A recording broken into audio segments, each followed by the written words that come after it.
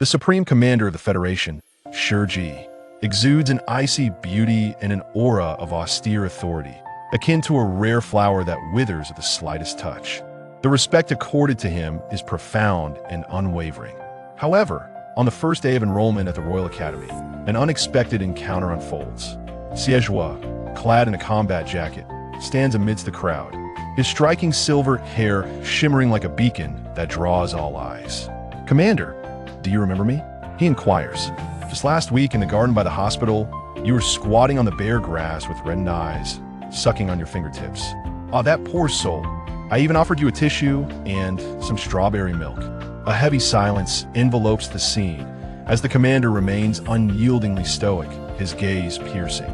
Zhuo, sensing the tension, bows respectfully at a 90-degree angle. "I must have mistaken you for someone else."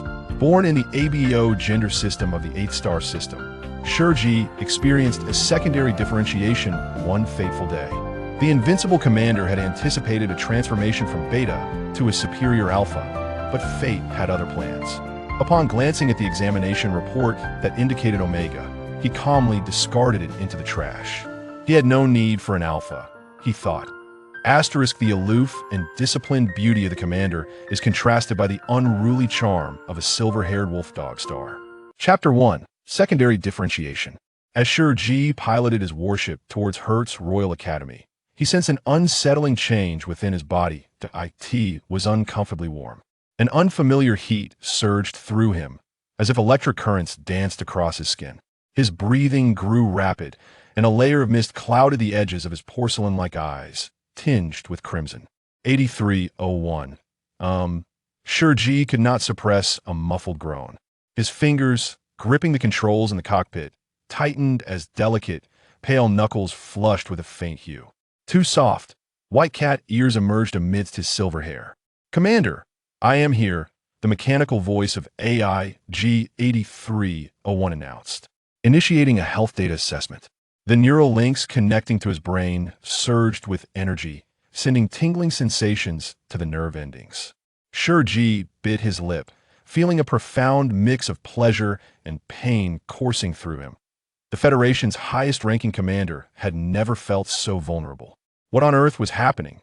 Your glandular hormones are rapidly escalating, and the pheromone concentration has exceeded normal levels by 400.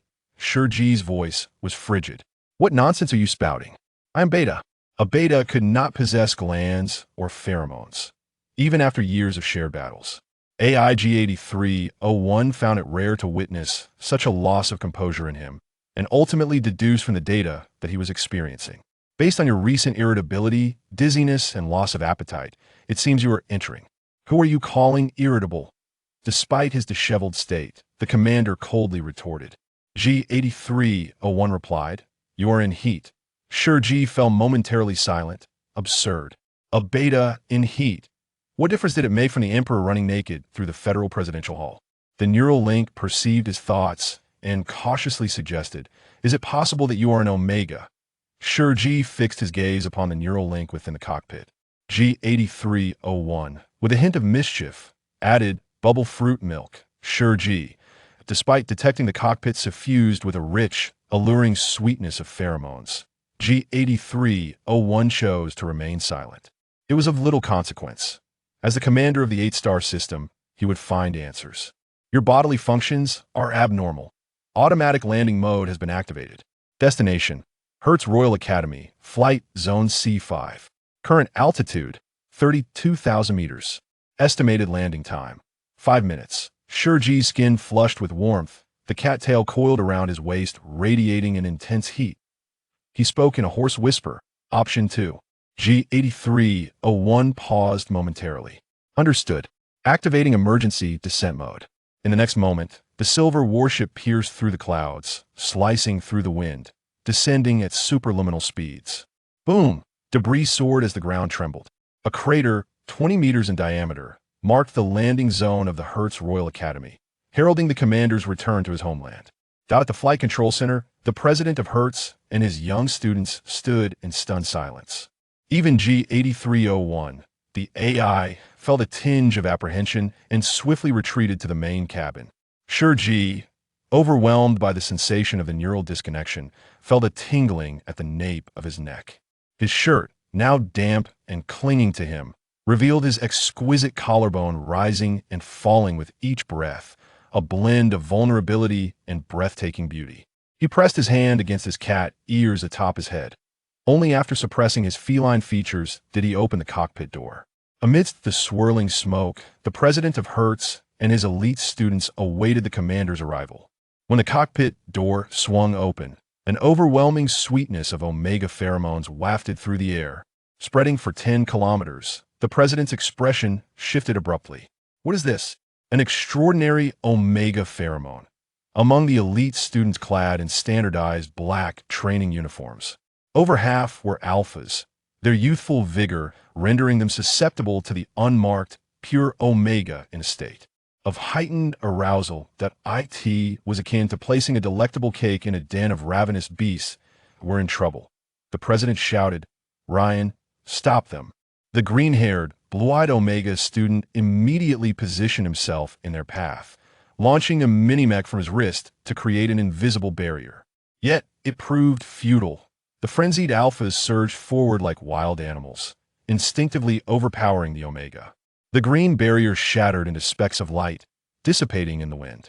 Ryan staggered back from the force, urgently calling out, "President, think of something. If anything happens to the commander in our academy, not only will unwavering star suffer, but the entire 8-star system will follow suit." This was the supreme commander of the Federation, the Emperor's trusted confidant. The president immediately released his alpha aura, his aged voice resonating, "Children." Subtly, the alphas hesitated in their advance. Seeing the effect, the president continued, "My dear children." The students turned, expressionless, yet continued toward the chaos. The president faltered, "Am I not clear?" The remaining students could only do their utmost to prevent the alphas from losing control. Meanwhile, Shi Ji was not faring any better. An overwhelming wave of alpha pheromones crashed over him, and his already sensitive nerves were pushed to their limits, forcing him to stifle a groan as he half-kneeled on the ground. Footsteps drew closer, and with narrowed eyes, Shi Ji swiftly drew his silver pistol, the falcon, aiming it at the approaching figure. Propping himself up, sweat clung to his brow, mingling with strands of dark hair, his beautiful, icy visage exuding a chilling ferocity. "Little one, take another step forward, and I cannot guarantee what may transpire." The falcon never missed its mark. Yet how could the frenzied alpha, born a sovereign, ever fear an omega? They could scarcely discern the esteemed commander amidst it all. Before the susceptible phase, one was merely prey. Indeed, a fragrant and enticing quarry. Damn it! Shi Ji would never resort to firing upon innocent students. His expression grave, he could only gaze at the mech button on his wrist. The Emperor's authoritative voice seemed to echo in his ears. "Since you have chosen to depart from the main star system, the 5S mech is no longer yours, Commander Shi. I shall not reclaim it. It has long recognized you as its master.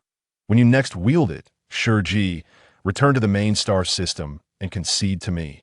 The power of the 5S mech was nothing short of cataclysmic. Let alone an alpha, it could level the entire Royal Academy in but an instant. Shi Ji ultimately diverted his gaze, once more focusing on the approaching alpha student. He let out a soft, breathy chuckle. "Very well, I shall entertain you for a while."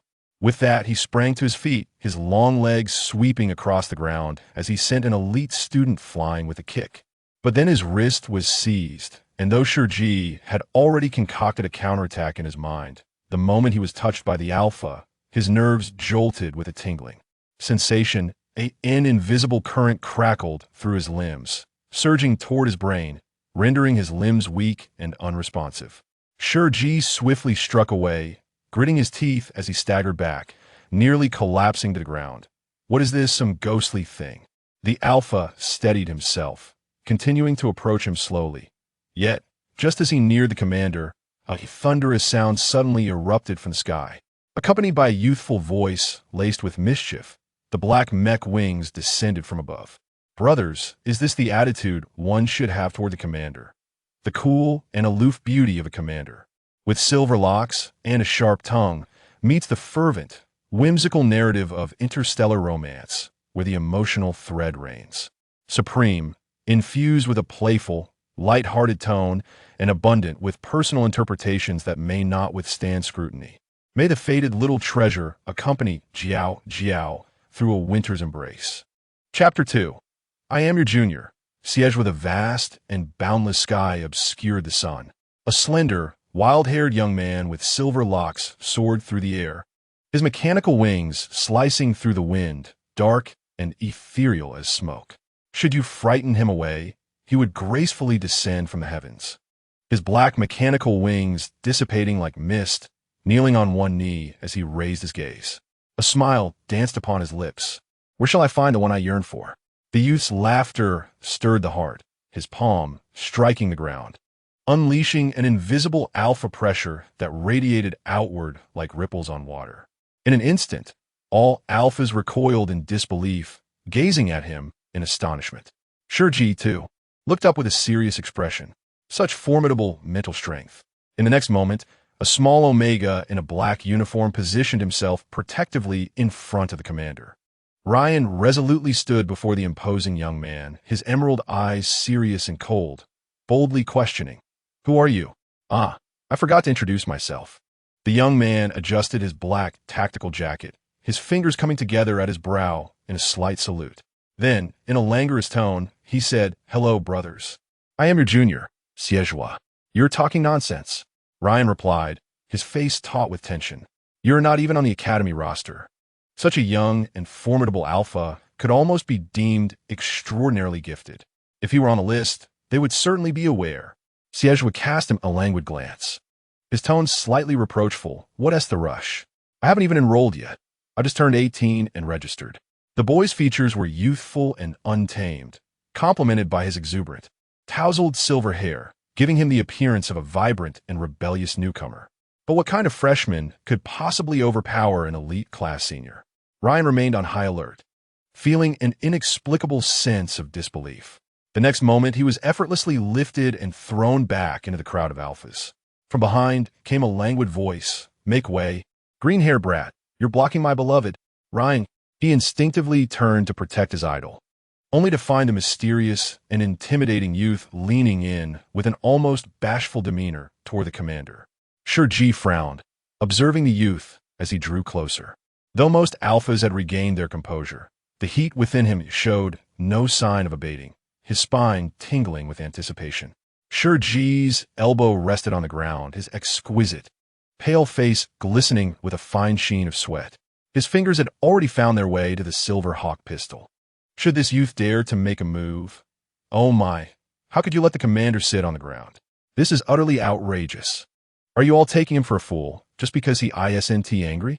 The boy, with his wild silver hair now fluffed up in indignation, approached like a large wolf dog, extending his hands toward Shi Ji with a concerned expression. Quick, let me hug you. Shi Ji, everyone. Shi Ji hardly had time to react as he suddenly found himself swept into a princess carry by Xie. Princess Carrie. He had been surrounded by elite alpha students and hadn't been this flustered, but now a blush crept onto his porcelain-like cheeks. He coldly rebuked, Let me down. You scoundrel. In the embrace of the youth lay a refreshing aura reminiscent of crashing waves, intermingled with the crisp texture of minty salt, inexplicably evoking comfort and reassurance. Xie's peach blossom eyes softened gently as they gazed down at him. No, Commander, they're all villains. Do you not see? His tone was earnest and grave. They all desire to touch you. The other alphas had seen shamelessness before, yet none had encountered such audacity. Do you not wish for it? So, who is it that ultimately gets to touch the commander? Let us go. We shan't play with them. A soft smile danced at the corners of Xie's lips. With a swift motion, the black mechanical wings behind him unfurled. Countless tendrils of dark mist swirled around, accentuating the youth's fair and exquisite features. His lips a delicate shade of crimson, akin to a demon emerging from a nether realm. Ryan immediately pursued, calling out, Where are you taking the commander? In midair, the silver-haired youth leapt gracefully, cradling the cool beauty of the commander, evoking an illusion of forbidden eternity. His languid voice, mingled with the howling wind, drifted down to the ground. No need to fret. We are merely going on a honeymoon. Once the new students arrive, we shall return. A honeymoon, for heaven's sake. You truly have no shame. Ryan's face turned ashen on the very first day of the commander's arrival at the 8-star system. He had been whisked away by this mysterious youth for a honeymoon. The news would surely provoke the emperor's wrath. However, Xie remained unfazed. He was solely concerned with, "Do you dislike black?" Xie inquired, lowering his gaze. Shi Ji found the notion absurd. He only wished to descend, yet felt utterly powerless, ensnared in the youth's embrace. The boy's pheromones enveloped him like an overwhelming tide, cool and gentle, the scent of the sea lingering around him, providing a sense of ease. It was utterly preposterous. Xie snapped his fingers, causing the dark wings behind him to dissipate, and in their place a sudden burst of pink light emerged, as shimmering pink fairy wings fluttered with anticipation. With each flutter of the wings, transparent pink peach blossom petals cascaded down like delicate raindrops, glimmering softly. "Isn't this beautiful?" he asked with a beaming smile.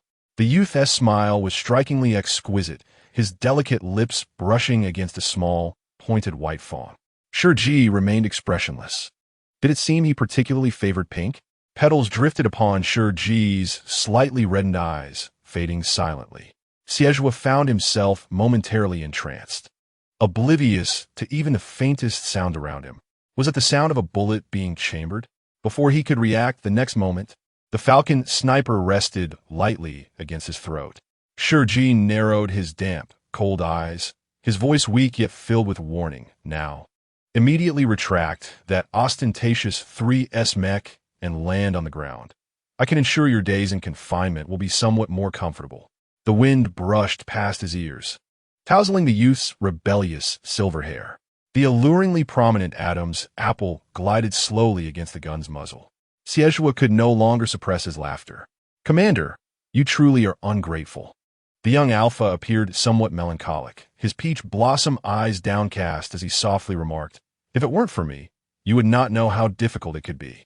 Shi Ji could not help but acknowledge that the aura emanating from the young cub was remarkably soothing. It was highly likely that he was releasing calming pheromones for his own benefit. Alphas seldom release their soothing pheromones easily, as it depletes their energy. Shi Ji, weary, closed his eyes. The damp corners of his eyes were breathtakingly beautiful as the muzzle of his gun slowly ascended, resting against the chin of the silver-haired youth. His voice was soft and faint. "Be obedient, will you?" Chapter 3. I do not require an alpha. Golden chains flew from Ryan's hands, entwining around the black-clad, silver-haired youth like vines. He was tall and slender, his long legs standing straight, leaning languidly without any struggle. The wrists bound by the chains hung casually, exuding an air of indifference, only to frown in displeasure and click his tongue when pulled forward unsteadily. Alphas, by nature, are inherently dominant. The young Omega with green eyes felt a jolt of surprise. "Hey, be gentle." The youth glanced at him with a nonchalant expression, his tone playful and teasing. Ryan's face flushed crimson, as if someone's tail had been stepped on. "Why you be quiet?" Xie chuckled softly, finding the situation amusing. The next moment, he sensed the commander's icy gaze upon him, causing him to freeze momentarily before innocently raising his hand. "It hurts." Shi Ji chose to disregard him, coldly instructing Ryan to escort the youth to the confinement room for questioning.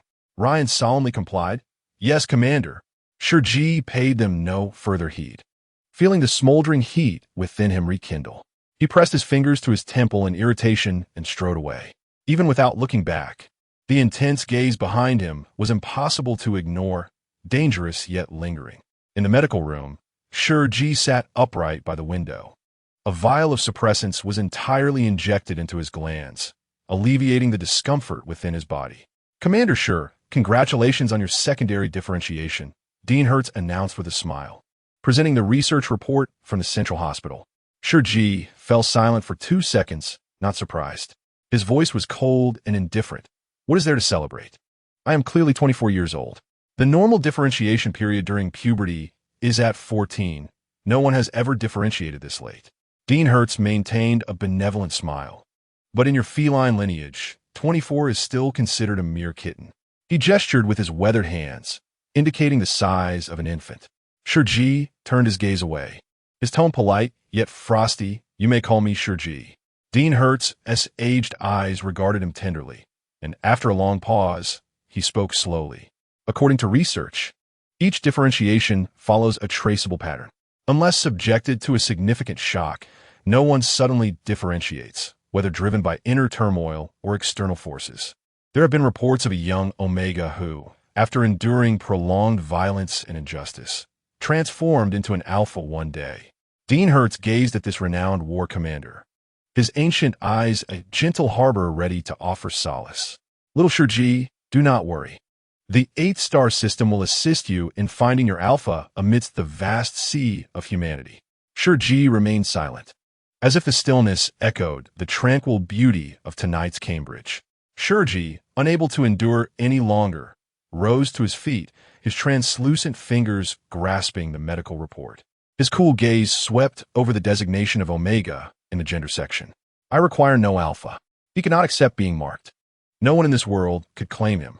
The report was lightly tossed into the trash bin.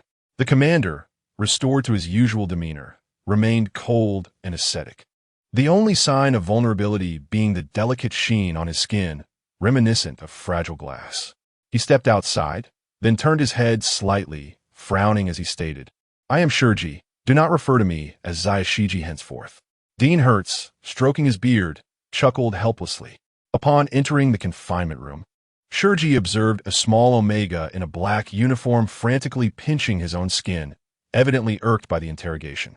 Commander, you have arrived, Ryan exclaimed, immediately rejuvenated upon seeing him. Shi Ji responded with a non-committal hum, casting his gaze towards the interrogation room. How is it? He inquired casually. Ryan struggled to articulate, You should see for yourself. Inside the interrogation room, a silver-haired youth lounged on a chair, his long legs slightly apart, golden chains binding his slender wrists, casually resting between his legs. I truly harbor no ill will towards the commander. Must I repeat this several times? He drawled, yawning languidly in the face of serious questioning. His tone was casual and indifferent. I would rather face trouble myself than let him come a harm. Why do you keep asking me this question? Is my affection not evident enough? The interrogator appeared equally exasperated. He coldly questioned, You attempted to abduct the commander and yet claim to have no malice? Who says that abducting the commander is an act of malice? Zhuo lazily retorted, his playful peach blossom eyes shimmering with unfathomable depths. You bully my beloved here, and you expect me to remain passive? The interrogator was momentarily rendered speechless. Today's incident was indeed an accident. No one anticipated the commander would suddenly undergo a second differentiation. Otherwise, even with tenfold courage, they would not have dared. Zhuo then resumed his slothful demeanor, reassuringly stating, Rest assured, even if it were abduction, I would care for the commander splendidly. I would procure the softest mattress and blankets, pile the bed with plush toys, and when he awakes obediently, I would feed him my homemade meals, accompanied by a sweet good morning. The door to the interrogation room swung open with a loud bang, and in the astonished gaze of the interrogator, Shi Ji's elongated, cold figure stood at the threshold. Clad in white and black, backlit by the light, he appeared ethereally elegant. His exquisite eyes were devoid of emotion as they swept over the youth. In a tone as frigid as ice, he inquired, What sweet good morning? Zhuo. He clearly did not expect to be caught in the act, letting out a startled ah-oh. He then tentatively opened his mouth, but Ryan rushed over to cover his mouth tightly. Turning to Shi Ji, he shouted, Commander, don't listen. It's slander. The situation became chaotic, and Shi Ji felt a headache coming on. He subsequently took over the interrogation. The commander, in his white and black attire, sat upright across from the table, the soft light casting a gentle glow on his shoulder, an aura so serene it was difficult to meet his gaze. He spoke. Where did the 3S mecha come from? The atmosphere instantly shifted to one of gravity. Zhuo looked up innocently, puzzled by the mention of the 3S mechs. Shi Ji's cool, refined gaze met his, clearly indicating that all 3S mechs from the 8 major star systems were meticulously documented, rendering any pretense of ignorance unnecessary before him. Before Zhuo could respond, Shi Ji continued. Lingyu, the 3S auxiliary flight mech, was the final creation of the mech master Su Air before his demise. Its last known appearance was in the royal palace of the main star system, after which it vanished mysteriously.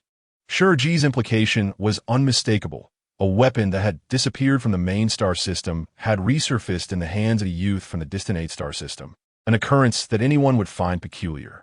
This was the true motive behind his detention of the boy. The gaze of the federal commander was cold and scrutinizing, embodying the condescension of someone who had long held power over others. Meeting his gaze, Zhuo replied, "I found it." Shi Ji narrowed his eyes slightly, warning, "Do not lie." Perhaps due to Shi Ji's frigid demeanor, Zhuo's enthusiasm waned, and even his tousled silver hair drooped. He looked at the commander and asserted, "I would not deceive you."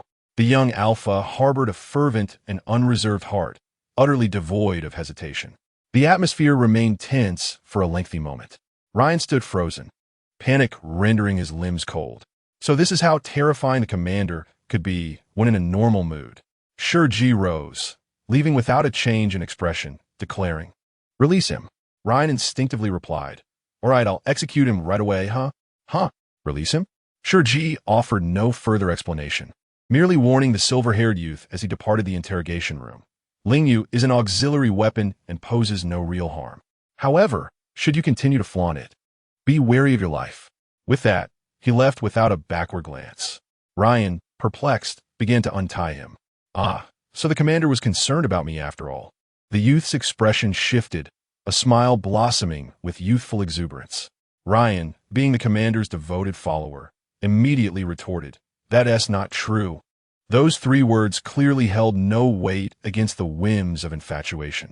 Zhuo's enchanting eyes sparkled with delight, his exquisitely rebellious features betraying his joy.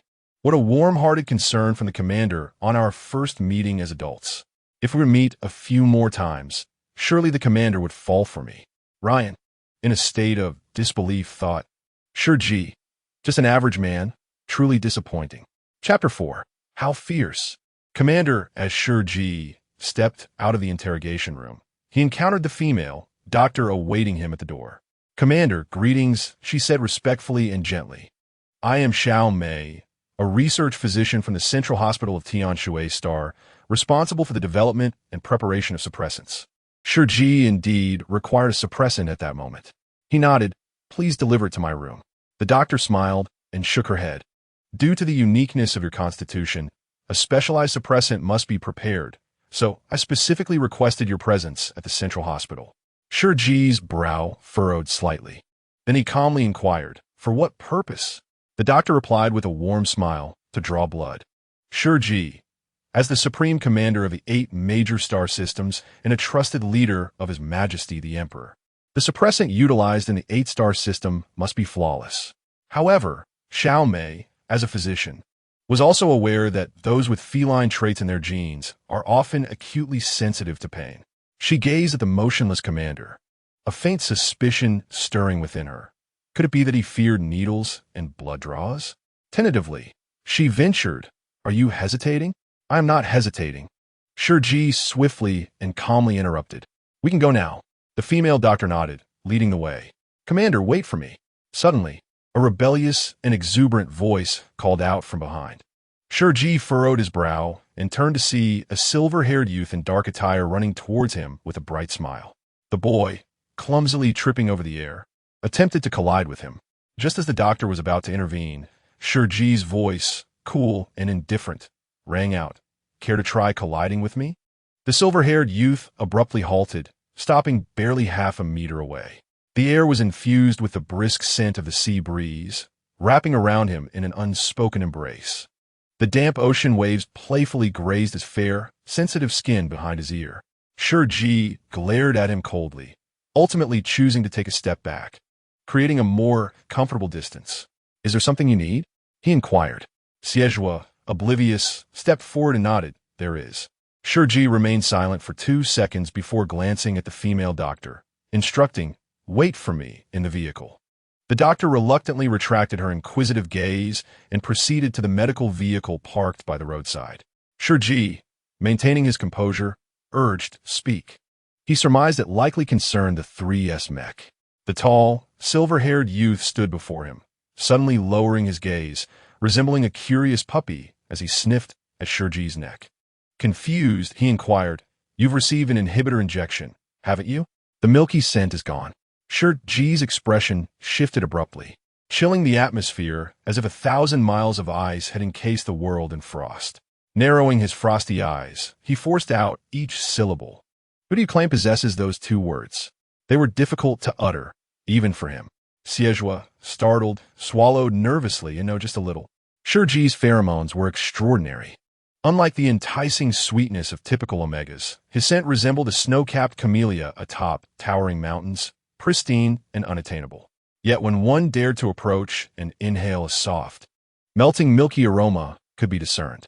At that moment, Xie had held him close, wishing to offer his very heart.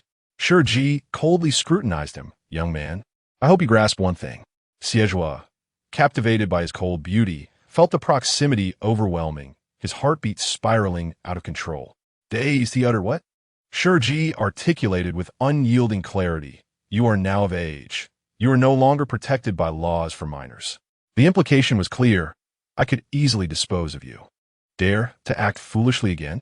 Xie replied, "What a fierce beauty." "Well, I actually wanted to ask," he continued, "why won't you reclaim my 3S mech?" The 3S mech was a rare treasure throughout the 8-star systems, coveted by many, and the federal commander was never known for favoritism. He wished to understand why he had been granted clemency. With fervent eyes, Xie gazed at him. Shi Ji, however, replied coldly, "I'm not its owner. How could I reclaim it?" Xie responded with a noncommittal "oh," unsure of what feelings to harbor. At long last, Shi Ji could no longer endure the situation. A cold impatience surfaced upon his visage as he warned the youth, "Step back. Do you intend to push me against the wall?" Oh. Xie finally grasped the situation and shuffled backward. The youth's mood seemed to brighten once more, his brows and eyes exuding a rebellious exuberance, his silvery hair dazzlingly bright. And when he smiled, his delicate, pointed canines were revealed. Shi Ji averted his gaze and retorted, "Leave at once. Do not appear before me again." Perhaps soothed by the scent of his pheromones, Shi Ji found the aroma of damp ocean waves somewhat uncomfortable. Upon hearing his words, Xie appeared momentarily stunned. As Shi Ji turned to depart, Xie instinctively grasped his wrist. The youth's soft lips moved. "Do you not remember me?" The warmth of the young man's palm burned against Shi Ji's cool, translucent skin. Shi Ji furrowed his brow and withdrew his hand. With a dispassionate inquiry, he asked, "Should I remember you?" Xie gazed at him in silence. Shi Ji, maintaining an impassive countenance, fastened the cufflink on his wrist, his demeanor elegantly aloof. "Allow me to remind you, young alpha, whose boundaries are non-existent and manners lacking. Had I encountered you previously, you would have met your demise hundreds of times over." With that, Shi Ji departed without a backward glance. As twilight descended, the silver-haired youth stood with one hand in his pocket, gazing after the cold silhouette of Shi Ji until it vanished from view. He murmured softly to himself, "How fierce, Commander." After a long moment, he redirected his gaze. Unable to suppress a low chuckle, "I even admire that fierceness." "All right, please hold still." The female doctor gently pressed a cotton swab against the wound on Shi Ji's fingertip, subsequently sending the collected blood to the laboratory. Upon her return, she found the commander still seated, motionless, his profile beautifully serene, seemingly unaffected by the blood draw. "The report indicates that you're currently in the early stages of secondary differentiation. Your estrus is not particularly intense." Shi Ji lifted his pale, thin eyelids. "Not particularly intense?" The doctor felt a twinge of unease, explaining, "The circumstances during the day were somewhat different. You were just beginning to differentiate, and with numerous alphas present. It caused you considerable discomfort." Shi Ji frowned in silence.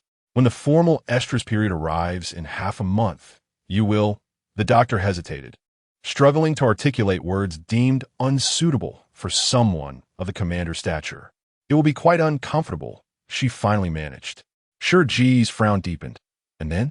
"At that time, normal suppressants are likely to become ineffective," the doctor replied. "Moreover, Given your unique constitution, my suggestion is that you pay attention to suitable alphas around you. The pain of injection from the suppressants, coupled with the commander's aversion to pain, prompted the doctor to arrive at this conclusion. Such minor injuries from fingertip blood draws would be disregarded by most in the 8th galaxy, including even the delicate and adorable little Omegas. Shi Ji, expressionless, discarded the cotton swab into the trash.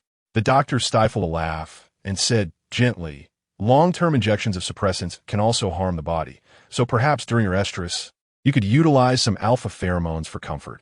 Shi Ji's gaze fell upon the crimson wound on his fingertip. His Adam's apple bobbed slightly before he averted his eyes with an air of indifference. He remarked coolly, "It's permissible, but unnecessary." The female doctor beheld his profile. As pristine as snow-capped mountains, with long lashes casting a delicate gray shadow. She sighed silently, recognizing him as a commander who was resolutely strong-willed throughout his life. Chapter 5. The prominent package of silver tuft and hearts 3 days later. Shi Ji had perused the educational materials that had been delivered to him. He removed his glasses, adorned with silver chains, closed the lesson plan, and rose to take a shower. Steam condensed on the glass. He tilted his head back, allowing the water to cascade over his exquisitely sculpted features, droplets clinging to his hair, teetering precariously before splashing onto the pool of clarity resting upon his collarbone. Half an hour later, Shi Ji reclined on the sofa, holding a hairdryer, fluffing the damp, snowy white tail of his cat. A series of knocks echoed at the door, accompanied by the voice of a young Omega. "Commander, are you there?" Shi Ji set down the dryer and walked over to open the door. He appeared composed as ever, though the loosened collar revealed a hint of his collarbone, his skin glistening with moisture. "Is there something you need?" The green-haired, green-eyed Omega's eyes widened in awe, utterly captivated by the breathtaking sight of the commander emerging from his bath. "Why, yes," he stammered, swallowing hard. He dare not imagine how delightful it would be to steal a kiss from the commander. He lifted the items clutched in his arms. "I have something for you." "Come in," Shi Ji invited. The villa was situated in a secluded corner of the academy, a serene environment, specifically constructed by Dean Hertz upon learning of the commander's arrival. The walls were made of the academy's exclusive materials, effectively blocking the diffusion of pheromones. Yet, upon entering, Ryan noticed the absence of any pheromonal scent. It seemed the commander's fragrance was not something one could simply experience at will. He thought with a hint of regret. "These are the newly processed documents, along with your vehicle keys, and this." Ryan produced a transparent box filled with colorful stickers, his smile radiant. Pheromone-blocking stickers. All the Omegas at the Academy can receive them for free. Dean Hertz specifically developed them, stating that the blocking process is too painful for us young Omegas. Shi Ji glanced at the box of trinkets, discerning several shapes: pink hearts, green flowers, purple stars. "Have you used them?" he inquired. Ryan nodded vigorously, brushing his fingers over a green flower on the nape of his neck, a faintly sweet aroma of green pear wafting through the air. Shi Ji maintained a neutral expression, leaving Ryan uncertain whether to inquire if the scent was pleasant. His verdant, almond-shaped eyes fixated on Shi Ji, who sipped his clear tea. "I can smell it. It's tolerable." Ryan's face instantly brightened with joy. Nothing delighted him more than praise from his idol. However, recalling the final item he needed to present to the commander, he adopted a somber expression and cautiously ventured, "Commander, this is something Dean Hertz asked me to give you. It's not my doing." Shi Ji inquired, "What is it?" Ryan retrieved a stack of documents from behind him, respectfully presenting them while stepping back. "These are the top 10 candidates matched for you by the Star Network Big Data, based on pheromone compatibility." As the sun set, Shi Ji raised his gaze coolly towards the Omega, who was almost home, his lower half already within the confines of familiarity. Ryan exclaimed, "It truly has nothing to do with me." He was acutely aware of the commander's aversion to alphas and harbored the belief that no alpha could ever be deemed worthy of his illustrious and formidable commander. "Xie? Shi Ji's eyes inadvertently fell upon the information, prompting a sudden, muted inquiry. "Oh, right," Ryan responded. "It's that silver-haired lad from a few days ago. I didn't expect him to be in the data, and his compatibility with you is remarkably high, an impressive 95. in a vast database comparison. A score exceeding 90 was already a rarity, while 95 signified a match made in heaven. What extraordinary luck had this lad stumbled upon? As for a perfect 100, such a figure was nearly unattainable, symbolizing a destined union, a pair born to be together amidst the sea of humanity, where they alone shone in each other's eyes. A compatibility score of 95 certainly explained why Shi Ji found the boys scent agreeable. It was the damned pheromones at work. He scanned the documents indifferently. Name: Zhuo. Gender: male, alpha. Age: 18, born on February 3, 2005. Address: 7th Street, number 13, Chuxing Garden. 8-star system. Physical data: height 191 centimeters, weight 69. 5 kilogram. Chest 100 centimeters, waist 73 centimeters, hip 92 centimeters, thigh 64 centimeters, calf 43 centimeters, length 18. Shi Ji's gaze momentarily faltered before he resumed his impassive demeanor, moving to the next line. Pheromone: sea salt mint. How utterly devoid of privacy in the face of the star network, Shi Ji thought coldly. Ryan, with chin in hand, mused, this lad has a splendid physique, narrow waist, long legs, and a well-defined posterior. Shi Ji interjected. What? No, nothing, Ryan stammered, but Commander, he is not suitable. Shi Ji pressed. Why? Ryan pointed at the document, explaining he resides in Chuxing, the most chaotic small planet in our 8-star system. It's a slum. I've been there on missions, where a roof over a straw hut is considered a home. How could such a destitute boy dare to aspire to your rank? The commander would never lower himself. It's irrelevant to me, Shi Ji replied coldly. Remove this pile of nonsense. As Shi Ji picked up the documents, he abruptly paused. His innate sharpness compelled him to inquire. There are only 9 pages. You mentioned 10? Flustered, Ryan quickly clarified, there's indeed one more, but our academy lacks the authority to access his data. Ryan's words were vague, yet Shi Ji comprehended. His gaze sharpened, as if something icy were spreading infinitely within his pupils. There was only one individual whose information was beyond the reach of the star network, the Emperor, residing in the galaxy above. Shi Ji coldly tossed the documents back onto the desk, and when he regained his composure, the little Omega had already vanished in fright. With a sense of helplessness, Shi Ji redirected his attention to the heap of papers. Amidst the disarray, one photograph stood out strikingly, demanding attention. Against a red backdrop, a boy clad in black with silver hair beamed radiantly. A head of unruly silver hair stood defiantly, the peach blossom eyes gazing at the camera with unabashed mischief, accompanied by a playful wink. Zhuo found it utterly unbearable. What on earth? He couldn't help but utter a curse. Half a week later, the day of enrollment at Hertz Royal Academy for new students arrived. A throng of newcomers gathered at the school gates, reminiscent of ants converging, while the upperclassmen surveyed the scene from the classical castle above, exclaiming in naive wonder, wow, so many people. The commander is personally attending the academy, and this year's enrollment is 10 times that of previous years. Unfortunately, the commander only brought the freshmen. Was it due to that incident in the flight zone that we were left out? One senior admonished seriously, shut up. How dare you bring that up? The dean of Hertz had explicitly forbidden anyone from discussing it. The alphas present that day had been confined to a small dark room for a week and were only just released. They deserved it. The senior fell silent, feeling disgruntled.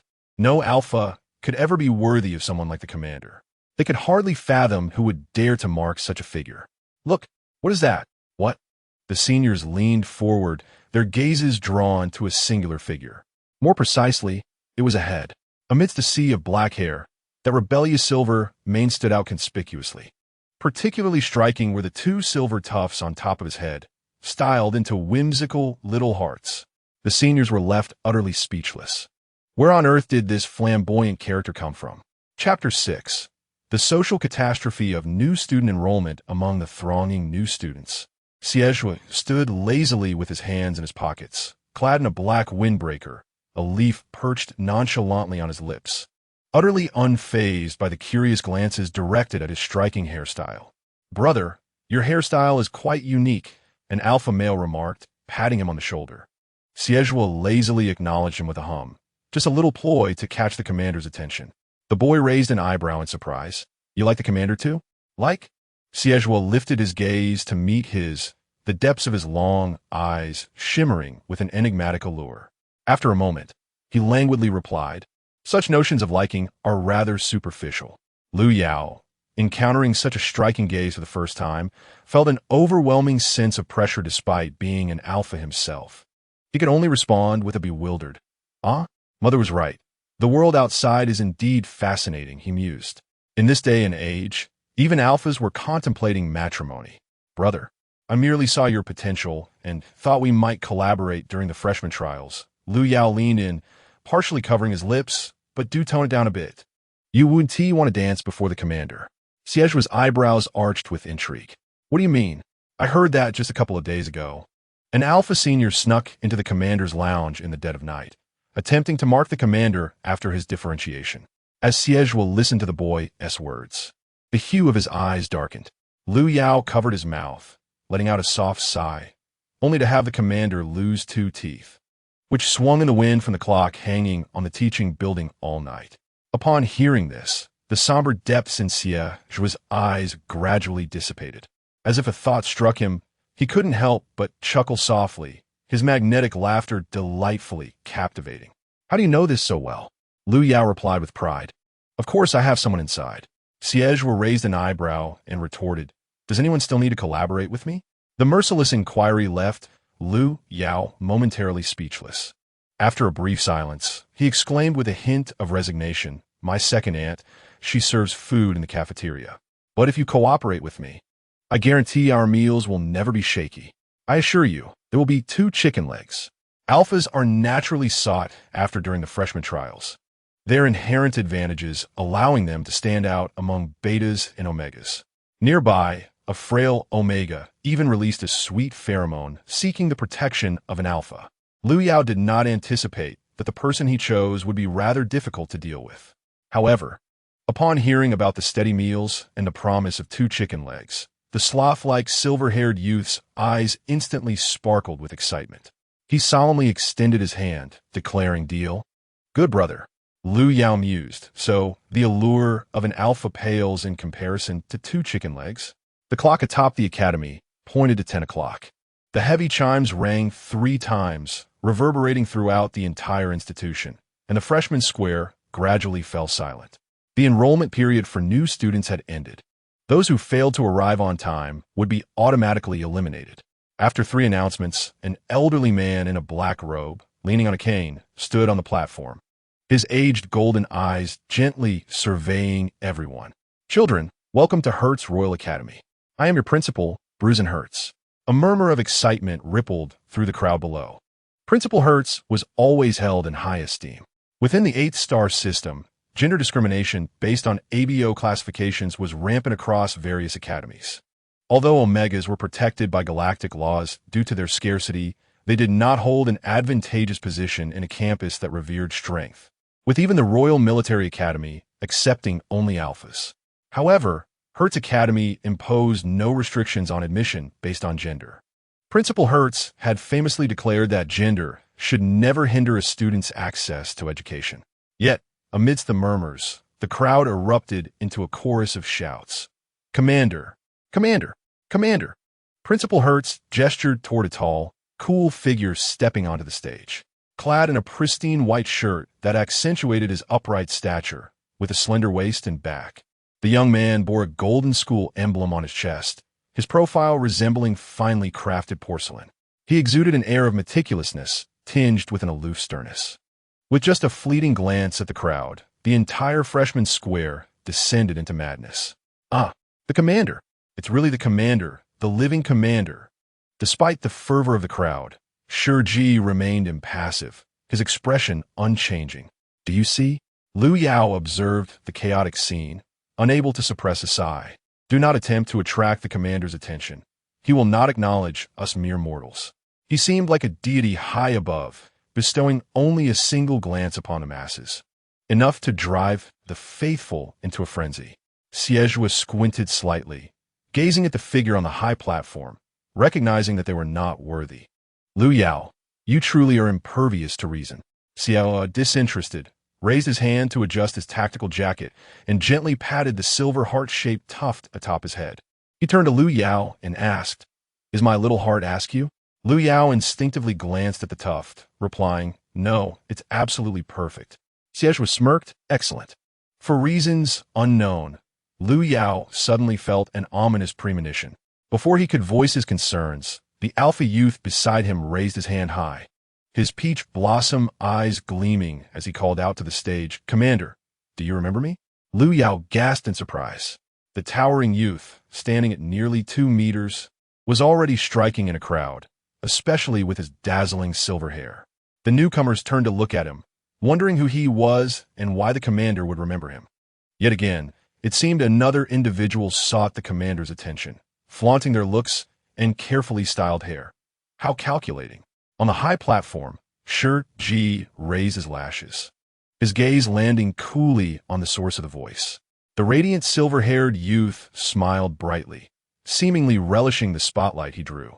Shi Ji's eyes briefly scanned the heart-shaped tuft swaying above the boy's head before he coldly averted his gaze after a brief pause. He remained silent, seemingly unwilling to embarrass the youth, yet his indifferent response elicited chuckles from the crowd at the conspicuous display. Liu Yao tugged at his sleeve. "Have you lost your mind, brother? How could the commander possibly remember you? Enough already, lower your hand." But Xie remained undeterred.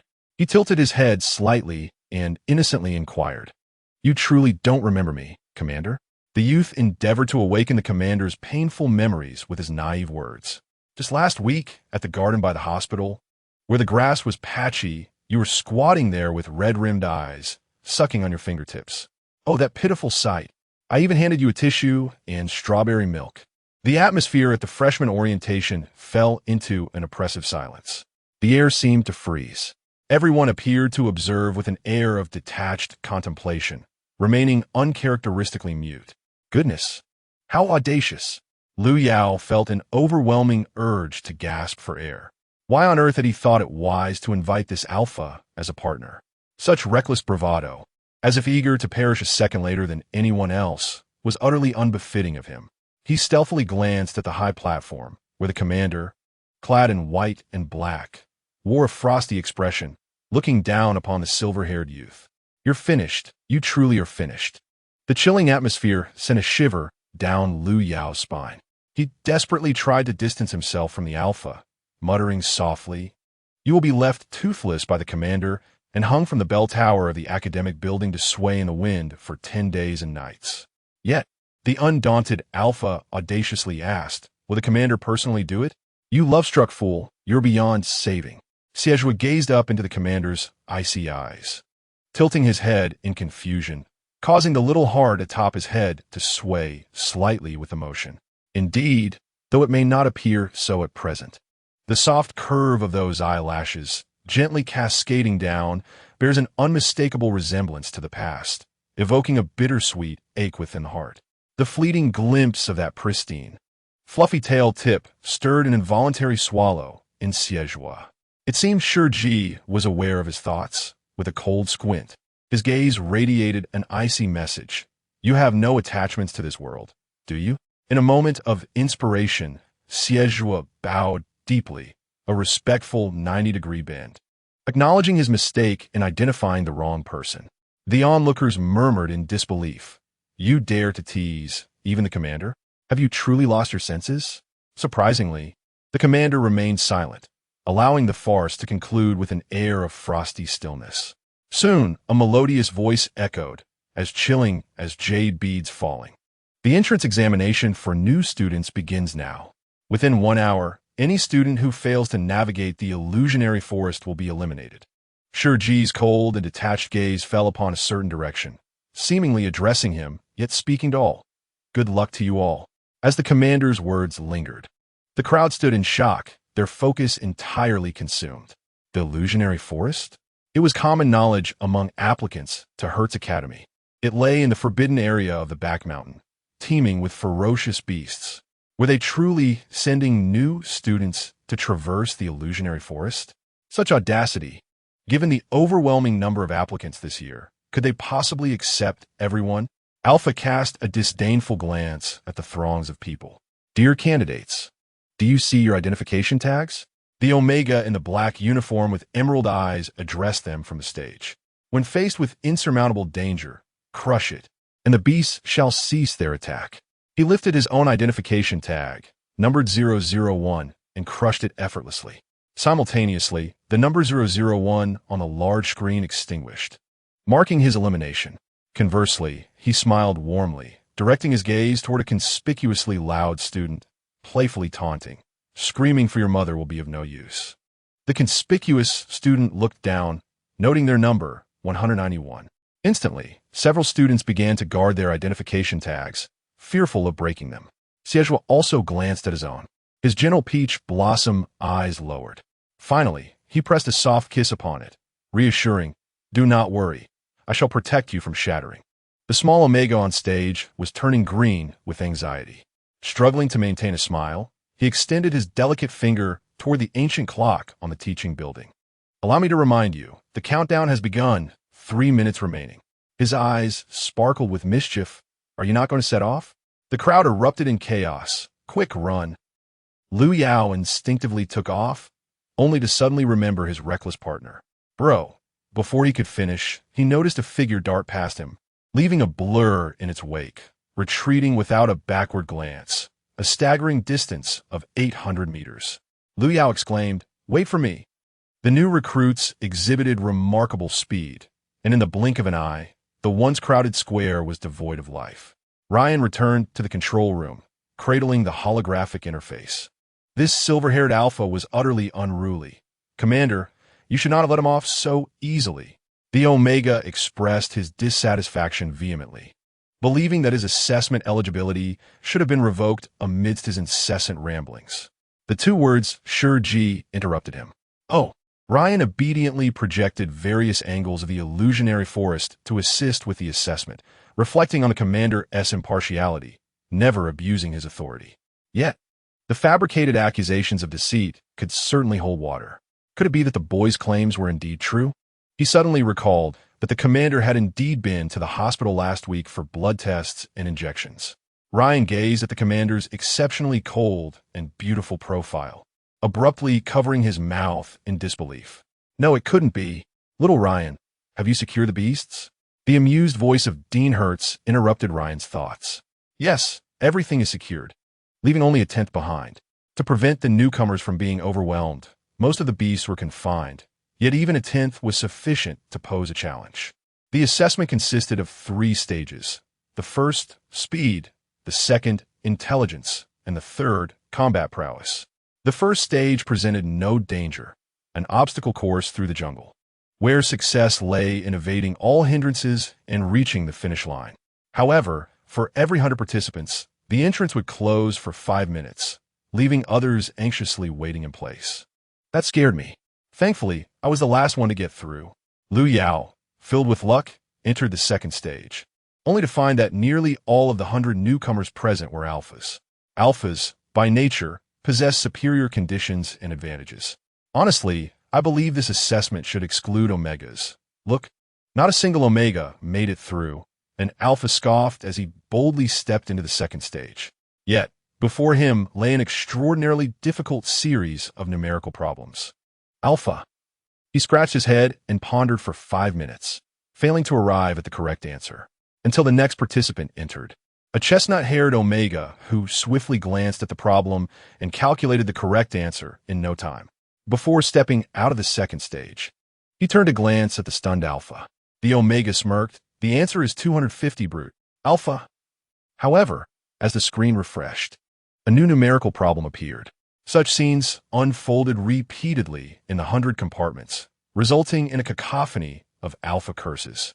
Shi Ji leaned back, arms crossed over his chest, addressing Dean Hertz with a remark about his leniency towards Omegas. This was a rare sight. Indeed, regardless of the galaxy, never had there been such tolerance shown towards Omegas. Even the Dean's most capable assistant was merely a daft little Omega. Ryan exclaimed, "I did not gain my position through favoritism, Commander. My comprehensive assessment scores are always first, top of the entire school." Dean Hertz smiled gently at him, while Shi Ji remained expressionless. Dean Hertz shook his head with a resigned smile, not out of tolerance, but merely in the name of fairness. The universe is governed by a delicate balance, where all things coexist and contend against one another, adhering to their inherent laws of cause and effect. This equilibrium should never be easily disrupted. Once a boundary is transgressed, life inevitably undergoes transformation. It is akin to the sudden emergence of a second differentiation. Is that so? Said Shi Ji, his voice calm. Commander Shi, I would be delighted if you could return to the 8-star system. Dean Hertz replied gently, welcome home. The 8-star system was an uncharted territory for Shi Ji, a place he had never visited before. However, he could not deny that this period had been the most relaxed of his life. Could you refrain from regarding me with those eyes that imply I am in desperate need of a man? Is it possible that this is not the reason for my second differentiation? Shi Ji stated coolly and tersely. At that moment, the screen emitted a sudden beep. Ryan exclaimed in shock. The first candidate to pass the third trial has appeared. Chapter 8. This alpha truly wishes to marry the commander. Surprisingly, only half an hour had passed, and already the first candidate to emerge from the trials had been identified. On the right side of the screen, the ranking displayed the first-place contestant, numbered 191, glowing in gold. The main camera focused on a silver-haired youth in the jungle. Before him lay a ferocious beast, lifeless, its neck twisted in an unnatural position. Ryan covered his mouth in astonishment. He is incredibly fast. A single lethal strike. Although their attention was divided among various facets, they were all captivated by this scene. They had not anticipated the youth's swift and decisive action. Before they could even shift their gaze, the beast was slain. With no tools, he had torn the creature apart with his bare hands. Despite Ryan's familiarity with the sight of hunting, he could not help but feel a pang of trepidation. Does this mean he has passed the first trial? There were no obstacles left in front of 191. Only a short distance remained until the finish line. Who said that killing a beast equates to passing the 3 trials? Shi Ji's gaze remained unfazed as it fell upon the screen. Without altering his expression, he issued an order until he reaches the end point. Release 2 more beasts to obstruct his path. Ryan's eyes widened in disbelief as he turned to Dean Hertz. The Dean shrugged helplessly, raising his hands in a gesture of indifference. Excitedly, Ryan pressed a button to release 2 additional beasts. Wow, brother. Lu Yao, perched high in a tree, watched as Xie effortlessly dispatched the beast. He unabashedly showered him with praise. You are incredible. It wasn't that he was afraid to descend. Rather, he found it daunting to confront the beast with nothing but his bare hands. Xie, uninterested in his antics, replied, Come down. This path is no longer viable. Really? How do you know? Xie casually rubbed his wrist. The footprints on this route are minimal. The grass is undisturbed. And then there are these flowers. He plucked a delicate yellow flower, blew off the dirt, and tucked it behind his ear, contemplating the most graceful way to present himself to the commander. This is a star-shah flower. Tigers do not favor its scent. Upon hearing this, Lu Yao quickly scrambled down from the tree and adorned himself with a handful of the small yellow flowers. Good brother, you are my lifelong companion. Lu Yao yelped as he was kicked. What are you doing?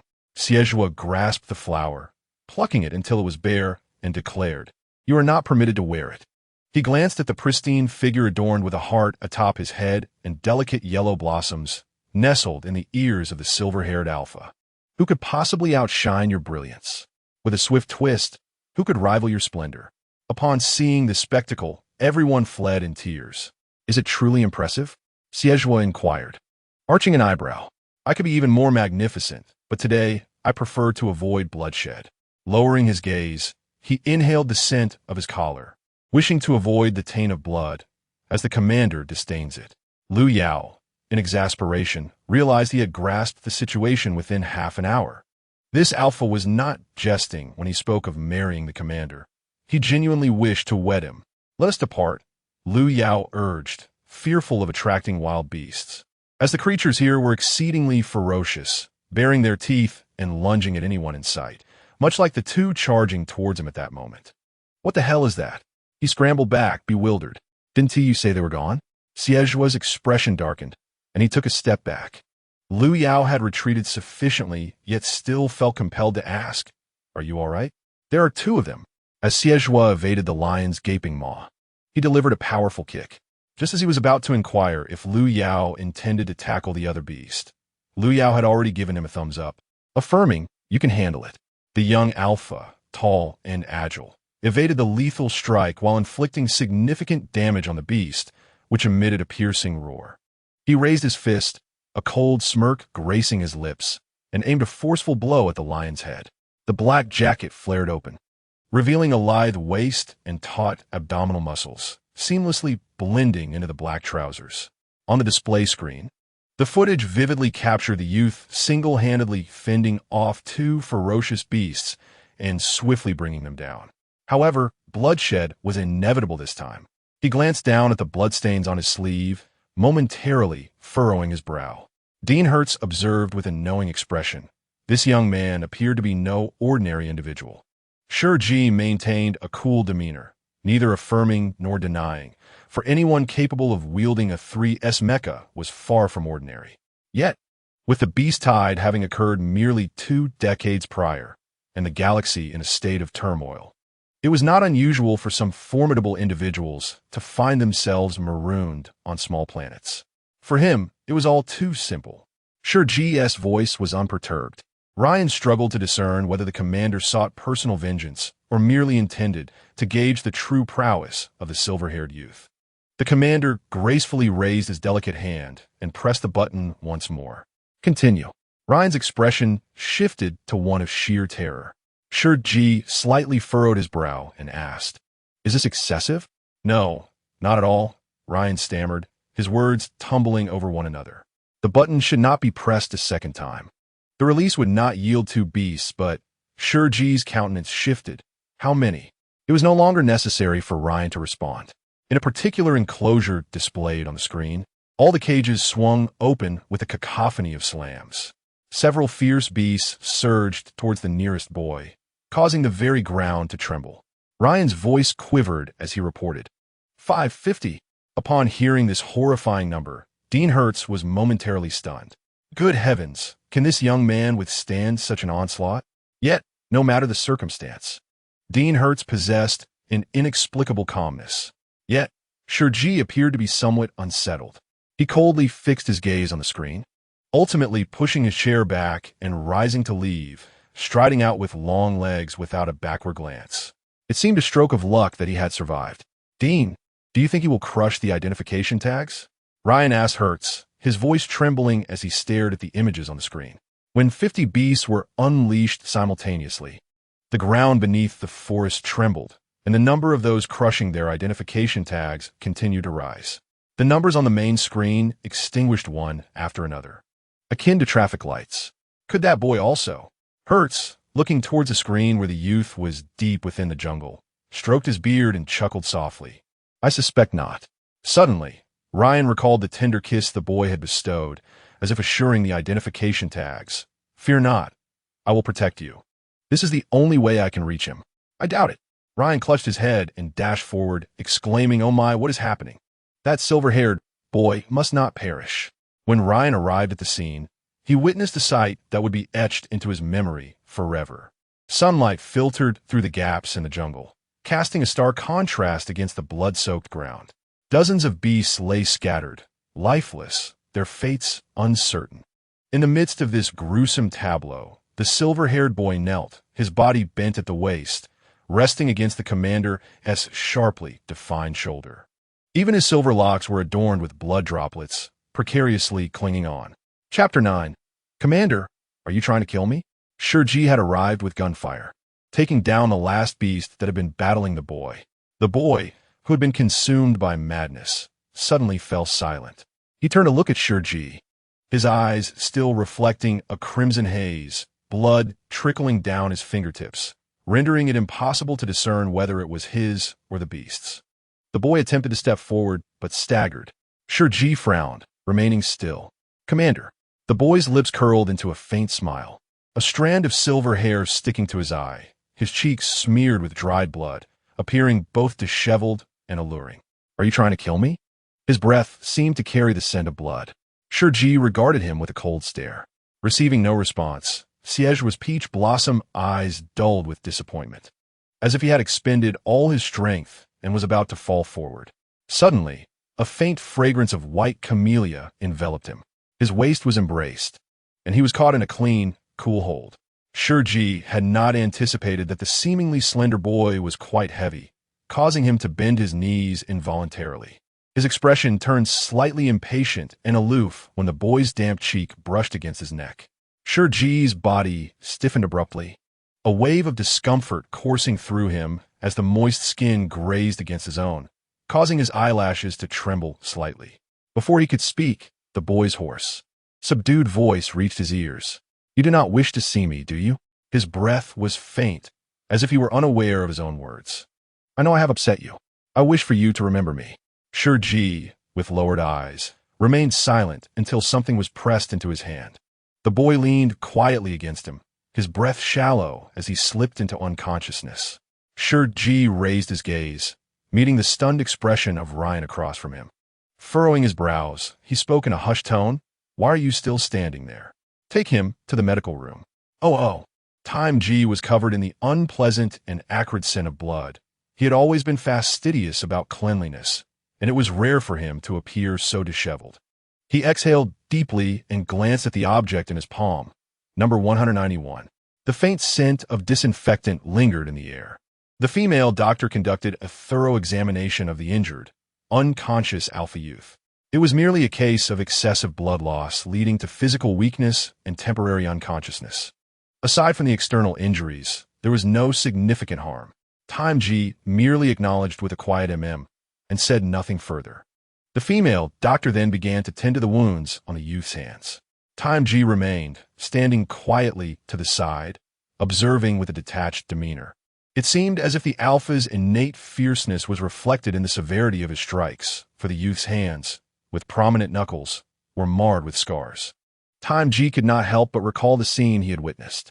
The boy had clearly been outnumbered, yet he had fought back with a reckless abandon, displaying a disregard for his own life. He had never considered breaking his identification tag for self-preservation. So why did he ultimately shove the identification tag into his own hand? Hiss. Ji cast a sidelong glance at the Omega, who was grimacing in pain, fixated on the doctor's actions with a tightly furrowed brow. "Is the wound on you?" Ryan pouted in grievance. I'm just watching it hurt." After the doctor had finished dressing the wounds and wrapped them in gauze, she smiled warmly and remarked, "He seems to be quite a promising specimen," referring to the unconscious figure on the hospital bed. Ryan inquired why. Despite his slender physique and anemia, he has shown remarkable endurance in this condition. The doctor replied with a smile before gathering her medical equipment and departing. Ryan, incredulous, exclaimed, "Anemia? Only the malnourished would suffer from anemia," as he stared at the rather large youth on the bed, suddenly perplexed. How can he be malnourished and still be a head taller than me? Ryan's face was full of disbelief. Ji furrowed his brows. "If you keep making noise, you'll have to go outside." Only then did Ryan realize the boy was still unconscious, and he quickly covered his mouth. He then noticed the commander's gaze linger on the silver-haired youth for quite some time. Ji's expression was calm as he regarded the unconscious boy. Compared to his usual arrogant demeanor, the youth now appeared docile and tranquil. His soft profile sank into the pillow, long eyelashes drooping down, and the tufts of hair atop his head were in disarray, along with the wilted yellow flower at the tip of his ear. He resembled a silver-haired puppy. Ji thought to himself, somewhat inexplicably, "Commander, are you feeling sorry for him?" Ryan suddenly asked in a low voice. Ji replied. He coldly withdrew his gaze, his expression impassive as he queried, "What do you think?" Ryan suddenly found himself hesitant to form an opinion. Yet, whether it was merely his imagination or not, the commander's demeanor had conveyed a sense of tenderness. Even as he looked at the silver-haired alpha, there seemed to be a faint smile at the corners of his lips. "Commander, this matter is my fault. I will stay with this kid." Ryan began but swallowed the words, "The junior, right?" Ji's voice remained calm. "It has nothing to do with you." I pressed the button. He has always maintained a clear distinction between public and private matters, never shying away from acknowledging his faults due to his status. Ryan hesitated and inquired, "So, do you intend to?" Shi Ji's expression shifted slightly, and he promptly stepped outside, instructing, "Notify me once he awakens." No matter how just and impartial he might be, there was no need for him to linger here, waiting for the silver-haired pup to rouse. As twilight descended, the heavily draped curtains obscured the light within the room. Zhuo, groggy and disoriented, slowly opened his eyes, only to meet the gaze of a pair of hauntingly green eyes, reminiscent of emeralds, fixed upon him in the dimness. He gradually closed his eyes once more, cursing under his breath. "Damn it, what a nightmare." Ryan, with a fierce tone, exclaimed, "If you're awake, stop pretending to be dead." Hearing that familiar voice, Zhuo reopened his eyes, sensing some restraint on his wrist. In the murky light, he spoke, "Even if you possess my body, you shall never claim my heart." Ryan, bewildered, questioned, "Has this alpha lost his mind? What nonsense is he spouting?" Amidst the Omega's perplexed expression, Zhuo solemnly declared his unwavering loyalty in life. "I am the Commander S, and in death, I shall remain his little ghost." Ryan responded with disbelief. Shi Ji, having cleansed himself of the dreadful scent of blood and donned crisp leisure wear, returned to the medical room. As he approached the ward, he overheard Ryan's frantic voice from within. "Stop it! Stop it! Stop it! You are neither the Commander S nor his little ghost." The small Omega was gripping the boy's neck and shaking him violently. "The Commander does not belong to you, nor do you belong to the Commander." The beleaguered Alpha, still dazed, managed to raise an eyebrow in defiance, stating, "No, I absolutely belong to the Commander. My heart, my soul, every organ in my body belongs to him." Ryan, exasperated, shouted, "Ah!" Shi Ji, with an impassive expression, turned to leave. At that moment, a familiar call echoed from behind him. "Commander!" The silver-haired pup, upon seeing him, nearly wagged his tail in excitement, exclaiming, "Help me, Commander!"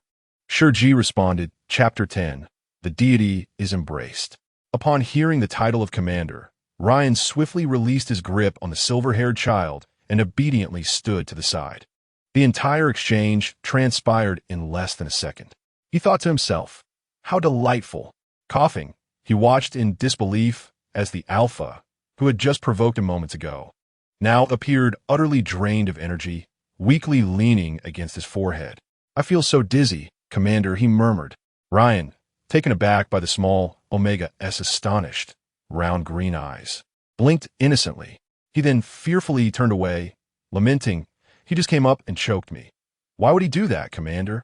Ryan was nearly apoplectic with rage. "Did you think your performance was commendable? It was horrendously amateurish.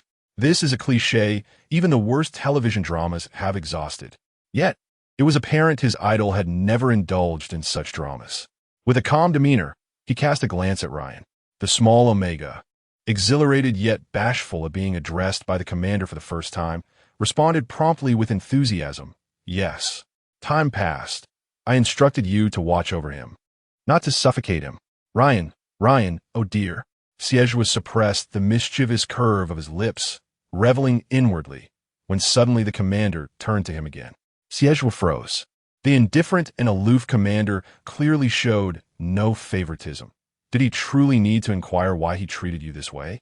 Zhuo dared not speak. After successfully dealing with the two childish youngsters, Shi Ji turned to Ryan and stated the matter at hand. "Dean Hertz has summoned you. Please bring him a copy of the new student admission list." Ryan immediately nodded, affirmatively responding, as a capable aide to the dean. The little Omega accepted the task without hesitation and dashed off. Zhuo suddenly recalled something and quickly called out to him, "Wait a moment." Ryan turned back at the door. "Huh?" Zhuo lightly licked his thin lips, casually inquiring, "Am I accepted?" Ryan, unable to discern his true thoughts, was instantly filled with delight, dramatically feigning forgetfulness as he asked, "Huh? Number 191? I seem to have suddenly drawn a blank." Zhuo's lips twitched. It was truly a case of retribution. Yet he felt uncertain, despite being the closest to the finish line at that time. Nevertheless, he and T reached the end. The number tag ultimately was T in his possession. Though I had personally compiled the list, was 191 admitted? Ryan shook his head in confusion. "Fouquet, oh Fouquet. My head hurts, let us go." With that, the little Omega bounced away. Xie truly wished he could strangle him in return. The room fell into a brief silence. The silver-haired youth on the sickbed remained silent for a moment, then suddenly lifted his hand to pull out the needle from his arm, turning to get out of bed, as if to leave. "Stop." Shi Ji furrowed his brows. "Where are you going?" Xie paused his steps, turning back with a sparse, languid smile on his face. "Just going out for a while. I'll be back soon." The youth's exquisite, wild peach blossom eyes glinted. "The commander needn't dwell on me." Shi Ji questioned him. "Why not ask me?" The number tag was in his hands. No one knew better than him. Or rather, he was the one who determined his fate. The smile on the youth's face seemed to stiffen for a moment. He stood still in silence for a long while, finally lowering his gaze and smiling faintly. Perhaps not. He neither wanted to ask nor dared to. Hopeful, yet fearing disappointment, he refrained from expecting anything at all. The number tag had been personally handed over by him. He could accept any outcome, regretting nothing.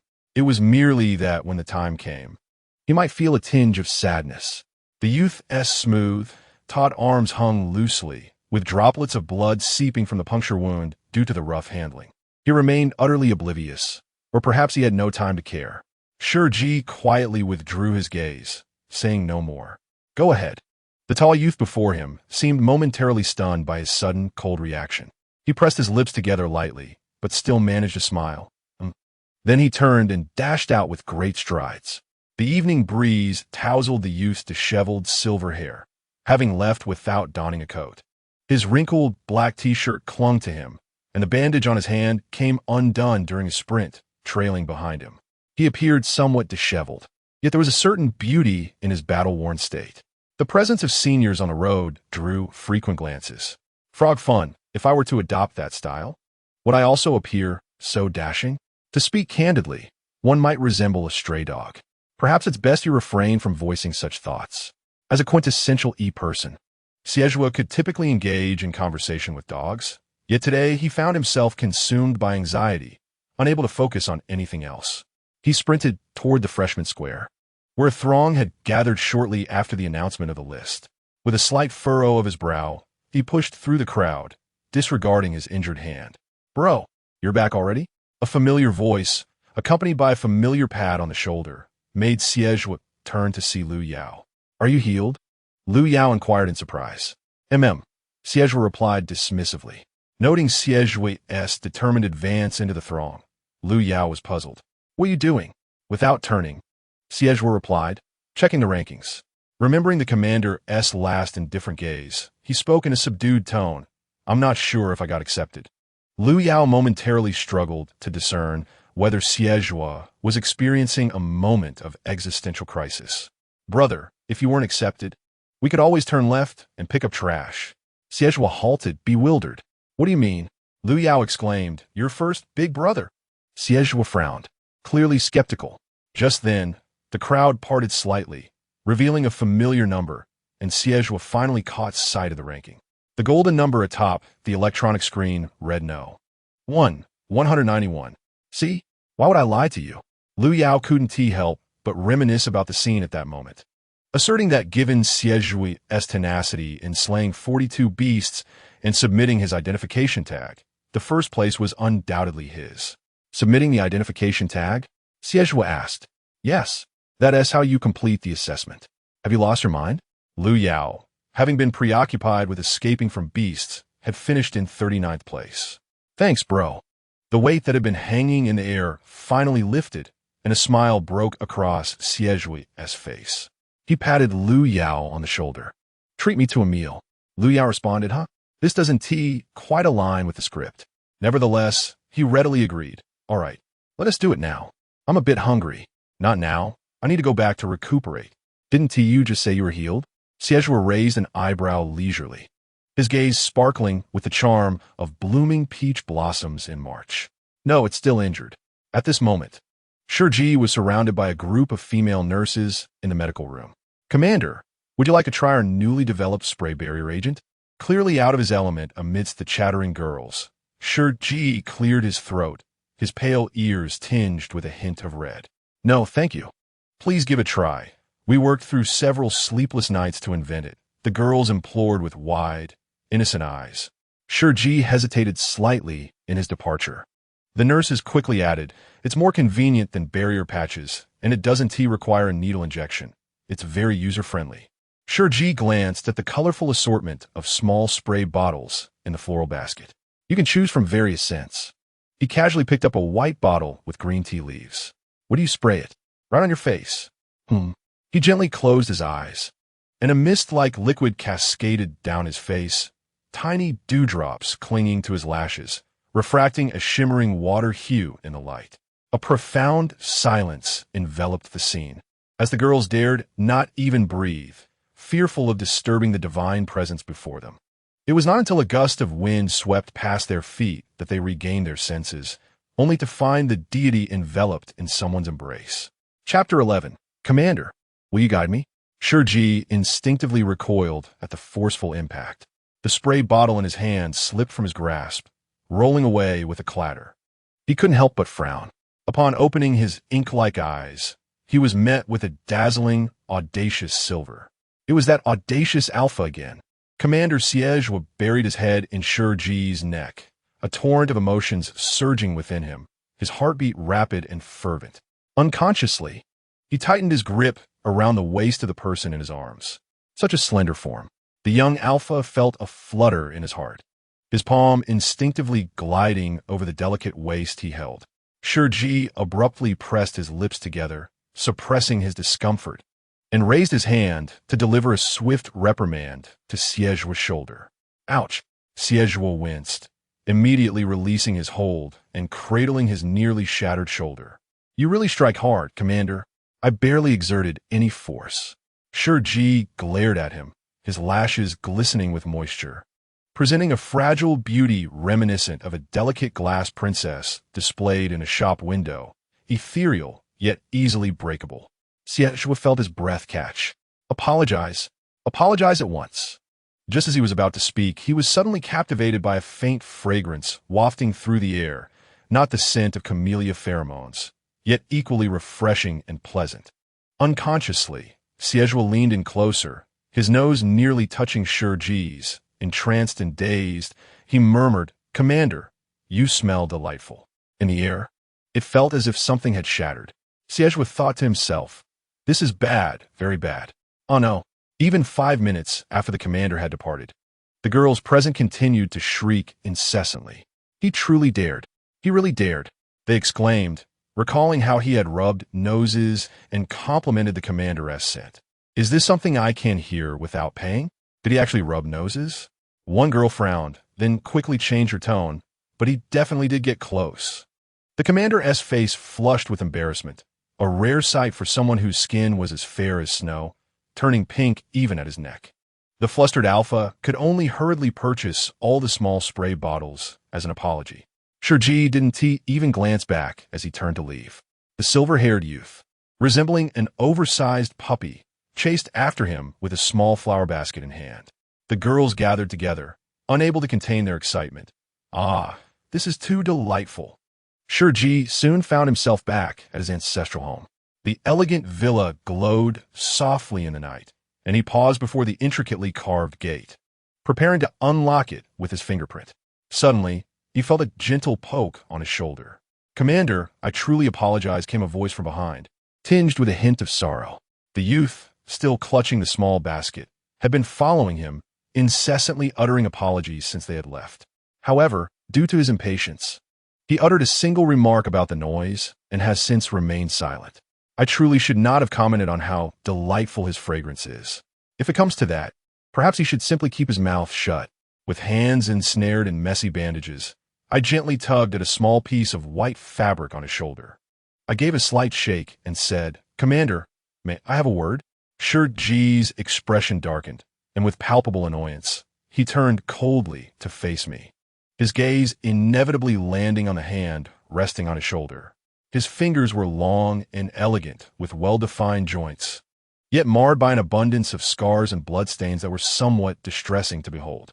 Xie quickly withdrew his hand, seemingly ashamed, and tucked it behind his back, claiming it was not dirty, as it had already scabbed over. Shi Ji remained silent for a considerable time, ultimately deciding it was not worth quarreling with a mere child. Leave the items. You may go, he stated. Though it was uncertain if he had truly calmed down, at least he was now willing to converse. All right. Xie obediently presented the items. Casting a glance at the immaculate and elegant villa behind him, he volunteered, "Do you need assistance bringing this inside?" "No need." Shi Ji coldly declined. "Oh, very well." In truth, he did not have a strong desire to enter the commander's residence. Quite the contrary. Shi Ji was perplexed by the convoluted thoughts meandering through the mind of this young alpha. He casually inquired, "How many star coins?" Xie immediately raised his gaze. "No need. It's not a significant amount. Consider my apology gift." Shi Ji's response was rather indifferent. "Then take yourself and your belongings and leave." "Wait," Zhuo exclaimed, observing him unlocking the villa's gate. 120 star coins. Shi Ji replied with a detached instructing him to wait there before turning and entering the villa. Zhuo watched his elegant, aloof figure recede, letting out a wistful sigh. What manner of person could possibly draw near to him? Suddenly, he recalled a piece of news he had seen earlier in the star report. On the day the commander returned triumphantly from quelling the unrest on Inland Star, the emperor himself had graced the warship to welcome him back, capturing only a blurred photograph of the moment. The massive silver warship's hatch stood ajar, and the young man clad in a silver-gray commander's uniform descended, his shoulder epaulets and medals gleaming brilliantly. Opposite him, a tall, imposing silver-haired man extended his hand, and he smiled in return. This photograph had gone viral on the Star Network, with many proclaiming them to be a match made in heaven. The commander, having grown up alongside the emperor as his closest companion, shared an unparalleled bond with him. No one knew them better than they knew each other. Therefore, the commander's demeanor toward him surely could not be so frigid. "What are you daydreaming about? Take this." Shi Ji looked at the distracted silver-haired youth with impatience. He did not require a nutrient-deficient boy to procure suppressants for him. Yet, was it truly so difficult to accept his payment? As if he were being bullied. "Commander," Xie said, rubbing the 12 star coins in his palm, "you're not angry anymore, are you?" Shi Ji did not wish to show him any kindness. Nevertheless, he gave a slight affirmation. "May I ask you a question? It might be somewhat presumptuous." "Ask. Do you have someone you like?" Shi Ji's face clearly conveyed his disapproval of such a presumptuous inquiry. "No," he answered. The youth's eyes shimmered with a glimmer of light. "Is it true?" Shi Ji cast a disapproving glance at him, while the latter, with his tousled hair, wore a beaming smile. It seemed as if the gloom that overshadowed his heart had been utterly dispelled. He leaned in, unabashedly declaring, "Then you must like me, right?" This fellow exuded an inexplicable confidence. Shi Ji, typically taciturn, did not mean that his words were pleasing to the ear. He was contemplating how to mock this alpha in a manner that would reduce him to tears, ensuring he would never dare to appear again. "As long as you like me, I shall belong to you for life," the youth said, his bright and gentle eyes sparkling under the moonlight, his smile radiant. It was a scene few could refuse. Though the youth's temperament was somewhat eccentric, he undeniably possessed striking looks. His slightly upturned eyes were languid yet tender, his features exquisitely rebellious, gazing at another with an intensity that was unparalleled. Shi Ji felt a warmth radiating from the glands at the back of his neck, likely due to the high compatibility of their pheromones. What a nuisance. His gaze swept over the youth's neck, a dryness constricting his throat. Finally, he coldly retorted, "No need. Stay away from me." Chapter 12. The cat toy. Shi Ji ignored the youth behind him, who was on tiptoes, waving through the courtyard gate. "Really not? Have you considered it again? I can manage both the household and the battlefield. I am versatile and quite affordable." "No, wait. You would even need to pay." "I would pay you." The youth continued, "Are you truly not considering taking me?"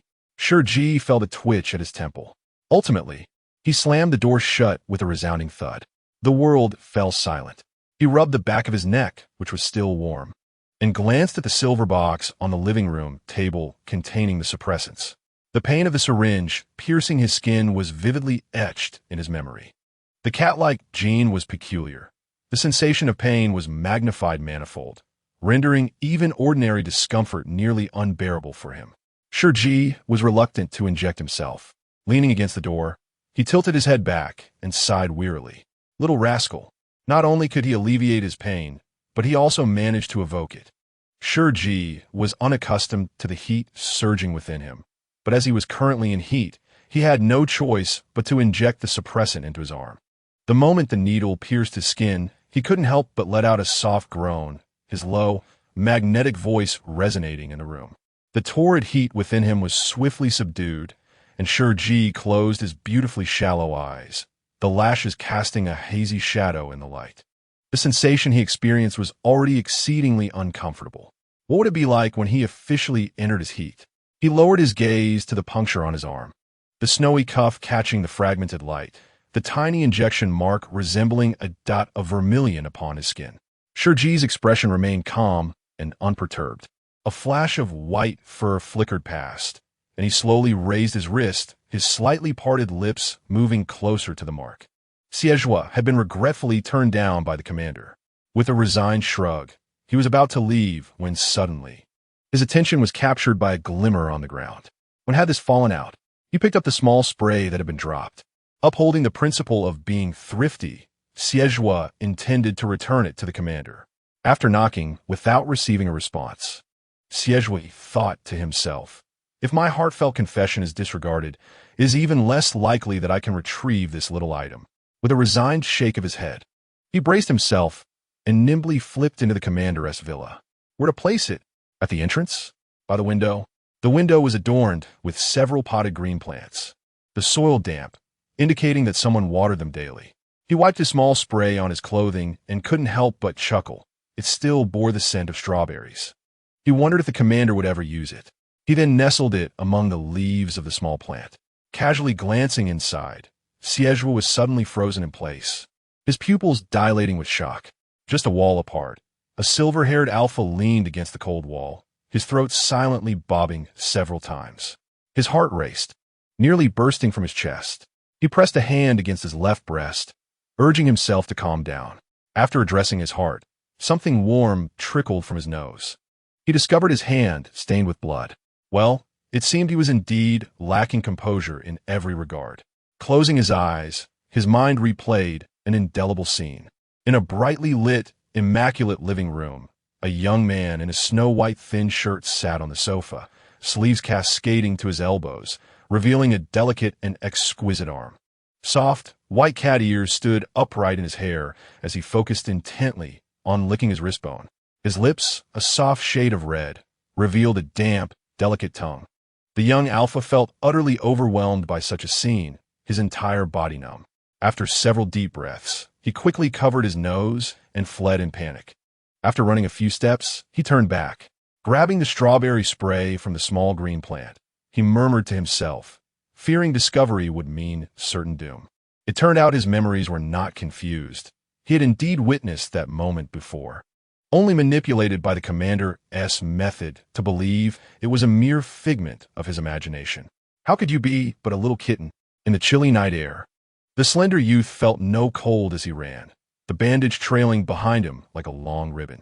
He appeared both aloof and adorably soft. Unable to resist a chuckle, he murmured under the moonlight, "Commander, at this rate, my admiration for you may transform into something perilously uncontrollable." As the pain in his arm subsided, Shi Ji finally lifted his gaze. The feline form had a healing effect.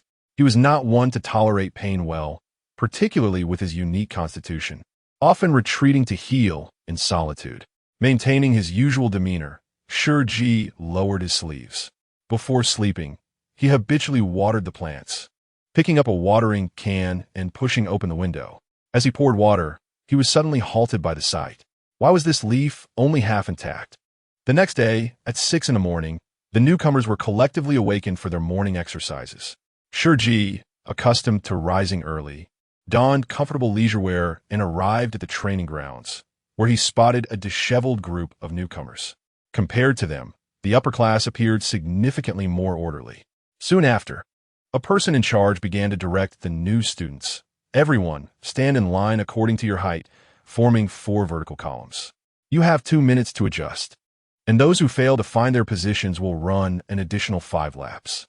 The new students, startled like frightened chicks, began to scatter chaotically in search of their places. The responsible boy glanced at the time before approaching Shi Ji and greeting him. "Commander, good morning." Shi Ji lifted his gaze to meet the eyes of a tall, slender boy with single eyelids. "Good morning. Where is Ryan?" The boy, expressionless, replied, "He hasn't woken up yet. However, if you wish to find him, I can help you wake him." Shi Ji calmly shook his head. "No need. Are you leading the team in his stead?" "Yes," the boy answered. "My name is Zhuo. I ranked second in the academy." Shi Ji had reviewed all the academic records. This boy possessed extraordinary talent in shooting. Unfortunately, his performance in other subjects was lacking. Otherwise, his overall score would not be inferior to Ryan's.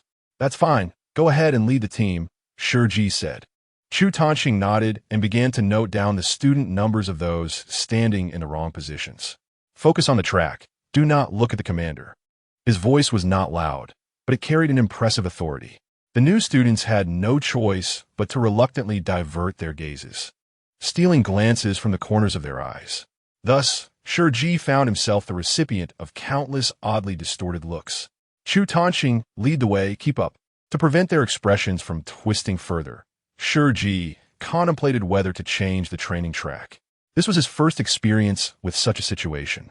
The subordinates of the main star system were well-trained and never dared to act out. It was quite refreshing. Suddenly, something caught Shi Ji's attention. At the end of the long line, a silver-haired boy with a bandaged hand ran sluggishly, looking as if he had snuck out late at night. This was not the most crucial detail. His gaze uncontrollably fell upon the boy's drooping hand, where the end of the white bandage was adorned with a fluffy little ball. Surrounding it were scattered beautiful feathers and colorful glass pendants, jingling as he ran. I'm so sorry, Commander. I overslept." Ryan hurriedly jogged to the training ground, only to find that the team had already been taken away by his roommate. He sighed in relief and hurried to apologize to the commander. But Shi Ji appeared somewhat peculiar. Why was that? Shi Ji took a deep breath, seemingly struggling with something. Ryan, bewildered, asked, "What? Who?" Shi Ji could hardly control his gaze. He could only raise his delicate, pale hand to gently cover his eyes, each word seeming to be squeezed out from between clenched teeth. "You need to hang a cat teaser ball on yourself." "A cat teaser ball?" Ryan looked around in confusion, wondering what a cat teaser ball was. Shi Ji made a concerted effort to avert his eyes from that small object. Yet, no cat in the world could resist a cat teaser ball. They were inherently drawn to such fluffy trinkets. "Never mind," Shi Ji coldly replied before running off in the opposite direction of the training ground. "Huh?" Ryan quickly chased after him. Wait for me. The morning training session concluded after 10 grueling laps. The newly admitted students had never encountered such intense training before, and many of them collapsed in exhaustion. Ryan was equally fatigued, as Omegas naturally possessed a delicate constitution. He leaned weakly against the leading Alpha, gasping for breath. The Alpha furrowed his brow, but remained silent and still. After a brief moment of recovery, the small Omega opened his emerald eyes to gaze at the commander. In the soft morning light, the commander was tilting his head back to drink water. The graceful curve of his neck gleamed pale and smooth, his silhouette elongated and exquisite, exuding an air of nobility that rendered him almost ethereal. Everyone dared only to admire him from afar. Ryan couldn't help but exclaim in wonder. Why does the commander appear utterly unfazed, even though we are all Omegas? Zhuo succinctly replied, "Perhaps it is because the commander does not indulge in laziness like you do." "That is quite unfair," Ryan retorted. Although a significant number of newcomers had succumbed to fatigue, a few resilient ones remained upright. Among them was a silver-haired boy who had run as if partially incapacitated, despite keeping his head down and eyes closed throughout. He completed the 10 laps with nothing more than heavy breaths. Shi Ji, with a cool demeanor, set down his water bottle and let his gaze inadvertently drift over the swaying little fluff ball. He then tilted his head back for another sip of water. Suddenly, the owner of that fluff ball lifted his shirt, using the hem of his black t-shirt to wipe the sweat from his face.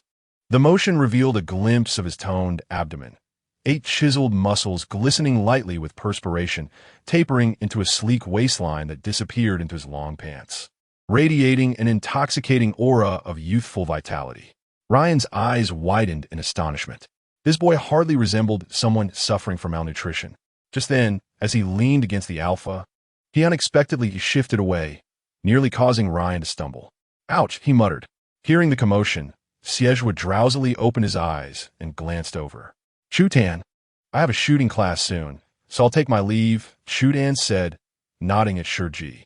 The handsome, single-lidded alpha did not look back as he departed. Ryan scoffed. "How rude. He didn't even say goodbye. What is your relationship with him?"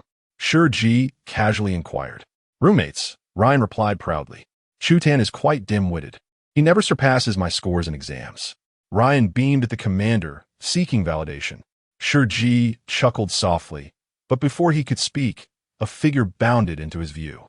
"Good morning, my dear commander." The youth's magnetic voice, laced with a seductive rasp, reached Shi Ji's ears, causing a momentary flutter. Ryan felt a twinge of discomfort as he rubbed his ear. This alpha was exceedingly flirtatious. Shi Ji regarded the swaying fluffball with an indifferent gaze. After a brief pause, he closed his eyes, silently set down his water, and turned to leave. "Hey," Zhuo attempted to call out, but was completely ignored. Ryan burst into laughter. "Oh, the commander is snubbing you." Zhuo narrowed his wild eyes, casting an annoyed glance at Ryan. "Ryan, what do you intend to do? I am your senior, and I am older than you." The silver-haired youth in the morning light had slightly damp bangs, with an expression both fierce and proud. He smirked coldly. "Is that so? But my fist is larger than your face. Care to test that?" The young Omega muttered curses under his breath and scurried away. Zhuo let out a soft scoff, then focused on the small fur ball dangling from his hand. He gently prodded it with his long fingers. "Don't you like it?" The silver-haired youth mused, a hint of disappointment in his voice. "I even stayed up late to make it myself. I thought it would please the aloof little kitten." Unfortunately, it did not appeal to him. Zhuo sighed and ultimately strode away from the training ground. "No matter. If that is the case, I shall create something even cuter next time." A minor setback could not possibly deter him. Xiao. In the main building, Shi Ji donned his standard black and white uniform and arrived at Dean Hertz's office. "Are all the class assignments here?"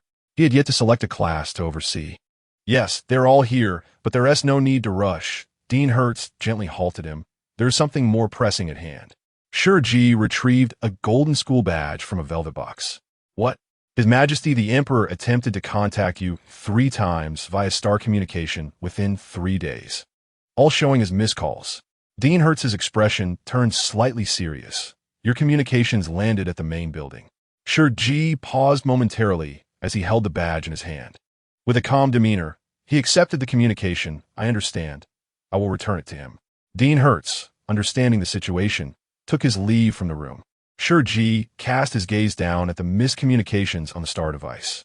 The Emperor was busy, rarely reaching out to him, let alone making 3 consecutive attempts. He lightly tapped his fingertip to redial. To his surprise, the call was answered swiftly. A holographic screen projected a splendid council chamber, where a silver-haired man with violet eyes sat in a position of authority, his platinum uniform accentuating his nobility and aloofness. He pressed his lips together coldly, emanating an unyielding air of authority. Shi Ji inquired, "Is there something you need?" The ancient badge, entwined with golden branches, was pinned to his chest as he lowered his gaze. The figure on the holographic screen remained silent for a moment. Shi Ji raised his eyes to meet his unspoken gaze. Finally, the Emperor spoke, his deep, commanding voice uttering 4 words. "You have differentiated." Shi Ji offered a faint smile. "Thank you for your concern, Your Majesty." His expression remained distant and indifferent, akin to a diligent employee addressing a superior. "I will take care of my health and will not delay any work." The Emperor silently observed the beautiful, cold youth on the screen. He was always so stubborn. This was likely the first time in his life that the Emperor felt a myriad of helpless emotions towards someone. His eyes darkened slightly, the depths of his purple gaze carrying an imperceptible hint of concession. "Come back, Commander Shi. The alphas there are not suitable for you." The 8th star system, being the least regarded among the 8 major systems, had never received due attention. The Supreme Commander of the Federal Empire should not be relegated to that obscure place, even if it were once their homeland. No one there could possibly be worthy of him. Shi Ji found it somewhat amusing. Why must one always seek an alpha? It appears that everyone's reaction is quite similar. The youth stands in the ancient European-style educational building, with a slender yet upright posture, excessively long lashes hanging coldly, and a voice that is both clear and tranquil. The existence of an omega is not solely for the benefit of an alpha. The emperor, well acquainted with his temperament, gazes with sharp and silent eyes. I do not deny your thoughts, yet an omega cannot exist without an alpha. A smirk surfaces at the corners of Shi Ji's lips. Is that so? Then surely, the existence of inhibitors would be rendered unnecessary. Commander Shi, your repeated cold remarks have already displeased the emperor. The man at the head of the table presses his lips tightly together, his brows knitting in displeasure, an imposing aura of authority silently radiating around him. The current inhibitors are not perfected, and you are more aware than anyone of the side effects they bring. As the foremost commander of the empire, his well-being is of utmost importance. As if recalling something, the emperor's stern expression softens slightly. Moreover, you have a fear of pain. He fixes his gaze on the youth within the screen, his voice imbued with an irresistible command. Shi Ji, return. Chapter 14.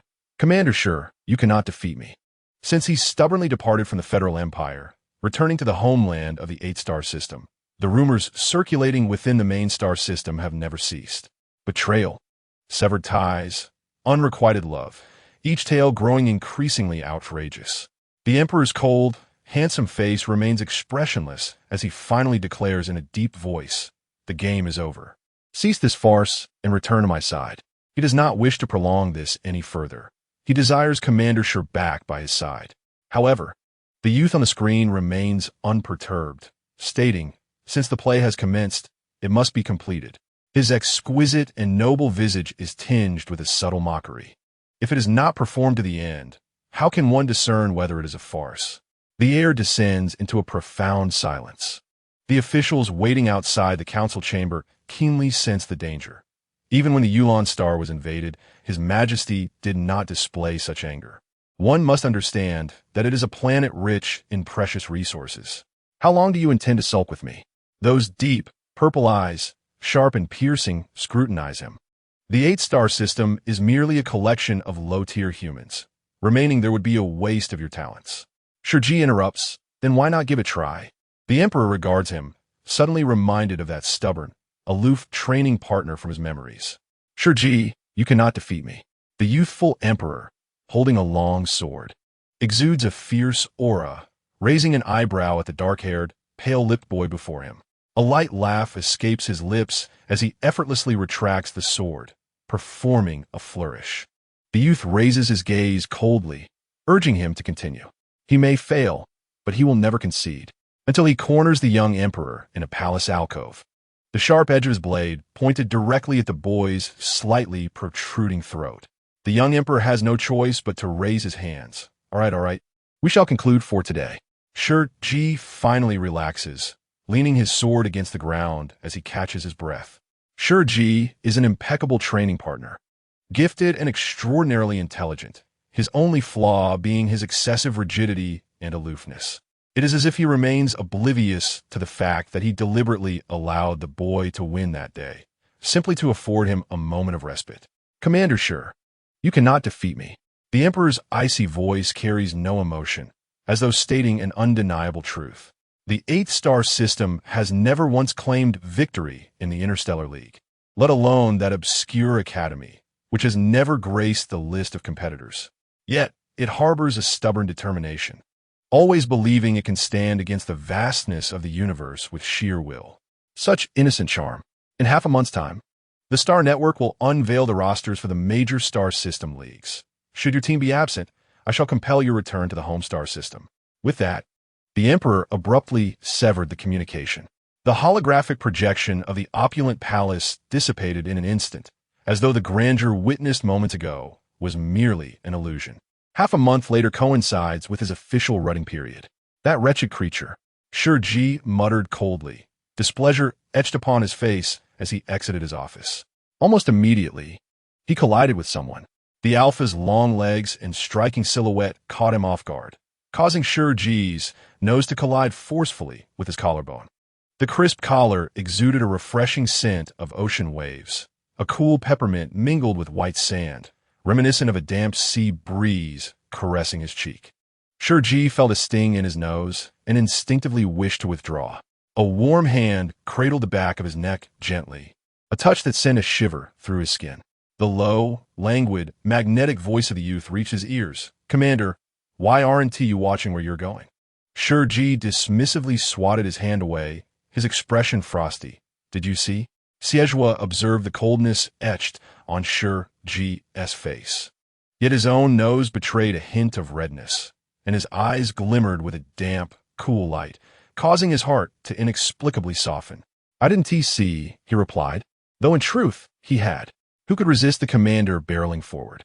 He merely controlled his strength to avoid inflicting pain upon himself. Shi Ji seemed somewhat satisfied with his reaction. "What brings you here?" His gaze swept over the thin paper in the boy's hand. "I'm submitting a poverty assistance application," Zhuo replied candidly, without a hint of hesitation. Shi Ji glanced at the application, unable to fathom why, despite lacking funds. He still refused to accept Zhuo's star coins, presenting himself as a woeful, wronged little pup. Noticing Shi Ji's unwavering focus on the application, Zhuo could not help but feel a twinge of discomfort. "Although I am currently broke, you have a heart that loves me?" Shi Ji coldly and impatiently interrupted him. After the recent communication, it was evident his temper had soured. He believed there was not a single good alpha in this world, particularly not the silver-haired ones. It took him 3 seconds to realize the words that had slipped from his lips. Zhuo was clearly taken aback, his mouth forming an O shape, and after a moment, he regained his voice, completing his unfinished thought. "But I will earn money diligently." Shi Ji merely replied, "Oh." With that, he expressionlessly sidestepped past the alpha. The silver-haired alpha behind him could no longer contain himself, bursting into laughter. His magnetic, melodious voice carried a lazy mirth that tickled the heart like a gentle tease. "But you haven't said anything wrong." He raised his elegantly defiant brows, calling out to Shi Ji's retreating figure, "I indeed have a heart that loves you." Shi Ji exited the main teaching building without looking back. He ultimately chose to lead the elite squad of the Mecha Infantry Division. The professors were quite astonished by this outcome. "Commander, may I be so bold as to inquire? As the Supreme Commander of the Federation, why have you decided to lead the infantry division?" The command profession has always been regarded as a domain of extraordinary talent, demanding not only exceptional gifts, but also remarkable qualities and substantial backing to support such a prestigious field. Thus, the Academy's elite are predominantly concentrated in command studies. "Professor Richard, you are a senior. There is no need for formalities in front of your juniors."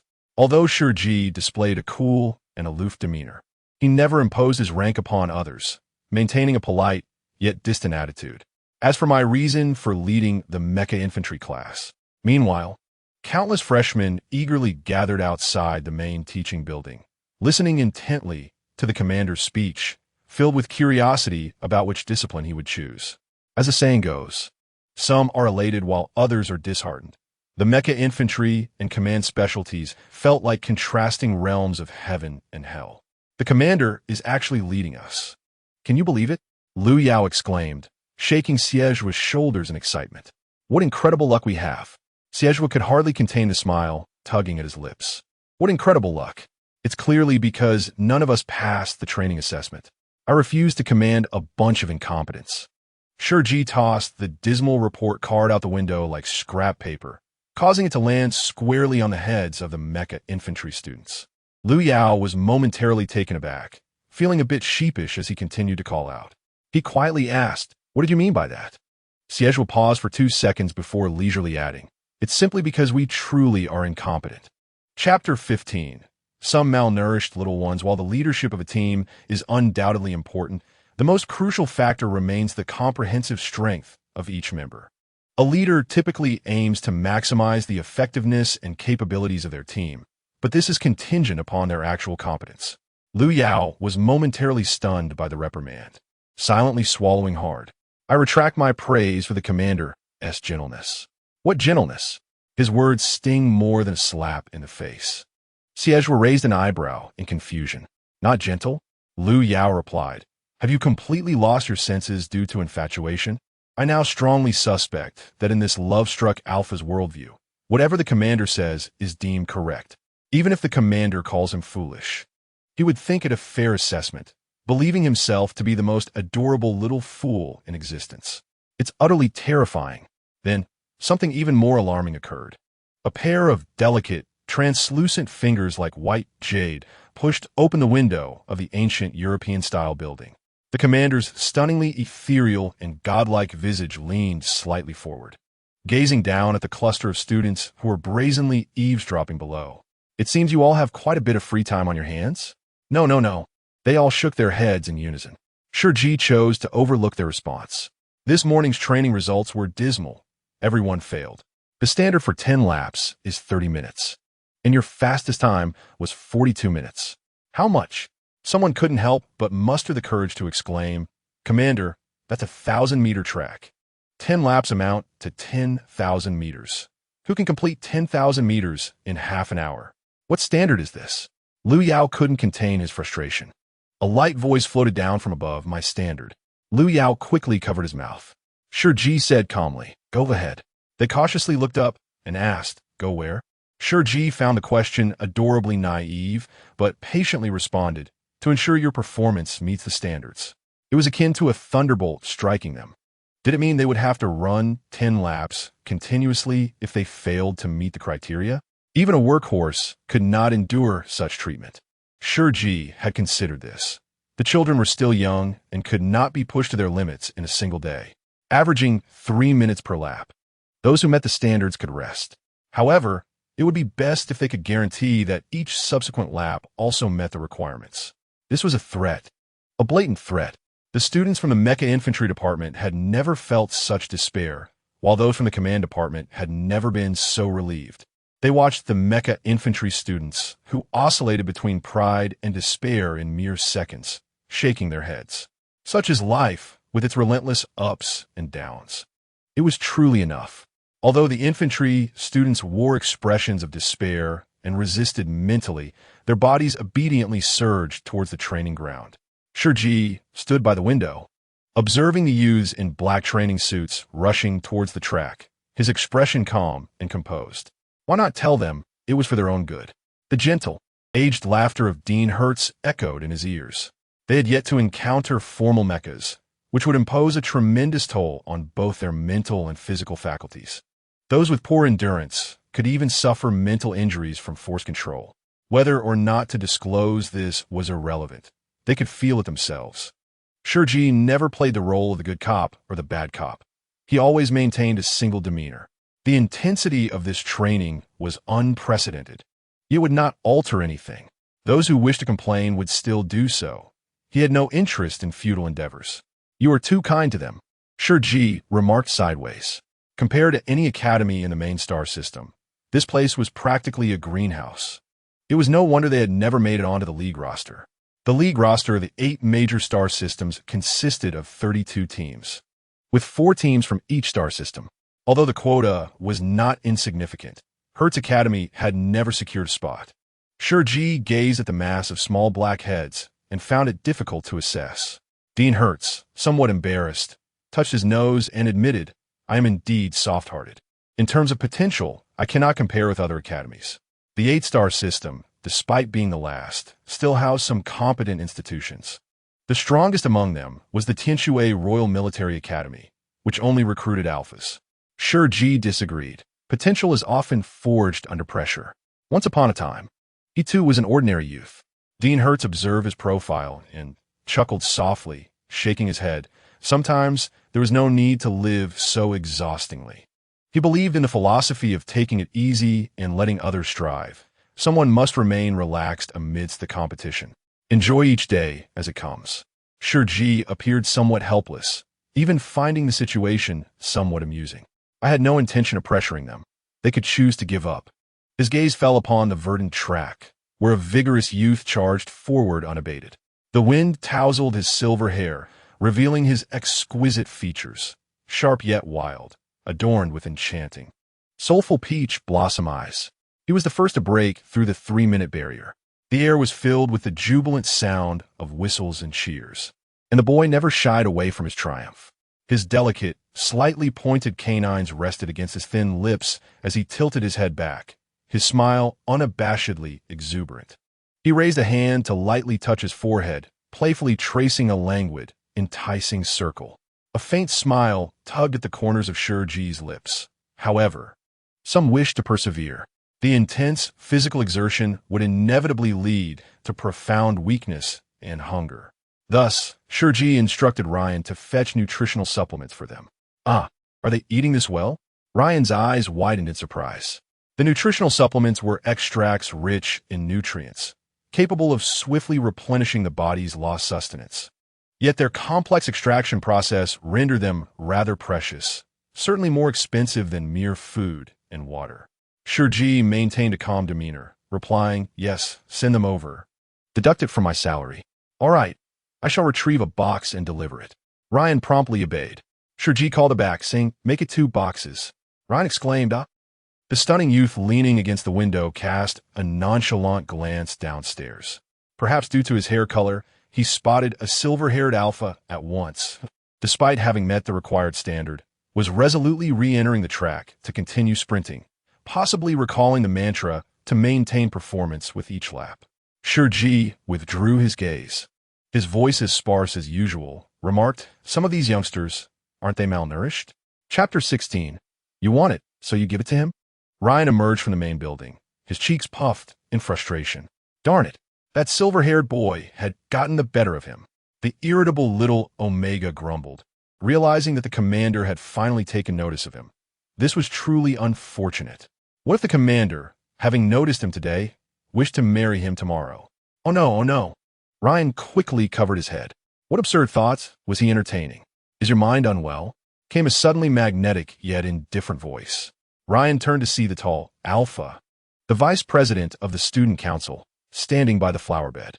Tanxing, Ryan exclaimed angrily. How can you insult me like that? Chu Tanxing replied. I did not insult you. He lifted his dark, elongated eyes, calmly surveying the tousled green head of hair before him. I was merely inquiring if your mind was unwell. Ryan retorted, I'm perfectly fine, thank you. His smile was strained. Chu Tanxing raised his gaze, scrutinizing him again, seemingly assessing whether he was indeed unwell. After a moment, he averted his eyes and walked back towards the main building. Wait, Ryan suddenly remembered his task. How could a frail little Omega like him possibly transport such heavy nutritional supplements? Tanxing, do you currently have a moment? The Omega with emerald eyes leaned closer, nudging his shoulder with his head. Chu Tanxing lowered his gaze and replied, No. Ryan's expression shifted instantly. What are you off to do? Which little sprite has ensnared you? After a brief silence, Chu Tanxing finally responded, the commander. Ryan remarked that Tanxing had likely spent those 2 seconds contemplating the compatibility of the title's commander and little sprite. Then it's nothing, he waved his hand and cheerfully dashed away. Chu Tanxing watched his retreating figure, the black uniform hugging the Omega's slender silhouette, a delicate white neck peeking from beneath the soft green hair, adorned with a tender green flower at the gland, blocking all pheromonal sense. He withdrew his gaze and entered the main building. Commander, you summoned me. Leaning against the window was a tall, exquisite youth, bathed in a soft halo of light that lent a gentle hue to his pupils, rendering them a striking, clear glass-like color. He gazed out the window, his expression tranquil.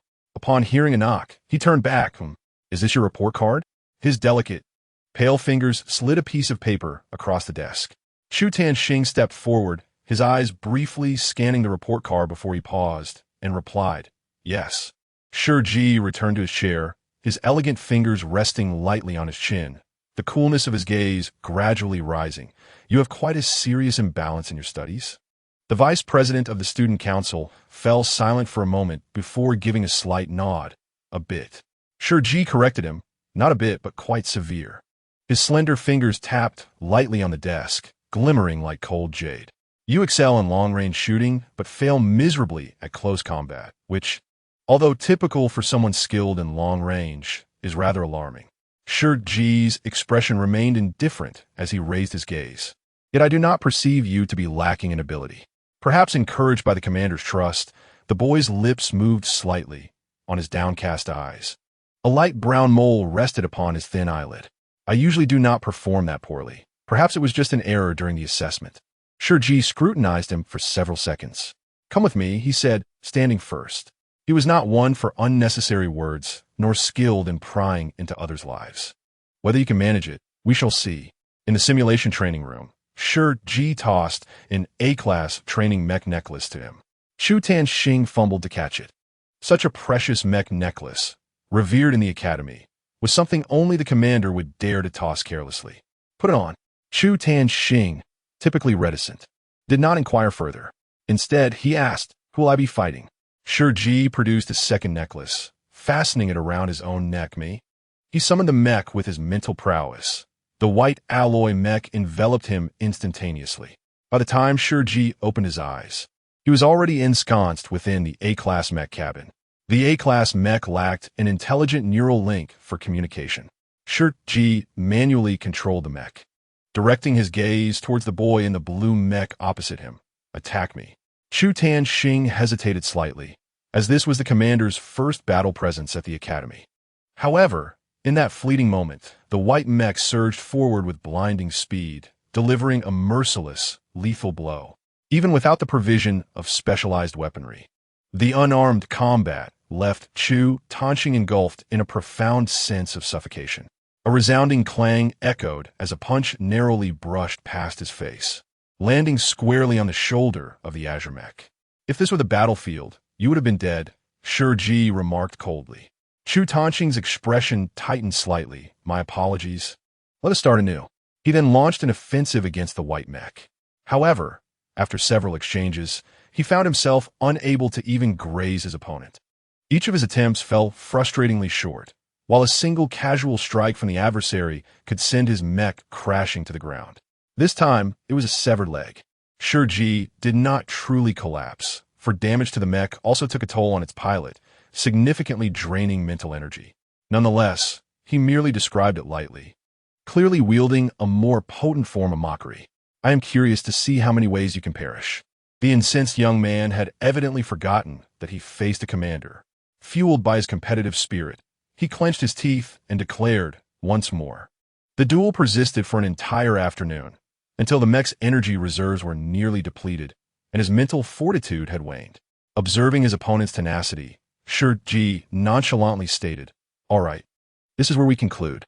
Realizing too late, Chu Tanxing saw Shi Ji emerge from the mech cabin, placing the necklace back to automatically replenish energy.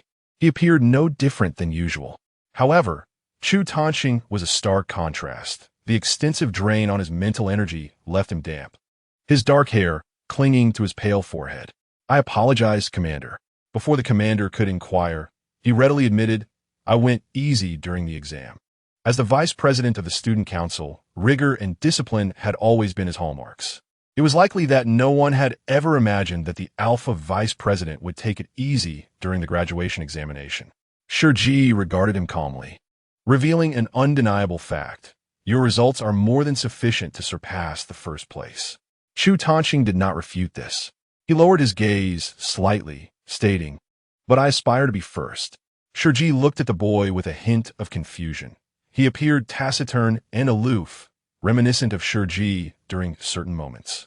In any case, he did not seem the type to compromise for another. Chu Tanxing cleared his throat, turning his head away somewhat uncomfortably, and said, he is bothersome, especially when he causes a ruckus. So I provided it to him. Shi Ji, a perennial figure at the pinnacle of success, clearly found it difficult to comprehend the sentiments of youth. He narrowed his light-colored, glass-like eyes, revealing an unwavering seriousness mingled with puzzlement. He wants it, and you simply give it to him? I also desire the fire spoon. Commander, grant it to me. Chapter 17. Commander, are you feeling unwell? Chu Tanxing found himself at a loss for words. Fortunately, Shi Ji had little interest in prying into the emotional lives of youth. Do you plan to participate in the interstellar competition? All he required was to ascertain Chu Tanxing's true abilities. Chu Tanxing paused momentarily before responding. I will participate, but the strength of the 8-star system is incomparable to that of the main star system. It is like night and day. In previous years, champions emerged from the upper star systems, while the lower star systems couldn't even qualify for the finals. However, success is not guaranteed. The young man's dark brows and eyes appeared somewhat dim. I participated in the event last year. The absence of Hertz Academy from the league roster signifies their failure. Zhuo Tanqing had anticipated that the commander would inquire about his performance from the previous year. Shi Ji merely nodded lightly, suggesting they should try again this year. Zhuo Tanqing felt an inexplicable sense of relief wash over him. Though he was typically reserved, he couldn't help but ask, "Why do you never participate in the league?" The league does not impose stringent requirements, with age limits set below 25, yet the commander has never joined. Shi Ji replied, "It is unnecessary." Zhuo Tanqing began to perceive the commander as not being as aloof and unapproachable as the legend suggested. At times, he appeared quite humble and understated. There is no need to abruptly end the competition and commence the awards ceremony, Shi Ji stated calmly and indifferently. Zhuo Tanqing, before taking his leave, turned back, feeling a rare tinge of embarrassment on the usually indifferent face of the cool, single-lidded young man. "Commander, may I ask you for a favor?" he inquired. "Regarding my performance, could you refrain from disclosing it to others?" In truth, it wasn't so much about others, but rather a specific Omega who had been persistently clinging to the commander.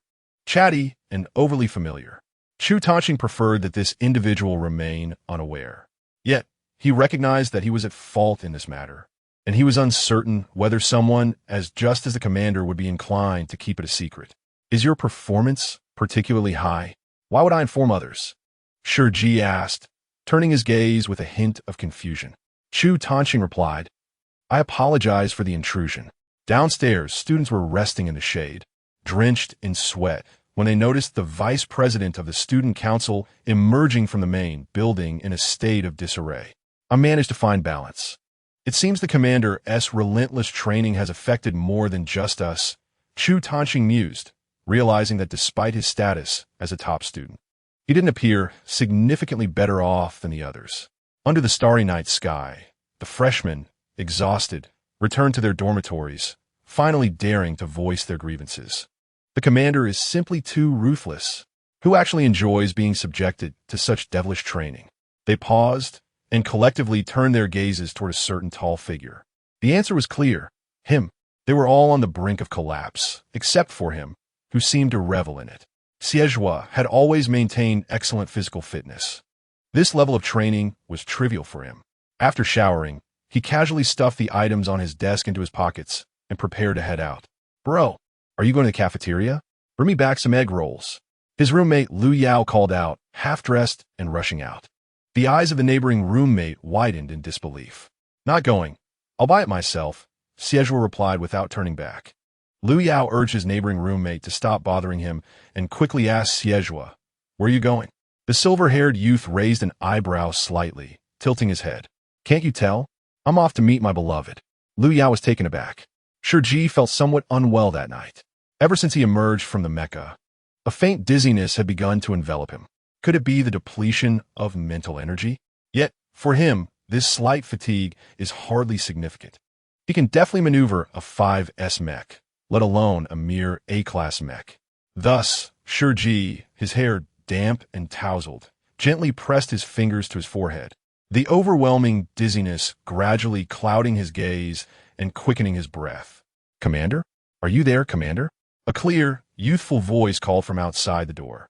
At present, Shi Ji felt drowsy and had little inclination to respond. It was evident that the boy outside was not one to easily concede, leaning against the intricately designed railing. He elongated his call. "Commander, are you there? Surely you must be here." Shi Ji, feeling exasperated, lifted his gaze, a curse slipping from his soft, pale lips. With a frigid demeanor, he pushed himself up and stepped out of the living room. "Ah, so you are here." The boy outside, upon seeing him, displayed a twinkle of delight in his peach blossom eyes. "I have something for you." He lowered his gaze, rummaging through his pocket, and when he looked up again, the commander had approached him. A cool, refreshing scent wafted through the air. As he beheld the figure before him, Shi Ji's eyes momentarily halted, momentarily at a loss for words. "You just bathed?" Transparent droplets glistened as they fell from his hair, a faint blush gracing Shi Ji's cheeks. His usually stringent collar was loosened, revealing a glimpse of his delicate collarbone. He replied in a somewhat muffled tone, his usual impatience dissipating. What is it? Zhuo, unable to meet his gaze, focused on the small object in his hand.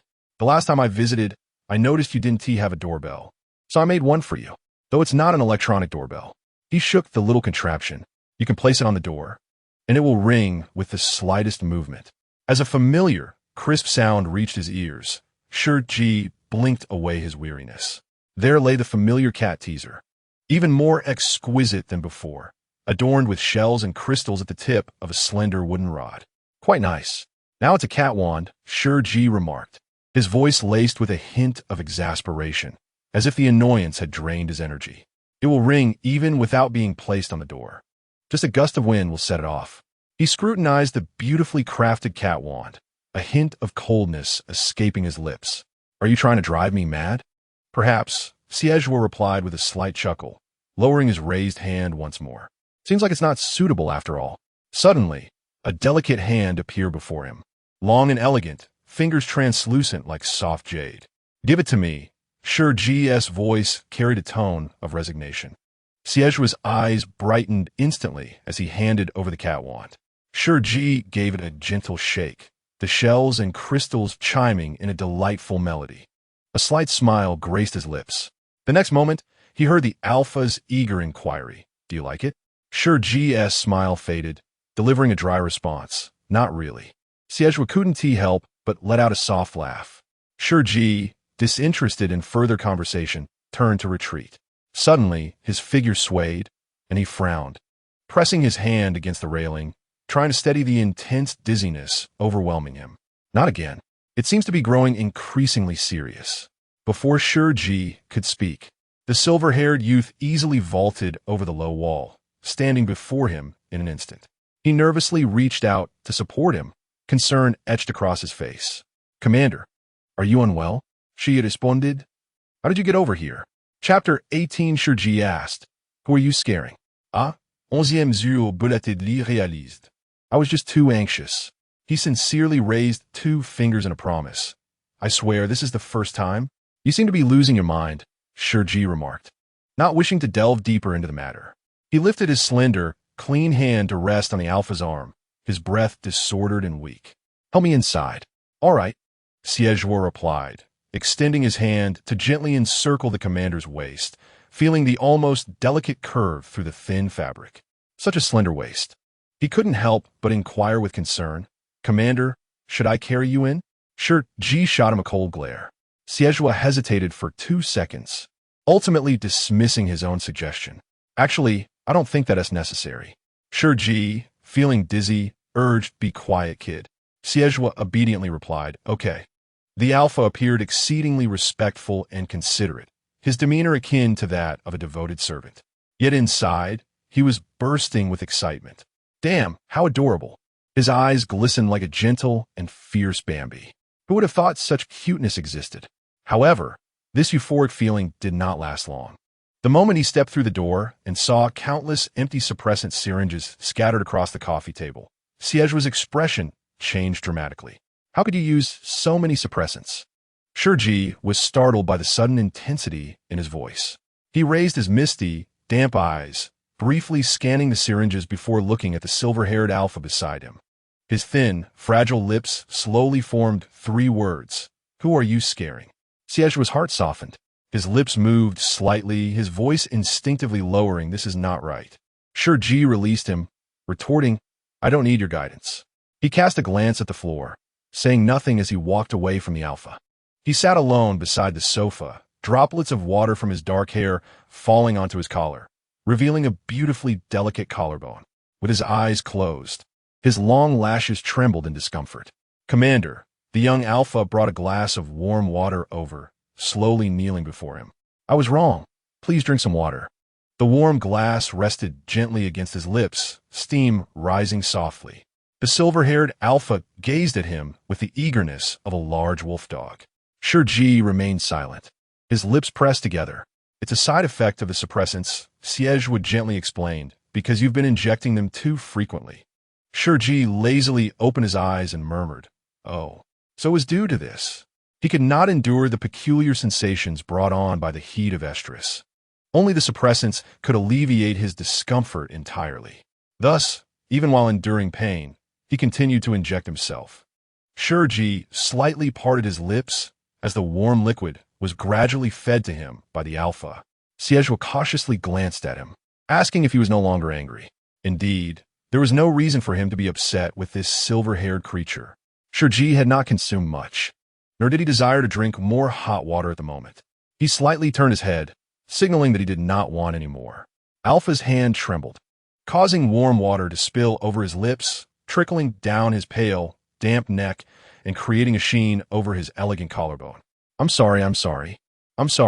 Xie fumbled to wipe the moisture from his neck. No temper, Shi Ji replied, feeling lightheaded and trying to evade Alpha's rather impolite touch. That's enough. As he tilted his head back, his neck glistened with moisture, and his lips, now tenderly hydrated, resembled delicate porcelain, exquisite and fragile enough to provoke yearning. The young Alpha swallowed hard, quickly lowering his head, his ears burning with embarrassment. Oh, he said. Shi Ji had no time to engage with him. He felt as though a pair of hands were tearing at his consciousness, pulling him into an abyss of darkness. In a daze, he envisioned himself lost in a rain-soaked night, sitting helplessly as the encroaching darkness threatened to consume him. Suddenly, a parasol was held above him, and a teasing voice broke through. "Commander Shi, are you in such dire straits?" The youthful emperor looked down upon him, his violet eyes shimmering with an inscrutable mirth. He extended a hand from above, inquiring, "Who has wronged you?"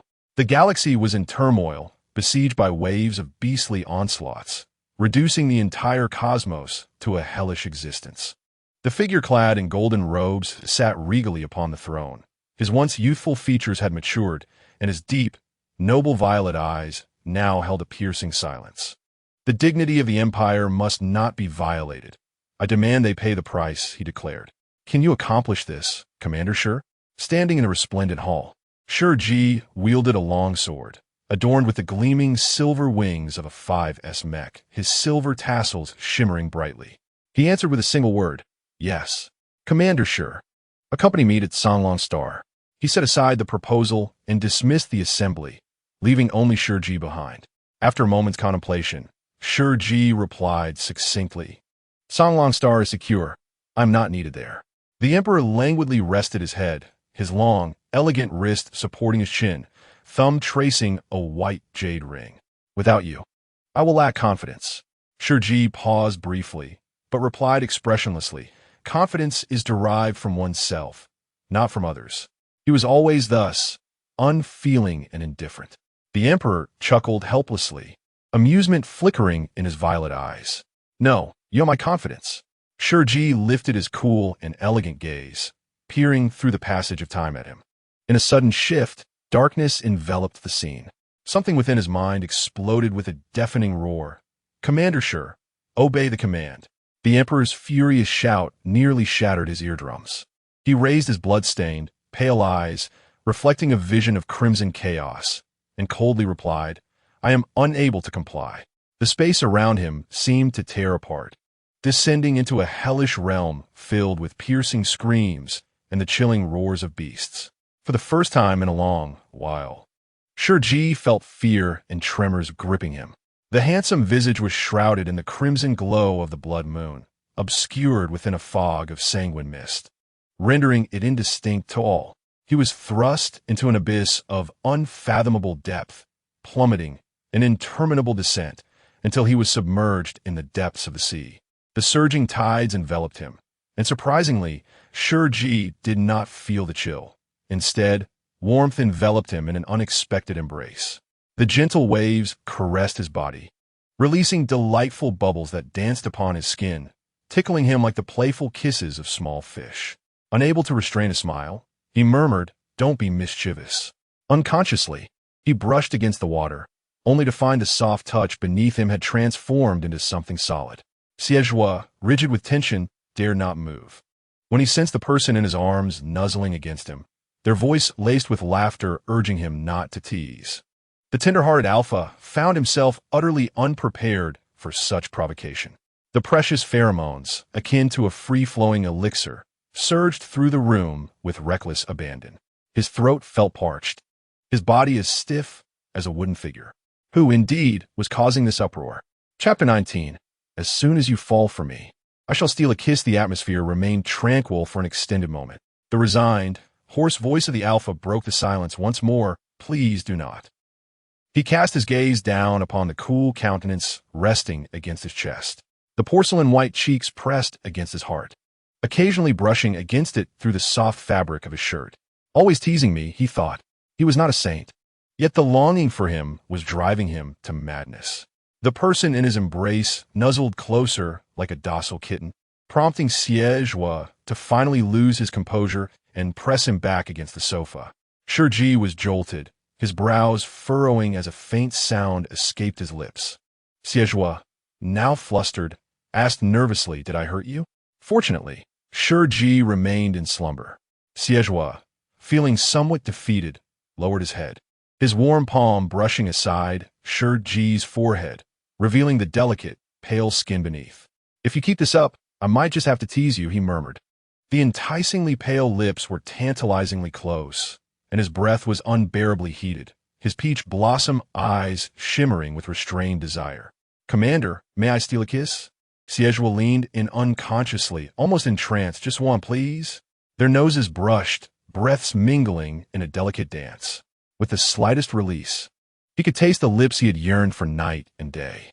Yet, Zhuo's fingers tightened momentarily before he abruptly turned his head, burying himself against Shi Ji's neck. Gasping heavily, "Never mind." The alpha's shoulder blades rose and fell gently as he closed his eyes, inhaling the subtle fragrance of camellia emanating from Shi Ji. "I, Zhuo, am not the type to take advantage of others." Ultimately, he was afraid of inciting Shi Ji's anger. When angered, Zhuo found himself at a loss for how to proceed. "Wait until you like me." Upon saying this, he found it amusing.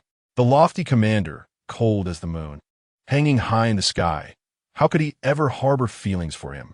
The young alpha, stubborn and repetitive, murmured, "Wait until you like me." He closed his exquisite, wild peach blossom eyes, suppressing the love that threatened to overflow from his chest. "Then I shall steal a kiss." When Shi Ji awoke, it was already the following morning. He found himself enveloped in someone's embrace, tightly wrapped in a soft blanket, the person's long limbs encasing him. It was nearly suffocating. "Be good, it's nothing." He sensed the movement again, and Alpha instinctively rubbed his chin against the top of his head, lowering his gaze to plant a gentle kiss on his forehead. "Sleep well, little kitten." Time froze for him.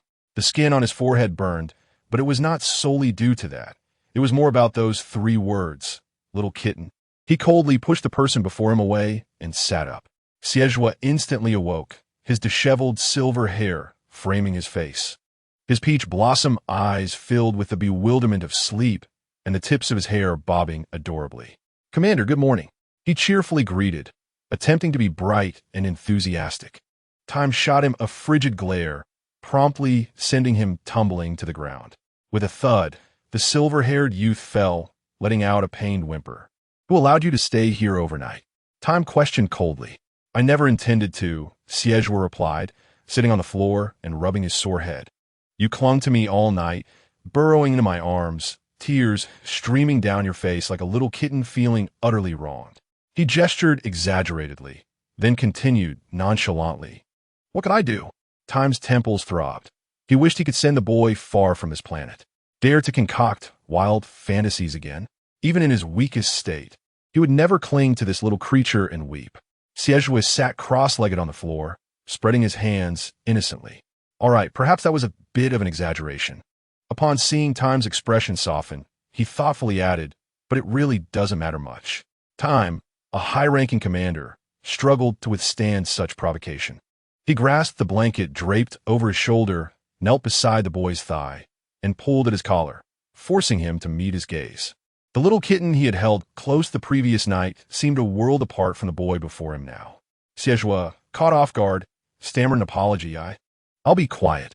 He discreetly stole glances at the commanding officer's fierce demeanor. Time narrowed his eyes coldly. I didn't tell you to be quiet. Continue speaking. What should I say? Xie asked. Last night, Time's voice faltered slightly. What did you see? Unbeknownst to him, he might have unconsciously revealed his feline form. I saw you, the youth replied hesitantly, as if he had uncovered some secret. A sense of foreboding washed over Time. Could it be that he had inadvertently exposed himself?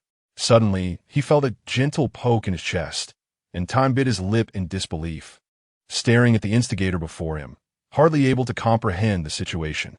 Last night, I accidentally spilled water all over you, and that is what I saw. Xie's innocent and beautiful eyes held the innocence of a young cub.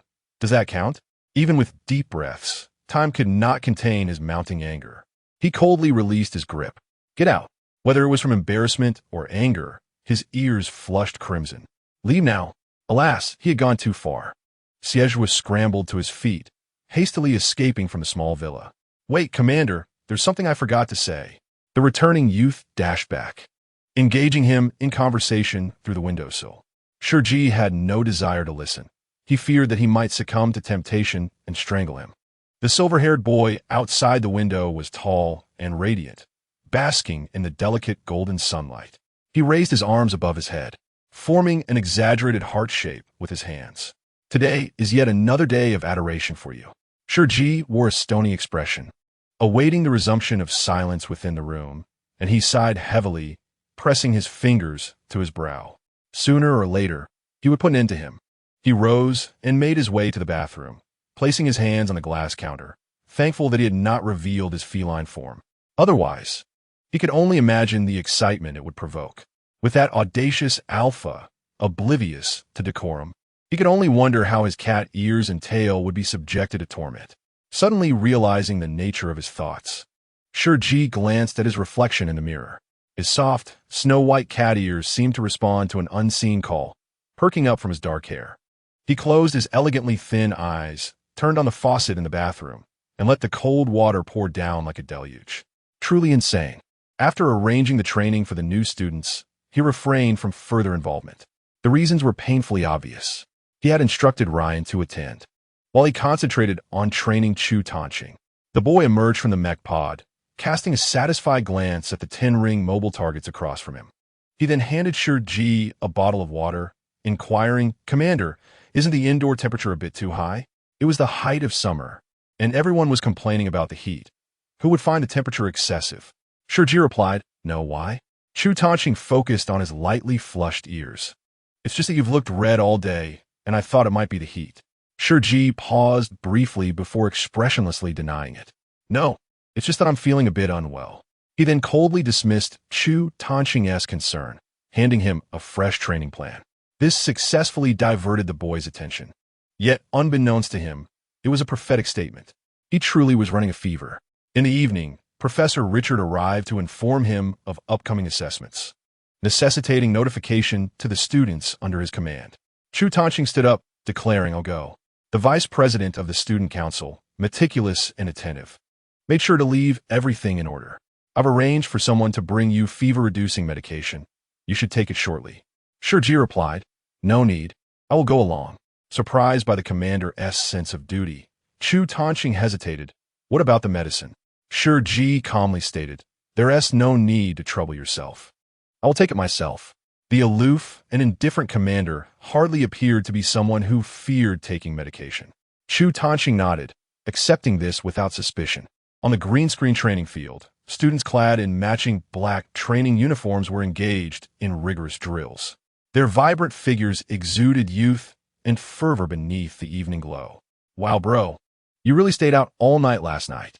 Liu Yao gossipingly approached his good friend. Xie was performing pull-ups, his fluid arms strong and beautiful, radiating the essence of youthful hormones. We're all adults here. Is that really something so extraordinary? He raised his eyebrows slightly, his tone dismissive. Yet, Liu Yao discerned the hint of arrogance in his voice, a certain smugness. Did you mark your omega last night? Liu Yao, still single and never having marked an omega, couldn't suppress his curiosity. Xie paused before responding, no. Immediately, Liu Yao's face contorted in disdain. So you stayed out all night, merely chatting under a blanket? Hearing his tone, Xie narrowed his eyes in displeasure, clicking his tongue. Do you look down upon our pure love? Do you have any idea how precious our pure love warriors are? We advance boldly, retreat wisely, and charge forth with fervor for love, even outshining Wang Baochuan. This world will inevitably belong to us pure lovers. I, Xie Xiaozhua, shall forever be the spokesperson for pure love. Lu Yao, observing Xie's disheveled silver hair and his astonished expression, couldn't help but chuckle. What's the matter, moved? Lu Yao's expression turned slightly peculiar. No, I dare not. His gaze drifted past Xie to the figure behind him. Commander. Xie was stiffened for a moment, then turned to meet a pair of clear, moonlit eyes. Damn, what nonsense was I just spouting? Shi Ji's light-colored pupils lifted slightly, resting on the somewhat embarrassed silver-haired youth, his lips subtly parting. Pure love warrior. Xie replied, Perhaps you should first advocate for your training report. Upon hearing this, Xie confidently raised his wrist, showcasing a sleek watch that recorded his training progress. I meet the standards. Shi Ji raised an eyebrow, glancing at his finely sculpted wrist, where a slightly prominent vein lay beneath the black strap. Maintaining his serene demeanor, he shifted his gaze to the next candidate. And you? Lu Yao exclaimed. He glanced at his own watch, which glowed red, astonished that his dear roommate could so effortlessly put him on the spot. Giggling nervously, he raised his arm. I'll defend my thesis.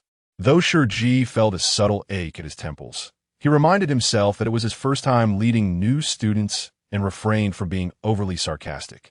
Thus, he uncharacteristically offered a comforting remark. There's still time. Keep pushing yourself. Lu Yao turned, nearly in tears. The commander is too much, boo-hoo. As Lu Yao's roommate and brother, Xie naturally sought to console him. It's okay. Although the commander's words were harsh, they were just that, harsh. He pondered for a moment. It seems there is no other intention behind them. Lu Yao, Shi Ji, suppressing his exasperation, interrupted them to call the group for assembly, announcing some good news. Lu Yao, embarrassed, fled the scene. Xie discreetly glanced at the commander, noticing a faint flush beneath his eyes, instinctively moving closer. Stay away from me, Shi Ji coldly reprimanded. After that morning's excessive rudeness, Shi Ji showed little kindness towards him. Xie touched his nose, slowly responding, oh. After the assembly concluded, Shi Ji relayed the professor's message. The second assessment would commence in 3 days. Everyone, he realized who the person opposite him was, abruptly halting in place, his thoughts swirling. Can a rigorous examination truly be considered good news? Such a statement ignited a fervor among the students. Shi Ji, languidly crossing his arms, calmly informed them that the reward for first place was an S-class exclusive mech. Upon the conclusion of his words, the crowd erupted in astonishment. An S-class mech. It is worth noting that they currently had access only to the Academy's communal B-class mechs, while only upperclassmen were entitled to utilize A-class mechs. The allure of an S-class was immense for them. Ryan could not help but exclaim, tugging at the sleeve of his companion. We new students are treated so well. We had no such privileges back then, right, Tanxing? Chu Tanxing lowered his gaze, responding with a simple, He glanced at the wrinkled sleeve before looking at Omega's flushed cheeks. Casually, he remarked, if you wish to play, you may have mine. The mechs were akin to their very lives, precious to all. How could one simply offer them for play? Ryan quickly shook his head. I wouldn't dare. I can't even aim your long-range mech properly. Chu Tanxing chuckled softly, murmuring in agreement, yet chose not to elaborate further. All right, let us continue our training, Shi Ji declared, intending to retreat for some rest. Commander, a familiar low voice resonated. Shi Ji had grown accustomed to this alpha's persistent presence, akin to a clingy yet fierce little pet just brought home. However, he remained unmoved. Xie stood amidst the crowd, his black shirt unbuttoned at the collar, revealing a sliver of pale skin. He smiled slightly. I will strive diligently. You need not worry. His silver-haired, puppy-like lips were red and white, appearing somewhat plush against the backdrop of the evening glow. Shi Ji maintained a cold demeanor. What does that have to do with me? An S-class mech might incite competition and envy among them, but he had no need for it. Yet Xie continued, Isn't this examination a representation of your combat?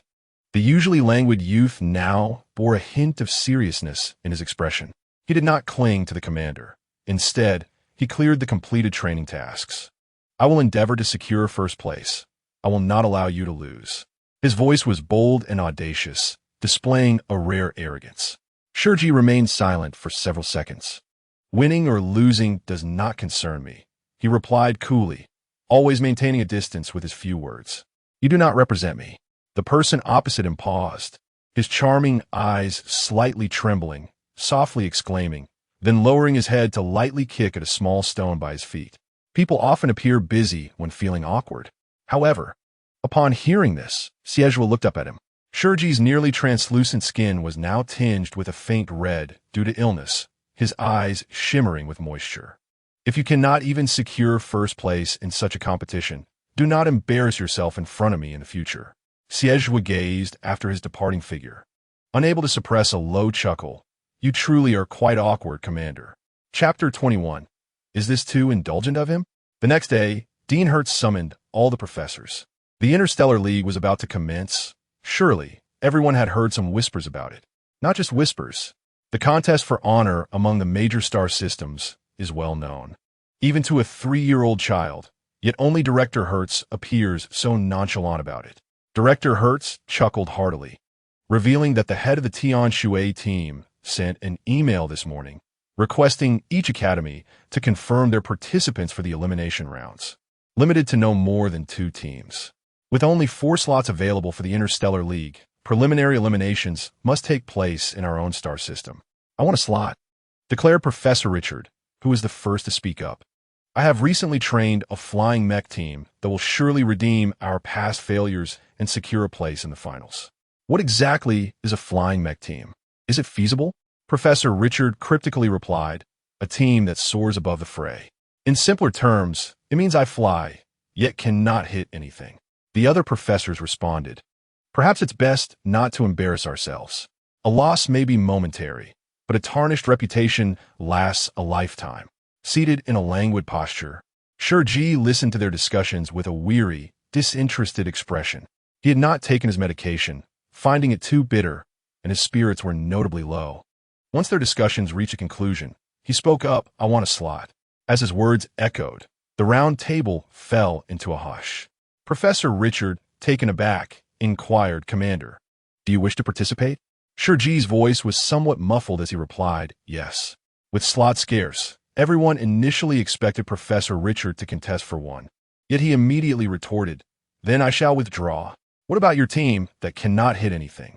His intention was to merely linger in the finals. But with the commander deciding to participate, he thought it unnecessary to remain on the sidelines.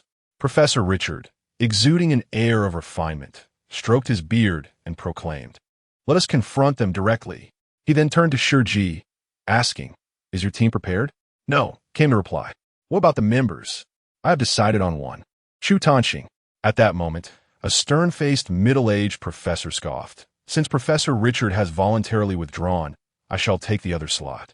The speaker was Professor Mo Shan, currently leading the command department. My team has trained rigorously for 300 days for the Interstellar League. We are more than ready.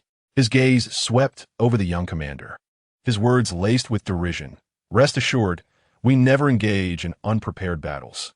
The other professors exchanged glances, remaining silent. As the only young participant, Shi Ji also refrained from speaking until the meeting adjourned. Professor Richard glanced at the slender young commander, whose translucent complexion and closed eyes gave him a pitifully frail appearance, evoking a paternal instinct within him. Do not be disheartened, Commander. He possesses such a cantankerous temperament, relying on his age to bolster his arrogance. Do not take his words to heart. Shi Ji opened his eyes, a faint pink hue moistening their depths. Professor Richard immediately offered heartfelt consolation. Who? What are you referring to? Shi Ji, still weary, rubbed his brow, having inadvertently dozed off, feeling somewhat embarrassed. Professor Richard paused before saying, I have a type of medicine that works wonders for colds. Would you like to try it? Shi Ji maintained his composure and declined. Thank you for your kindness, but I have already taken medication. Professor Richard scrutinized him for several seconds, clearly unconvinced. As Shi Ji emerged from the cathedral building, a bag of medicine in hand. The cool night breeze brushed against his cheek, dissipating some of the warmth from his face and sharpening his senses. He casually scanned the training grounds, pausing momentarily. The night was deep and heavy with dew, and most had retreated to rest, yet one figure remained on the field, unable to secure a mech for the evening. He engaged in a fierce bout with the sandbag, his punches infused with a relentless ferocity, sending the bag crashing to the ground. The young fighter tilted his head in surprise at the bag's fragility, a sly grin revealing his slightly pointed canines. A strand of silver hair fell across his forehead, embodying a wild, untamed beauty. Shi Ji averted his gaze, a soft scorn escaping his lips. How amusing it was that he could find joy in striking a sandbag. He recalled Professor Richard's casual inquiry while he was dispensing the medicine. Had he truly only selected one member? A particular figure unconsciously flickered in his mind, along with the echo of a phrase that had lingered in his ears throughout the night. I will not allow you to lose.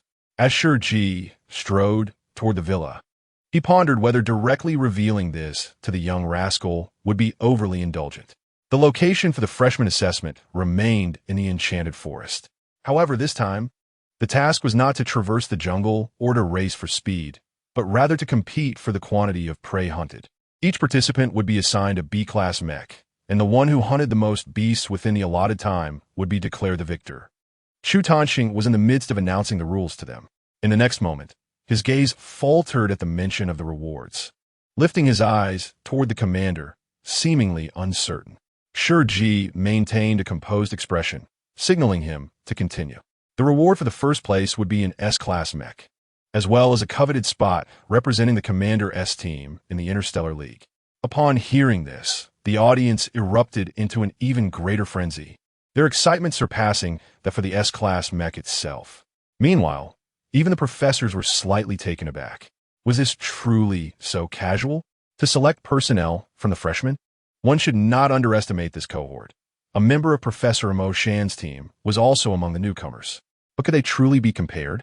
The Commander S choice was Professor Mo's own nephew, who had undoubtedly undergone extensive training.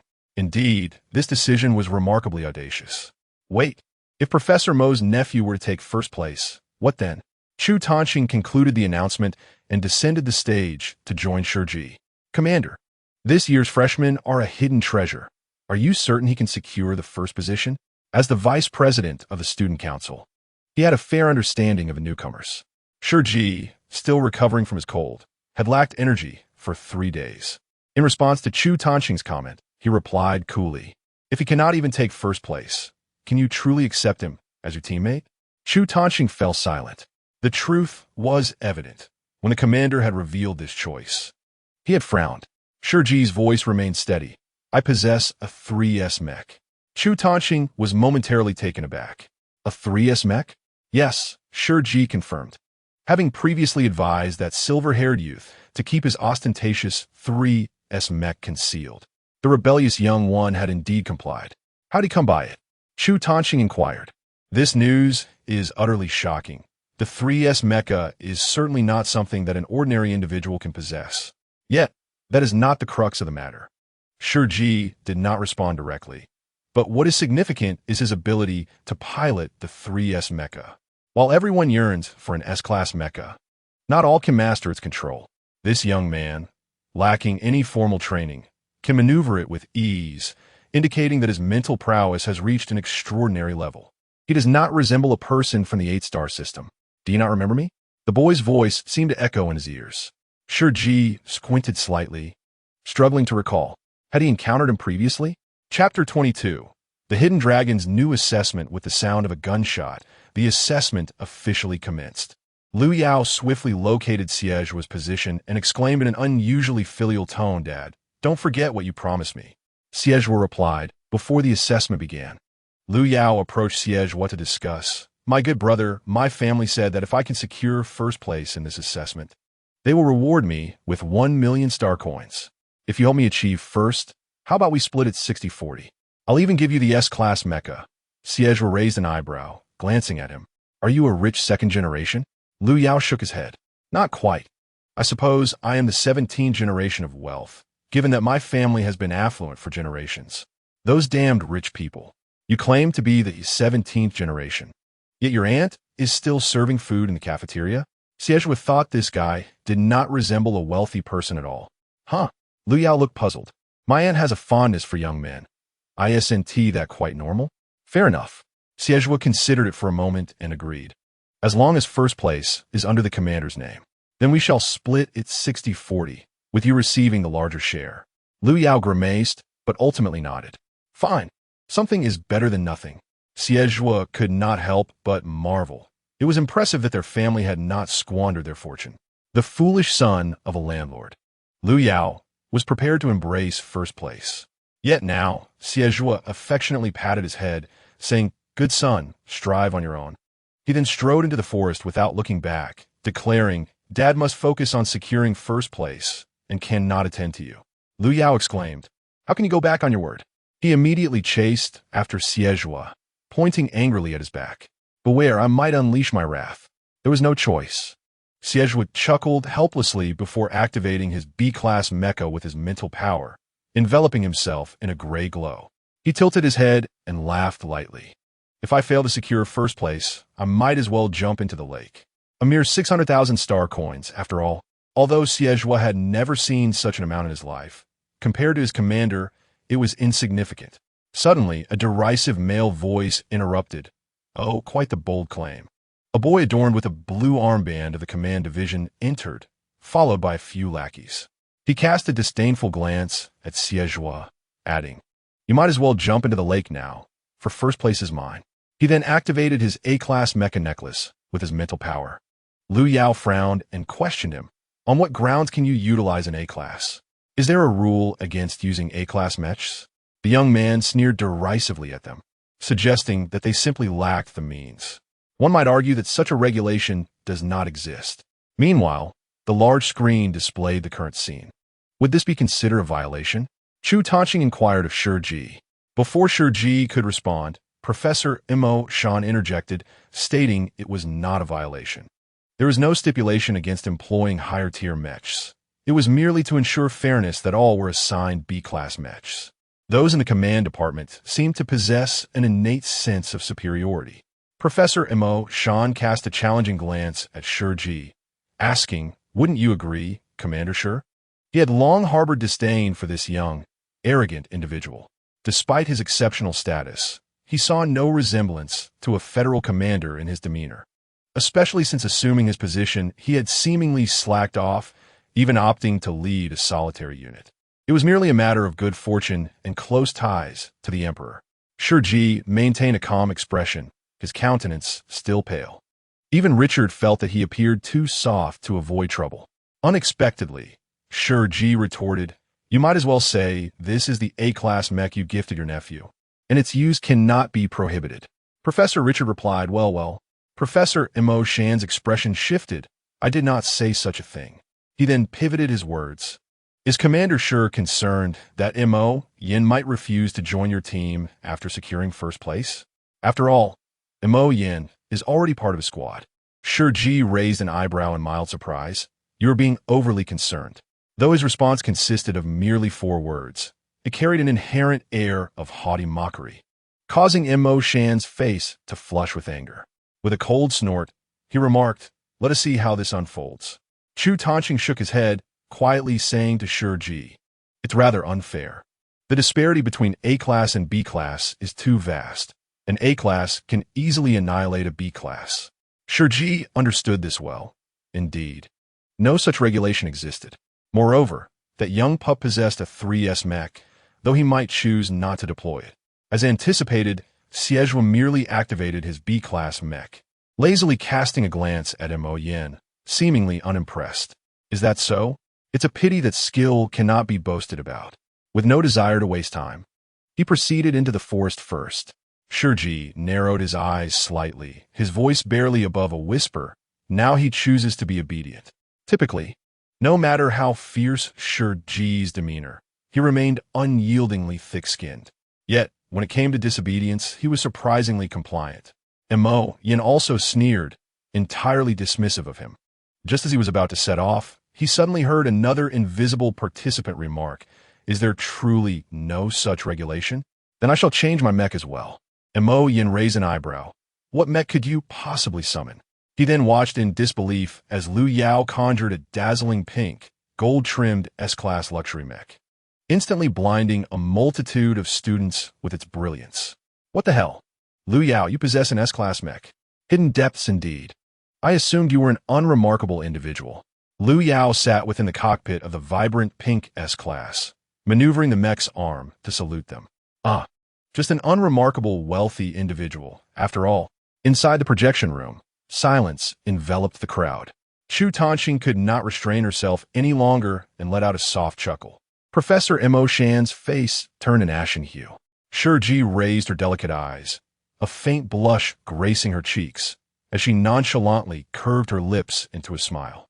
This cohort of new students truly harbored exceptional talents.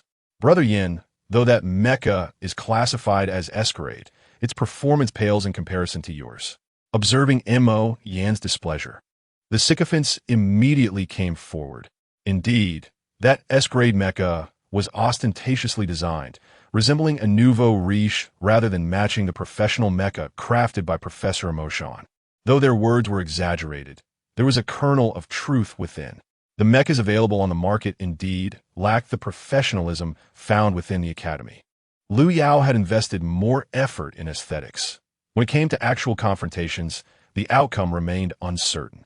Mo Yan's expression softened slightly, yet his displeasure lingered. "Keep an eye on those two," he commanded. The sycophants promptly responded, "We will eliminate them at once." "No." Mo Yan's gaze flickered with malice. "Let us wait until the last 10 minutes to act.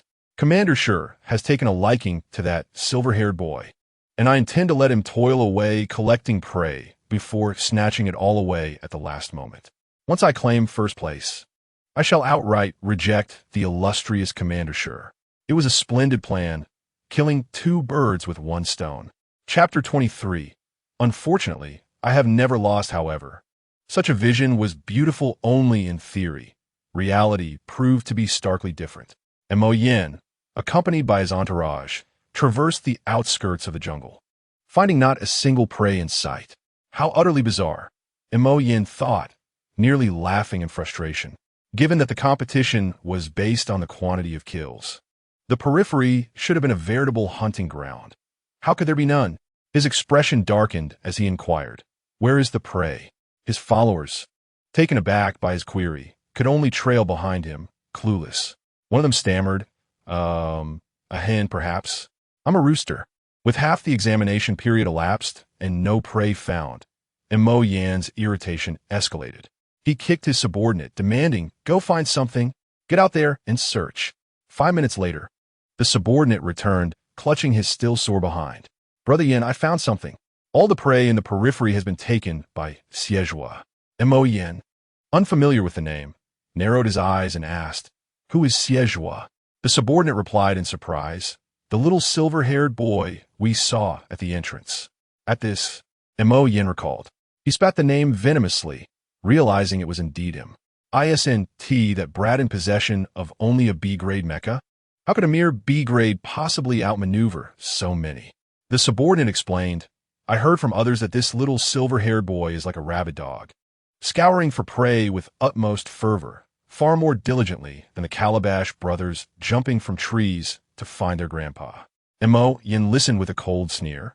"So this is how it is it? I had yet to seek this boy out, yet trouble has found me first. Truly an insufferable brat." The subordinate nodded solemnly, but then yelped as he shielded his behind from another unexpected kick. "The Calabash brothers jump on vines, you fool." Mo Yin retracted his foot, stretching his limbs. "Lead the way. Let us confront this boy and his prey." Inside the monitoring room, Chu Tanxing gazed at the screen with a frown. While such behavior was neither prohibited nor encouraged, he personally held it in disdain. Suddenly, a cold, magnetic snort pierced the air beside him. Turning his head, Chu Tanxing beheld the commander's frosty, noble profile, illuminated by a thin sheen of sunlight.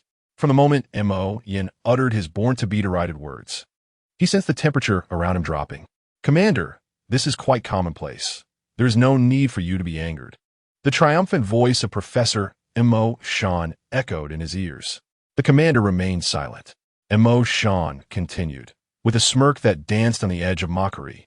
Compared to the geniuses of the command department, the infantry are merely a bunch of ordinary students with brute force. Surely, you are well aware of this? Such evidently prejudiced remarks made Xie furrow his brow. Had that little Omega been present today, they would have surely ballooned with indignation. Xie opened his mouth to respond, but Mo Shan's hands pressed gently against his arm, halting his voice. He glanced down at the delicate, translucent hands resting upon him. Commander? Shi Ji retracted his hand with an air of indifference, calmly replying, I am not certain. Mo Shan was momentarily taken aback. The young man sat quietly in the ornate European-style chair, his visage pale as snow, devoid of any turmoil, resembling a finely crafted, indifferent statue. Before the age of 16, I was a mech infantryman at the Imperial Military Academy, but due to personal reasons, I was unable to continue. I only transferred to the Imperial Command Department in my final year. He cast a fleeting glance at Mo Shan with his subtly hued, glass-like eyes. His lips, as delicate as petals, parted slightly. How superior is the command department? I am not certain. A profound silence enveloped the room. The commander seldom spoke of his past, and beneath his illustrious record lay an enigma that no one could unravel. Yet, the fact that the foremost commander of the Federal Empire, capable of leading all infantry across 8-star systems, had only transitioned to the command department in his final year was nothing short of a cataclysmic revelation. Moreover, if 16 was indeed his final year, it implied he had completed all his studies by that age. Could this be the legendary prodigy among prodigies? Professor Mo Shan's expression turned ashen.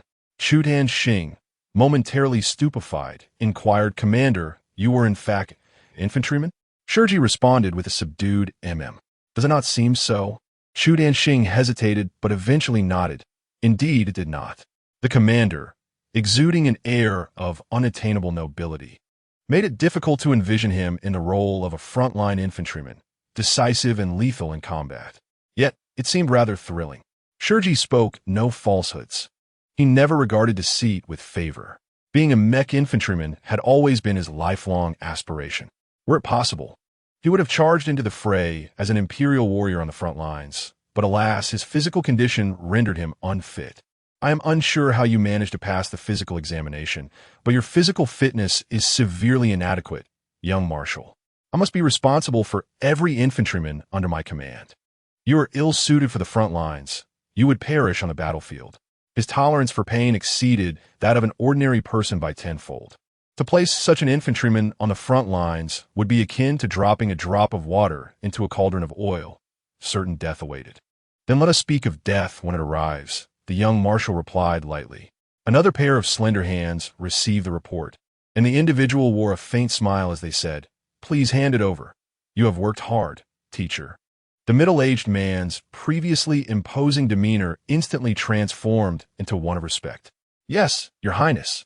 The air remained quiet for a considerable time as the person lowered their gaze, intently studying their medical examination report. It was ultimately Shi Ji who, in a fit of impatience, shattered the tranquility. If Your Highness intends to persuade me to surrender, then I suggest you save your breath. The person could not help but chuckle softly before directing a remark towards him.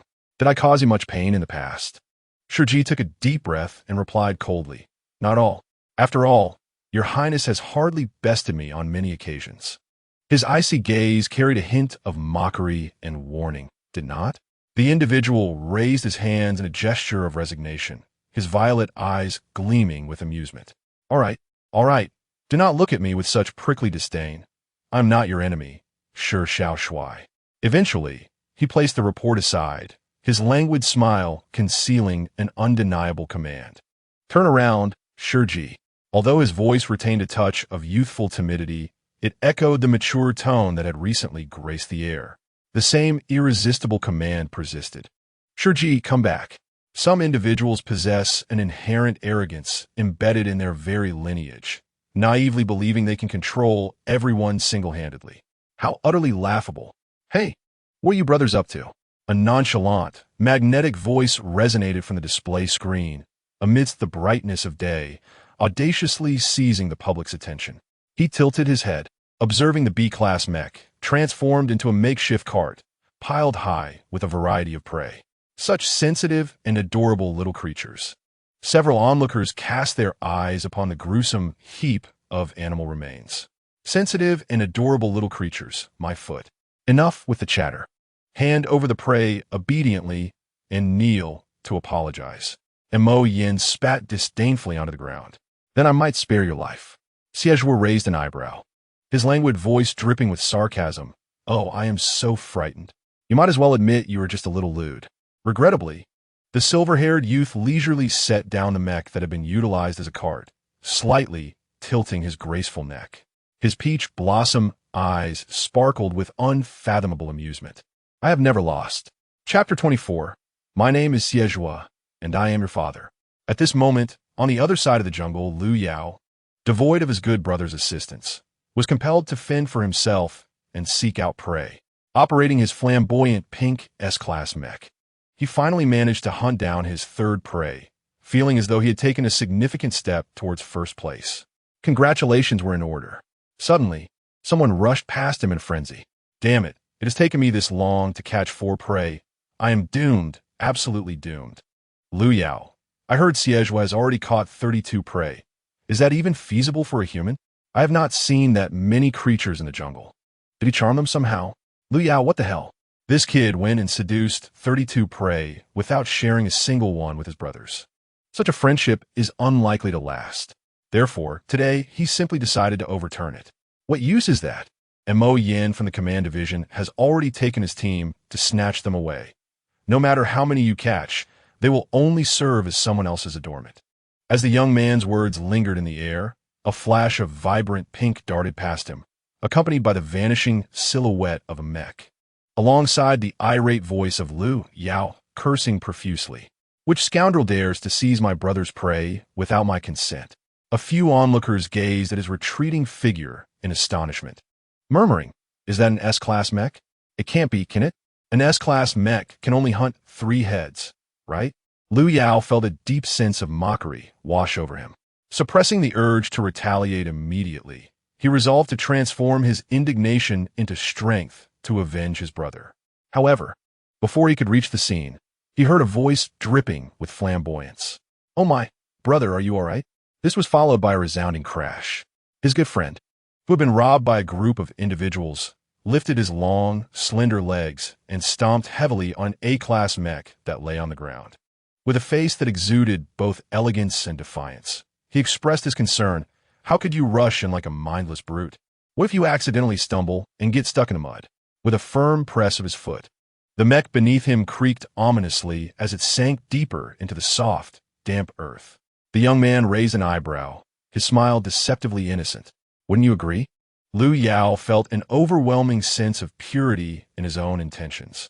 Xie Ji and Mo Yin, trapped within the mech, bellowed in fury. Do you dare to tread upon me? I'm not stepping on you, Xie Ji retorted, believing he had been misunderstood. He slightly lifted his foot, his long legs encased in black cargo pants appearing both sleek and sinuous, and then he brought it down forcefully. The joints of the mech emitted a cracking sound as they began to splinter. Am I not helping you to get unstuck? The surrounding students held their breath in apprehension. This was an A-class mech, incredibly precious. The repair costs alone would cause Mo Yin's significant financial strain. So what if it needs repairs? You didn't see him reveling in pride, while everyone else uses B-class mechs. Why should he use an A-class? It's inherently unfair. Suddenly, attention shifted to Lu Yao, who felt a wave of anxiety wash over him. He anticipated that switching mechs would incite such animosity. 3 heads of prey? Let them have it. They disdainfully turned their heads away. What an absurdity! A mere mountain chicken flaunting its feathers like a phoenix, relying on wealth to play the part. Lu Yao mused. But Xie Ji is quite audacious. Doesn't he realize Mo Yin has connections? Seemingly overhearing the murmurs of the crowd, Mo Yin shouted furiously from within the mech. Xie Ji, do you know who my uncle is? Xie Ji replied nonchalantly, no. It's Mo Shan, a professor in the Academy's command department. If you don't let go, He won't spare you. Xie glanced at the disheveled figure trapped in the mud, a faint, almost imperceptible smirk gracing his lips. In a tone as flat as a placid lake, he responded, "Oh, I'm so afraid." He countered, "Do you know who my uncle is?" The moment those words left his lips, Mo Yin felt a twinge of unease. This brash young man might possess an even more formidable background. For a brief moment, uncertainty flickered within him. "Who is it?" "Just a joke. I have no uncle. Just remember my name." Xie leaned down, patting the head of the A-class mech. "My name is Xie, and I am your father."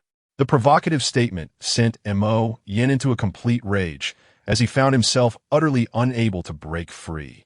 Losing all semblance of reason. "Go ahead and kill me, you wretched brat born of a mother, but raised without one. The exam is about to conclude. Just wait and see how my uncle will tear you apart." The onlookers were left speechless. Initially, they believed that Mo Yin, backed by Professor Mo Shan and being a top student in the conducting department, was a remarkable prodigy. However, they were taken aback by his immaturity. Did he truly think such words could provoke anyone? Suddenly, Xie, a boy clad in black with silver hair, stood silently, his lashes casting a serene shadow. After a prolonged silence, he broke into a subtle smirk. "You think you're being given face, don't you?" He bent down and forcefully kicked the mecha cabin, dragging the person out. With his elongated fingers, he grasped the boy by the nape, compelling him to face him. His crimson lips curled slightly, resembling a devil with pearly white teeth. "How do you know I'm a wretched child without a mother?" Without further ado, he plunged the boy's head into the muddy pit. The foul, putrid mixture of mud and blood clogged Mo Yan's senses, instilling a paralyzing fear of suffocation.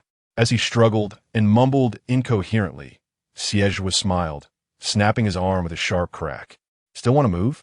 Mo Yan's lackeys were already paralyzed with fear. Liu Yao was about to step forward to caution him to calm down, urging him not to escalate the situation to a fatal level. Suddenly, a sharp voice rang out from behind. "Stop!"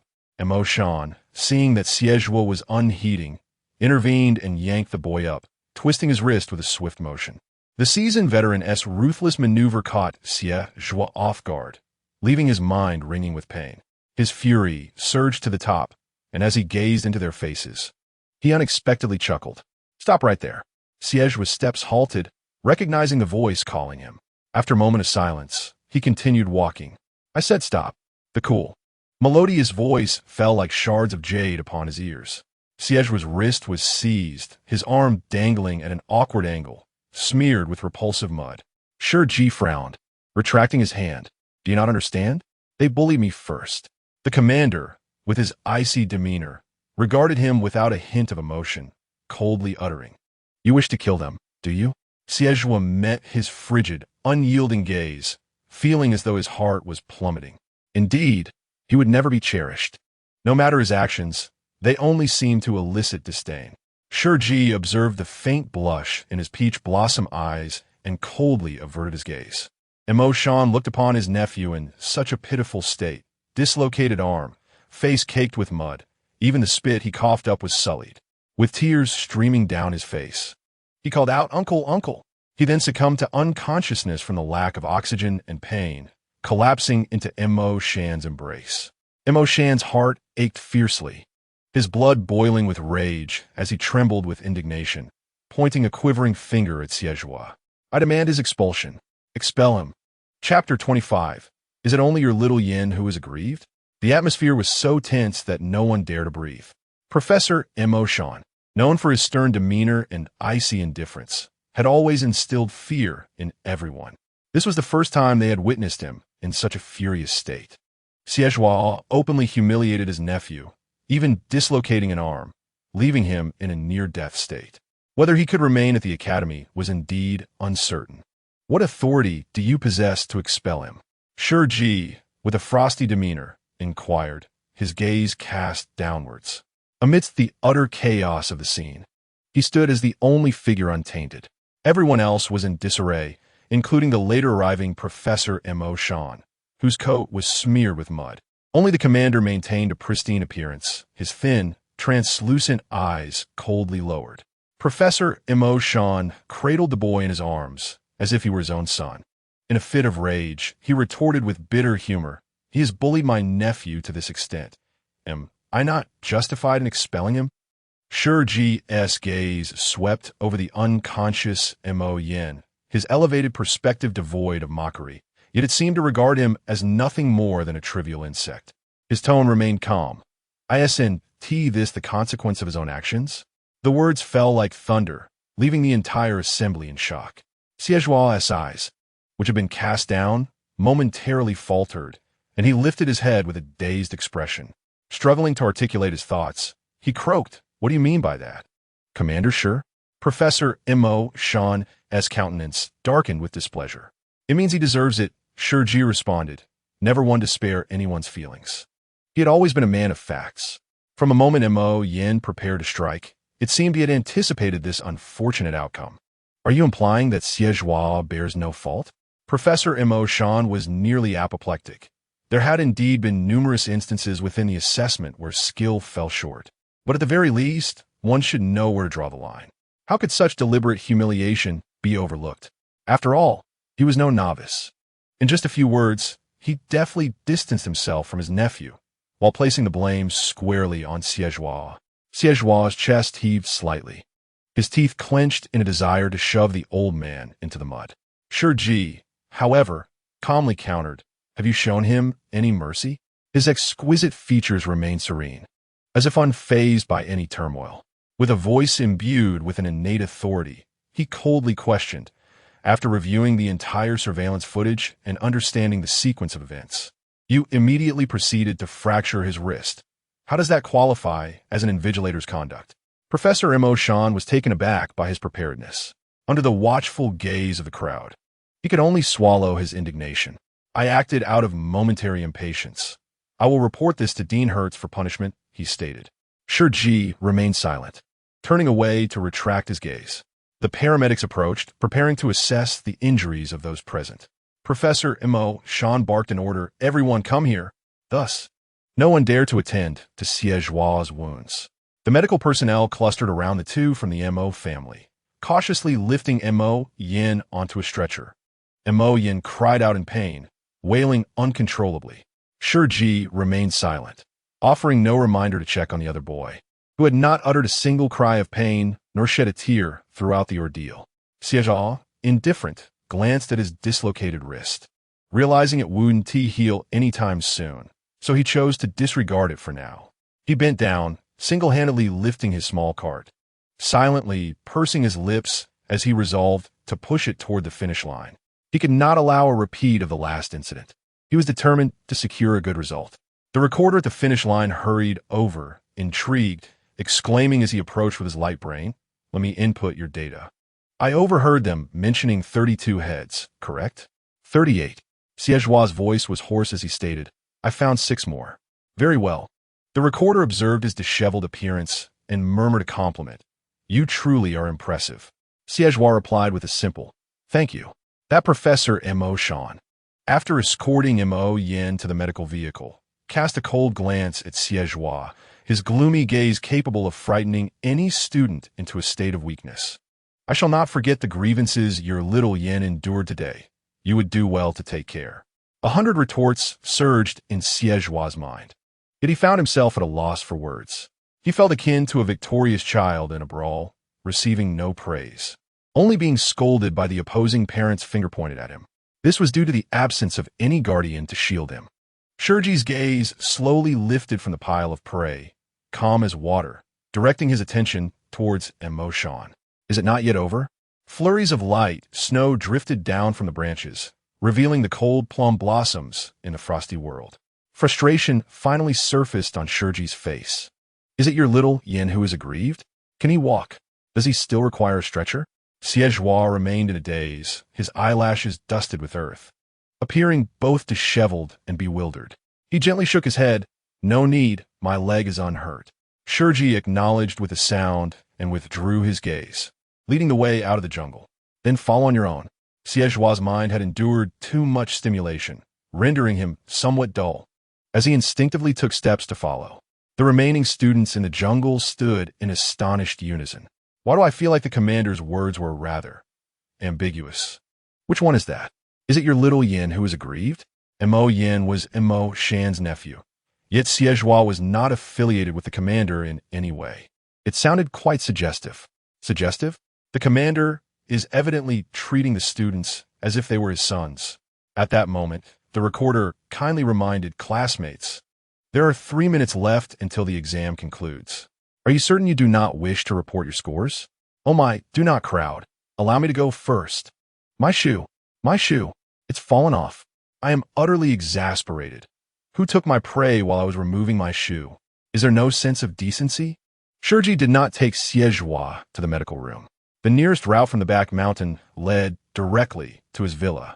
He walked straight in, grabbed a few wet wipes, and gestured for Xie Zhuo to sit on the sofa. Sit, covered in mud and blood. Xie Zhuo glanced at the immaculate beige sofa and slowly moved his feet. The wet wipes Shi Ji pulled out were icy after a brief moment of silence. He turned on the hot water.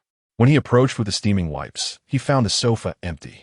Xie Zhuo was seated cross-legged on the floor. Shi Ji handed him the warm wipes to clean the wounds on his face. Xie Zhuo was unaware of the injuries on his face, likely inflicted inadvertently by Mo Yin during his struggles. He accepted the steaming wipes, rubbed his face haphazardly, and only felt the pain when he discovered where the wounds lay. After all, he dared not presume that the commander would attend to his face. Indeed, Shi Ji had no such intention. His gaze shifted downward. Does your wrist hurt? Xie Zhuo gently rubbed his face with one hand. The warm, moist temperature felt comforting against his skin, accompanied by a faint, refreshing fragrance. His voice was still somewhat hoarse, but it was bearable. He had lost all sensation. Shi Ji silently crouched down, casting a glance at Xie Zhuo's dirt-covered hands, and with an impatient expression, he reached out to lightly touch him. Suddenly, Xie Zhuo's entire body trembled slightly. He removed the wet tissue covering his face, revealing cheeks flushed from steam. "Why are you touching me?" he inquired, feeling quite unclean. After a brief silence, Shi Ji retorted, "Aren't you devoid of sensation?" Xie Zhuo remained silent, his moist, peach blossom-like eyes gazing at him, with dark, beautiful pupils and long, slightly damp eyelashes hanging down. "Look at me," Shi Ji abruptly commanded. Xie Zhuo complied, his close proximity rendering Shi Ji breathtakingly handsome. He had never encountered anyone so extraordinarily beautiful. Every feature seemed to be meticulously crafted by divine hands, as pristine and delicate as fresh snow. Shi Ji slightly parted his lips, asking, "Do you like?" Xie Zhuo almost instinctively replied, "Yes, I do. What about bananas?" The air grew somewhat awkward, and Xie Zhuo hesitated before responding, "They're fine."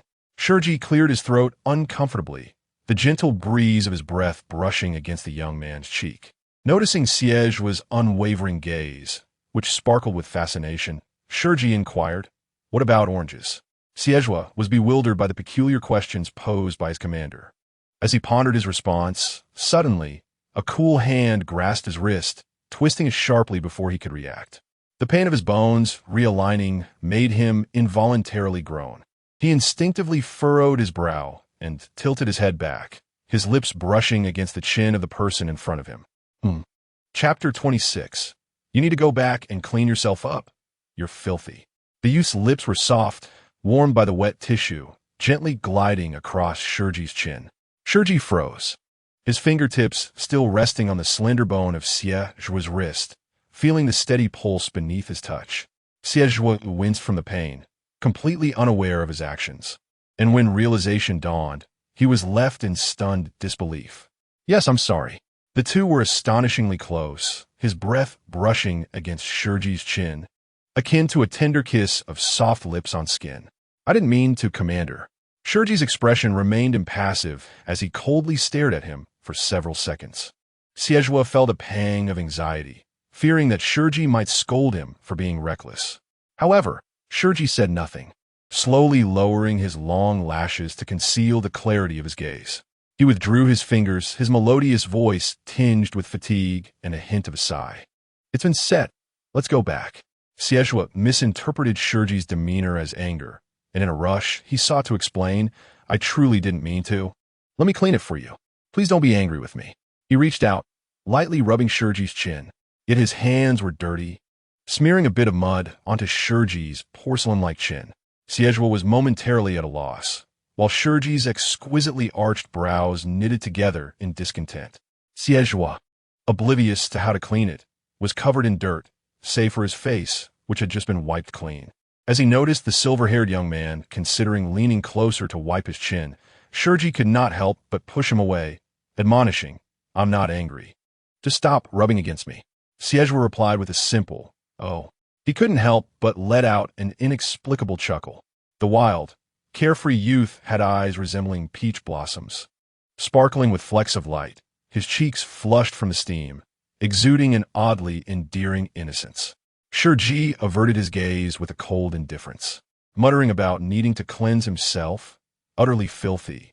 His voice dripped with disdain, yet Xie responded with a cheerful smile, dismissing his irritation. Familiar with the soothing timbre of his voice, now imbued with a playful allure, he asked, "Can I still come close to you after I clean up?" Shi Ji paused momentarily in his movement to rise, casting a frosty glance in Xie's direction. "What do you think?" Xie suddenly found himself at a loss for an answer. He pushed himself off the ground, reluctantly leaving with lingering glances. Just as he was about to step through the living room door, an idea struck him. He turned back to Shi Ji, saying, "Commander, if you feel unwell again, you can seek me out."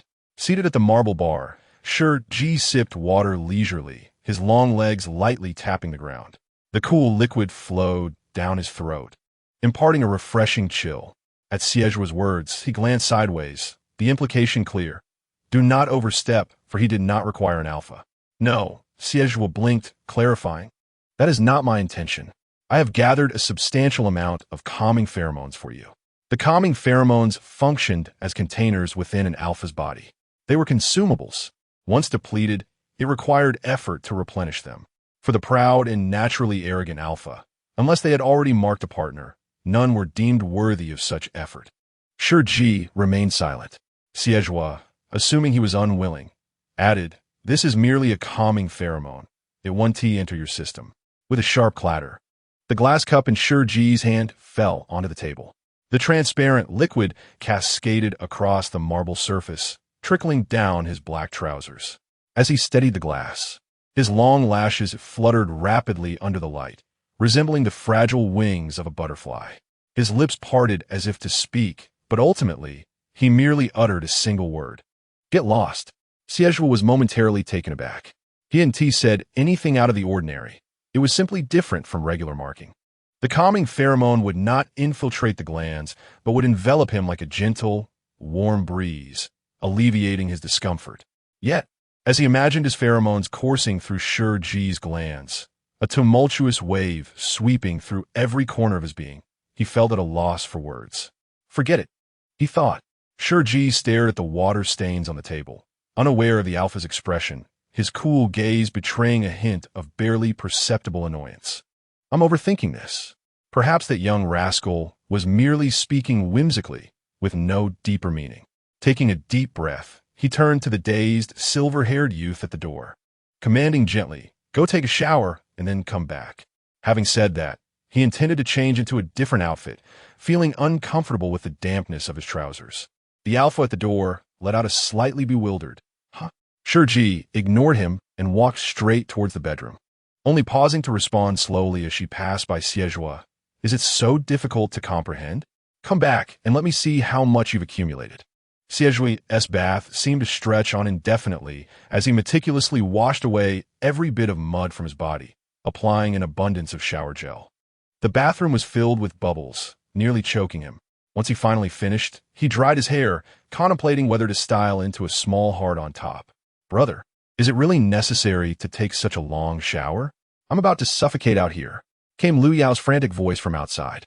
After a moment of hesitation, Xie decided against it. Ruffling his disheveled hair, he finally relented and opened the bathroom door. "Go ahead," he said. Lu Yao had been waiting so long that he felt as if his bladder might burst.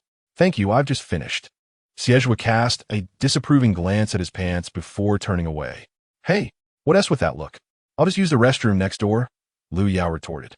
Xie was preoccupied with leaving and paid him no mind. He pulled a loose black sleeveless tank top from the wardrobe, its relaxed sleeves revealing his long, toned arms. "Bro, are you in Ling Room?" Lu Yao leaned over the chair, watching him. "You've been in there for a whole hour, with all those bottles and jars. I almost thought you were preparing for a night with someone." As Xie fastened a silver chain around his neck, he glanced back and replied, "Close enough." Lu Yao chuckled. "You're just picking up an S-class mech, right? There's no need for this much fuss. It's not like you're bringing home a wife." Yet, he mused, the status of an S-class mech is akin to that of a wife. "Who told you I was going to pick up a mech?" Xie raised an eyebrow, a smile playing on his lips. "Then what are you going for?" The tall youth before him was a picture of refinement, clad in black with a silver chain, exuding an untamed wildness. Xie slowly curved his lips to serve. Lu Yao. Chapter 27. The little brat looks quite good tonight, bathed in warm light. Shi Ji reclined on the sofa, a laptop perched on his casually crossed legs. His long, slender fingers tapped gracefully on the keyboard, leaving a series of search records in the input box. Champions of the Interstellar League through the years. Interstellar League Finals. Interstellar League Top 4. How far did the 8-star system league team actually go? Shi Ji stared at the top 16 on the screen, remaining silent for a full 3 seconds. He seemed to have never encountered such dismal results, which posed a challenge for a commander who always maintained the top rank. However, it mattered little. He calmly prepared to close the web page. His fingers paused momentarily as he typed Xie. The air felt stagnant for a moment as he deleted the C and replaced it with Z. Shi Ji's expression remained indifferent as he scrutinized the web page data. There was little information on Xie, as he was not a public figure. The records were scant, lacking even details about his identity and background, containing only physical examination data from recent years. Shi Ji had already reviewed this data, and with his exceptional memory, he could not forget the specific numbers, especially since they were absurdly detailed. Suddenly, his gaze froze, slowly falling upon the small text at the bottom of the last row. This medical examination report originates from the Central Hospital of the White Emperor Star. White Emperor Star, the main star system. Commander? The voice behind him interrupted Shi Ji's thoughts, and he had no time to exit the web page before locking eyes with the person behind him. Their gazes met. Shi Ji noticed the silver chain hanging from his neck, swaying in the air, momentarily captivating his attention. "I knocked on the door, but you ignored me." Xie's gaze glided over his face, seemingly curious about what he was engaged in, inevitably landing on the screen. Taken aback, Shi Ji asked, "Are you looking at my information?" It seemed the atmosphere was not yet sufficiently tense. Xie's slightly upturned, peach blossom eyes fell on the cursor, precisely pointing to the last item in the physical data. Noticing the boy's silence, Shi Ji glanced at the screen as well. 1826. Shi Ji closed his eyes briefly, suddenly feeling that this life was merely so. The magnetic, melodious voice from behind murmured, "That is my physical examination report from when I was 16. Shi Ji's tone was surprisingly calm. "And then? I suppose I have grown a little," he continued. Xie leaned slightly forward, the silver chain swaying gently around his neck, a pleasant scent wafting from his collar. Observing the commander's earlobes gradually tinged with color, he blinked and remarked, "Height. That has nothing to do with me." Shi Ji coolly closed his notebook. His voice was dry. "I merely wanted to review your data to ascertain if you qualify to join my team." It was well known that the commander never went back on his word. Having stated that the top student would be welcomed into the team, he would not renege. Feigning ignorance, Xie inquired, "Am I qualified?" Shi Ji's tone was flat, barely. Xie elongated his response, a soft chuckle escaping the corners of his lips. The low, magnetic laughter mingled with a cool, minty scent, permeating the air around them. Shi Ji's fingertips tightened on the silver notebook. He felt an urge to slam the notebook onto his head and see if he could still laugh so merrily. "Do you want to see it now?" The young man retorted with a light smile. Shi Ji's nerves jolted, and he reflexively asked, "See what?" It appeared he was still fixated on the unsightly physical data. Xie's eyes widened slightly. "Of course, it's the information calming pheromones I've gathered." Shi Ji remained silent for 2 seconds before finally responding with an In truth, he had been tormented by the rut following his second differentiation during this period. Yet, he never revealed such vulnerability. Xie gazed at the figure half reclining on the sofa. clad in a pristine white silk shirt that accentuated his exquisite physique. The alpha felt somewhat at a loss. Tentatively licking his lips, he suggested, "I need to hold you, or touch you." The calming pheromones require skin contact to be effective. Shi Ji's brows furrowed slightly. He opened his weary eyes to glance at the boy behind him. The little creature indeed obeyed, returning freshly cleaned, his silver chain draped over a black top, exuding a carefree, roguish charm when he smiled. However, Shi Ji was unaccustomed to embracing others. Throughout his life, the instances of him embracing anyone could be counted on one hand. He raised a long finger, guiding the boy's dangling hand to his neck, his hoarse voice carrying a hint of warning, "Do not touch recklessly, due to fatigue and weakness." The warning came across as somewhat feeble. Xie's palm made contact with Shi Ji's neck, warm and smooth as jade, more tender than a peeled egg. His eyelashes fluttered down, a delicate and muted voice whispering, "Oh." The essence of tranquility emanated from the boy's palm. The waves, akin to a tide, enveloped his entire being, unfurling against the surface of his skin. Though they were tumultuous, the waves caressed him as gently as a spring breeze. Tender buds sprouted from the branches of spring, and the dew danced lightly upon his heart. Shi Ji felt a touch of drowsiness and softly reminded, "If you're uncomfortable, just sit down. Isn't standing for too long tiring?" He recalled that Xie had been standing the entire time. Xie shifted slightly, obediently maneuvering around the sofa to sit beside him. A faint scent of dampness washed over him, and the warmth from his neck momentarily departed. Shi Ji furrowed his brow slightly, his eyelashes fluttering ever so gently. It was coming. Before he could open his eyes, Xie's hand once again rested on the nape of his neck. The boy leaned in almost instinctively, the silver chain draped over his collarbone lightly brushing against Shi Ji's face. Shi Ji opened his eyes. He had never adorned himself with jewelry, save for the wristband transformed from a 5S mech. Yet, he held no aversion to shiny objects. In fact, he found them somewhat appealing. In that moment, the delicate silver chain lay across his subtly defined collarbone, swaying gently before him, blurring into a cascade of shimmering light. It was quite beautiful. Xie paused, not quite hearing what. He leaned closer to catch the words more clearly. The young man's fervent warmth was almost searing against him, and Shi Ji closed his eyes, murmuring, "It's nothing." Such moments of relaxation were rare. Shi Ji's breathing gradually softened. His thoughts drifted languidly, akin to resting upon a soft, fragrant cloud. He must be going mad to feel, inexplicably, that the young creature looked particularly charming tonight. The following morning, Shi Ji was summoned by Dean Hertz to the main building, where Professor Emotion was also present in the office. "So, how is your little student?" Dean Hertz inquired, setting down his documents with a concerned expression. Professor Emotion stood nearby, his face cold, as if he had just been reprimanded, his demeanor far from pleasant. "He's doing all right. His wrist has healed." Shi Ji withdrew his gaze, speaking in a cool, measured tone, but the boy is quite stubborn. He held back his tears and didn't cry out even once. "I can't say if he has any other injuries." He managed to mock the previously tearful Mo Yen with just a few words. Mo Shan's lips quivered in indignation. Yet before he could speak, the dean admonished him, "You be quiet." The usually benevolent and kind dean commanded a formidable presence when his expression turned stern. Aware of his own shortcomings, Mo Shan fell silent, resigning himself to the role of a mute. Dean Hertz pondered, "I will send someone to examine him. After all, he is a member of the team for the upcoming league." Shi Ji responded with a nonchalant indicating his acceptance. After a moment of silence, he casually inquired, "What about his mental state?" Dean Hertz replied, "Does he need psychological guidance too? Are children these days so delicate?" The next moment, Dean Hertz realized that the commander was not directing his words at him. What was that saying? Shi Ji's aloof gaze flicked toward Emotion, his lips curling coolly as he uttered, "In the 3rd year of the Republic, one cannot wait for a reign. So why must the child wait for an apology?" Dean Hertz, Professor Emotion.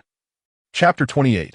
Ruffle your hair. Shi Ji had learned that line from the young creature. Last night he awoke slowly, unaware of how much time had passed, as the gentle waves of warmth that enveloped him receded like the tide. His voice was laced with drowsiness. What happened?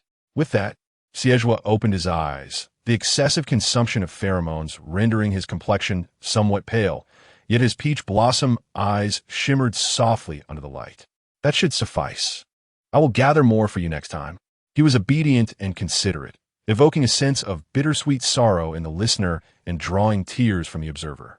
Shi Ji sat up slightly, his silk shirt cascading over his shoulders like moonlight, exuding a languorous satisfaction. His breath was lazy, and he uttered a simple. He remained blissfully unaware of the heartache of the little dog. Could an alpha who had exhausted all his soothing pheromones tolerate this? Undoubtedly, he could. Xie gazed at his delicate, cool visage, feeling the heat rise to his ears, enchanted by his languid charm. He reached out to tug at the silk bow tie that had slipped askew. You are truly a careless rogue, leaving nothing behind. Shi Ji lifted his gaze to him. Rogue? The collar he tugged at loosened slightly, revealing a cool, pristine shoulder line, adorned with a tiny red mole. Xie stared at the almost crimson blemish for a moment before quickly averting his gaze, letting out a muffled hum. In the 3rd year of the Republic, one could not await a reign, and the aggrieved child could not hear a simple thank you. Shi Ji remarked, he is not as heartless as that. Thank you. The cold utterance of those 3 words from the commander's lips conveyed a peculiar sentiment, as if their relationship had drawn a step closer, yet still maintained an insurmountable ice bridge. Thus, Xie said, I misspoke earlier. Under Shi Ji's perplexed gaze, he repeated, in the 3rd year of the Republic, one cannot await reign, and the aggrieved child cannot hear I love you. Shi Ji replied, he is not that patient. His light, beautiful gaze rested on Xie, his thin lips curling slightly as he uttered 3 words. Do you wish to die? Xie anticipated this outcome. All right, just joking. I willingly submit. He reached to straighten his disheveled collar, the soft silk slipping through his fingers, and a hint of tenderness emerged in Xie's eyes. I shall take my leave. You rest well. Shi Ji observed his pale lips in silence. Just as Xie prepared to rise, a cool, delicate hand grasped his necklace. Then, that pair of pale hands lifted slightly, resting atop his head, fingers weaving through his tousled silver locks, carelessly ruffling them.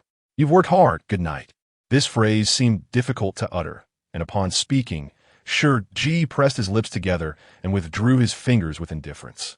Xie's heart exploded with fireworks. He struggled against the urge to push the commander onto the sofa, showering him with fervent kisses from his eyelashes to his lips, indulging in an overwhelming impulse. His throat bobbed twice. No, it's not hard. He then hurriedly exited the villa, clumsily running away. Shi Ji looked on, bewildered by his nonsensical behavior.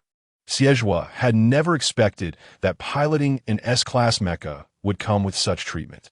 He was subjected to a thorough physical examination, even having his teeth checked for cavities.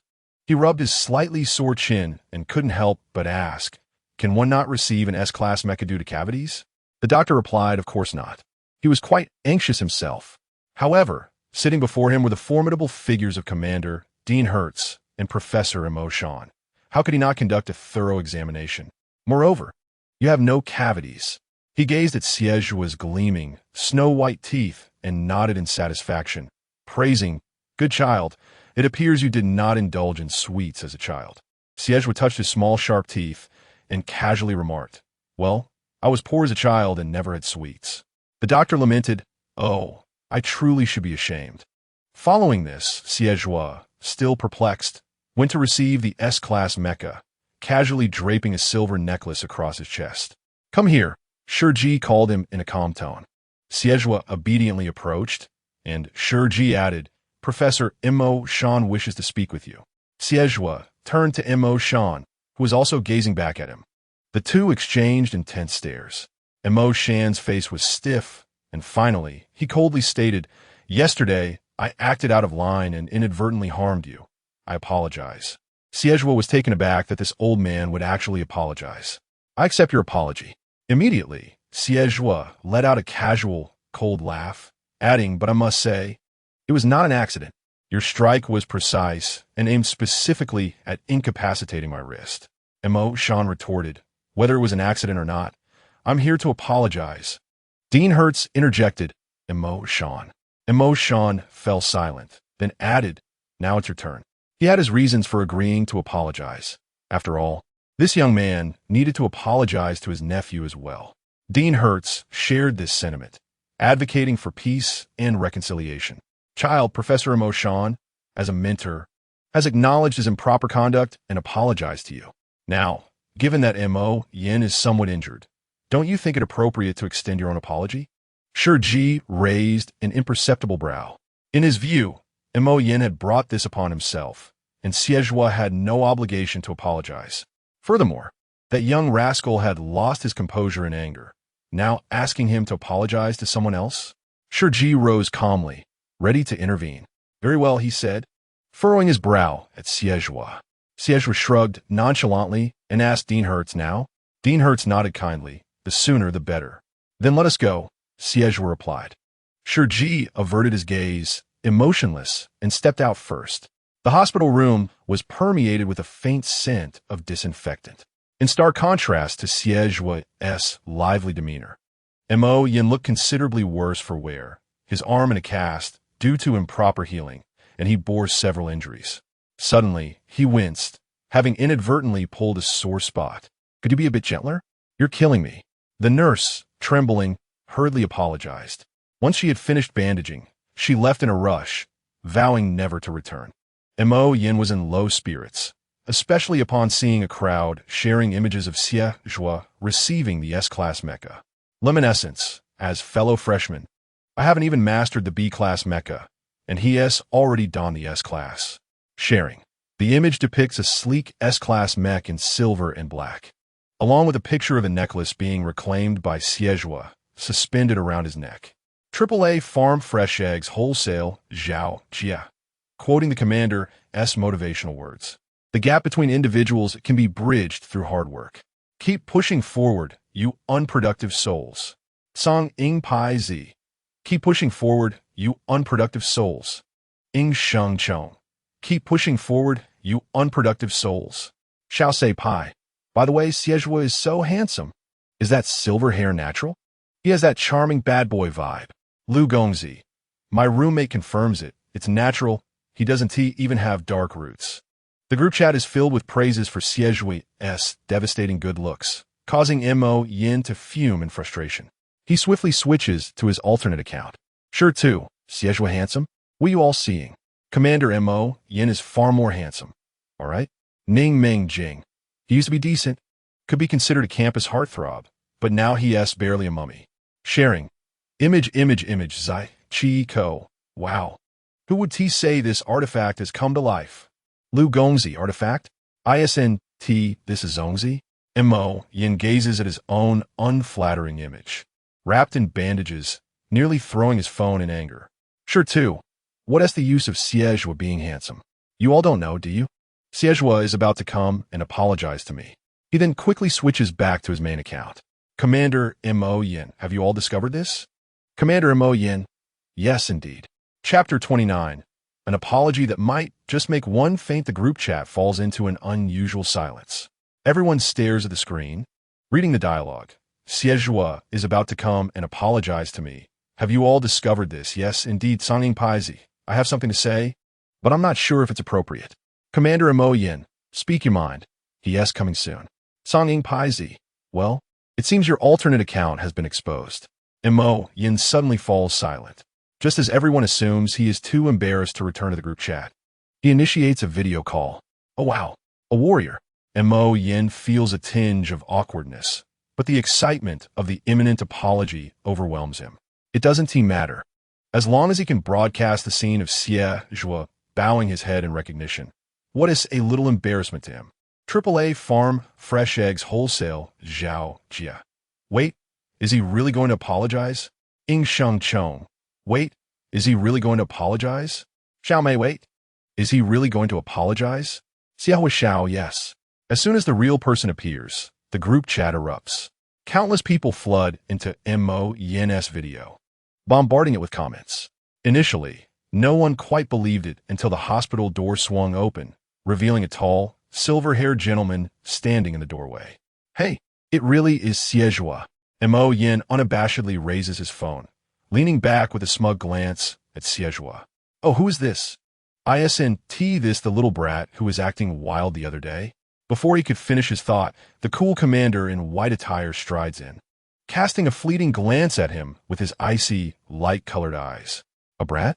In the group chat, there was a flurry of laughter. I laughed so hard that the voice-activated lights in a 100-mile radius lit up for me. I laughed so much that my uncle has been missing for 7 years. This apology caught me off guard. It seems your relationship has suddenly become rather ambiguous. Xie abruptly turned to leave, only to collide with Director Hertz, who had just entered. Fearing that Xie might reconsider, Hertz immediately inquired, "What is wrong?" Xie's expression twisted with discomfort. He felt nauseous. Hertz urged, "Shi Ji, give him a glare and tell him to quit the nonsense. Apologize. The sooner you finish, the sooner we can be done with this." He couldn't bear to linger any longer. Xie obediently responded with an "O." Shi Ji sometimes thought he was rather good-natured. At least when he wasn't being insufferable, he could be endearing and pitiable. Yet, he found himself inexplicably irked at the prospect of hearing Xie's apology. He couldn't help but ponder whether he had ever shown such concern for the grievances of his subordinates. The answer was no. Even when his subordinate was wronged and reduced to tears after losing a crucial match, he merely furrowed his brow and muttered, "Learn from this in the future," and would instruct them on how to retaliate with similar tactics. He never allowed the emotional fluctuations of others to sway him.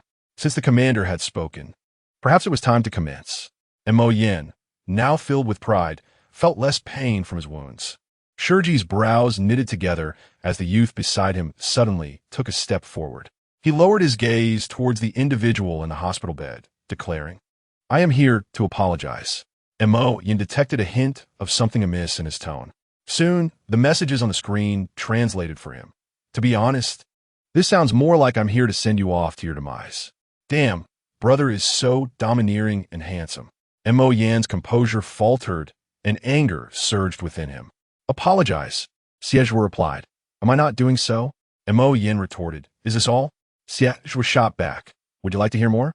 And Mo Yin snapped, of course. If he had known that Xie would continue his apology for a full 5 minutes, he would have wished to halt it immediately.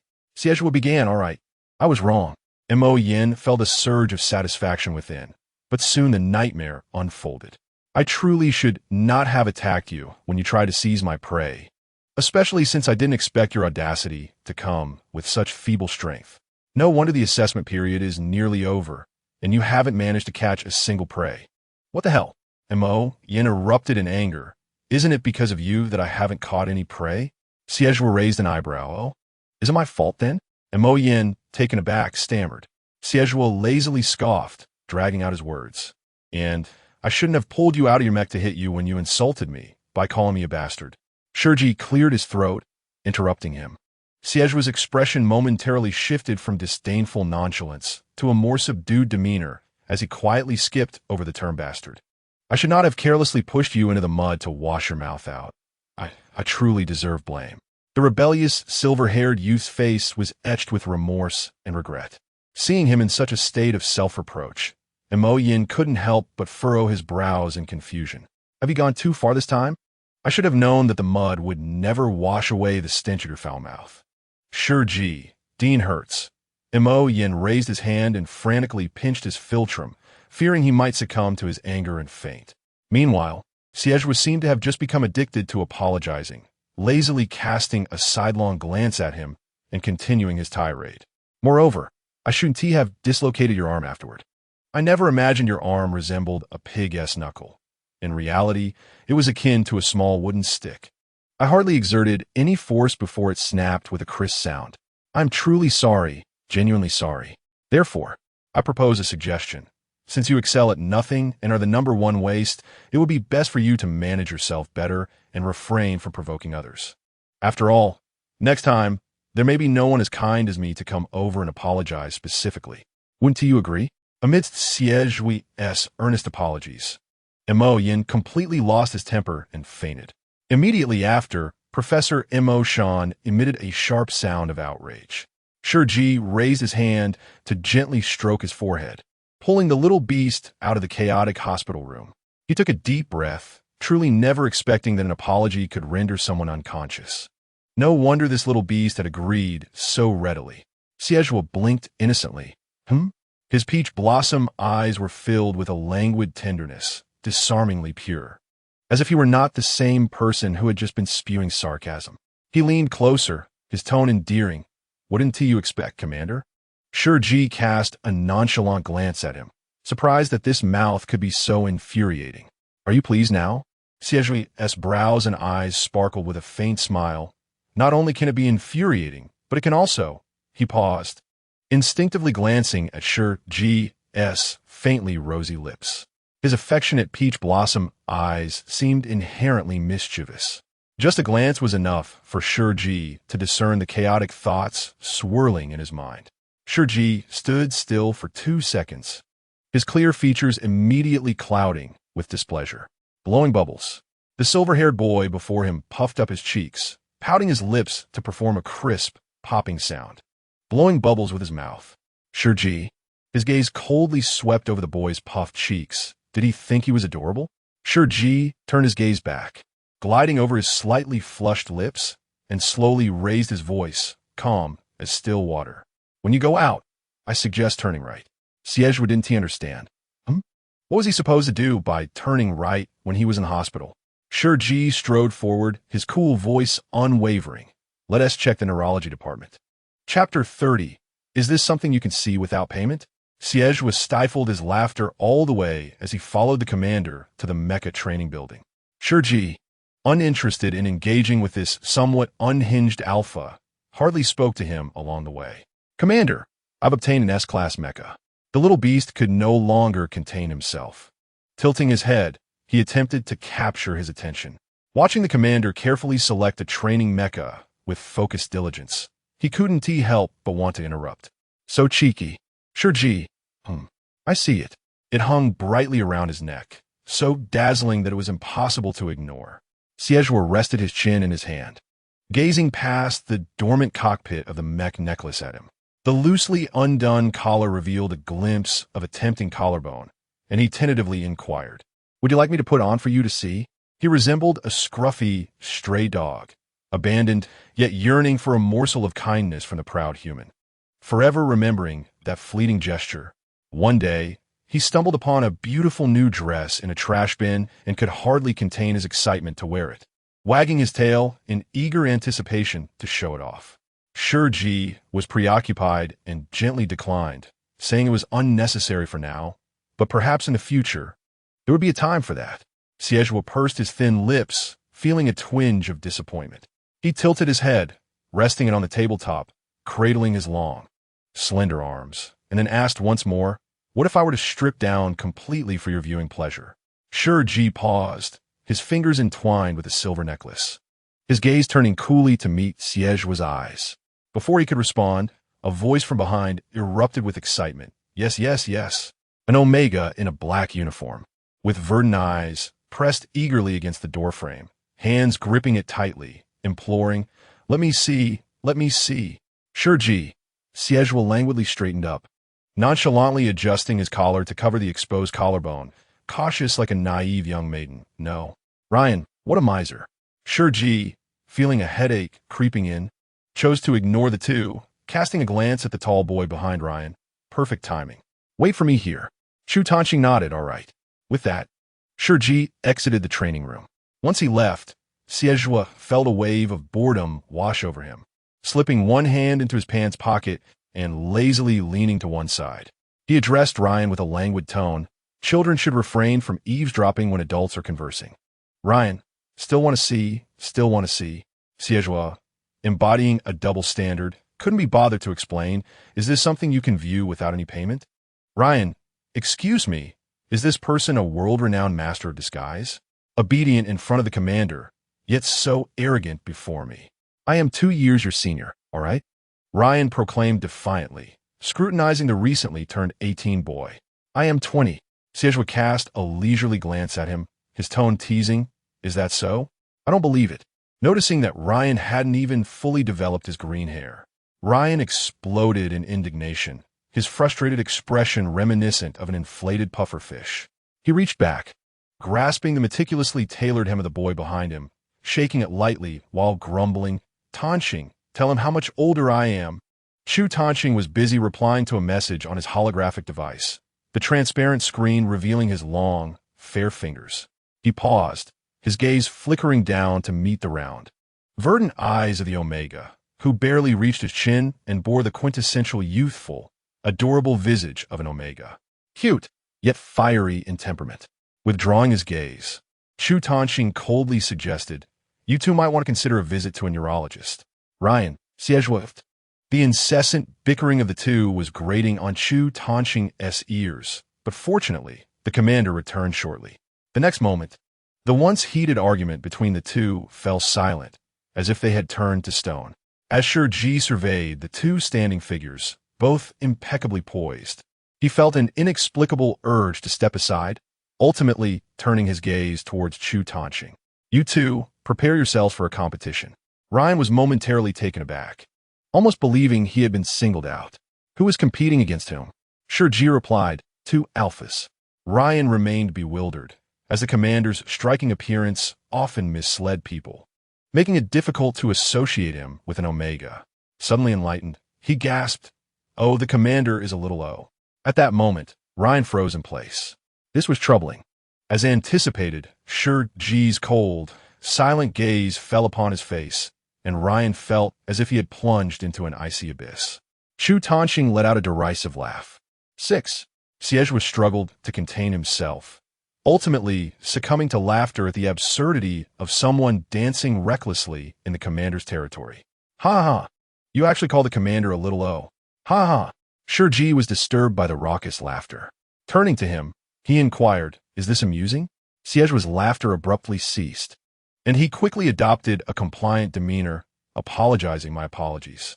Following this brief yet perilous interlude, Shi Ji tossed several mecha necklaces onto the console within the mecha bay. "Use these." Two identical pairs of mecha necklaces, one for close range and one for long range. It was evident that the commander was well aware of their respective strengths and weaknesses, hence the decision for them to compete twice. As a seasoned veteran, Chu Tanxing recognized that placing teammates on the same line of engagement would more accurately gauge their abilities and determine who possessed superior individual skills. Yet, were they not teammates? Shi Ji discerned his thoughts with a single glance. You are not familiar with one another. The swiftest way to understand someone is to make them your opponent. The youth's languid, magnetic voice fell softly as he turned his gaze towards the commander, his face brimming with anticipation for praise. "Isn't that right, Commander?" Ordinarily, the commander would dismiss him with a retort, "Don't flatter yourself. Do you think you're clever?" After a moment of silence, he responded with a mild, Ryan was astonished and quietly inched closer to inquire of the silver-haired youth. "How do you know the commander's thoughts? What have you done to him?" Xie, wearing an expression of incredulity, replied, "Are you joking? You truly don't know?" With one hand casually in his pocket, his long fingers idly toyed with the silver chain of the mecha necklace, his tone languid. "I am the adorable little worm nestled in the commander's belly." Ryan retorted, clearly exasperated, "Little Omega, that's utterly revolting." Shi Ji also found it intolerable. His delicate, cool eyes narrowed slightly. After taking a deep breath, he began the countdown. "You have 3 seconds to get ready." 3. The silver-haired youth dashed into the training room like a flash of lightning, completing the motion in less than a second. Observing this, Chu Tanxing promptly made his move as well. Standing tall in the training room, he regarded the silver-haired youth, who was 2 years his junior, and calmly asked, "What shall we compete in first?" Close combat.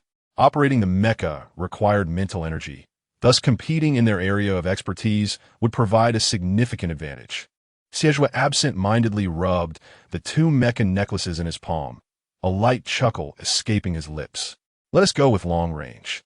Shuten's delicate eyebrows arched slightly, and without further ado, she acquiesced. She summoned the A-grade long-range mech from her mech necklace. Just then, Chudan raised her gaze towards him, and Xie seemed to suddenly recall something, glancing sideways at the tall, commanding figure outside the training glass. He gingerly lifted the S-grade mech that was originally draped around his neck, and, with a pitiful expression, implored, "I fear it may be damaged, Commander. Could you safeguard it for me?" The other three remained silent, while Ryan wore a look of disbelief, pondering whether this alpha had lost his mind. Was it truly necessary to be so protective over a mere S-grade mech necklace? Who was the commander, after all? He was the Empire's Supreme Commander, wielding 5 S-grade mechs. Yet here he was, being asked to safeguard this trivial piece. Before Ryan could fully process his thoughts, he watched as the commander furrowed his brow and approached. With a mix of irritation and caution, he yanked the S-grade necklace from the alpha's neck. The action was fierce yet careful. Shi Ji grasped the S-grade mech necklace that still bore the warmth of youth, his thin lips curling in disdain as he muttered, "What a hassle." Chapter 31. I don't want to soil it. The transparent glass screen displayed the silhouettes of the 2 alphas engaged in combat. The innate superiority of their gender rendered this training match exceptionally captivating. Ryan could not help but stifle a gasp. This little silver-haired boy was impressively strong, his long-range accuracy rivaling that of Chutan. It should be noted that Chutan had always been the undisputed champion in their long-range classes, and this silver-haired youth was merely 18. How frightening! Shi Ji maintained a calm demeanor, standing off to the side with an unwaveringly cool disposition. It was only when Zhuo evaded a volley of shots, dropped to one knee, and executed a remarkably challenging long-range shot that struck Shuten's unprotected calf that Shi Ji's lips twitched imperceptibly. Not bad. The first training match concluded with Chutan emerging victorious, sustaining minimal damage to her mech. Zhuo exited the mech cabin, casting a glance at Shuten's mech, which bore significant damage, yet he felt somewhat satisfied. He then looked at his own mech, which was in tatters with hardly a section intact. Frustrated, he kicked it with a long leg, muttering about its unreliability. Such childish behavior. Chutan recalled her damaged mech, placing it in the repair chamber, and raised her gaze to Zhuo, saying, "You are not weak." This surprised him greatly. Ryan bounced over, exclaiming, "Kid, you're lucky." This is Shuten's first compliment in the realm of long-range combat. Zhuo also recalled his mech, his brow arching lazily, exuding an air of indomitable arrogance. "I've always been strong." He turned to Shi Ji and threw him a flirtatious glance. "Right, Commander? I'm quite formidable." Shi Ji slowly lifted his gaze, questioning whether their relationship had reached a point where he needed to affirm the boy's strength. His eyes turned frosty, and he chose not to respond. Zhuo, adhering to the notion that as long as he was not embarrassed, the embarrassment lay with others, declared, "See, the commander agrees." Shi Ji was left speechless with frustration, announcing, 10 minutes break before the next round. Ryan was astonished to observe how amiable the commander was in front of this silver-haired boy, seemingly devoid of anger. With a contemplative gleam in his verdant eyes, he rushed to stand before Chu Tanqing.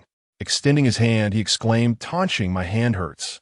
The mech's injury would inevitably rebound upon its operator, and Chu Tanqing felt a faint discomfort radiating from his calf as a delicate, pale hand appeared before him. After a brief silence, Chu Tanqing inquired, "Was it you who just entered the arena?" Ryan, momentarily taken aback, then adopted a pitiful expression, his green eyes shimmering with unshed tears as he gazed at Chu Tanqing. "It hurts, you know." Chu Tanqing hesitated for a moment, then lowered his gaze to grasp the small hand before him, commencing his examination. In a soft voice, he asked, "Where does it hurt?" Ryan, having completed his assessment, withdrew his hand from the boy's palm. "It doesn't hurt. I was just teasing you." He then turned and joyfully dashed away without a care. Chu Tanqing remained rooted in place, enveloped in silence for a considerable time, before retracting his hand that lingered in midair. The second training match commenced, focusing on close combat, an area where Chu Tanqing lacked proficiency, yet it was the comfort zone of Zhuo. Zhuo's fighting style mirrored his personality, boastful and aggressive, with strikes that were both forceful and swift. Although Chu Tanqing was not weak in close combat, he found himself relentlessly pressured, facing an opponent whose speed and ferocity belied the fact that he was merely an 18-year-old youth. Outside, Shi Ji observed the scene through the glass, his expression inscrutable. "It is both an advantage and a disadvantage," he mused. Ryan, leaning against the glass, murmured softly, "Tanqing looks so pitiful." Shi Ji countered, pitiful. Yes. Taunching is quite poor at close combat, which is why he avoids fighting with me. He gets eliminated too quickly during assessments. We have never faced each other. Ryan understood, realizing that Taunching feared losing to him and losing face. A faint smile tugged at Shi Ji's lips, prompting him to think of retorting. Do you believe you are Xie? However, he refrained, deciding it would be too generous to that little rascal. Ultimately, he chose silence. Noticing the commander's frigid demeanor, Ryan's perceptive mind began to whirl. Given the current circumstances, he surmised that the ascendance of the silver-haired boy was merely a matter of time, and he needed to solidify his position as the favored one. Thus, Ryan hurriedly fetched a bottle of water. Commander, the small Omega shyly raised the bottle with both hands, softening his voice to ask, "Could you help me open the cap? My hand hurts, and I can't twist it." Shi Ji regarded him with an enigmatic silence. Equally silent were the two alphas engaged in combat beyond the glass screen. Xie's fist hovered in midair, halted by his inquiry. "What is your little Omega doing?" Chu Taunching replied, "I have no idea." Shi Ji furrowed his brow, and in light of Ryan's earlier efforts, he suppressed the urge to eject him from the training room. "Speak properly. Are you a clamp?" Ryan responded, "This isn't quite how I imagined it. Isn't that little silver-haired one just acting cute and pitiful with the commander?" Persisting in his quest, Ryan continued to shake the water bottle. "Could you not help me open the cap?" After a moment of silence, Shi Ji reached out, taking the bottle and twisting the cap open for him. As the Omega received the water with a beaming smile, Shi Ji's tone turned icy, warning. "Not only can I help you open the cap, but I could also just as easily pop your skull open. Care to test your luck?" Ryan's face instantly morphed into one of sheer terror. Alpha commanded respect for reasons unknown, inciting anger in Ryan. Following the conclusion of the second training match, the overwhelming victory of Xie over Chu Taunching left both combatants utterly exhausted. Emerging from the mech chamber, they were drenched in perspiration, leaning against the wall, panting lightly. The pain inflicted by their damaged mechs was fleeting. With adequate rest, they would recuperate. Shi Ji was taken aback by the fatigue displayed by these two elite alphas after just 2 training sessions. He calmly suggested they rest. Chu Taunching leaned against the glass screen, his dark eyes lowered, dismissing the scheming little Omega's concern. "Stay away from me. I won't fall for your tricks again today." Ryan immediately felt a pang of grievance. "You smell," he remarked, then looked up at Shi Ji. "Commander, I have a suggestion." "Speak," Shi Ji replied. Chu Taunching, with a composed expression, turned his gaze toward a certain silver-haired alpha, who was soaked and leaning in the corner. "I am your opponent, not your enemy." Xie, with damp silver hair framing his youthful face, smiled apologetically. "Sorry, I couldn't help it. I'll be more careful next time." Chu Taunching merely acknowledged him with an and, after reporting to Shi Ji, temporarily exited the training room. Ryan, confused, called out, "Taunching, why did you leave? Are you upset? That can't be right." After hesitating, the little Omega followed him out. With Ryan's chatter gone, the training room fell into a tranquil silence. "Commander, aren't you leaving?" Xie asked, his breath still slightly labored. Shi Ji's fingers, still entwined with silver chains, remained calm and indifferent. "I didn't realize you enjoyed the training room so much," Xie replied, intrigued. Shi Ji regarded him, questioning whether he intended to take root in that corner. The slender youth shifted, casually placing his hands behind his back as he approached. Unable to suppress a chuckle, he quipped, "Isn't this to avoid bothering you?" Shi Ji found it perplexing how these alphas were so meticulously refined, far more than his subordinates from his homestar system. Was it truly necessary? Moreover, he detected no unpleasant odor. The salty sea air, infused with warmth, enveloped him, reminiscent of scorching summer mint salt soda. Refreshing yet stifling. Shi Ji raised his hand, questioning, "Are you abandoning your precious mech?" The moment he extended his hand, regret washed over him. The delicate silver chain coiled around his fingertips, entwining like vines, as if inextricably linked to him. He paused, contemplating whether a different tone might lend credence to the idea that it was indeed the mech that had initiated contact. "My hands are wet. I don't want to soil it." Xie smiled, a glimmer of silver hair dampening the corner of his eye, accentuating an alluring curve. Could you help me slip it into my pocket, Commander? Chapter 32. You are my only radiant moonlight. Shi Ji's gaze instinctively fell upon the Alpha's pocket. The black top offered no storage space, leaving only the side pocket of his trousers. Undeniably, the youth possessed an impressive physique, broad shoulders, a narrow waist, and long legs encased in fitted trousers, exuding an effortless allure simply by standing there. As Shi Ji raised his gaze slowly from his waist, he provocatively inquired, "How about I stuff your mouth?" Xie could not suppress a low chuckle. A sheen of sweat adorned his collarbones, glistening as it trickled down the elegant curve of his neck, past the prominent, alluring Adam's apple, the magnetic timbre of his laughter resonating softly against the eardrums. "I speak with sincerity," he said, his eyes reflecting a blend of helplessness and tenderness, his hands soiled and rather inconvenient. Shi Ji fixed a cold stare upon him. The boy's gaze was innocent and obedient, yet the hands he had clasped behind his back trembled slightly. His grip had been too fierce, unrestrained, compounded by an unresolved dislocation, rendering him temporarily incapable of self-control. An alpha must maintain his dignity. Being outmaneuvered by someone else could be deemed misfortune, yet in a training match, it was merely a mark of incompetence. The post-match analysis had yet to commence. Shi Ji's voice, cool and detached, pierced the air. "Since you're so eager to seek reprimand, I can elucidate the issues at hand." Xie was not particularly keen on hearing it. However, the commander would not allow him to evade it. His crisp, frigid tone was utterly merciless. In the arena, such reckless, self-destructive behavior, where one harms 1,000 foes but inflicts 1,200 injuries upon oneself, is sheer folly. His shortcomings were glaringly evident. Impulsive and aggressive, he disregarded both the states of others and his own, akin to a wild dog barreling through, biting indiscriminately due to prolonged neglect, unaware of when to halt, even at the cost of his own well-being. Observing Xie's presently refined and obedient demeanor, Shi Ji pondered what trials he had endured. Yet Xie was far from the harmless figure he portrayed. Xie remained silent for a considerable time, contemplating, "Isn't that self-destructive?" Shi Ji retorted, "Do you believe that Shu Tanxing's current condition is worse than yours?" Xie remained mute.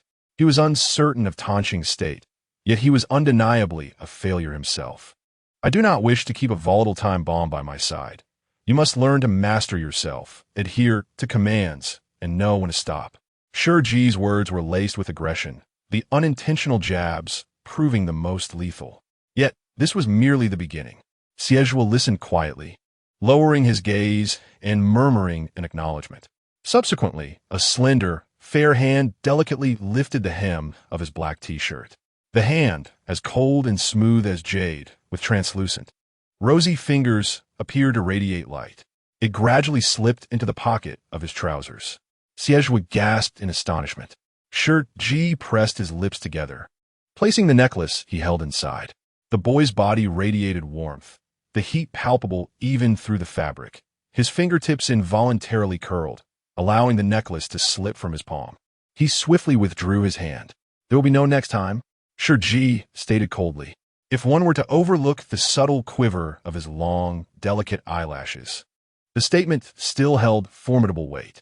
Having spoken, Shi Ji turned to leave the training room, yet his silhouette bore an air of disarray that contrasted with his usual composure. Xie remained stunned for a long while, rubbing his hazy head. Though the words were meant to convey concern, they emerged as painfully hurtful. The commander's trembling fingertips seemed to have been scorned into stillness. "In truth, I am not that impulsive," he thought. The first time he participated in a training match before him, which child would not desire to perform commendably? Under normal circumstances, he would not have appeared so flustered.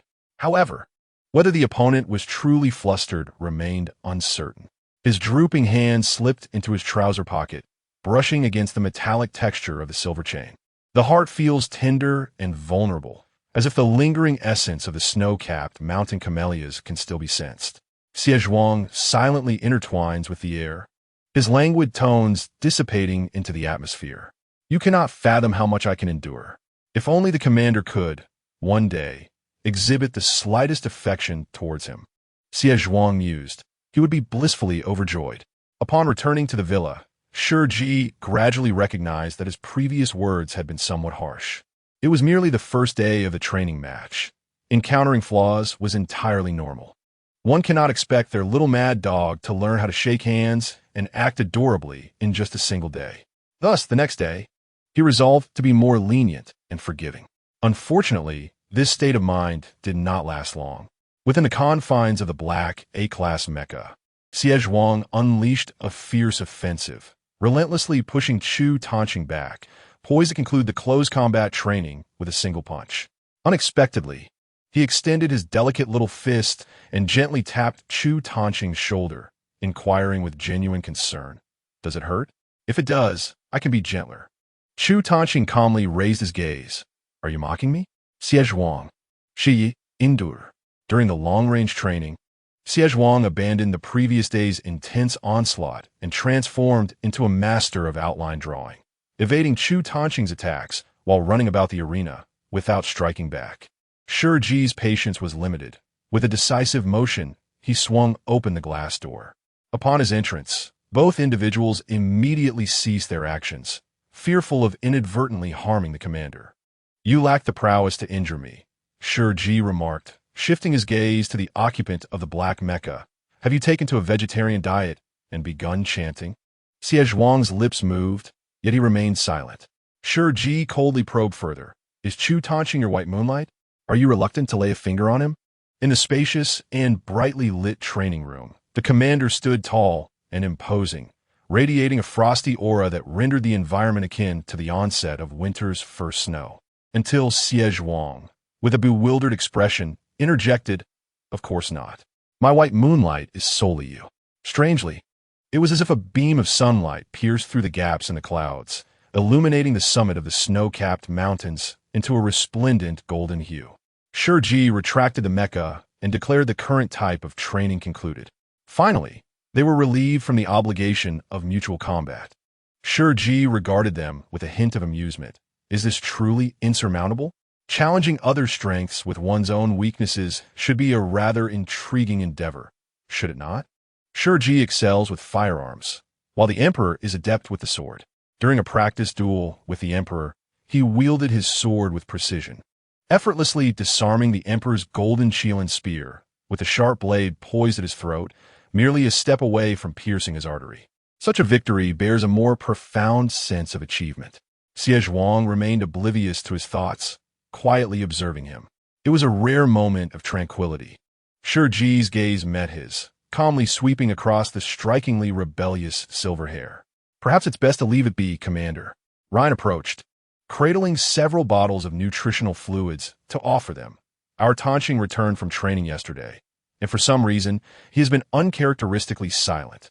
Upon inquiry, I discovered that his calves were sore from prolonged training. I ended up massaging them for quite a while." Chu Tanqing paused as he accepted the green pear-flavored nutritional fluid, casually warning, "Don't fabricate tales." Ryan raised his gaze and glared at him. "Did you or did you not rub my back?" Chu Tanqing fell silent, twisting open a bottle of nutrient solution and taking a hearty gulp.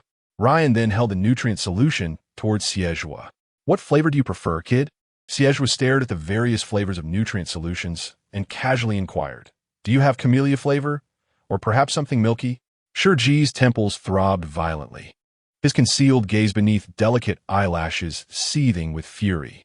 Ryan, astonished, remarked, "How old are you? And you still like milky flavors?" A sharp crack resonated as Shi Ji inadvertently crushed a B-class mech necklace.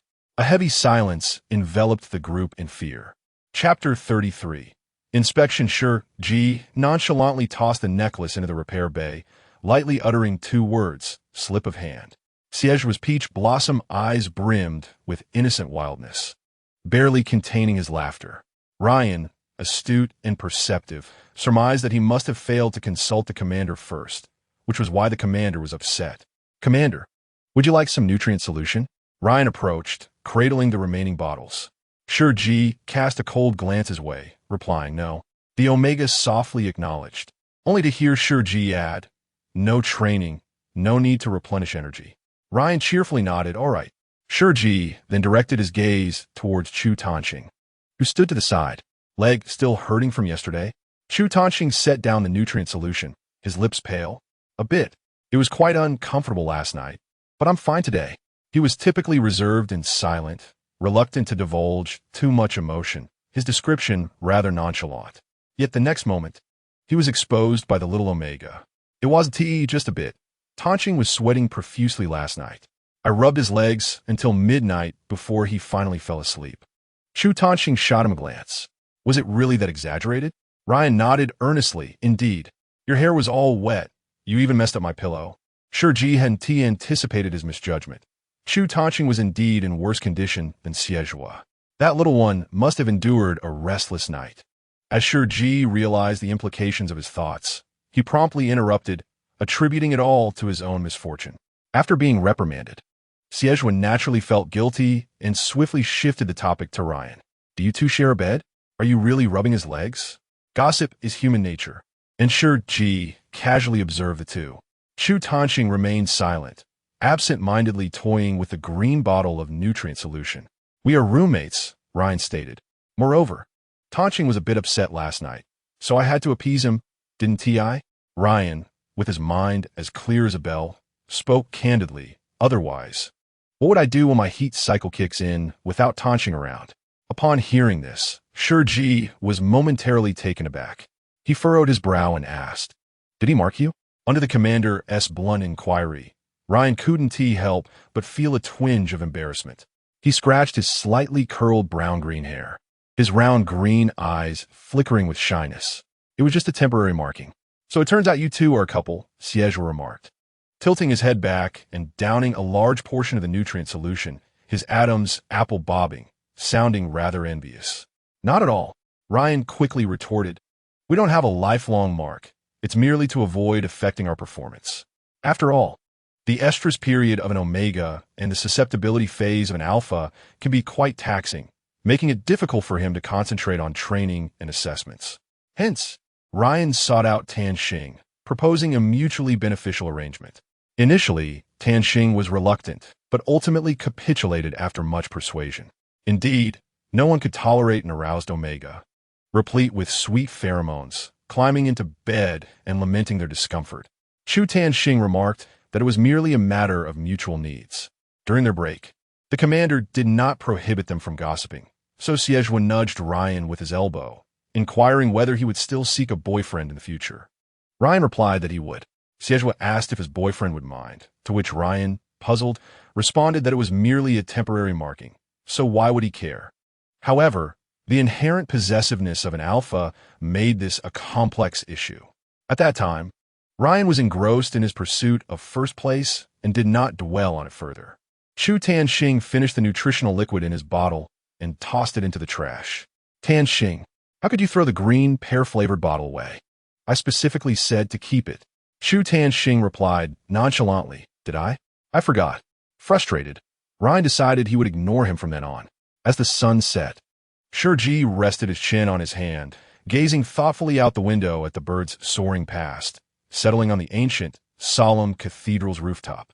A temporary marking seemed like a feasible idea, akin to the naive thoughts of that little omega, aimed at avoiding disruption to normal training and life. Shi Ji's gaze drifted to the delicate curve of his arm, where his shirt sleeve extended to reveal a lovely wrist bone, a subtle wound resembling cinnabar upon his skin. He was averse to injections. Commander, what are you looking at? A soft breath wafted from behind him, carrying a faint strawberry scent. Shi Ji, with his slender frame, found himself drawn closer as the boy leaned in, and through the glass reflection, it felt as though he were being embraced. Look at that bird. The boy's low, lazy voice held a hint of confusion, his warmth unknowing as he leaned forward. Shi Ji could see the boy's pronounced Adam's apple, moving robustly. Xie stared for a moment before finally spotting the bird on the clock tower. I see it, he said, glancing down in puzzlement. What is so special about it? It's not even as attractive as you. I wonder if it will fall from the tower's peak, Shi Ji mused. Xie paused before replying. It should survive the fall. Shi Ji calmly affirmed. You might not be so fortunate. Why? Xie chuckled, resting his chin on Shi Ji's shoulder, his tousled silver hair brushing against his translucent earlobe, like a large, affectionate pet. I haven't upset you today. The overly intimate posture caused Shi Ji to tense, especially as his mind was preoccupied with thoughts of temporary marking, an unfamiliar, unsettling sensation creeping from his heart and spreading throughout his limbs, leaving a tingling softness in its wake. The fragrance of snow mountain camellias subtly unfolded, a unique scent of the commander's pheromones. Xie was caught off guard, a surge of stimulation causing his mind to explode for a fleeting moment. The young, impulsive boy, lacking self-control, unconsciously stepped forward. He embraced the slender waist of the person in his arms, lowering his gaze to brush lightly against the smooth neck hidden beneath dark hair. His warm lips almost losing control and pressing a kiss. Suddenly, Shi Ji was pinned against the glass window by a firm grip on his waist. Xie, he coldly reprimanded. The alpha finally snapped back to reality, realizing his actions. Meeting Shi Ji's icy, piercing gaze, his nerves jolted, and he quickly retreated a step, pulling the commander back from the edge of the floor-to-ceiling window, placing him down as if handling a delicate doll. He then promptly began to deflect responsibility, claiming, "Your pheromones acted first. It seems your suppressants are ineffective." The exquisite omega pheromones would cause any alpha to lose control upon inhalation, especially given the high compatibility between Xie and him. Shi Ji, well aware that the heat was not yet upon him, almost found this rationale amusing, glaring at him coldly. If you get any closer, it will become even more ineffective, like a puppy nudging at him. It was absurd that he could not help but notice. Were it not for the glass barrier before him, he would have been pushed down the stairs. "No," Xie said sincerely, "I couldn't smell it from this distance before." He scrutinized Shi Ji, pondering when this little creature had ever been so close to him. The flustered alpha quickly changed the subject. "It seems your heat period is approaching. Once the official estrus period commenced, the suppressants would likely prove futile." The words of the female doctor echoed in Shi Ji's mind, causing a barely perceptible frown. "So soon?" After a brief silence, he replied, "Understood." Observing the now icy and composed expression of his commander, Xie realized that he did not appreciate being touched by others. He softly apologized, "Commander, I did not mean to. Please do not be angry. Besides, I did not actually kiss you." Choosing to remain silent, he decided to withdraw. Clasping his hands in a respectful gesture, "I shall take my leave now." Shi Ji, disinterested, barely acknowledged him. Yet as Xie turned to leave, he called out, "Stop." Leaning coldly against the window, he inquired nonchalantly, "Have you ever marked another omega?" Xie, standing before him, replied, "Of course not." The gentle golden sunlight bathed him, his striking, unruly silver hair dancing in the light. "How could I mark another omega? Every part of me, my heart, my soul, every organ, belongs to you, Commander." Shi Ji's brow twitched violently at the blatant revelation. "I was not an omega before," he bluntly exposed. The implication being that he did not believe any alpha would refrain from marking an omega for a lifetime, especially considering the torment brought about by their sensitive periods. "And so what?" Xie smirked, a subtle yet deep mockery gracing his features. His tone was audacious and defiant, challenging, "If you dare, make me suffer." He has endured considerable hardship since childhood, so this is nothing to him. Shi Ji gazed silently at him. Xie shifted the topic nonchalantly, tilting his head slightly, asserting that every ounce of his being, every organ, belonged to the commander. "Enough." Shi Ji shot him a glare. "How many times do you intend to repeat that?" Xie couldn't suppress a soft chuckle, his languid laughter inexplicably tinged with a hint of tenderness. "I truly do not possess such worldly desires," he replied earnestly, blinking innocently. "I am merely 18. Shi Ji inquired, "Then may I ask who was that alpha who was so indiscriminately rubbing against him just 5 minutes ago?" He replied coolly, "You had better be." Xie, feeling a tad guilty, cleared his throat and asked, "Why do you inquire about this?" A vague suspicion began to form, making his heart race with excitement at this small yet significant step forward. Every cell in his body seemed to bloom with joy. Shi Ji fell silent for several seconds before finally uttering, "I do not accept individuals with extensive romantic histories in my team." Xie blinked in astonishment. Is it really that strict? Indeed, Shi Ji affirmed, leaning against the glass window, his demeanor cold yet the corners of his lips curled slightly. Xie lowered his gaze, tapping on his holographic device, casually asking, "What about couples?" Shi Ji's reflexes kicked in. Who said anything about being a couple? The alpha's fingers froze in midair, the device emitting a beep. A training report was projected into the void, showcasing a stern-looking Omega in a black academy uniform with emerald eyes. Ryan. Xie gaped, his silver hair standing on end, his peach blossom eyes reflecting a dazed astonishment.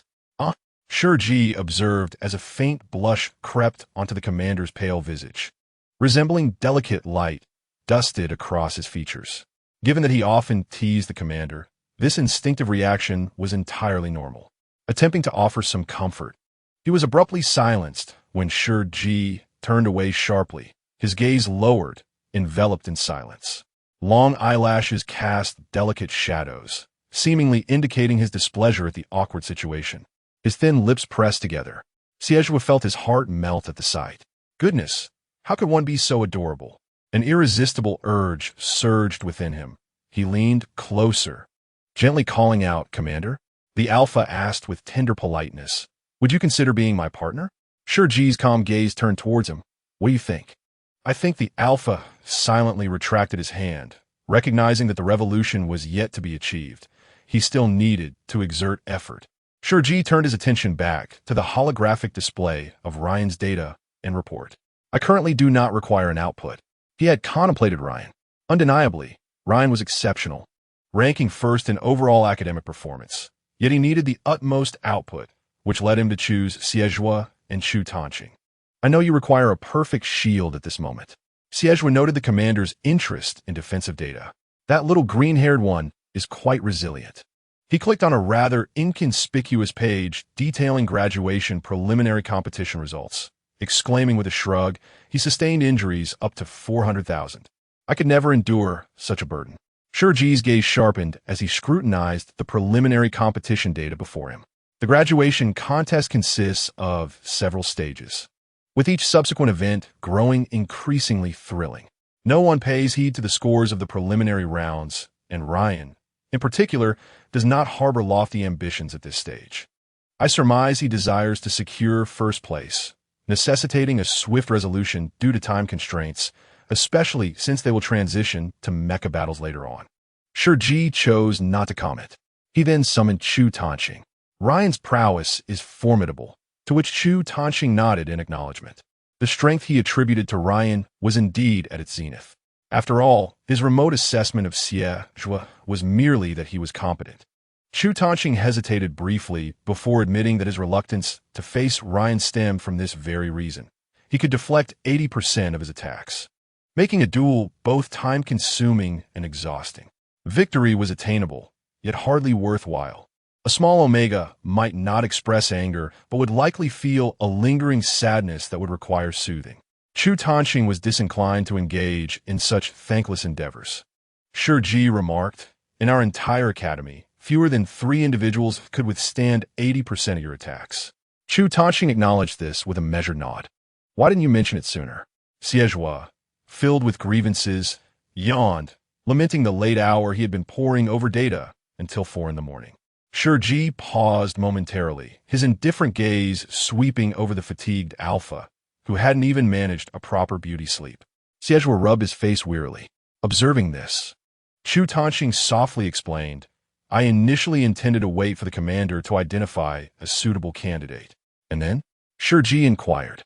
"What does finding a candidate have to do with little green hair?" Chu Tanqing continued, "Then I would have let Ryan challenge him and decisively crush him." His tone was calm and earnest. Xie retorted, "What a brilliant line of thought. No wonder you are the vice president of the student council, never boasting, only proving your worth through action. That little Omega is deserving of it." Shi Ji, uninterested in further discourse, wondered about Ryan. The small Omega, who was usually glued to him, was conspicuously absent today. A hint of inscrutability crossed Chu Tanqing's typically expressionless face. He must be sulking. Who knows where he has wandered off to? Xie found this utterly amusing. Isn't he supposed to comfort him when he's angry? We are merely ordinary roommates. Zhu Tanqing clarified, his demeanor cool. I do not comfort others. Just then, a loud banging echoed on the training room door. Commander, something terrible has happened. Senior Ryan and the elite class students have clashed on the training field. The parallel bars have been uprooted. Shi Ji remarked. Is this the established protocol for joining the team? How is it that each one is more trouble than the last? What kind of little explosives has he summoned? He straightened up, intending to investigate. Before he could finish speaking, the alpha beside him dashed out like an arrow released from its bow. Chapter 35. I say, you A-types shouldn't be so discriminatory towards O-types. At that moment, the outdoor training ground was crowded with onlookers. The lush green lawn lay in tatters.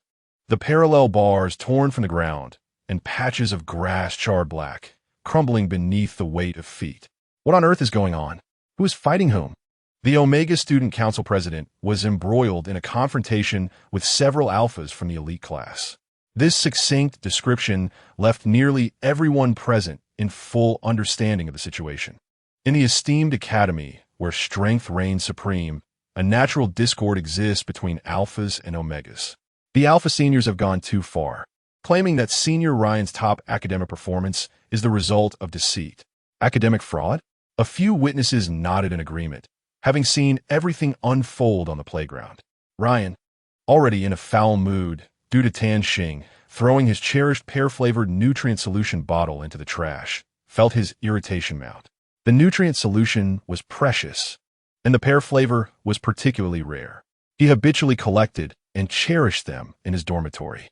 Although Tanqing never understood this, he would still drink it all to avoid waste. Little beggar, which often provoked Ryan, the small Omega, to claw at him in frustration. But today he actually discarded it. Thrown away. Unforgivable. Fuming, Ryan approached the new students, reprimanding those who had not performed adequately. Oh, what a temper. Is this our illustrious academy's top student? A mocking voice rang out, and Ryan turned to see one of his defeated rivals from the final match of the graduation competition.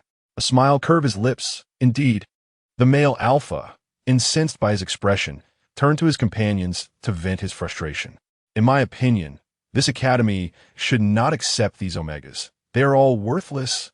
This statement ignited the fury of all the omegas present. Yet the elite graduates were not to be trifled with, leaving most newcomers to seethe in silence.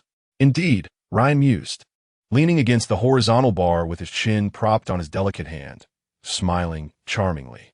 If all omegas are indeed worthless, then perhaps an alpha who cannot even defeat an omega should consider ending their own existence. With a slender finger, he gestured as if to leap from the clock tower, sparing himself the shame of showing his face. Laughter erupted around him, for who was unaware that Ryan had claimed the title of the academy's top student. Having bested all the alphas? The alpha, seething with rage, retorted, You think you can flaunt your success? Do you even know how you secured that top position?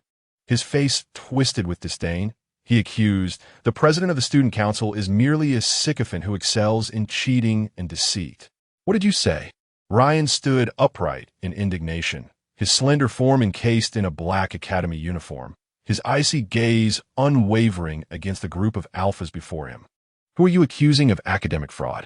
He had always taken his grades seriously, and even if branded a sycophant, he remained focused on his achievements. You, of course. Who else could it be? The alpha sneered, deriding him. With your stature, how could you possibly triumph over me? Everyone knows you are a notorious lackey, ingratiating yourself with the dean, successfully licking your way to the position of president and top student. Ryan's face flushed with anger. I earned my position through merit. Dean Hertz never interferes in such matters. Is that so? The alpha raised an eyebrow, skepticism etched on his face. Do you think anyone believes you? Ryan promptly scanned the crowd, and to his dismay, he discerned doubt etched upon their faces. A diminutive omega defeating numerous alphas seemed preposterous. Moreover, it was true that he maintained close ties with Dean Hertz and the academy's elders, making any semblance of favoritism appear plausible. Oh, by the way, I heard that you recently switched to licking the commander. Alpha remarked, Want to infiltrate the league team? Unfortunately, the commander has chosen Zhuo Tanqing and has no need for you, haha. The derision from several alphas was blatant. Ryan trembled with rage, his face taut. and his eyes were rimmed in red. I never intended to join the league team, nor did I falsify any results. His emerald eyes glistened, and with defiance. He stepped forward. Fight me. Alpha, recalling the scene from the graduation match, hesitated before decisively rejecting the challenge. I wouldn't fight you. After all, I have no support while you seem to have everything handed to you.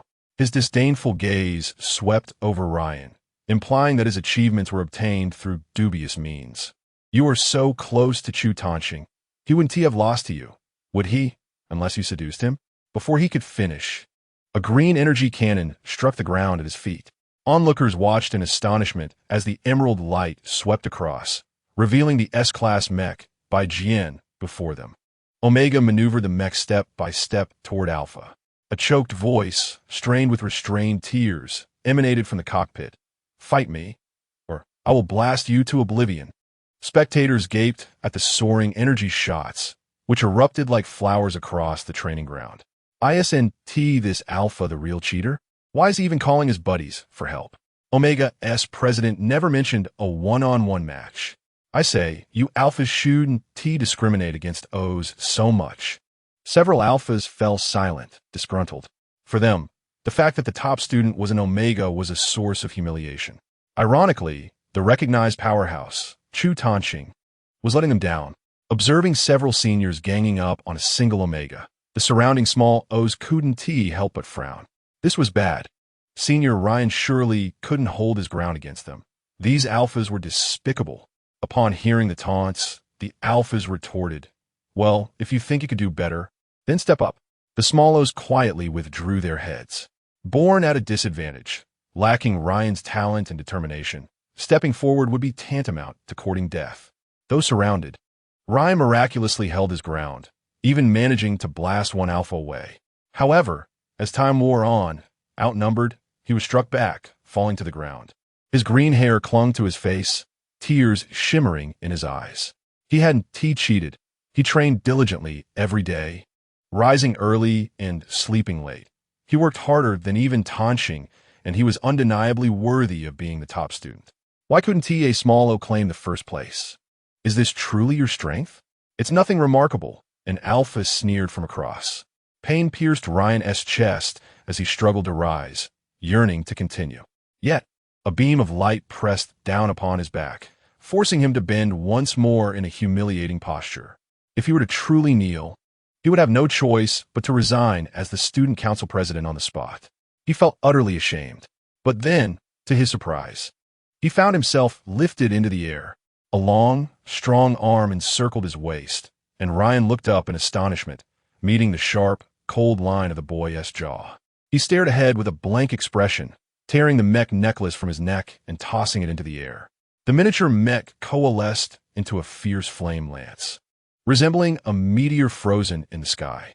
Zhuo Tanxing, devoid of any discernible emotion, inquired about whom he intended to strike first. Chapter 36. The commander is so handsome. So captivating. When Shi Ji arrived with Xie, he was greeted by this scene. The training ground was in disarray, but more astonishingly, a projectile capable of devastating the surface hovered above. By the heavens, a cloud-piercing arrow, Xie exclaimed in astonishment. Shi Ji turned his gaze languidly towards Xie. Xie, with a casual tone, opened his long arms and suggested, Commander, the lawn is rather filthy. How about I carry you over? At that moment, Shi Ji's mood was hardly buoyant. He retorted coldly, Am I to roll over there? Subsequently, he approached the group with an impassive demeanor. Suppressing his amusement, Xie followed, muttering, Don't be angry. It's not worth getting upset over these little rascals. The cloud-piercing arrow in the air transformed into countless fiery projectiles that fell fiercely to the ground, all because Ryan, with a nasal tone of grievance, lamented, I want to hit them all. Zhuo Tanxing simply responded with a nonchalant, leading to the current chaotic scene. Xie instinctively pulled Shi Ji into an embrace, carefully shielding him. The young alpha's lithe and powerful form was ensnared in his hold, akin to a graceful and majestic beast confined within its territory, utterly immobilized. He could only be compelled to inhale his scent and listen to his heartbeat. an overwhelming dominance that starkly contrasted with his outward appearance. However, the embrace was short-lived as Shi Ji soon pushed him away. Zhuo, a look of alarm on his face, patted his chest and exclaimed, "You scared me to death." Thankfully, nothing happened. He raised a hand to smooth the wrinkled shoulder of the commander. Shi Ji coldly swatted his hand away, his tone laced with impatience. Of course. Nothing happened. The commander appeared to be struggling to contain his emotions, his countenance as frigid as a snow-capped mountain. The nearest arrow is still 10 meters away. It would be strange if anything had occurred. What on earth is this little rascal doing? Zhuo blinked innocently, his tousled silver hair revealing his exquisitely wild features. Is that so? Oh, I must have misjudged. Shi Ji chose to ignore him, maintaining a distance as he walked towards the scene. Elder Nana, responsible for the management within the academy, was already present, holding a watering can and gazing in shock at what had once been a delicate patch of grass, now reduced to a charred heap of ashes, some still smoldering with small flames. His face twitched as he finally burst out, "Oh my goodness! My grass, my shoes, my socks, my ancestors. My uncle went to school, my pants are half wet. What on earth is happening here?" Shi Ji. Zhuo promptly gave a thumbs up and whistled in applause for the nearly 80-year-old elder's rap, exclaiming, "Impressive." Elder Nana humbly smiled and replied, "Thank you." In stark contrast to his amiable demeanor, Shi Ji's voice plunged the entire training ground into the chill of October's winter. "Who permitted you to fight on the training ground? Have you not read the Academy Handbook? Or does that pig's brain on your neck render you incapable of understanding human language?" The chilling gaze of Shi Ji swept across each of them like a frigid wind. The 30-second regulation explicitly prohibits the use of mechs in open training grounds. Do you not comprehend this? His tone was neither raised nor agitated, carrying an unsettling calm that evoked an instinctive fear, making one wish to kneel in place. Ryan emerged from the mech, his legs trembling with weakness. Had it not been for Tan Xing supporting his waist, the instigator would have collapsed to the ground. "I'm sorry." The little Omega immediately bowed his head in contrition, his eyes and nose reddening, sniffling in an endearingly pitiful manner. Shi Ji's gaze passed over him, remaining silent. It was Chu Tan Xing who spoke softly. "Commander, am I permitted to speak now?" Shi Ji retorted coldly. "Did you sprint so hastily to join the fray simply because you thought I couldn't team manage without you?" The commander showed no mercy in his sarcasm, leaving Zhuo nearly in stitches. Yet he dared not laugh at that moment, biting his lip to suppress it. He gazed at the cold, radiant commander, feeling an undeniable admiration. How striking, how captivating. "Your matters can wait." Shi Ji dismissed Chu Tan Xing, turning his attention to the remaining culprits. In a frigid tone, he announced their punishment. They were to report to the ice pond tonight for 5 laps. The ice pond was a form of chastisement, conjuring a virtual illusion through mental power that plunged the entire scene into winter, the biting cold rendering them nearly immobile, let alone capable of running 5 laps. The expressions of several individuals shifted dramatically. "Commander, this is not our fault. He struck first." The Alpha immediately pointed at Ryan, claiming everyone saw it, regardless of the circumstances. He believed he held the moral high ground. The one who strikes first bears full responsibility. Ryan's eyes turned red with indignation, but before he could speak, Shi Ji's calm voice interrupted. "Did I specify that the punishment was for whoever struck first? Violating school rules, engaging in combat in the mech prohibition zone, damaging property, each of these warrants a penalty." The Alpha seethed, glaring fiercely at Ryan. Chu Tan Xing looked on expressionlessly, and the Alpha felt a shiver run down his spine. Recalling the rocket that had barely missed a critical target, an inexplicable sense of dread washing over him. It is not merely the first to act who bears the greater burden. Shi Ji's tone remained placid, devoid of emotion as he regarded him, conveying that the harm inflicted through words can be as damaging as physical altercations. The Alpha felt an inexplicable tightening in his chest, seemingly grasping the meaning behind the commander's frosty, beautiful gaze. This was his principle.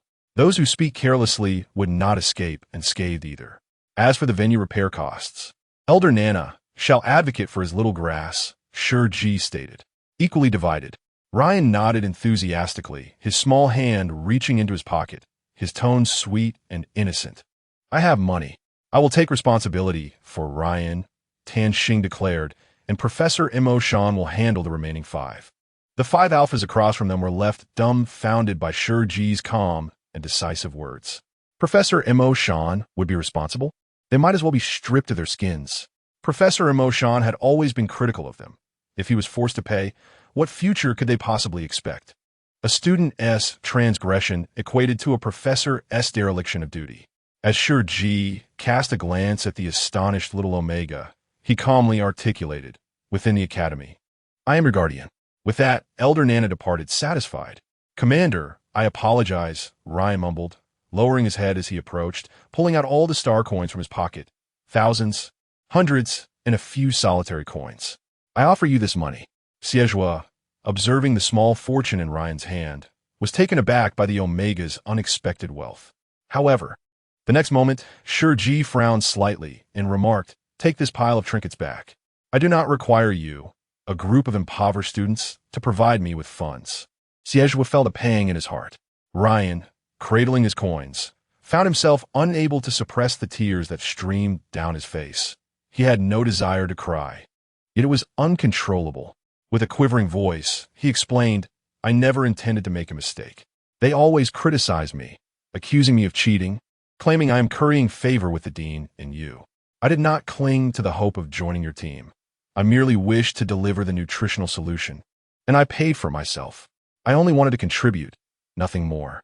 Ryan had been disheartened when the commander chose Xie over him, but he quickly reconciled, believing the commander had his reasons. He had no intention of ingratiating himself with anyone. Shi Ji, with a slight furrow in his brow, observed the little Omega sobbing, gasping for breath between his cries. Amused, he inquired, are you truly this aggrieved? Ryan, his lips pressed together, shook his head, tears glistening on his face. And no, Shi Ji inexplicably smiled, refraining from pointing out any faults. He raised his hand and gently ruffled the soft hair atop the little Omega's head, his tone light and carefree. Well done, Zhuo mused. My wife is unexpectedly affluent and handsome. In Chapter 37, The Punishment in the Icy Pond, Ryan gazed at the commander through tear-filled eyes, nearly believing he had misheard. Was the commander actually praising him? To stand up against injustice is not a fault deserving of scorn. Shi Ji was known for his leniency towards his subordinates, typically allowing any combat methods as long as they did not violate fundamental principles. The youth was imbued with a fierce spirit. Next time, do not choose the training grounds, Shi Ji said, his voice cool and indifferent. It seems rather foolish. The Omega, reprimanded for his foolishness, looked up with glistening, emerald-like eyes. Shi Ji's brow furrowed slightly as he prepared to speak, when suddenly, Ryan leaped into his arms. Commander! Shi Ji was taken aback, having never encountered such a situation before. His subordinates from the main star system always kept their distance, never daring to act so freely in his presence. Had it been anyone else, he would have promptly pushed them away. Yet, faced with this delicate and fragile little Omega, Shi Ji found himself at a loss. The next moment, the silver-haired youth beside him could no longer contain himself. With an irritated click of his tongue, he yanked Ryan away from the commander's embrace. Who do you think you're clinging to? His fierce eyes displayed no hint of restraint. Is my commander's back something you can grab hold of? Shi Ji pondered. When will this little rascal learn his lesson? At this moment, Ryan found himself engulfed in a whirlwind of emotions, touched, wronged, and slightly irked by the interruptions. He raised his voice above Zhuo's, exclaiming, well, I just want a hug. Zhuo nearly became deafened by his outburst. After a brief pause, he gazed down at the spirited Omega with his languid, carefree, peach blossom eyes. Come on, brother. Let me embrace you. He took a long stride closer, his tall, imposing figure exuding an undeniable aura of aggression. Come, hug me. Ryan, however, turned away and buried his face in Xie's embrace. His ears flushed crimson as he thought to himself, how can this alpha be both infuriating and flirtatious? The familiar hands ruffled his damp, soft hair, and only then did Ryan realize the position he had flung himself into. He was still miffed at Xie, despite the fact that Tanqing had just defended him in a rather dashing manner. Nevertheless, his irritation remained. Ryan lifted his gaze, letting out a huff, his moist green eyes glimmering like clear emeralds, though the redness around his eyes and the tip of his nose diminished his earlier bravado. I'm still upset. Chu Tanqing gently cradled his chin, his long fingers effortlessly grasping the delicate point of Ryan's jaw. I'll compensate you with 100 bottles of green pear-flavored nutrient solution. Ryan was taken aback, genuinely astonished. Really? Is that true? Chu Tanqing affirmed with a nod. Are you still angry? Instantly, Ryan's expression brightened, transforming into an adorable smile. Angry? Who's angry? Aren't we the best roommates in the world? Chu Tanqing, with a hint of disdain, simply chuckled. Meanwhile, Xie had shoved the little Omega away and turned to face his commander. He observed the wrinkled state of his shirt, marked with tears on his chest, and regretted not having dealt a few more blows to that pesky Omega. He reached out to assist Shi Ji in straightening his crumpled shirt. Don't touch me, Shi Ji replied, his pale, glassy eyes devoid of emotion. You old fool. Xie noted that while Shi Ji did not reproach them for their actions that day, they had indeed erred and deserved their punishment without exception. As the principal executor, Shi Ji would descend into the icy abyss alongside them. Meanwhile, Professor Mo Shan, incensed by an inexplicable repair fee he had incurred, took it upon himself to clear his desk in a fit of rage. Subsequently, he dispatched someone, humorously referring to it as supervision. Hello there. A familiar figure appeared at the entrance of the ice pool. It was Mo Yen. He was not there to stir trouble, but merely to observe, thus adopting an air of superiority. What a coincidence! Xie greeted him with a bright smile. Montakian's brow twitched. Don't talk to me. What's wrong? Let us chat, Xie replied, his eyes dancing with mirth. Didn't we have a delightful conversation last time? You were so entertained you fell asleep in my company. Mo Yen thought to himself, how dare you? Was I lulled to sleep? I was nearly driven to eternal slumber by your antics. He had meticulously prepared a lengthy tirade that would leave Xie's ancestors fuming, eager to redeem his dignity. Enough.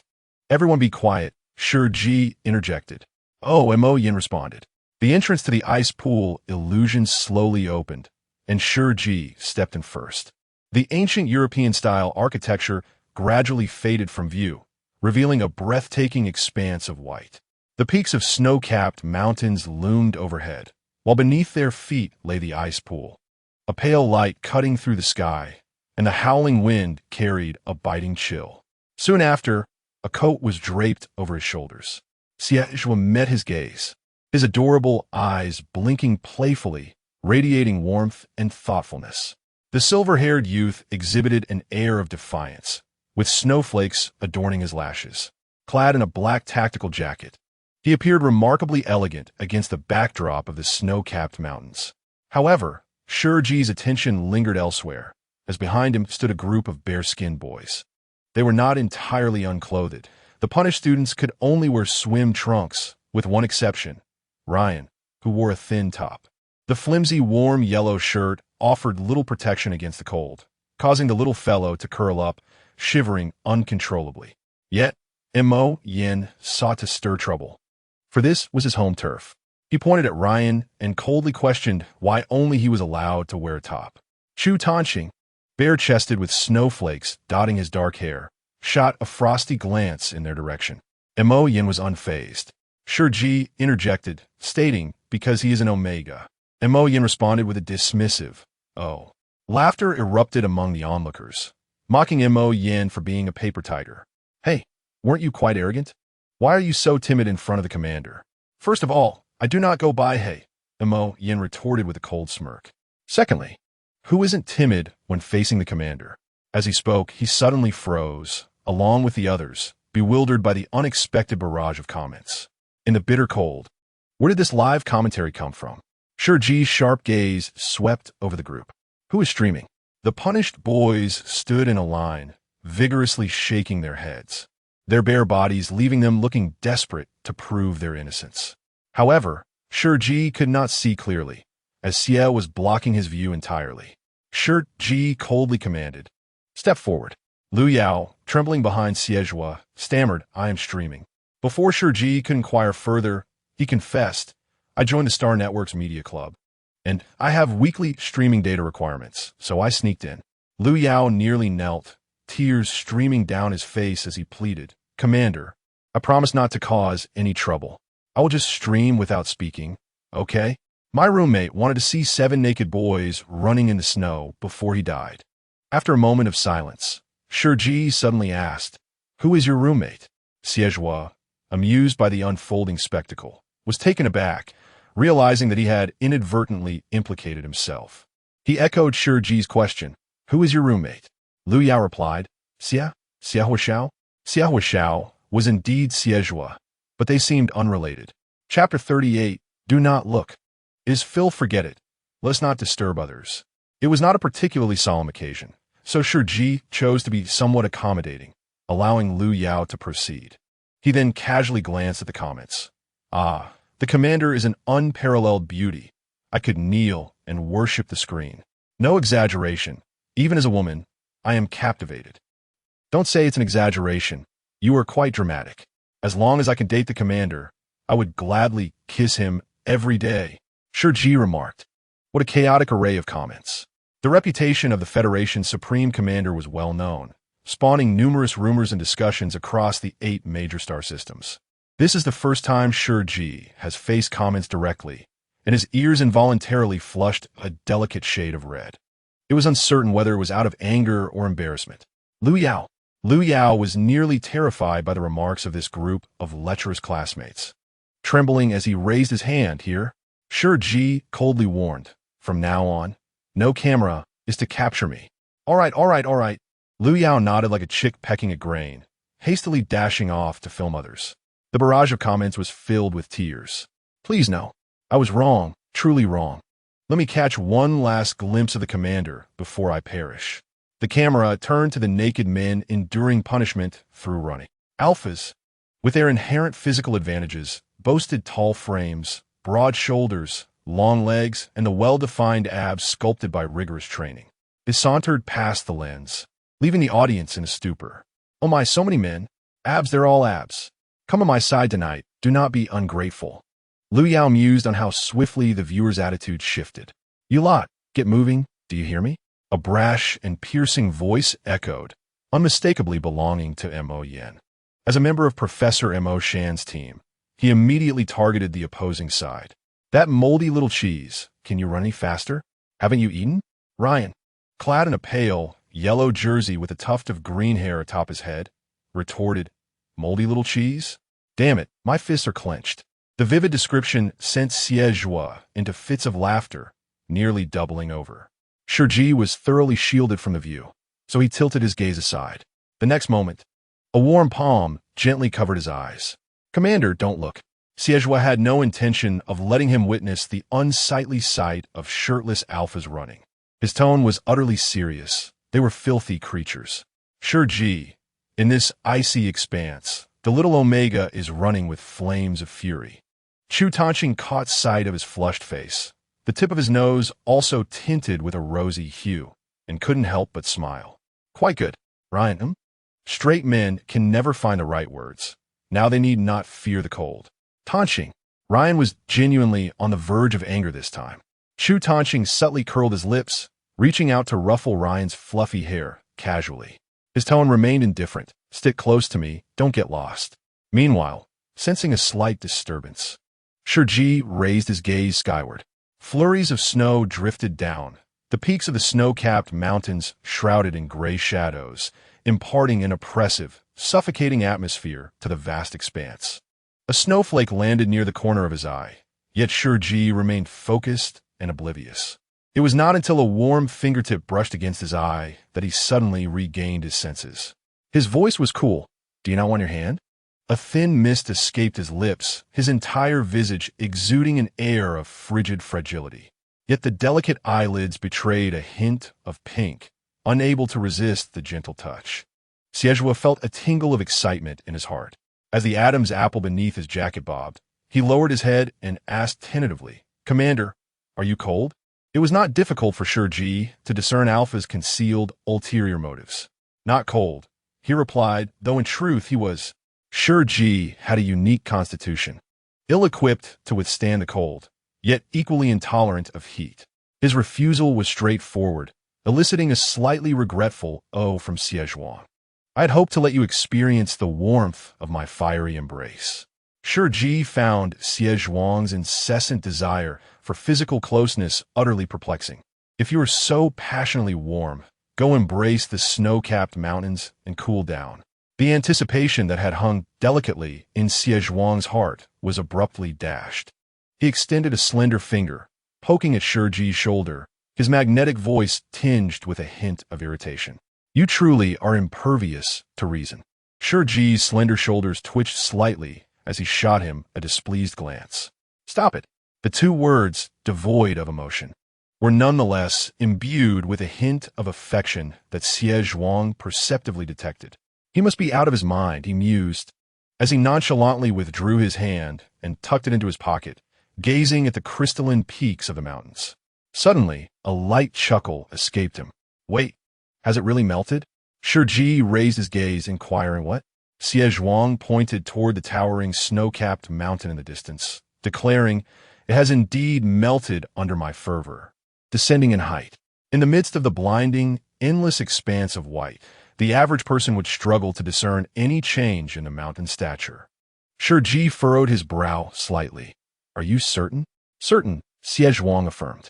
Shi Ji, trusting this inexplicable confidence, found himself momentarily taken aback.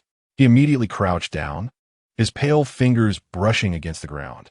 Hey, Xie exclaimed, feeling a pang of concern, only to be gently interrupted by Shi Ji.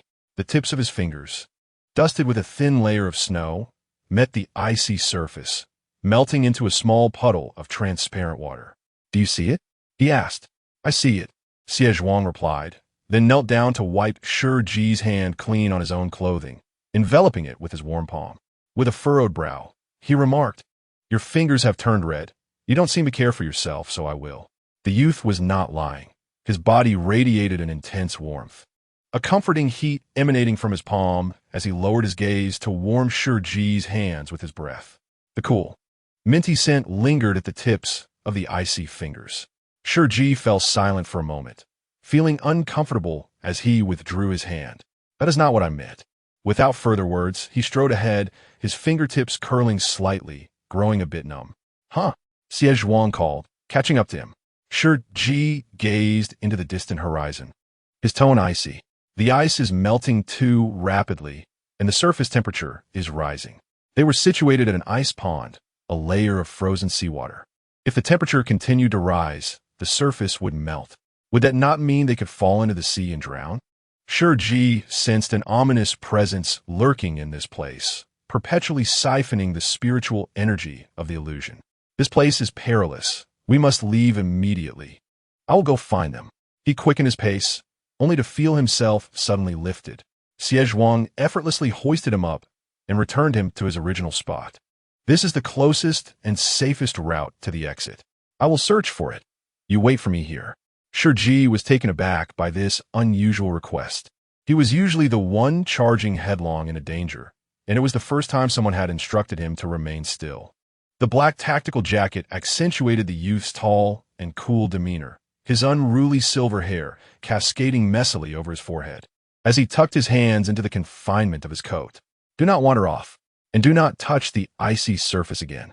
The tone inevitably carried a weight of seriousness, leaving Shi Ji somewhat dazed until Xie was sprinted out of sight.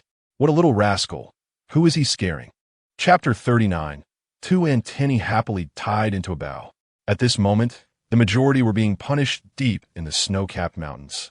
Mo Yin, wrapped in a military green coat, stood atop a snowdrift, unable to suppress a mocking laugh at the sight of his comrades shivering like frightened mice. How are you holding up, little pups? The alphas could only seethe in silence.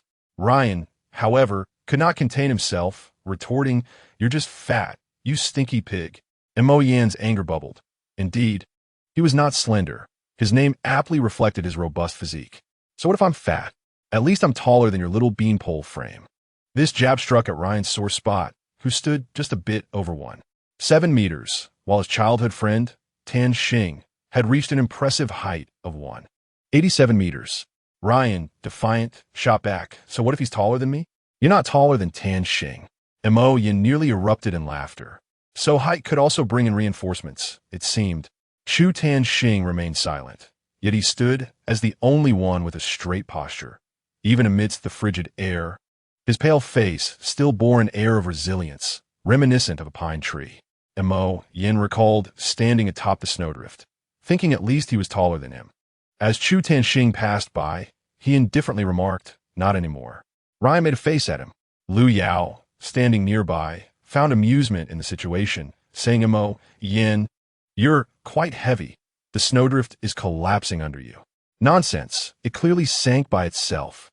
After his retort, Mo Yin felt a flicker of confusion. Why did it seem like the snowdrift had melted? "Hey!" came a distant voice from behind.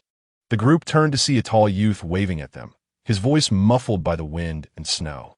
"Come back, don't run off. The mountain is about to collapse, and you're still running." Lu Yao, being a good friend, immediately translated, "What a hassle.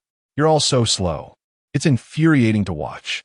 A brief silence enveloped them. Ryan angrily muttered, "This is outrageous." Thus, the little Omega quickened his pace into the depths of the snow-covered mountains. The others, feeling insulted, subsequently joined him in a vigorous dash forward. Xie. "All right, let's play this way." He raised his hand and snapped his fingers, and the black mechanical wings behind him unfurled with a whoosh. The youth made a slight leap, soaring forward. Boom! Xie landed gracefully in front of them, his dark, unruly eyes half closed, a cold smirk playing on his lips. "So, you've all grown a spine, have you?"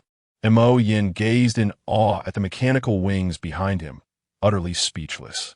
333-314-15926. Xie casually formed a snowball and slammed it down over his head, urging them to return quickly.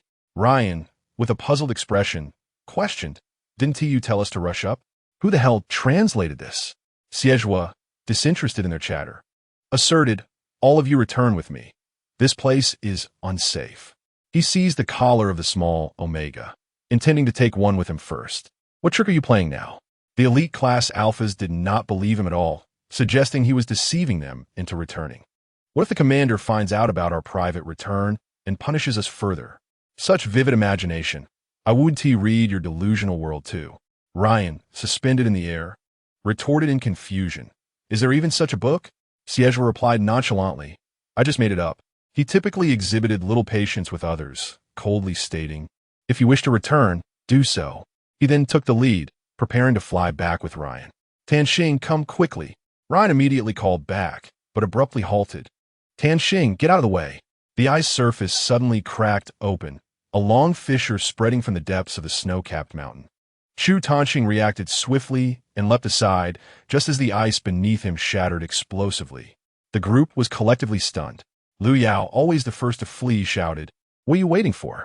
Run. What on earth is happening? Did the ice just collapse?" "Impossible. It must be part of the show, right? I've been penalized for hitting targets in remote classes before, and even then the ice didn't crack. But my main concern is, does Xie Zhuo possess a 3S mech? Who exactly is this newcomer?"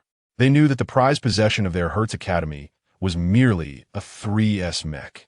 "No, that is not the point. Didn't you see what is behind him?" "What? Oh my gosh, my scalp is tingling." Lu Yao also felt a shiver run down his spine. He could see the floating screen of comments in front of him, but the thing behind him remained elusive. Curiosity, a fundamental human instinct, compelled him to glance back despite his fear, and this fleeting glance nearly sent him reeling. Emerging from the 10-meter-long fractured ice was an enormous creature, its deep red tentacles sprawling out, densely packed with wriggling suckers. As if just having resurfaced, it appeared in high spirits, gleefully tying two of its tentacles into a bow. Observing Lu Yao's expression, the others turned back in curiosity. Xie recovered the Omega-S mouth, whispering urgently, "Don't act." Mo Yin emitted a piercing shriek. Xie recalled a news story he had seen about someone whose laughter had triggered an avalanche. He surmised it was a situation not unlike this one. Although it didn't cause an avalanche, Xie wished to silence him. The awakened deep-sea behemoth slowly turned its gaze toward them, intrigued by these peculiar little beings.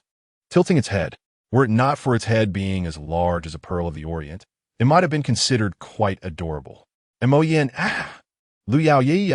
Amidst their piercing duet, Xie felt as though his eardrums might shatter. Mo Yin grasped his pant leg, pleading, "Brother, take me with you, please." Thus, Xie was pulled down. The group commenced their frantic escape across the shattering ice, while tendrils stretched menacingly towards them from behind. Lu Yao was in despair, thinking, "What on earth is that?" "An octopus," Ryan lamented, being half-dragged by Xie. "I just had octopus balls yesterday. I never imagined it would seek revenge today." The group was clearly not in their right minds. And Mo Yin, the slowest runner, repeatedly cried out for help. "Save me, save me." Regret washed over him. He should never have come. The fate of this group was of no concern to him. Xiaoming's grandfather living to 104 made perfect sense now, as he himself was barely 18 and facing demise. Xie tossed Ryan to Chu Tanxing and, gripping his hat, pulled him along. Mo Yin was rendered speechless with gratitude. However, Xie shot him a cold glance, warning, "You'd best remain silent." Yet, the speed of human escape paled in comparison to the encroaching tendrils, which seemed poised to ensnare them both. Suddenly, a gunshot rang out, and the tendrils recoiled swiftly. The deep-sea octopus emitted a sharp, furious roar from a distance. Shi Ji gripped his silver falcon gun, coldly surveying the monstrous creature. "Commander!" The group finally glimpsed their savior. "Shi Ji," he affirmed, "stay behind me." He then glanced at a certain silver-haired youth clad in black, his voice laced with casual mockery. "You want me to stay put? Shall I just collect the bodies for you?" Xie couldn't help but chuckle at his arrogant tone, dropping the heavy sack, Mo Yin, and obediently stepping beside Shi Ji, a smile dancing in his peach blossom eyes. "All right, I was wrong. I can't do without you." The youthful demeanor of compliance brought a slight pleasure to Shi Ji. He slowly withdrew his gaze, snorting disdainfully, "Just as long as you know." Chapter 40. You know nothing of my stamina, Commander. What should we do now? The students in the greenhouse, unaccustomed to such chaos, turned pale at the sight of the giant octopus. Shi Ji calmly commanded, "While the ice is still intact, everyone must exit." They hesitated. "And you?" "I will stay here." Shi Ji was accustomed to facing danger. He had dealt with far too many perilous creatures. This octopus was nothing to him, yet for Hertz Academy, it was a dire threat. It must not escape the illusion. It had to be eliminated. The silver clasp on his wrist seemed to sense his turbulent emotions, vibrating slightly.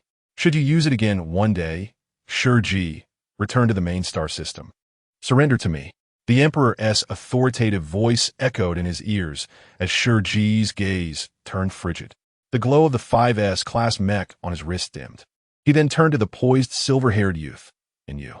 Xie froze, witnessing his emotionless indifference. "Must we go?"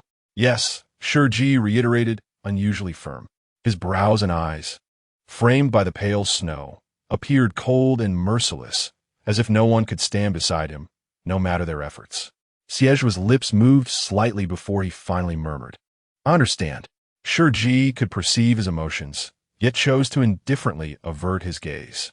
The exit of the illusion slowly closed, and the footsteps behind him faded into silence. In the distance, the colossal octopus writhed hopelessly on the ice, roaring in frustration, eager to crush the culprit, its tentacles raised high.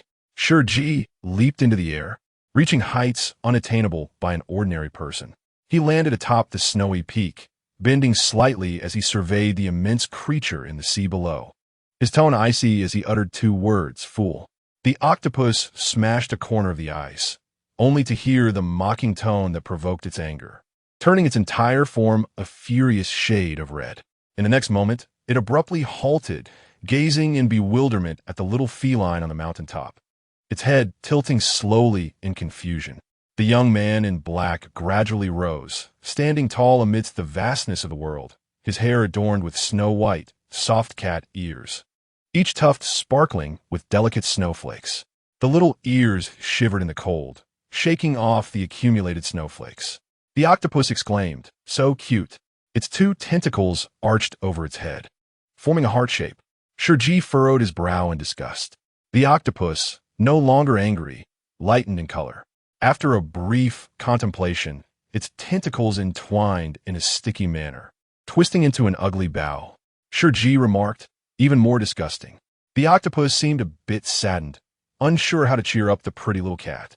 It pondered what else it could do until suddenly, an aggressive kick flew in, striking its face, infused with the young man's furious intensity. Are you imitating me? Do you believe I won't turn you into a Chinese knot? Zhuo was incensed. This ugly octopus dared to mimic him. Shi Ji wondered where this little creature had come from. The kick landed on the octopus's rounded head, causing minimal harm but immense insult. It let out an angry roar, pursuing the youth while wildly flailing its massive tentacles. Zhuo smirked, "Catch me if you can." He soared towards Shi Ji at the mountain's peak, his dark silver hair blending with the howling wind. Shi Ji was swept off the mountain and into the warm embrace of the youth. He had no time to retract his cat-like form. "No wonder you wanted us all to leave." The boy's cheerful voice resonated above, vibrating slightly within his chest. "Commander, it seems you're just a little kitty." Shi Ji pursed his lips coldly, uncertain of how to salvage this untenable situation. He could only close his eyes and deliver a chilling warning. "If you dare speak carelessly outside, you'll meet your end. I shall tear your mouth apart with my own hands." Zhuo, of course, would not speak indiscriminately. He preferred to be the sole bearer of this secret. The youth's possessiveness was wild and arrogant, wishing to imprison Shi Ji solely for himself, confining him within a small space, lavishing him with affection until he was drenched. Imbued with his scent, Zhuo swallowed hard, feeling a warmth coursing through him. His voice took on a slightly hoarse quality, hesitant to speak. The audacious words elicited a cold glare from Shi Ji. "Unless you allow me to touch you." Zhuo's gaze fell upon the cat, ears atop his head, soft and white, exuding an irresistible cuteness that stirred his heart. His eyes then drifted downward, landing on Shi Ji's slender waist. The cat tail, concealed beneath the coat, could not unfurl freely and was thus curled tightly against his delicate frame, seeking warmth. The fluffy tail entwined itself around his usual austere white shirt. "Damn it." Zhuo felt his composure slipping away. "You see, I'm not exactly a virtuous person." His head spun dizzily as his magnetic, melodious voice dropped to a low murmur, often necessitating a slight bribe to temper Shi Ji's displeasure towards this little beast. Suddenly, his gaze caught sight of a colossal shadow looming behind him, obscured by the black wings. A cold smile curled on his lips, a sudden grin illuminating his face, causing Zhuo's eyes to flicker in surprise, immediately followed by the commander's voice, tinged with a hint of mockery. "Provided that you can survive." Zhuo's nerves jolted sensitively. The octopus had completely leapt from the depths of the sea, its body now of vivid crimson, countless tentacles unfurling in the air, clearly in a state of extreme agitation. The multitude of suction cups expanded, sending shivers down Zhuo's spine. "It's a deal." He gently set Shi Ji down on the clean, soft snow to shield him from the impending chaos, and, without waiting for a response, leaped towards the other end. Shi Ji watched the countless tentacles pursue, remaining motionless in his spot, his elegant, cool feline eyes narrowing slightly. He too was curious about the true strength of this young alpha. The boy's tall and athletic figure soared through the air, the dark wings accentuating his cold, striking beauty. Each strike he executed bore a ferocity beyond his years. Feathers transformed into flying swords shot forth from the black wings, provoking the octopus to a frenzied rage. Yet, none struck at the creature's vital head. Its many tentacles perfectly shielded it from harm, like a legion of soldiers protecting their commander. "You will exhaust all your stamina," Shi Ji remarked nonchalantly. Controlling the mech required vast reserves of physical and mental energy. If a solution wasn't found soon, he wouldn't last much longer. At this, Zhuo tossed his silver hair back, revealing his sharp, exquisite features, a breathless smile tugging at the corners of his lips. "You know nothing of my stamina." Shi Ji's face flushed with indignation. He wasn't concerned about that. The ensuing spectacle was so breathtaking that Shi Ji unconsciously tilted his head back, his throat tightening in response. As he had predicted, The boy's stamina and mental fortitude were insufficient for prolonged exertion, and the radiance of the wings behind him began to wane. The octopus emitted excited chittering sounds. Countless tentacles reached for the boy, yet he nimbly evaded them.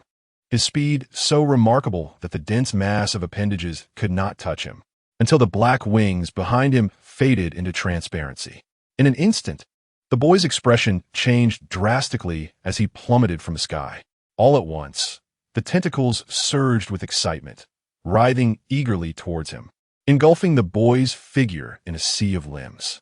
As the tempest subsided, Shi Ji instinctively took a step forward, his fingers already poised on the trigger of the silver falcon spear. "Guess where your father is?" The mocking laughter of the youth echoed unexpectedly as he leapt from behind. Piercing through the clouds, his ebony wings unfurling magnificently behind him. Transformed into a black lance held firmly in his grasp, the young boy plunged downward without hesitation. With a sharp thrust, the spear pierced the top of the octopus's head, embedding itself deeply within. Blood gushed forth, splattering the youth's handsome profile, while the octopus emitted a piercing shriek, causing the entire illusion to tremble. The snow-capped mountains crumbled, the ice shattered, and everything within this realm silently collapsed. Only he remained, laughing. Alpha's crimson gaze, fierce and unyielding, softened only when directed towards him. "Commander, I keep my word." Chapter 41. Transferring oxygen to Xie, Shi Ji found it difficult to articulate his feelings in that moment. The snow mountain was collapsing, the earth fracturing, and the entire illusion threatened to vanish entirely, reduced to mere nothingness. The instigator was merely a boy. His laughter was carefree and pure, seemingly reveling in the rewards he had earned for himself. A promise is a promise. In the next instant, Zhuo abruptly raised his hand to shield his head. Without the control of psychic energy, the mechanical wings vanished in an instant, and the world spun chaotically before his eyes. Zhuo plummeted uncontrollably from a great height, crashing into the icy lake's surface. Hadn't he won? Why was this happening? His thoughts grew increasingly muddled. He could only see the commander standing immovably by the shore, gazing at him with an unyielding calm. Would he save him again? "Commander." Zhuo closed his eyes, succumbing to the long descent. Shi Ji fixed his gaze upon the still surface of the sea, waiting in vain for Alpha to surface. His displeasure manifested as a furrowed brow. Was he truly so foolish? The octopus's blood, laced with toxins, could invade the mind, inducing hallucinations. But surely a brief soak would cleanse it, wouldn't it? Shi Ji, averse to the cold, was reluctant to enter the water. As the seconds stretched interminably, Shi Ji impatiently secured the silver spear at his waist. He leapt into the ocean, where he discovered the unconscious Alpha submerged beneath the waves, his silver hair swirling gracefully, his features exquisitely handsome. Observing the boy's serene slumber, Shi Ji thought him rather docile. "This is all you are capable of." He grasped the youth by the collar, not particularly gentle, and pulled him upwards. Suddenly, an unexpected resistance halted him. Shi Ji noticed a slender tentacle ensnaring the boy's ankle. Even in its dying moments, the octopus sought to drag him down as well. Shi Ji's long fingers tightened around the silver spear, then slowly withdrew as he drew forth an exquisitely crafted silver dagger, severing the tentacle with a swift motion. The tentacle, possessing a will of its own, continued to writhe, even after being detached from its source, struggling to reach the boy once more. It's far more merciful to end you swiftly than to let you suffer like those repugnant symbols. Shi Ji's cold gaze bore into the creature, his voice mingling with the frigid sea. "Dare to touch him again?" The tentacle froze in place, slowly forming a question mark. "Why do you care for him so?" Shi Ji's expression remained impassive, his silence speaking volumes, as the tentacle, disheartened, retreated. Shi Ji then pulled Zhuo back toward him. The boy was no lightweight, and the effort was taxing. He gently patted his face, rousing him from his slumber. The blood on his visage had been washed away by the sea, and the hallucinatory effects could not possibly have rendered him unconscious for such an extended duration. Could it be that he nearly drowned? He gazed at the youthful Alpha submerged in the icy blue waters, his silver hair swaying delicately before his brow, his eyelashes quietly resting. There was a certain innocent charm about him. Memories flickered through his mind, reminiscent of a familiar scene. It appeared he had witnessed such a sight before. A similarly beautiful and youthful silver-haired boy, tears dissolving like pearls in the water, reaching out to him with trembling fingers. Brother. A hand, equally outstretched, floundered in the water, grasping at nothingness. What a nuisance.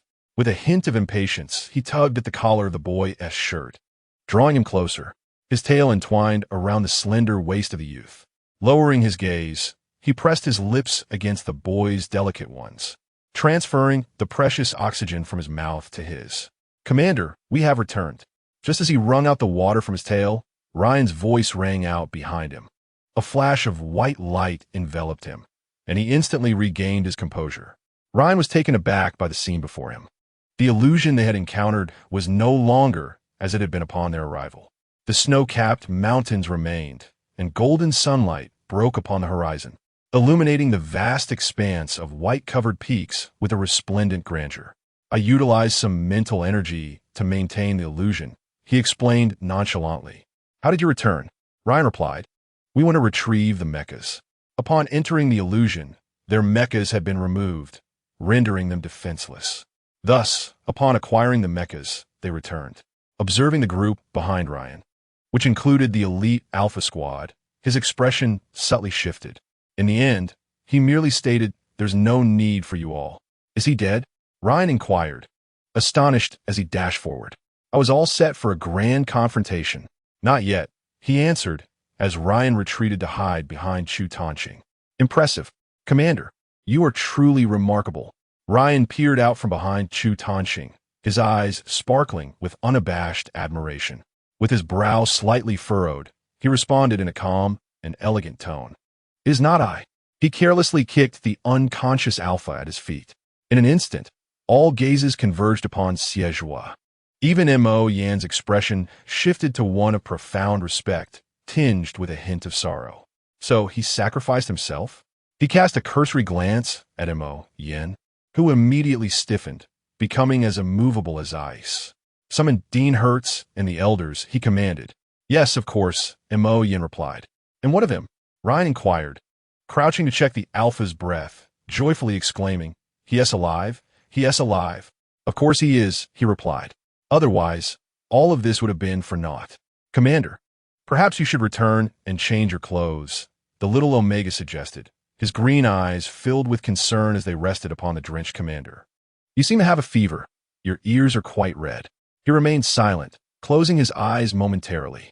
Ryan sensed that the commander appeared quite irate, yet he was uncertain about the source of his anger. I am fine.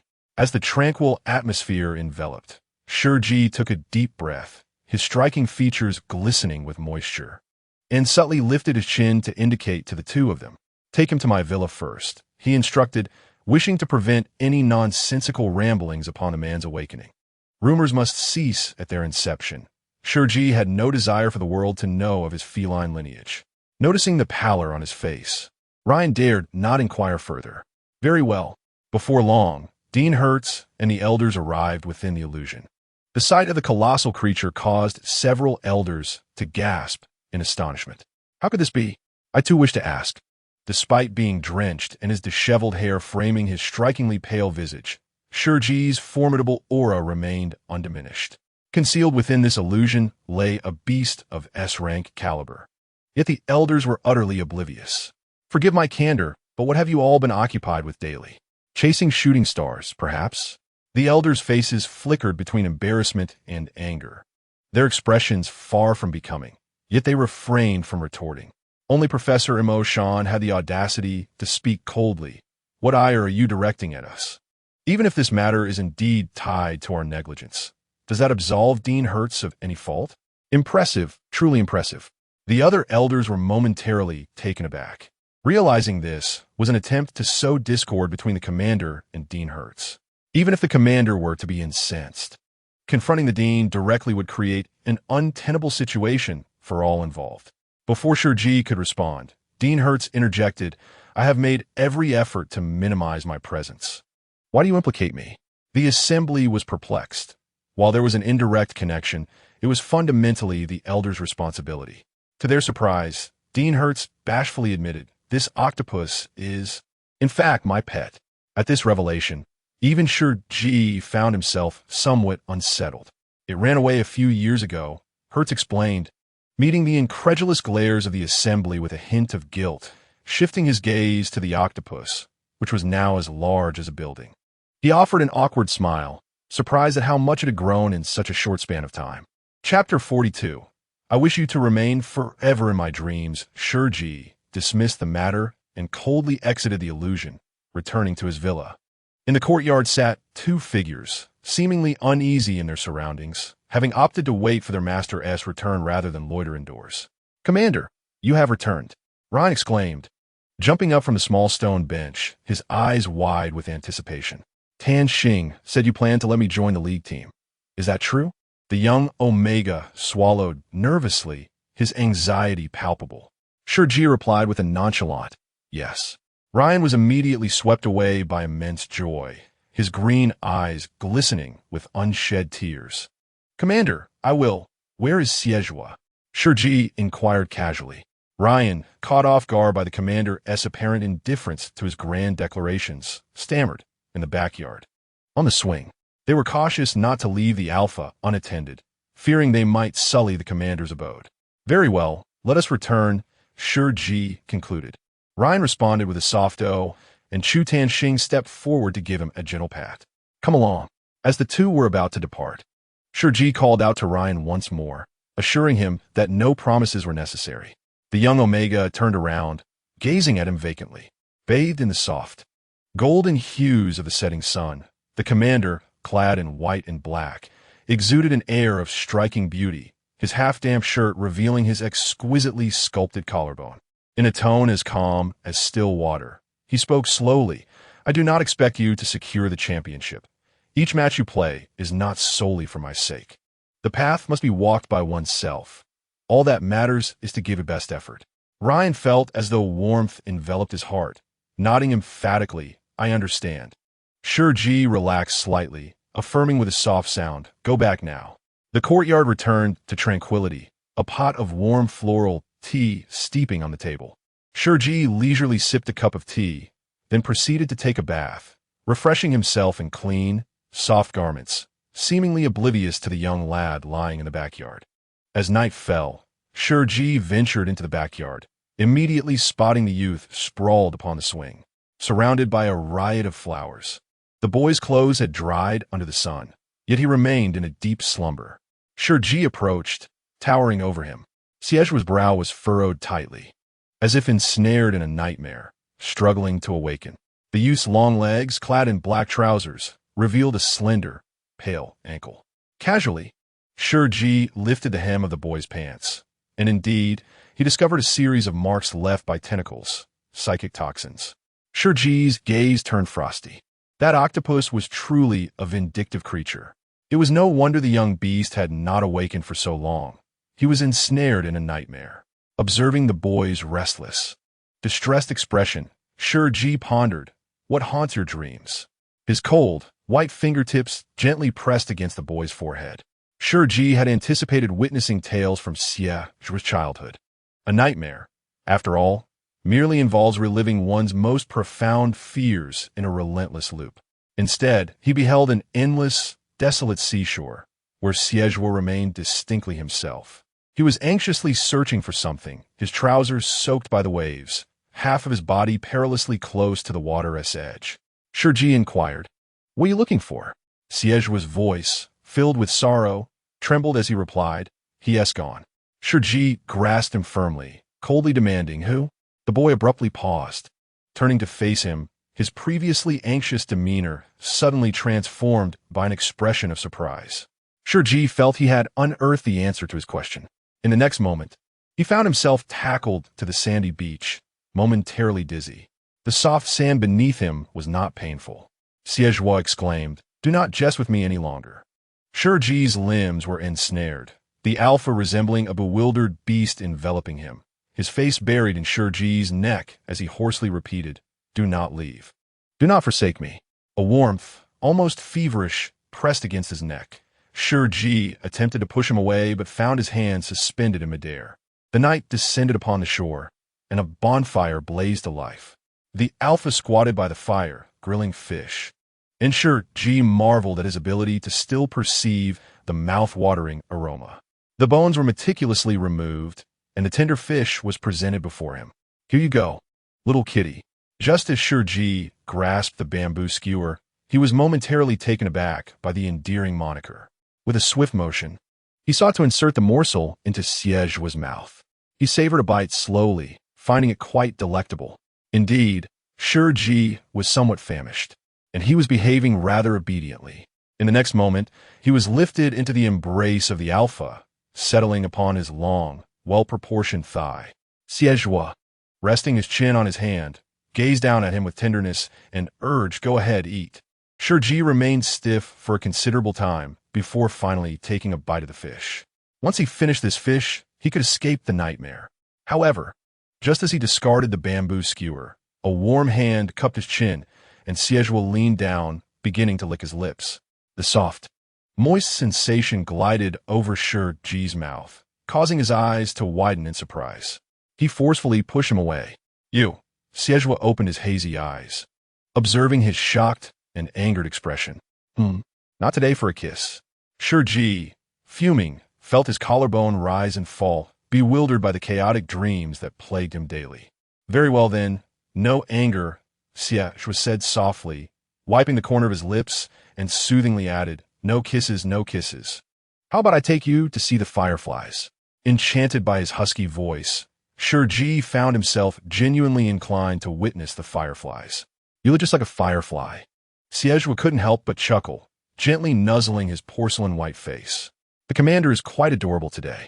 Shi Ji coldly turned his gaze away. The night breeze whistled past his ears as Xie held him close, weaving through the dense foliage. They eventually halted on a rock, surrounded by darkness. Shi Ji retorted, "We're the fireflies." "Patience," Xie chuckled lightly, raising a hand to cover his eyes. Moments later, he instructed, "Open your eyes." As Shi Ji slowly opened his eyes, a myriad of fireflies surged forth from the green leaves of the forest, flickering and illuminating the entire expanse. At that moment, the moonlight receded, enveloping him in the glow of fireflies. The young man stood opposite him, gazing at him gently and quietly. "Do you like it?" Shi Ji, captivated by the glimmer in his eyes, remained silent. The dream ultimately ceased at a particular scene where the alpha pressed him against the cold rock, his warm hand resting on Shi Ji's narrow waist. He lowered his gaze and nipped at the collar of Shi Ji's shirt, turning his face to tear it open with his teeth. In a fit of rage, Shi Ji slapped him awake. The firefly-laden forest gradually faded from view as Shi Ji found himself seated on a swing, immediately glancing down at his shirt. He was not wearing a shirt. The pristine casual shirt remained unscathed. "This is madness," Shi Ji exclaimed angrily. "This alpha is truly insane." Xie finally stirred awake, having slept for far too long, struggling to discern his surroundings. Observing his dazed and bewildered state, Shi Ji questioned whether that slap had rendered him foolish. In a cold tone, he inquired, "What are you thinking?" The night was scattered with stars, and the emotions of the nightmare still lingered around Xie. He opened his peach blossom eyes, momentarily lost, quietly gazing at the ice beauty under the moonlight. After a long pause, he spoke softly, "I wish for you to remain in my dreams forever." Chapter 43. The days you administered 32 resuscitations to me that year. The silver-haired alpha rubbed his groggy head as he sat up from the swing, still under the lingering effects of the mental toxin, his mind not entirely clear. Thus, he could not fathom why the commander would scold him. The small rascal. Under the faint moonlight, the commander stood tall and imposing, his gaze icy as it bore down on him, clad in a pristine white sweater. His neck appeared as soft and delicate as jade, with exquisite collarbones rising and falling subtly with each restrained breath. It was infuriating indeed. "How audacious of you to think so." He then pursed his thin, red lips and silently turned away. Xie remained in a daze for quite some time before slowly blinking. Damn it, how could he look so captivating even while scolding him? Shi Ji had never anticipated that he would find satisfaction in reprimanding that silver-haired alpha. Xie reclined back on the swing, gazing at the myriad of stars scattered across the night sky, and chuckled softly. How domineering the commander was, even denying him the luxury of dreams. Though he acknowledged that his youthful possessiveness was grotesquely arrogant, he harbored dreams filled with indecipherable mosaics that the commander could never perceive. As Xie stepped into the front hall from the backyard, he was greeted by a rich, sweet aroma wafting through the air. He paused momentarily, then walked to the semi-open kitchen, leaning over the bar to observe the simmering milk in the small pot. "Ah, so you're boiling milk." Bathed in bright, soft light, Shi Ji held a silver spoon, gently stirring the milk. The anger still lingered on his face, his voice cold and indifferent. What else could it be? His fingers momentarily stilled, wisps of steam curling around his elegant knuckles. Shi Ji narrowed his cool, long eyes dangerously, raising his gaze to question him. "What do you think it is?" Xie, feeling guilty, rubbed his nose and stammered. Nothing at all. He dared not utter a word about the commander's pheromones. It did not quite resemble it anyway. The aloof fragrance of white camellia was ethereal and fragrant, with only a hint of milky sweetness lingering in the undertones. Xie was swallowed hard, a sensual sound escaping his throat. Shi Ji paused. "Are you hungry?" The alpha's tone elongated, resting his chin on his arm as he watched him. After a day of exhausting activity, Xie was indeed ravenous. Shi Ji instructed, "Sit over there and wait." Xie was taken aback. He never imagined he would receive such treatment, to have the commander prepare dinner for him one day. He felt unworthy of such a privilege. Straightening his back, with his tousled silver hair standing in disarray, he wore an innocent and clear expression unique to youth. He shyly asked, "Is that true? That seems inappropriate. Perhaps I should help." Shi Ji interrupted him nonchalantly. "No need." He then leisurely raised his gaze to him, a hint of inscrutable amusement flickering in his brow. As if it were a mere, trifling task, Xie felt his heart bloom. He obediently sat at the dining table, awaiting the commander's offerings. The oven chimed, and the aroma of baked cod permeated the entire dining room, mingling with the sweet scent of warm milk. Xie could hardly contain his anticipation. The next moment, a bottle of nutrient solution was placed before him.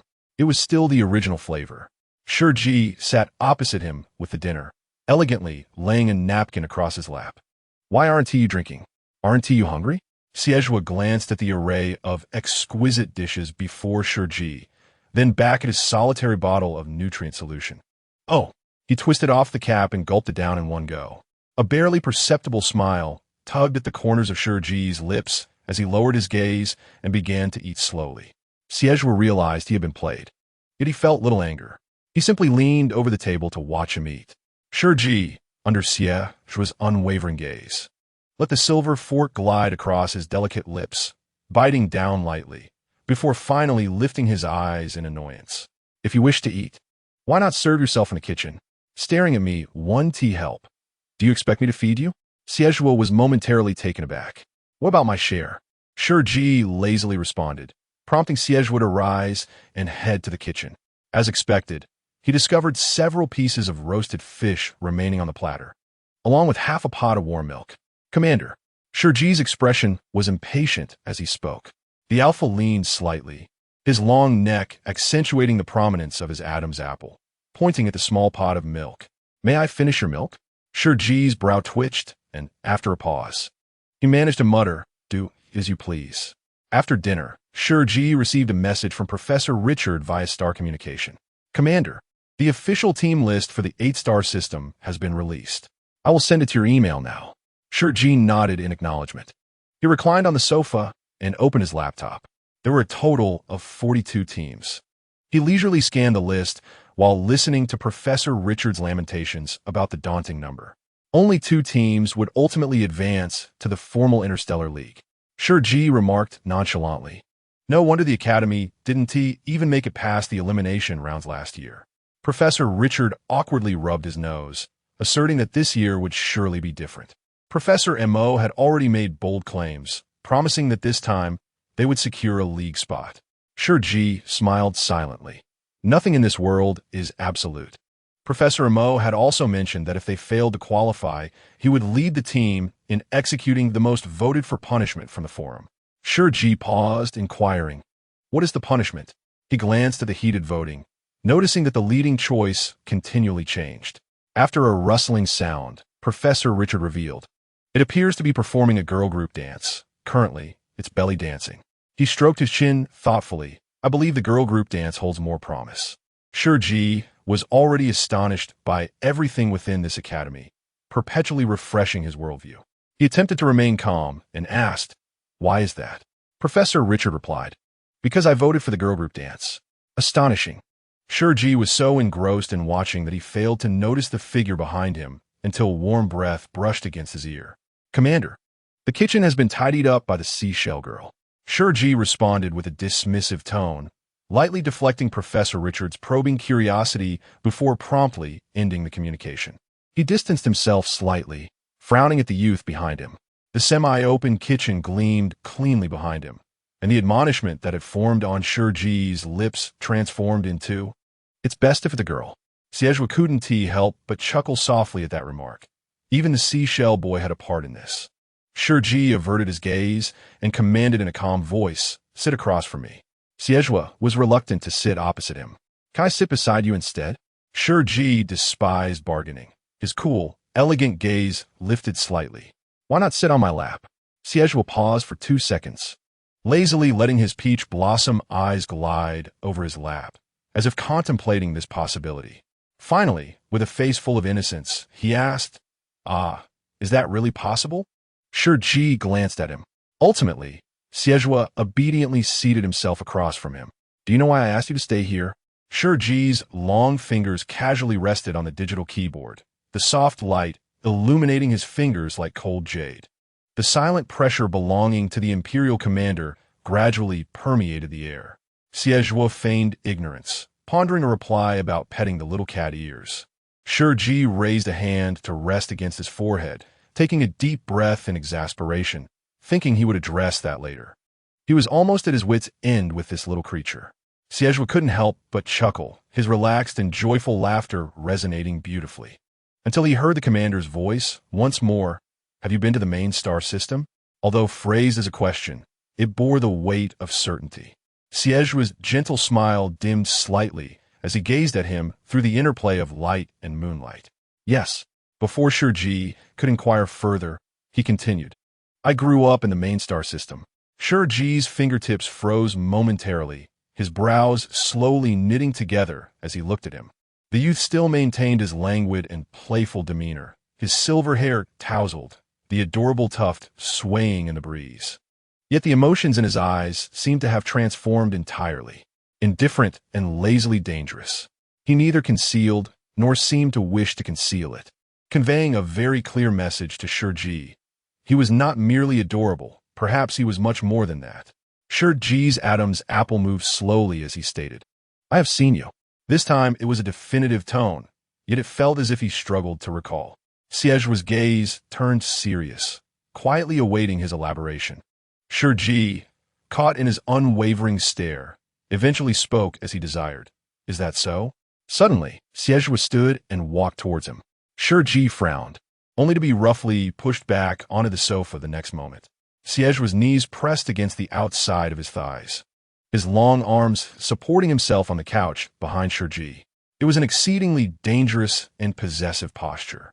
Shi Ji's brows furrowed, his expression icy, no longer indulgent as he had been in nightmares, his fingers resting on the silver gun at his waist, ready to fire at any moment. "How excessive! You truly do not remember me." Shi retorted, "Excessive." Xie, with his superior long frame half kneeling atop him, continued his woeful accusation. "That year, during the drizzle of apricot blossoms, you pulled me out of the water, bare and gasping, performing 32 rounds of CPR on me. Have you forgotten? Have you forgotten?" Shi Ji's myriad words coalesced into a singular, furious proclamation. "You had better get off me first." Chapter 44. This little creature actually bit him. Shi Ji drew his ever-present hunting falcon gun from his waist and placed it decisively on the cold, white coffee table. From now on, he declared, his eyes glimmering like clear jade, with a barely perceptible hint of crimson at the corners. He coldly fixed his gaze on the alpha, sitting quietly with hands on his knees, like a well-behaved child. "Stay right there, and do not move." The obedient child raised his innocent gaze, pondering what to do about the ear petting. Shi Ji's patience had nearly evaporated as he squinted at him, a hint of teeth gritting evident in his demeanor. Later, he said tersely. Xie replied, "All right," with an agreeable tone, "please do not be angry, Commander. I'm not upset, even if you have forgotten me." In truth, he was exceedingly furious, nearly driven to exasperation. Shi Ji recalled the relentless accusations that had escaped Xie's lips: peach blossoms in the light rain, bare-skinned, 32 instances of artificial respiration. "Perhaps I truly wish to forget." A sharp gasp escaped Xie, as though his heart had been pierced, instinctively rising to his feet. His expression suggested he was about to leap once more. Shi Ji remained unmoved, casting a cold glance in his direction. Xie settled back down, slumping against the backrest, lamenting, "If you speak thus, you might as well end my life."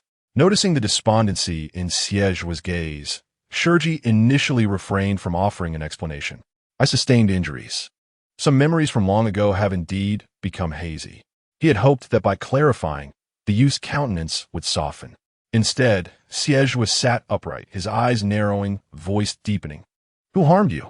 Shi Ji chose not to elaborate, merely stating, "On the battlefield." He leisurely poured himself a glass of water, moistening his throat as he inquired, "Now, tell me, why did you leave the main star system for the 8-star system?" He had anticipated it to be a lengthy tale, given the vast distance separating the main star system from the 8th. Yet, Xie succinctly encapsulated it in 4 words: "My mother died."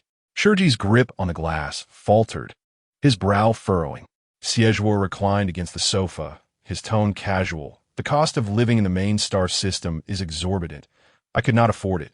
So I had no choice but to seek a livelihood in the 8-star system, where prices are the lowest." His expression bore little sorrow, prompting Shi Ji to observe him quietly for a moment before softly asking, "How did she pass?" Xie replied in a subdued tone, "From illness." Shi Ji's brow lowered slightly. Then he asked again, "What of your father?" "I have never met him," Xie chuckled lightly. "I have not seen him since birth. Nor has my mother ever mentioned him. It is of no significance." The atmosphere grew heavy with silence, as if this topic had cast a pall over their exchange. Shi Ji set down his glass, gently calling, "Come here." Xie was taken aback by the sudden lifting of his restraint. He approached Shi Ji, a languid smile gracing his lips as he inquired, "What is it? Do you wish to give the poor little boy a loving embrace?" Without hesitation, Shi Ji shot him a piercing glare. "Be quiet." He turned away, the delicate snow-white collar of his attire contrasting with his dark hair, revealing a beautiful line as well as his glance. The air was devoid of any pheromonal scent. Xie averted his gaze, feeling a slight warmth creep up his nape. "You are permitted but a single touch," Shi Ji's warning voice resonated. As Xie raised his eyes again, he was met with the sight of 2 pristine white cat ears, standing erect. The soft fur appeared irresistibly delicate, with a hint of blush distinct from any commercial plush toy, exuding an air of exquisite rarity. Shi Ji noted Xie's lingering hesitation and urged, "Hurry." Each second in this form felt excruciating. Shi Ji had never been fond of excessive intimacy. Yet this alpha was audacious beyond measure, leaving him utterly frozen. The tip of his ear was gently pinched by long, slender fingers, the pads of which softly grazed the delicate fur, a sensation so smooth it seemed almost elusive. Xie lowered his gaze upon him, while Shi Ji remained silent.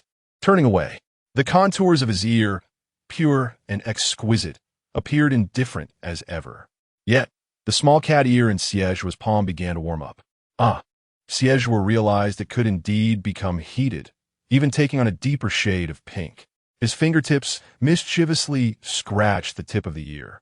Shi Ji, with lips pressed tightly together, suddenly braced himself against the edge of the sofa, the prominent blue veins in his fingers betraying a sensuous allure, unable to stifle a brief, strained groan.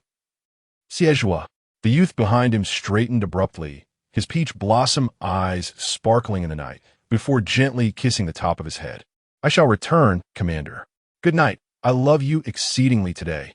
Then, like a gust of wind, he dashed out of the living room. The atmosphere remained tranquil for a long while before Shi Ji finally stirred.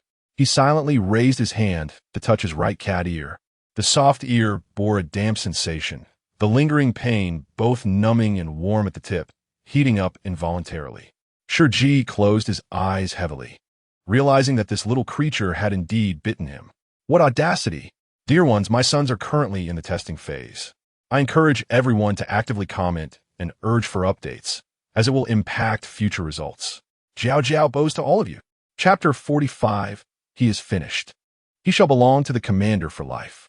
The elimination round of the 8-star system is imminent. The teams from various academies, after rigorous training, finally faced the competition for league spots the next day. The destination was the main star of the 8-star system, Tianshui Star. Shi Ji, you have yet to venture outside since arriving at the 8-star system, have you? Dean Hertz leaned on his cane, gazing kindly at the tall, refined youth beside him in the morning light. Shi Ji nodded slightly, yes. There may be slight discomfort, Dean Hertz mused with a smile. Shi Ji furrowed his brow in confusion. Why? Dean Hertz did not respond directly, but shifted the topic. How has your health been recently? His tone was laden with implication, causing Shi Ji's brow to momentarily furrow. He was not adept at discussing such matters with elder figures. He merely brushed over it. It's fine. However, Dean Hertz shook his head. Do not think I am unaware that you have used 24 suppressants in the past 12 days. Such behavior is unfathomable for any Omega. Omega, being rare, are protected by the laws of the galaxy, with stringent regulations on the use of suppressants, particularly for a high-ranking commander like Shi Ji. Any medication taken in the main star system must undergo professional testing before approval. Shi Ji understood that someone had clandestinely allowed him to proceed. Thank you, he replied with a faint nod. Dean Hertz waved his hand with a smile. It was not me. It was His Majesty the Emperor. Shi Ji's brow rose coldly. The Emperor personally contacted me via star communication. This seemed to be a great honor, causing the old man to beam with delight. Shi Ji, His Majesty is very concerned about you. Although the Emperor's demeanor during the call had been inscrutable, Shi Ji could sense that, after granting permission, the young monarch had remained silent for a considerable time. The Emperor's esteemed identity would not permit him to visit the 8-star system without cause. Fortunately, should one secure a spot in the league, one would be able to return to the home star system alongside the team. At that moment, Shi Ji coldly inquired, "What can be done?" Dean Hertz was momentarily taken aback by his sudden descent in tone, and with a somewhat faltering confidence, he completed his sentence, complete the marking. He surmised that Shi Ji's rejection of all highly compatible alphas was largely for the sake of that sovereign beyond the galaxy. However, he did not anticipate that this favored child of destiny, who had displayed politeness, aloofness, and humility since arriving in the 8-star system, would first respond with an almost mocking tone. Such imaginative thinking. I won't watch a world of mental illness without your input. Dean Hertz remained silent for a considerable time, eventually realizing that these were the very words of that silver-haired alpha from the Ice Pond Review. Huh, he exclaimed, as Shi Ji turned away without uttering another word. The old man quietly leaned on his cane, scratching his head, pondering in silence for a moment before scratching his head again. Could it be that he had misjudged? Did Shi Ji not harbor any affection for His Majesty the Emperor? What then was to be done about his formal estrus period in 3 days? At this time, the Academy Square was crowded with freshmen bidding farewell to the two teams. I'll help. Zhuo is so handsome. Indeed, he looked exceptionally dapper today, utterly captivating. As Shi Ji arrived at the square, he overheard the bustling discussions from the crowd behind him. Dapper indeed, he mused coldly, raising his gaze towards the two teams on stage, who were being showered with flowers of good fortune. The others were adorned with blossoms, particularly Mo Yin, who was the most extravagant. Countless people rushed to present him with flowers, making him appear almost regal. In contrast, a certain alpha, known for his penchant for attention, sat disinterestedly on a chair at the back. Clad in a tailored academy uniform, his casual demeanor overshadowed any semblance of formality. He lounged with his long legs crossed, A camellia blossom perched in his mouth, gazing vacantly at the sky. His elongated neck and prominent Adam's apple were revealed. With no one of interest around, he exhibited a general disinterest in the world. Shi Ji lingered at the end of the square, unnoticed by anyone. Just as he was about to step forward, Dean Hertz detained him. "Senior Ryan, could you assist me in leaving a pheromone mark?" The Omega looked at Ryan with a pitiful longing.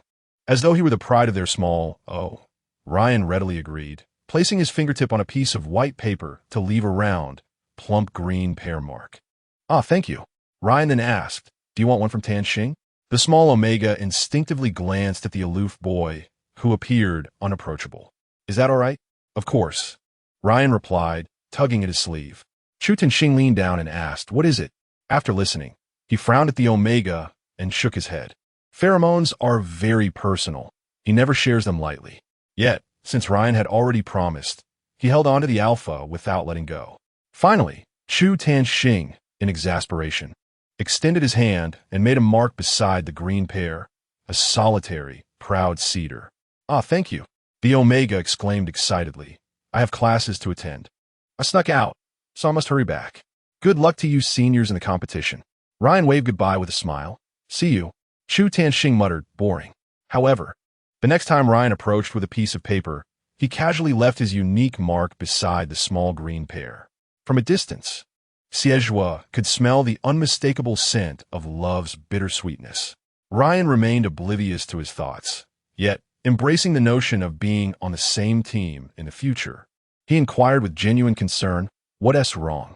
The silver-haired youth, moving sluggishly like a sloth, cast a nonchalant glance in his direction. His eyes, both disdainful and indifferent, bore an intimidating expression, yet he uttered, "I'm experiencing morning sickness." In an instant, silence enveloped the vast square, as those three words plunged the atmosphere into an eerie stillness. Particularly, Mo Yin, who was discreetly settling the account for the flower delivery, trembled, causing a cascade of coins to scatter across the ground. Gasps of disbelief erupted. "No way, is this for real?" Mo Yin exclaimed, "Damn it, I can't stand him." He and Zhuo were like oil and water. Observing their exaggerated reactions, Zhuo thought, could it be that serious? Ryan was taken aback, his mouth forming an astonished O. He glanced at Zhuo's abdomen beneath the black and white uniform and leaned closer, whispering, "Whose is it?" Chu Tanxing interjected, "Zhuo S, of course the Commander S." The flamboyant, silver-haired alpha never concealed his possessiveness over the commander. "You can't tell? I'm already the Commander S." This realization struck him last night. The moment he touched those delicate cat ears, Zhuo felt an uncontrollable surge of blood coursing through him, a sensation he had never experienced in 18 years. Tension enveloped him, poised to erupt. Unable to restrain himself, he bit down lightly, his tongue grazing the soft fur and pressing against the tender ear tip, causing his mind to explode like a dazzling firework. Zhuo knew he was doomed. He was forever bound to the commander. Chapter 46. My mark is only for you simultaneously. Everyone present was left in a state of shock, including those watching the live broadcast. When you carry the Commander-S child, did you obtain his consent, my dear Alpha? Do you even have that capability to experience morning sickness? B has collapsed. Shocking. In this era, an Alpha has become pregnant with an Omega's child. Is this a decline of morals or a loss of humanity? The Alpha is going insane. I can't stop laughing. Zhuo, you were a handsome lad, yet you've ruined it with your mouth. Let us just hope the commander didn't hear this. But the commander did hear. His ears caught every word. He glared coldly at the nonchalant silver-haired Alpha on stage, who seemed utterly unaware of the gravity of the situation. Was he truly testing his patience? The incident from yesterday, when he had bitten his ear, remained unaddressed, and now this. At that moment, Dean Hertz was equally taken aback. Just half a minute ago, he had been engaged in a lengthy discourse with Shi Ji, summarizing the essence of his advice. Is it truly not His Majesty the Emperor? What are we to do if it is not His Majesty? And similar inquiries. Only 3 days remain until the official estrus period. And if Shi Ji continues to administer suppressants recklessly, his life may be forfeit. Should he perish, the Emperor's wrath will be unparalleled. putting the lives of everyone in the 8-star system at stake. Shi Ji finds himself rather impressed by his own composure as he listens to such absurd statements. He then calmly declares, "I have a suitable alpha candidate and will no longer use suppressants indiscriminately." He is acutely aware of the gravity of the situation. Dean Hertz is taken aback, exclaiming, "What?" Before he can fully recover, he is further stunned by Zhuo's announcement of his pregnancy. Once more, Dean Hertz exclaims, "What?" As he hears Zhuo claim to be the commander, he is utterly dumbfounded, his beard hanging motionless in the air. "What?"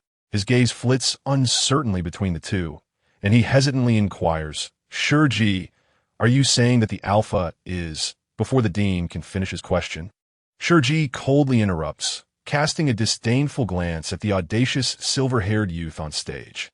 Does he truly deserve such a title? Without waiting for Dean Hertz to speak, he strides forward decisively. The students in front feel an icy chill sweep over them, freezing each one in place like statues. "Make way." The students dare not breathe, hastily parting to create a clear path through the throng. Zhuo did not anticipate that his careless remarks would lead to such a predicament. Looking toward the end of the crowd, he sees the commander's frostbitten expression and cannot help but murmur, "Oh." Shi Ji walks unimpeded to the stage, raising his gaze to address everyone from the two teams. Professor Mo Shan's team, having been subjected to daily disparagement of the commander, thinks this incident does not concern them. They are merely spectators. "Everyone get down," Shi Ji commands, and the members of both teams tumble off the stage in a chaotic scramble. One might mistake it for an award ceremony. The commander's sarcasm is evidently seasoned, and upon investigation, one realizes, oh, the competition hasn't even begun. The two teams scarcely dare to breathe. The livestream comments are in stitches. "Ha ha ha, clams are delicious." Shi Ji coldly retracts his gaze. "Damn, with that look, I've already decided where I'll be buried." So terrifying, commander sob. "Really?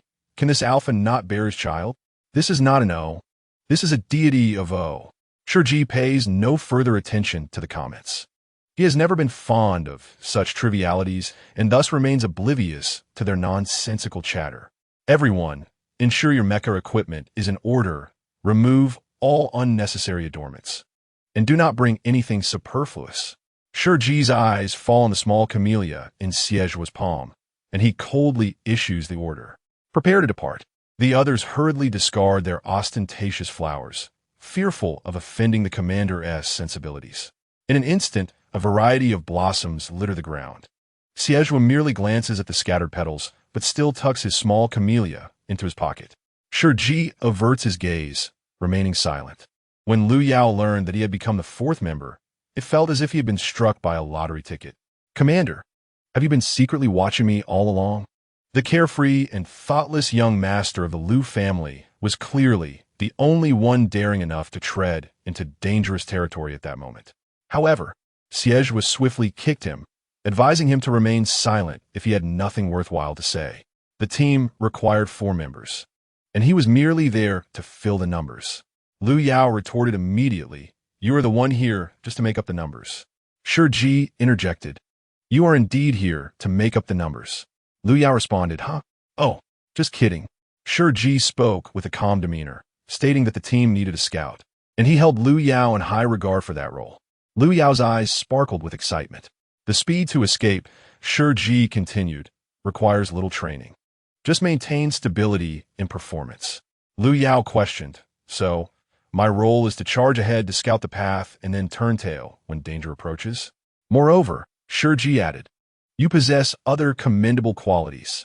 I equally admire your flamboyant pink mech. I hear you have 7 different colors to draw fire away, so remember to bring them all." Shi Ji casually glanced at Zhuo, suggesting that if he couldn't carry them, Zhuo could assist. Liu Yao was momentarily at a loss, unsure whether to laugh or cry. Zhuo found the situation utterly amusing and patted his shoulder. "Brother, are you overwhelmed with joy?" The two teams officially embarked on their journey. The destination was not far. Hertz Academy was located on the main star of the 8-star system, Tianxue star. They would simply need to take a vehicle to reach it. After Shi Ji's outburst, no one dared to sit next to the commander. The audacious Xie was squeezed in with his long legs. He innocently pointed ahead, claiming there were no seats available. While this was indeed the truth, Shi Ji remained indifferent to his presence. Xie could only lean quietly to the side, fiddling with a small camellia in his pocket. The alpha, clad in a black and white uniform adorned with a golden badge, had disheveled silver hair flowing freely, looking exceedingly handsome today. It was no wonder the students were screaming in excitement. "Commander, look!" A pristine white camellia was presented before him. The petals were infused with pheromones, showcasing a splash of blue. This was the mark of his pheromones. "Many have asked me for it today, but I did not give any away." Xie seemed to be trying to cheer him up, cautiously raising his gaze to meet Shi Ji's, a gentle smile gracing his lips. "My mark is only for you."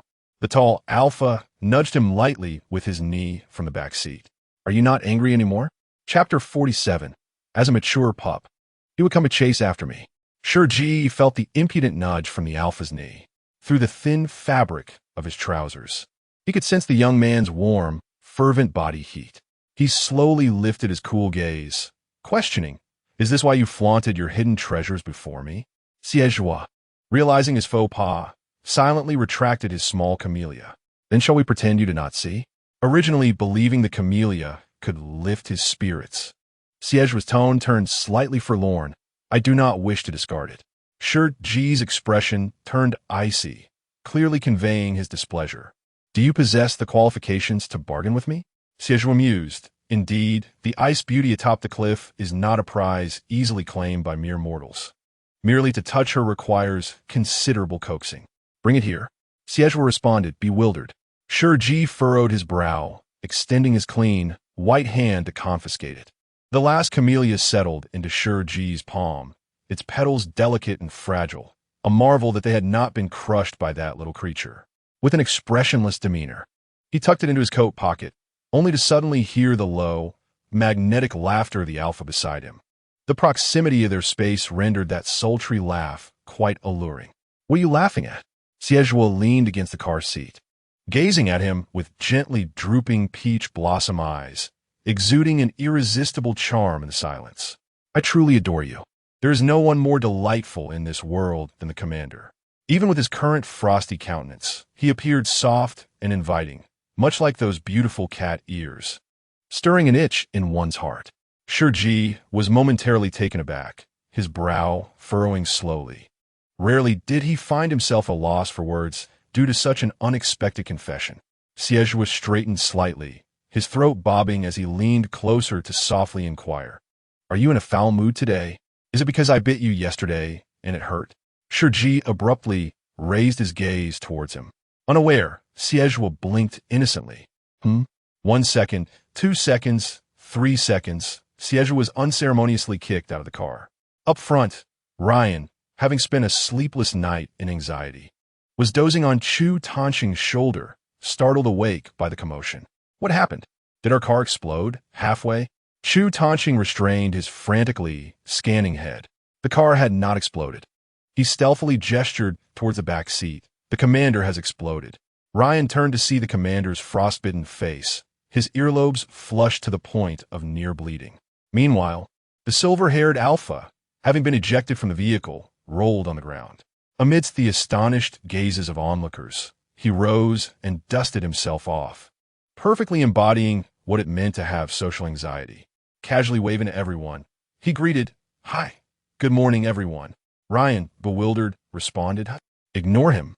Shi Ji coldly averted his gaze, commanding drive. The driver, daunted by disobedience, promptly complied. The car sped away, leaving Xie abandoned on the roadside. He touched his nose, pondering, "So heartless? It seems I truly failed to control my strength and hurt the little kitty yesterday. I must be gentler next time." Unbeknownst to Shi Ji, the alpha was already contemplating how to next ravage his cat ears. He heard Ryan hesitantly ask, "Commander, are we really leaving him behind? After all, we need to gather for the elimination round. Is that appropriate?" Shi Ji's expression remained indifferent. He will catch up on his own, like a mature little puppy. The silver-haired pup tilted his head, contemplating how to reach their destination alongside the commander. It was not merely a matter of punctuality. There were other significant reasons. "Little darling, do you think your brother is handsome?" A 6-year-old Omega was joyfully playing with a small scooter alongside his mother when a shadow loomed before him, revealing a handsome young man with silver hair. The little one, with his cherubic voice, gazed up in awe. Xie gently inquired, "Would you be willing to give your scooter to your elder brother?" The Omega's mother was taken aback.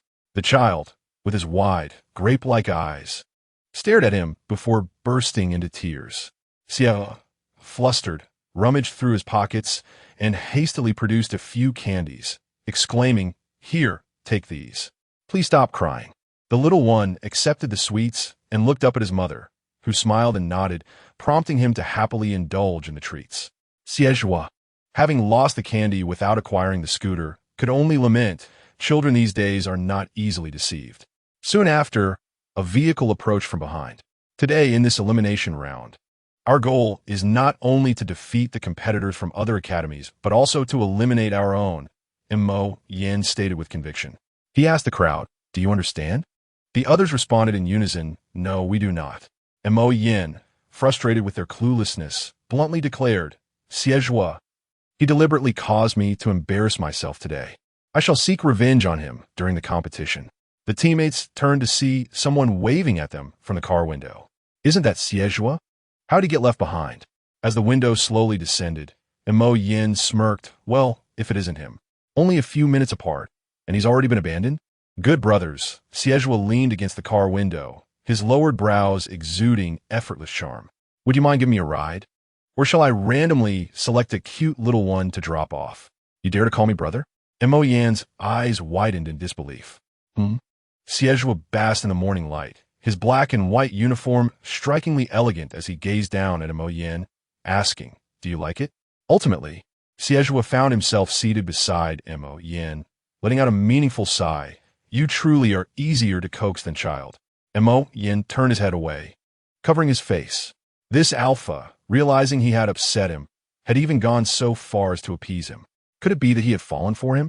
As the vehicle halted at the periphery, they were required to walk into the restricted area. Xie exited, straightening his uniform, and thanked them before waving goodbye as he departed. His teammates were momentarily perplexed, prompting one to ask Mo Yin, "Boss, should we still seek to eliminate?" Mo Yin, who had just waved dismissively, turned back to his teammate and asked, "What did you say?"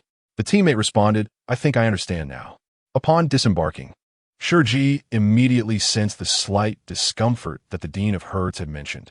Countless pheromone scents intertwined, creating a net in the air that enveloped everyone. Ryan instinctively drew closer to Chu Tanxing, muttering, "It's so much better in the academy." The Dean of Hertz had been tirelessly protecting each of them. However, the outside world was different. Nearby, an alpha was exuding oppressive pheromones in pursuit of an omega, provoking other omegas to challenge him. The chaotic blend of pheromones overwhelmed those of lower ranks. "Commander, you must be all right, right?" Ryan inquired with concern. Shi Ji had matters to attend to, serious matters indeed. The exceptional omega pheromones remain unaffected, effortlessly overpowering all the lesser beings present. However, this is contingent upon the absence of a heat cycle. Should the omega's pheromones escape during such a period, it would evoke the chaos reminiscent of that fateful day when all alphas succumbed to madness. Shi Ji shook his head, his tone indifferent, urging them to leave. He harbored no desire for anyone to be aware of his condition. Unbeknownst to them, the group departed from the vehicle, while Shi Ji, suppressing discomfort, strode forward with long strides. A waft of fragrant snail, rice powder pheromones drifted towards him. Shi Ji faltered momentarily, instinctively battling the urge to retch. A pair of strong, elongated hands encircled his waist. An overwhelming tide of calming pheromones enveloped him, cradling him within a gentle, boundless ocean. "Look at you, trying to throw me out of the car. Now you understand discomfort, don't you?" Shi Ji opened his eyes to behold the familiar, flamboyant silver mane of Xie. The latter cast a glance downwards. His previously proud demeanor softened upon noticing Shi Ji's pale lips. A wave of profound tenderness washing over him. Shi Ji nearly sighed in relief. The alpha's hand rested upon the nape of his neck, his face etched with concern, softly murmuring reassurances that everything would be all right. Chapter 48. the entire 8-star system would yield to him. Shi Ji listened to Xiejua's tone, reminiscent of soothing a child, and furrowed his brows. Yet, overwhelmed by the chaotic pheromones, his head spun, rendering him speechless as he surrendered to the enveloping warmth. Xiejua, in contrast, was loquacious as ever, observing the commander's slightly pale and fragile appearance with a heart full of empathy. He felt an urge to share in the discomfort. Who is so pathetic as to defecate everywhere under the sun? Shi Ji retorted, "You're the one who is defecating everywhere. Your entire family is." It was a limit he could no longer tolerate, and he immediately rolled up his sleeves, charging towards Xiejua. How could he endure such an insolent brat? Of course, he could. Xiejua glanced over casually, the innate pheromones of a top-tier alpha emanating invisibly, causing those who met his gaze to instinctively weaken at the knees. The snail rice powder alpha turned on his heel, nonchalantly dancing away, still grumbling, "You lot who don't appreciate snail rice powder are in for it now." Xiejua let out a light scoff, his long fingers still resting on the slender waist of the one in his embrace. He lowered his gaze to the commander's delicately drooping lashes, strikingly long and beautifully dark. His heart softened once more, and he lowered his tone, stubbornly asserting, "I simply lack the time to deal with him right now. Look at my little cat." Shi Ji coldly lifted his gaze, his clear, glass-like eyes shimmering with a watery hue, cold yet captivating as they fixed upon Xiejua. "Xiejua, hey!"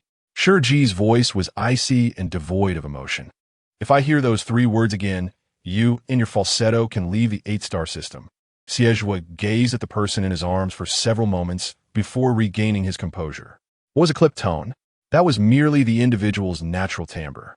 Shi Ji could not bear the slightest hint of his teasing tone and was too apathetic to engage with this frivolous creature. She gently pushed him away, asking, "Is that enough? Are you all right?" Lowering his gaze to inspect the state of the other, he noted that aside from a slightly pale complexion, there seemed to be no significant harm. He breathed a sigh of relief, letting his playful banter flow freely. "It's perfectly fine. You need not be overly reserved in my presence. Whatever you desire, I shall provide." Shi's brows arched coldly. She had developed a degree of immunity to his antics and found herself unable to be truly angry. "Spare me," she thought, as the commander, having been soothed by the pheromones, emanated a languid, sultry air. His cool brows were raised nonchalantly, exuding an alluring chill. His lips parted slightly, delivering a subtly inflected remark. "After all, it isn't much." With that, he retrieved a mask from his pocket, donned it with elegance, and gracefully stepped into the enclosed base. The tall, silver-haired alpha remained frozen in place for a considerable time before gradually regaining his senses. He had been left in a state of mockery for several minutes. "Isn't much. After all, isn't that akin to deriding my inadequacies as an alpha?" The youth narrowed his alluring eyes dangerously, grinding his teeth in frustration. Yet found himself chuckling amidst his indignation. Damn it, he couldn't help but lower his gaze, a lazy yet fierce smile playing on his lips. "Just you wait." Although the words were laced with threats, joy radiated from the corners of his eyes and brows. Shi Ji never anticipated that one day she would be barred entry due to her identity. 2 long rifles intersected before her, and the guard stood resolutely, eyes fixed ahead. "Please present your identification." Shi Ji's badge had been taken by Ryan. The young Omega excitedly borrowed it to snap photos, posting a series of 8 on her social media. After that, there was nothing more. Shi Ji furrowed her brows slightly, the white mask obscuring much of her face. However, the other guard recognized her solely by her eyes, momentarily losing his grip on his weapon. Oh my goodness, oh my goodness. It was her idol. Her idol. The companion at his side remained steadfast, insisting that unauthorized personnel were not permitted inside. "You imbecile! How dare you call me unauthorized personnel? Be respectful," a gentle male voice interjected, its soft timbre lacking weight, yet silencing both guards. A fair hand extended a dark green badge, elegantly inscribed in gold with the title of Omega Major from the Tianshui Royal Military Academy, Tang Chu. The guards greeted Major Tang with respect. Tang Chu responded with a light hum and, smiling, inquired, "Since we are together, May we enter directly? He was not exquisitely handsome, but his fair skin, gentle voice, and warm smile imparted an unusual charm. The guards hesitated, but eventually nodded in agreement. The other guard glanced at the commander. Surmising that the masked figure wished to keep their identity concealed and recognizing Major Tang as an acquaintance of the commander, he too nodded, showing even greater respect towards Tang Chu. Tang Churu smiled gently and cast a tender glance at Shi Ji, yet he did not spare her a single look. In a voice as cold and distant as frost, he echoed the guard's words, questioning, "Is this the principle upheld by your guards? No unauthorized personnel allowed?" The guard, taken aback by the audacity of someone without a badge attempting to use the back entrance, felt his face flush with indignation. "Do not be ungrateful. I'm allowing you in solely out of respect for Major Tang," he retorted. Another guard appeared utterly terrified, swiftly recognizing his error. He hastily retracted his weapon and offered an apology. "Why, yes, my apologies." How could he have forgotten that the commander despised any form of favoritism? Everyone serving under him was a paragon of integrity from the primary star systems. "What are you apologizing for?" The brawny guard, evidently selected for his physical prowess rather than intellect, mused. "If it weren't for Major Tang, would you even have the chance to enter?" Shi Ji leisurely pronounced Major Tang, his voice as melodious as cool jade, causing Tang's eyes to flutter slightly. She recognized him at once. Even masked, his distinguished silhouette was captivating. As Shi Ji turned his gaze toward her, Tang distinctly heard the rapid beats of her heart. Unconsciously, she brushed her fingers against her ear, a nervous yet demure gesture. Shi Ji inquired, "Do I know you?" Tang's smile faltered, her fingers tightening around her badge and credentials. She pressed her lips together, revealing a hint of vulnerability. Shi Ji, without raising his gaze, shifted his attention to the soldier stationed at the entrance, a casual smirk gracing his lips as he questioned, "I am curious to know when I ever required someone else's influence to gain entry." He then raised his hand nonchalantly, lightly touching the cold, white scanner where others scanned their credentials. The guard stood aghast at his actions. What was he doing? Who did he think he was? Machines were incapable of scanning a person's fingerprint information. Yet, in the next moment, the previously unyielding machine emitted a crisp sound, as if it had finally revealed the surprise programmed for him. A holographic display gradually materialized, presenting his information, Distinguished Professor of Hertz Royal Academy, Supreme Commander of the Federal Empire, 5-star General, the sole holder of the Empire's highest military rank. Beta crossed out Omega Commander, Shi Ji. Shi Ji, seemingly enraged by the final revelation, maintained a stoic expression as he strode coldly through the slowly opening gate. The guard stood frozen in shock, finally realizing the magnitude of the individual he had provoked. The Supreme Commander of the Empire never required anyone's favor. A mere lift of his hand would clear the way throughout the entire 8-star system. Chapter 49, Xie. Commander, he is terrifying. An overwhelming sense of panic washed over the guard belatedly. He hurriedly pursued Shi Ji, exclaiming, "Commander, I was mistaken. I was wrong. I failed to recognize you." Shi Ji, blocked from proceeding, furrowed his brow, his gaze sweeping over the guard, who was perilously close to the barrel of the weapon pressed against his arm. The guard, realizing his overstepping actions, hastily dropped his rifle. With a face full of supplication, "I had finally secured this position. Could you refrain from interrupting me so impatiently? Since it is such a hard-won position, I should not abandon my post." He coldly replied, "Leave." Upon hearing this, the guard's face brightened with joy. Did this imply that the commander intended to let him off? However, the next words from Shi Ji plunged him into despair. "Cherish this last half-day." The guard's complexion turned pale, as if sensing that his fate was sealed. Any attempt to salvage the situation would be futile. "Why should I apologize to you? Even if it meant kneeling? This is the most significant league event in the 8-star system. If he were forced to resign, he feared there would be no future opportunities for him." Shi Ji frowned, casting a look of confusion. "You still believe it is because you have offended me?" The guard's lips trembled as he gazed at him. Wasn't that the case? Shi Ji's gaze fell to the long gun discarded on the ground. A qualified guard would never relinquish his weapon so easily. He was unfit, not due to a failure to recognize me, but simply because he was inadequate. Nothing more. The guard watched the commander's retreating figure, cradling his head in frustration. Meanwhile, the instigator of this whole affair nonchalantly retrieved his badge, stepping over the long gun.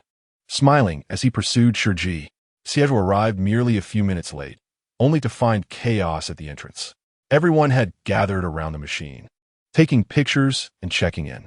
He scoffed, finding it dull. Was this a sightseeing spot? Peering over with his superior height, he snapped a photo. Click!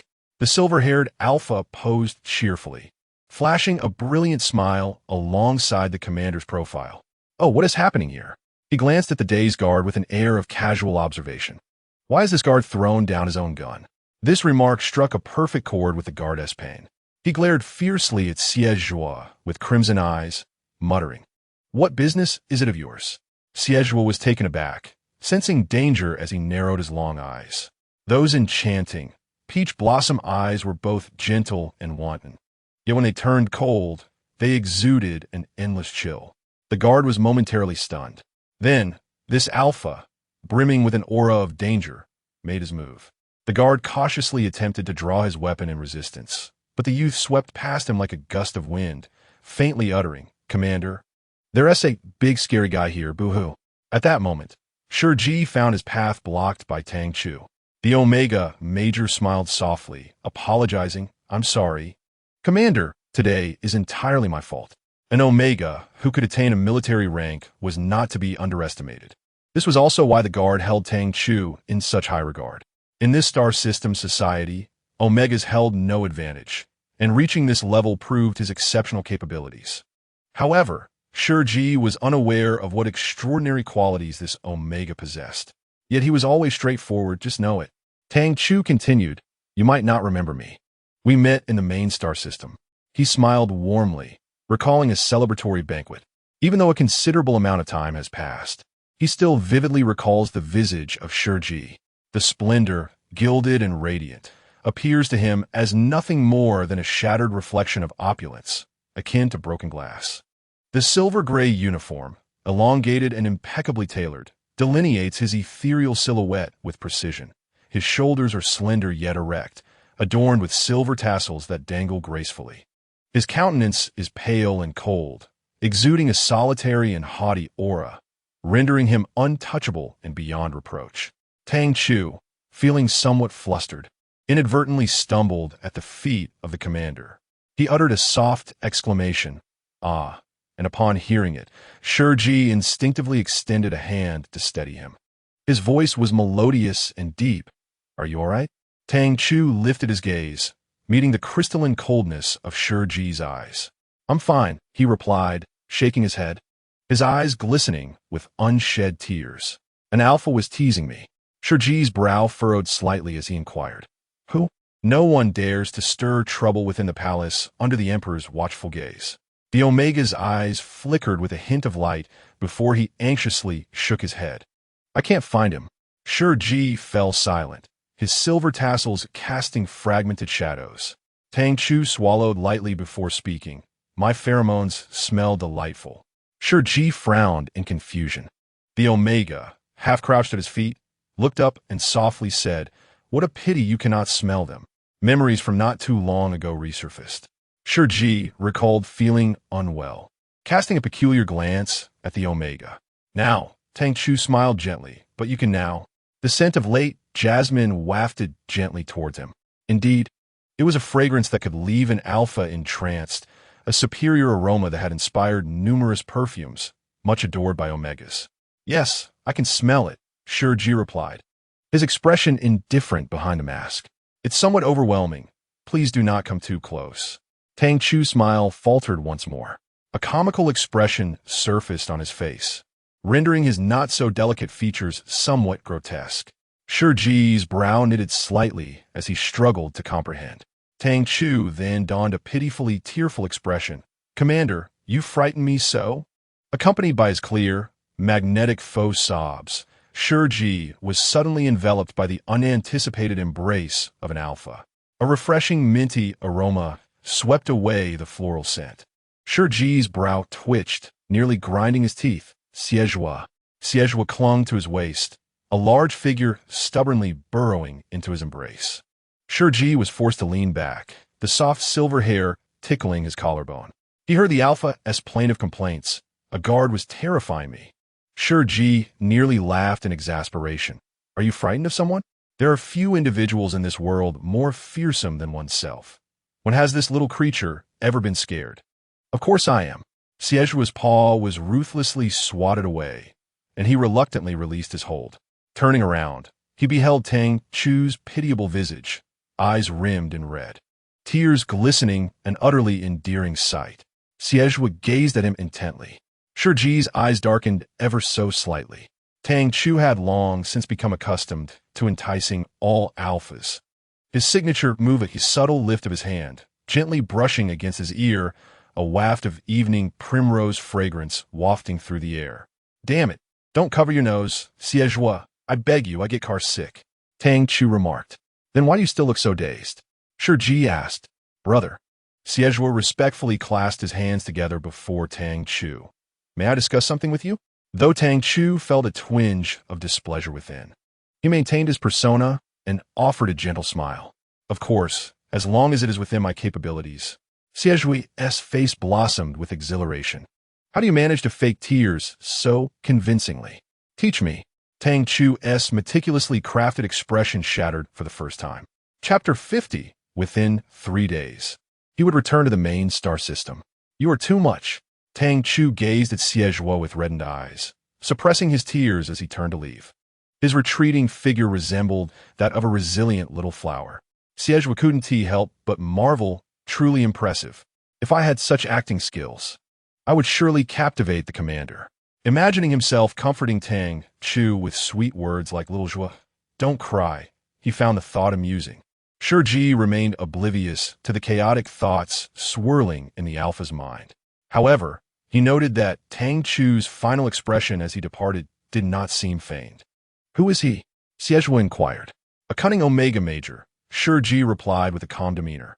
Shi Ji was not oblivious. Rather, he was perceptive, simply disinclined to expose the truth. Why do you attract even Omegas? Xieju chuckled through gritted teeth, his tone tinged with jealousy. Shi Ji glanced at him, his silver-haired figure tall and poised, one hand casually tucked in his pocket, kicking small stones with an air of indifference. They all like you, he stated matter-of-factly, implying that it was only natural for many to be enamored with someone so exceptional. Xieju paused, unable to suppress a smile. What a haughty little cat you are, he mused, observing Shi Ji's noble and proud demeanor, which bore a striking resemblance to a beautiful kitten. You don't even allow me to call you that. Indeed. Xieju chuckled lightly, catching up to him, tilting his silver-haired head. But I'm different from them. Shi Ji continued walking, casting a sidelong glance at him. How are you different? They all like you, Xieju replied, his eyes crescent-shaped with a playful smile, his shirt collar loosened and his tie askew, exuding a sense of disarray and flamboyance. With a languid tone, he said, I am different. I love you. I am different. I love you. Shi Ji's pace faltered imperceptibly for a moment, taken aback by the frivolity of the statement. The soft golden sunlight illuminated his dazzling, unruly silver locks, merging with the warmth of his gentle, affectionate peach blossom eyes, creating an aura so pure and intense that it rendered one hesitant to delve deeper. If this were a facade, then his acting prowess surpassed that of Tang Chu by 1,000-fold. If it were true, Shi Ji could distinctly sense a subtle anomaly in his heart, akin to a soft feather lightly brushing against him. He pressed his thin lips together, refraining from pursuing the thought further. In the main star system, on the planet of the White Emperor, birds soared across the sky, while the ancient, European-style white palace glimmered in the golden hues of the setting sun. A female official pushed open the intricately carved heavy doors of the council hall, addressing him, Your Majesty. She approached with a respectful demeanor, her skirts lifted gracefully. The elimination rounds of the 8-star systems are entirely prepared and will officially commence tomorrow at noon.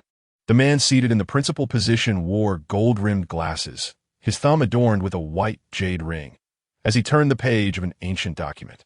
You may leave, he replied, his expression impassive, contrary to the rumors that suggested he had become increasingly capricious since Commander Shi's departure.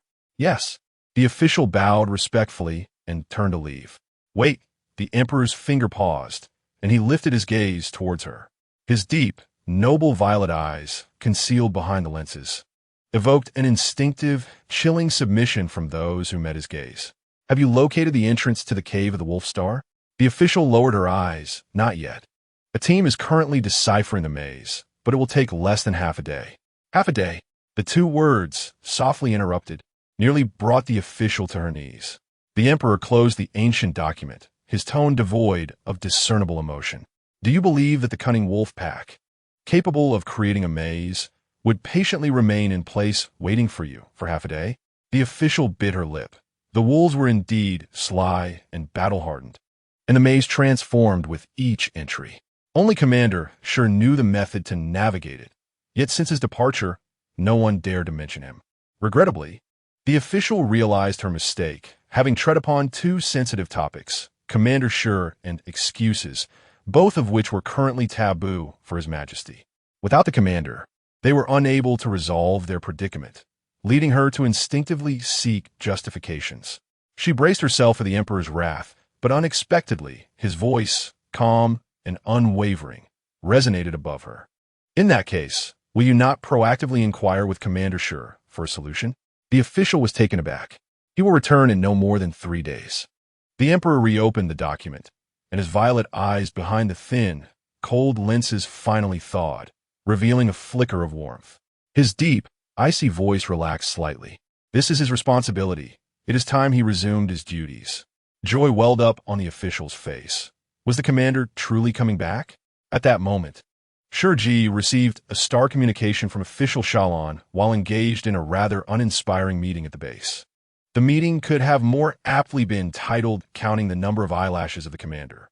The head of the 8-Star System League spoke eloquently from a main seat, while all eyes were fixed squarely on Shi Ji, who was masked and oblivious to their scrutiny, as long as they remained unembarrassed. It was Shi Ji who bore the awkwardness. After all, this was the commander, a figure seldom seen, and each glance felt precious. Nevertheless, the commander remained unfazed by the multitude of gazes until the communication signal rang out. Shi Ji relaxed his brow, preparing to find an excuse to step out, only to see the name flashing on the screen. He closed the star communication, opting to endure the attention. Official Shalon, in the Alpha Division of the main Galaxy Exploration Corps, the esteemed Major General, my goddess, stands before us. Commander, will you not answer? Shi Ji pondered momentarily before succinctly responding. It is impolite to leave during a meeting. The head of the league discarded the 5-day prepared speech he had crafted for the commander's arrival, insisting, "Let us proceed here." He animatedly gestured towards the conference table, urging right here. Shi Ji was met with countless inquisitive eyes and, in resignation, raised his hand to press the answer button. The conference room before him transformed into a spectral illusion, gradually revealing the intricately carved platinum palace, coalescing into a holographic mirage. The gentle-eyed Alpha officer stood within the assembly hall, while behind her, the Emperor perused a scroll. Before Shi Ji could utter a word, all present from the 8-Star System knelt in reverence. Your Majesty, the Emperor, evidently taken aback by the multitude, cast a cold glance, indifferently surveying the youthful and delicate countenance before him. Sharon-Xie. He did not direct his gaze towards Shi Ji, his tone imbued with an air of detached authority. With a soft smile, Sharon conveyed her purpose, while the Emperor listened impassively.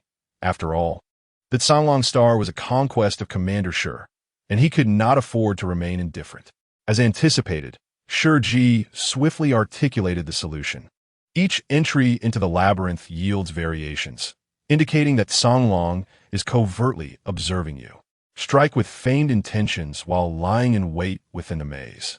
Then subject it to rigorous interrogation for a span of 49 days, ultimately obliterating its lair alongside it. It is that simple, is it not? The assembly appeared taken aback by such a decisive and straightforward approach. Professor Imo Shan could not suppress a scoff. I had expected Commander Shi to employ more honorable tactics in battle. Ideally, one would be honorable, Shi Ji replied with a languid tone, yet not foolish. Before the emperor, emotion dared not overstep, ultimately silencing himself in embarrassment. Sharon nodded. I shall issue the order for an ambush immediately. Shi Ji replied coolly. Engaging with them serves little purpose. A skilled eagle cannot soar in a den of wolves, only to lose countless scouts within the labyrinth. A skilled eagle cannot soar in a den of wolves. Upon hearing his familiar, chilling voice and witnessing the smile on the officer's face, the emperor's tightly pursed lips relaxed slightly, revealing an uncharacteristic air of ease. Yet, in the next moment, Shi Ji remarked, Officer Sharon, I truly hope that within this limited golden period, you can lead the exploration team to discover a superior solution instead of merely seeking my guidance on how to unravel matters after just 2 hours. The commander resembled a gentle mother who, while caring, sternly admonished her young to learn and grow. After all, I am no longer a part of the main galaxy. It was evident that the emperor's expression darkened. Chapter 51. A frantic puppy-esque lick. The atmosphere in the room felt as if it had solidified into a frigid abyss, with the attendees resembling pitiful old men frozen within. The emperor's aura was undeniable. Even as a mere holographic presence, it sent shivers through their very bones. With a compliant smile, Officer Sharon stated, Next, I will discuss tactical secrets with the commander. I hope you all will excuse yourselves. Upon her words, everyone hastily scrambled away in terror. It was utterly frightening. The wrathful emperor resembled a tyrant.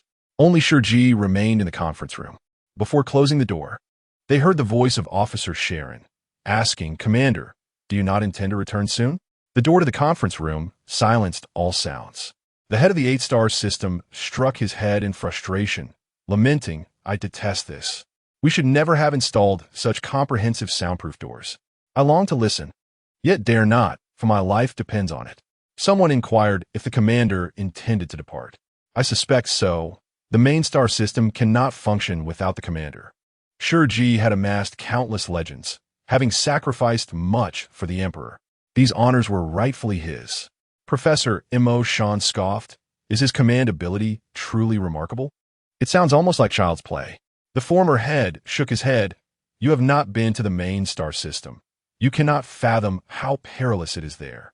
Songlong Star, a planet shrouded in dark clouds, is home to a vast, magnificent underground labyrinth.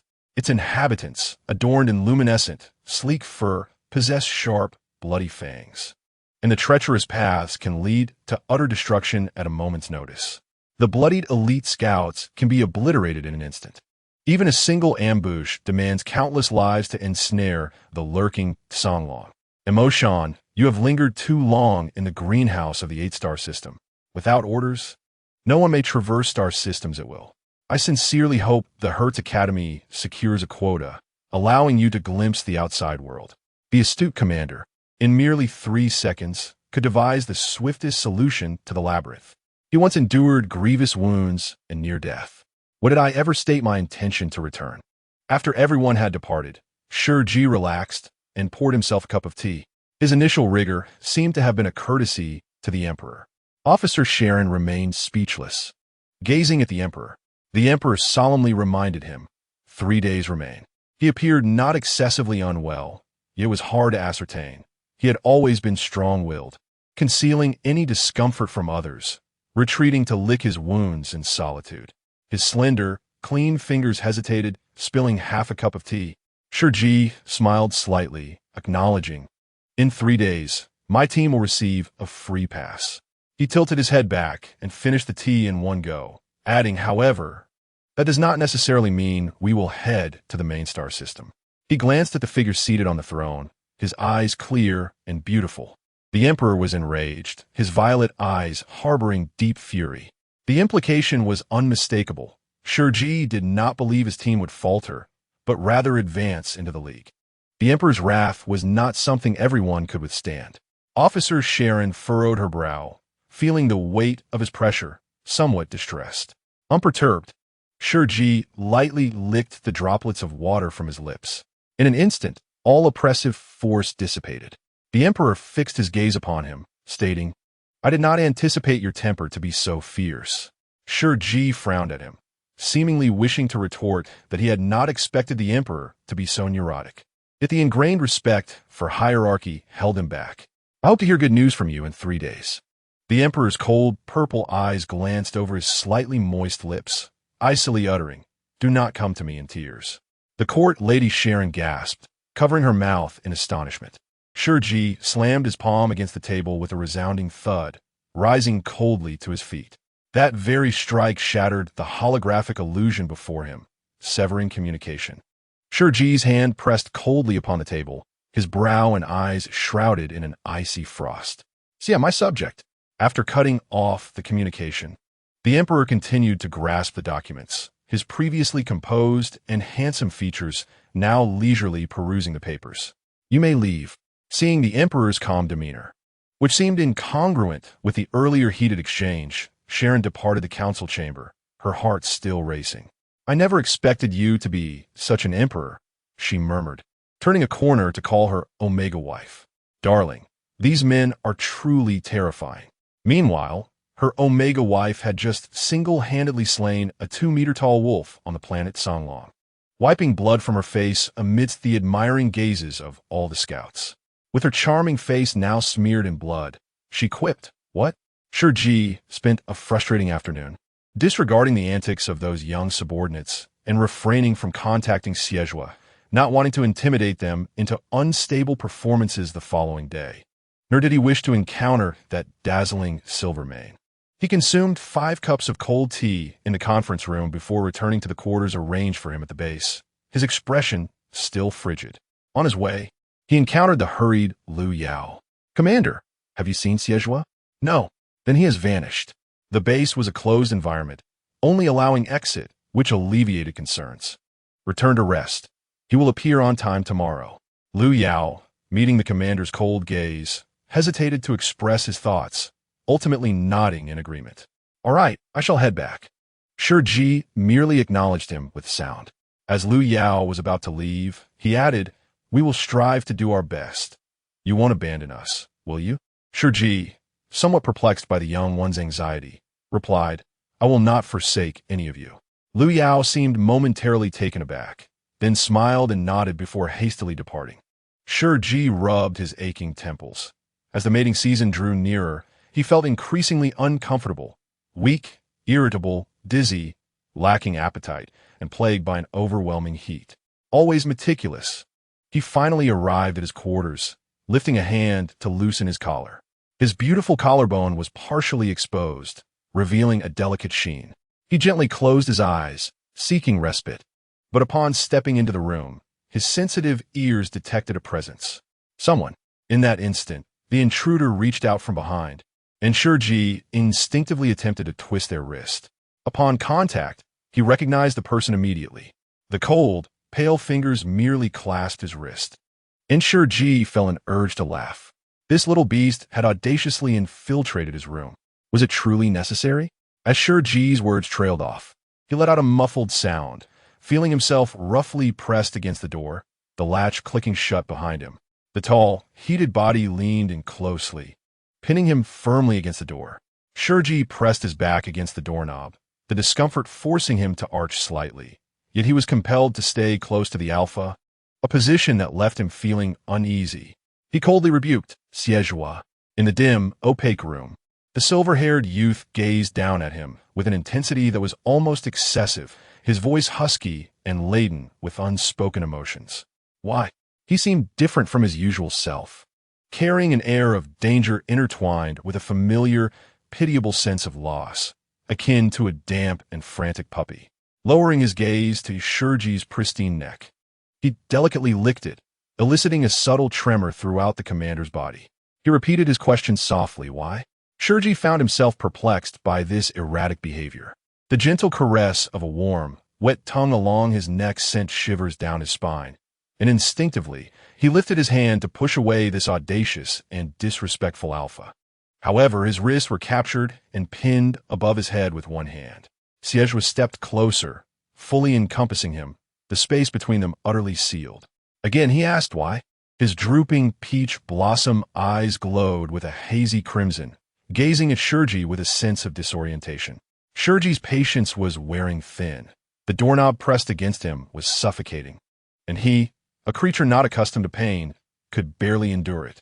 He retorted coldly, "Are you a walking question mark?" Xie seemed taken aback by his sharpness.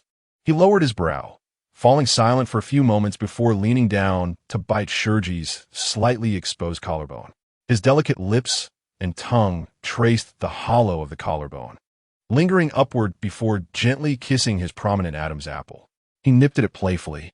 Shi Ji's mind erupted with a cacophony of sensations, nearly driving him mad with Xie's torment.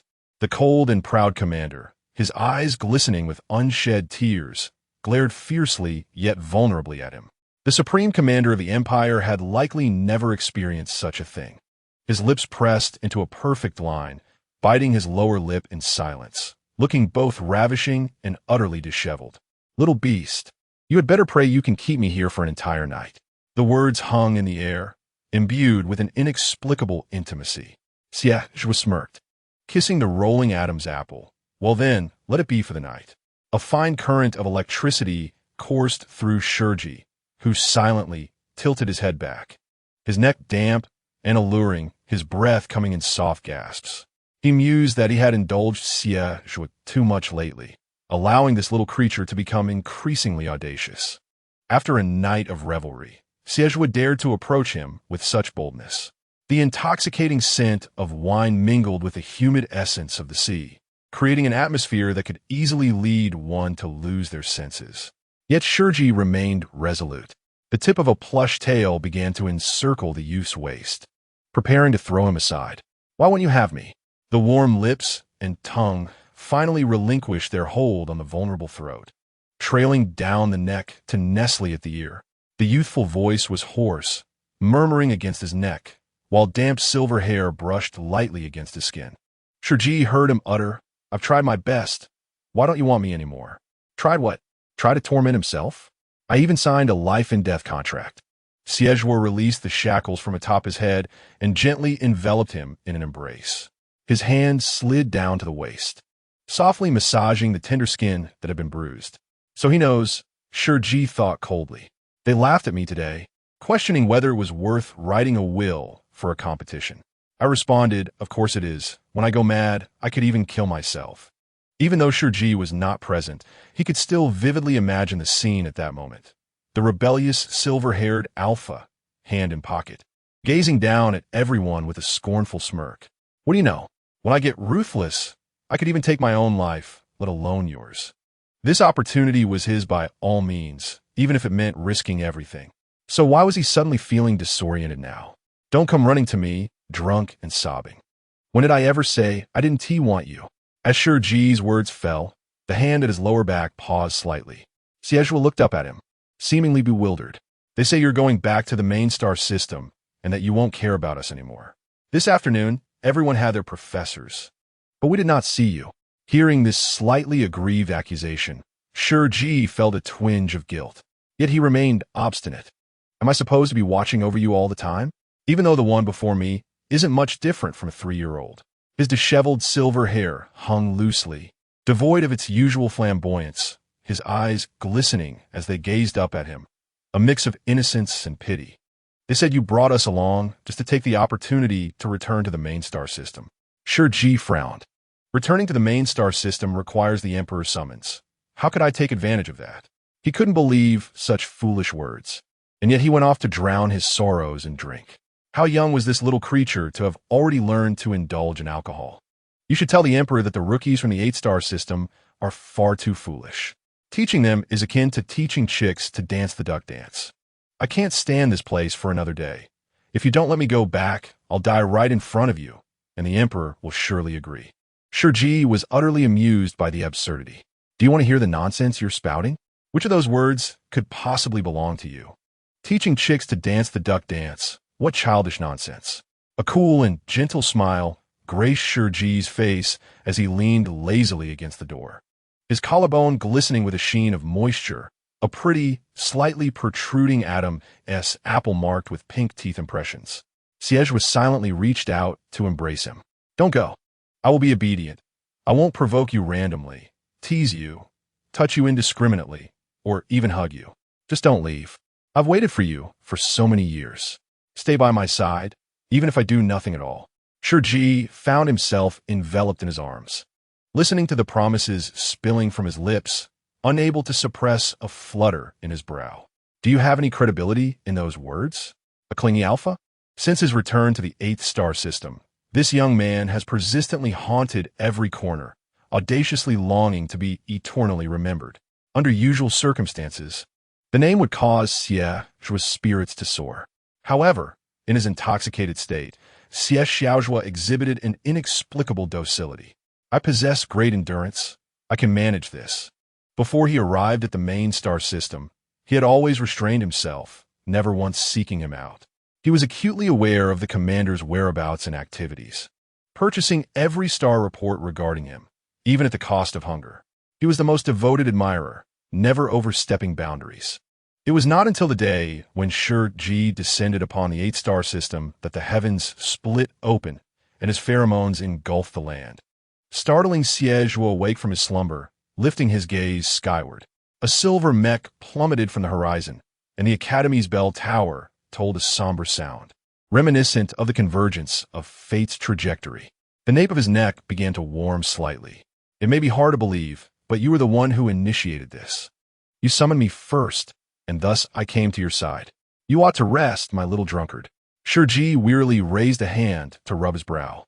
It was late, and there was a competition at noon the following day. He would gradually reckon the cost of his pre-competition revelry later. Zhuo gazed at him silently, then suddenly bent down, embracing him tightly, and wordlessly made his way toward the bedroom. Shi Ji's weary eyes fluttered open, and upon seeing Zhuo lowering his gaze to unfasten his buttons, his anger reached a peak. I told you to sleep, not to sleep with me. A sharp slap landed on Zhuo's hand. The cold, pale skin immediately turned crimson, and Zhuo looked at his hand in bewilderment, his eyes appearing slightly reddened. He bit his lip and continued unbuttoning in silence. You are unwell. I will unbutton, cover you with a blanket, and lull you to sleep. Chapter 53. This should be asked to the Zhuo of tomorrow. When Zhuo woke the next day, he found himself back in his dormitory, rubbing his aching temples. He suddenly sat up. What time is it? His roommate, Lu Yao, groggily checked the star clock. It's 6:30, big brother's still early. He was far too tired to engage in a conversation with Zhuo. Didn't you come back last night, like a frolicking puppy? Aren't you tired? After saying this, Lu Yao turned over, continuing to sleep, accompanied by soft snoring sounds. Zhuo's mind was foggy, and he struggled to recall the specifics. He only remembered the professors and elders regarding their group of unfortunate orphans with pitying eyes, stating that the commander would soon depart. Regardless, it was only natural, as they were merely two teams thrown together. Zhuo had not seen the commander all afternoon, and they had just concluded a meeting with him, which he could not help but believe. How could he leave? Zhuo pondered in confusion, feeling that it was perhaps only fitting. His commander belonged to a far more prosperous star system. He knelt on the base's rooftop, the cold wind tousling his silver hair, tilting his head back to down a beer in one go, crushing the plastic canister in his grip. Zhuo wished he could chew on the beer itself. He wondered, why? Why can the chosen never be him? Why is it that every time a choice presents itself, he is invariably the one left behind? Is it truly the case that he is so unappealing? Lu Yao.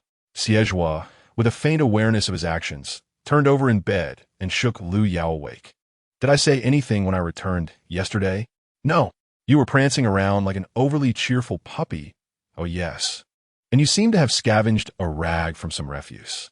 Lu Yao yawned, thinking I had assumed you had gone off contemplating your demise, only to discover you were rummaging through trash. Zhuo frowned. A rag? He found the piece of cloth in his own bedding. The cool, translucent fabric was delightfully soft and smooth to the touch, and the buttons were of a lovely white jade color, easily recognizable as belonging to his own attire. It was a torn white shirt, several buttons missing. Zhuo was bewildered. What on earth had he done last night? Could it be that he had? No way, not me. Zhuo blinked in disbelief, finding it difficult not to admire his drunken self. Fully awake now, he turned to Lu Yao, delivering a swift kick. You are the one who rummaged through refuse. You are the rag. Your entire family are rags. Liu Yao nearly tumbled off the bed from the kick. His morning irritability heavy enough to rival a ghost's wrath. Zhuo, the latter, neatly folded the precious rag and tucked it beneath his pillow, humming a tune as he sauntered into the bathroom to begin his elaborate morning routine. As noon approached, a call for assembly resonated above the base. All the trainees gathered at the entrance, preparing to enter the competition grounds. Shi Ji had rested reasonably well the previous night and followed the professors to the plaza for assembly. A piercing gaze fell upon him. Shi Ji looked up to meet Zhuo's languid, crescent-like, radiant eyes. His gaze shifted slightly, noticing a small camellia flower adorning Zhuo's ear. Amidst the palpable tension of everyone else, he appeared the most relaxed, even finding time to adorn himself. Every day, he fussed over that silver-haired head of his. "Commander Shi, I heard that the head of the 8-star system approached you yesterday, seemingly quite intrigued by the half-her gossip from the day before. Did you have a minor disagreement with a trainee?" Shi Ji feigned indifference to the clumsy probing. Are you truly leaving, truly departing?" The inquiry intensified as he continued to fabricate. "I heard that an alpha fled your room in tears last night." Shi Ji recalled the little creature's exuberant escape from his presence. What did you say to him?" The thoughts of the head honcho were all too evident on his face. To have caused an alpha to cry? It must be acknowledged, something was indeed said. Wasn't he it? Shi Ji, clad in white and black, stood to one side, adorned with a gold branch insignia on his chest. His features languidly exquisite. Could it not have been something more substantial? The head honcho, caught off guard by the abrupt twist, he was momentarily at a loss. What could he have done to make an alpha weep? What indeed? Shi Ji noted the inquiry etched across his face, remembering how the old men had spread rumors after hearing half the gossip yesterday. A smirk crept onto his lips. The details were proprietary, not for disclosure. The person in charge was utterly bewildered. Were they not discussing the secrets of the galaxy? How did the conversation veer so far off course? Observing his dazed expression, it was as if his worldview had been completely upended. Shi Ji casually raised his hand and patted him on the shoulder, remarking that in the world outside, reputations could be both favorable and unfavorable. The past was the past, and the present was bizarre. Was it not true? Even the most oblivious of leaders could discern the underlying mockery. Who was unaware that the commander was renowned for his unyielding pride, never entangling himself with any alpha? Realizing his mistake, the leader quickly apologized. "I'm sorry, my negligence regarding yesterday's incident is inexcusable." If he dared to spread the rumor today that the commander had reduced an alpha to tears the previous night, his head would be delivered to the Central Star System for all to see by morning. Shi Ji's expression returned to its usual icy demeanor, his tone indifferent and frigid. "Who was it yesterday that babbled nonsense in front of my little ones? You ought to be well aware." The leader felt a chill run down his spine and immediately bowed. "Yes, I will handle them." The professors nearby were collectively petrified. Shi Ji casually shifted his gaze to them, and they all fervently protested. "It wasn't team me, truly it wasn't team me. I swear, I only told one person. I swear I didn't inform anyone outside the base." Good afternoon to all participating teams. I am Zhang Wei, the head of this elimination round. The leader of the 8-star system tapped on the holographic screen, which projected a colossal three-dimensional display into the air, nearly obscuring the sky. A vast map floated above, along with the real-time rankings of 42 teams. The assessment will take place in the virtual illusion of the Rose Temple. All teams will be randomly deployed, and your task is to eliminate other members, protect your own team, and seize the black and white scepters. There is no time limit for this task, until all teams have been eliminated, leaving only the holders of the black and white scepters.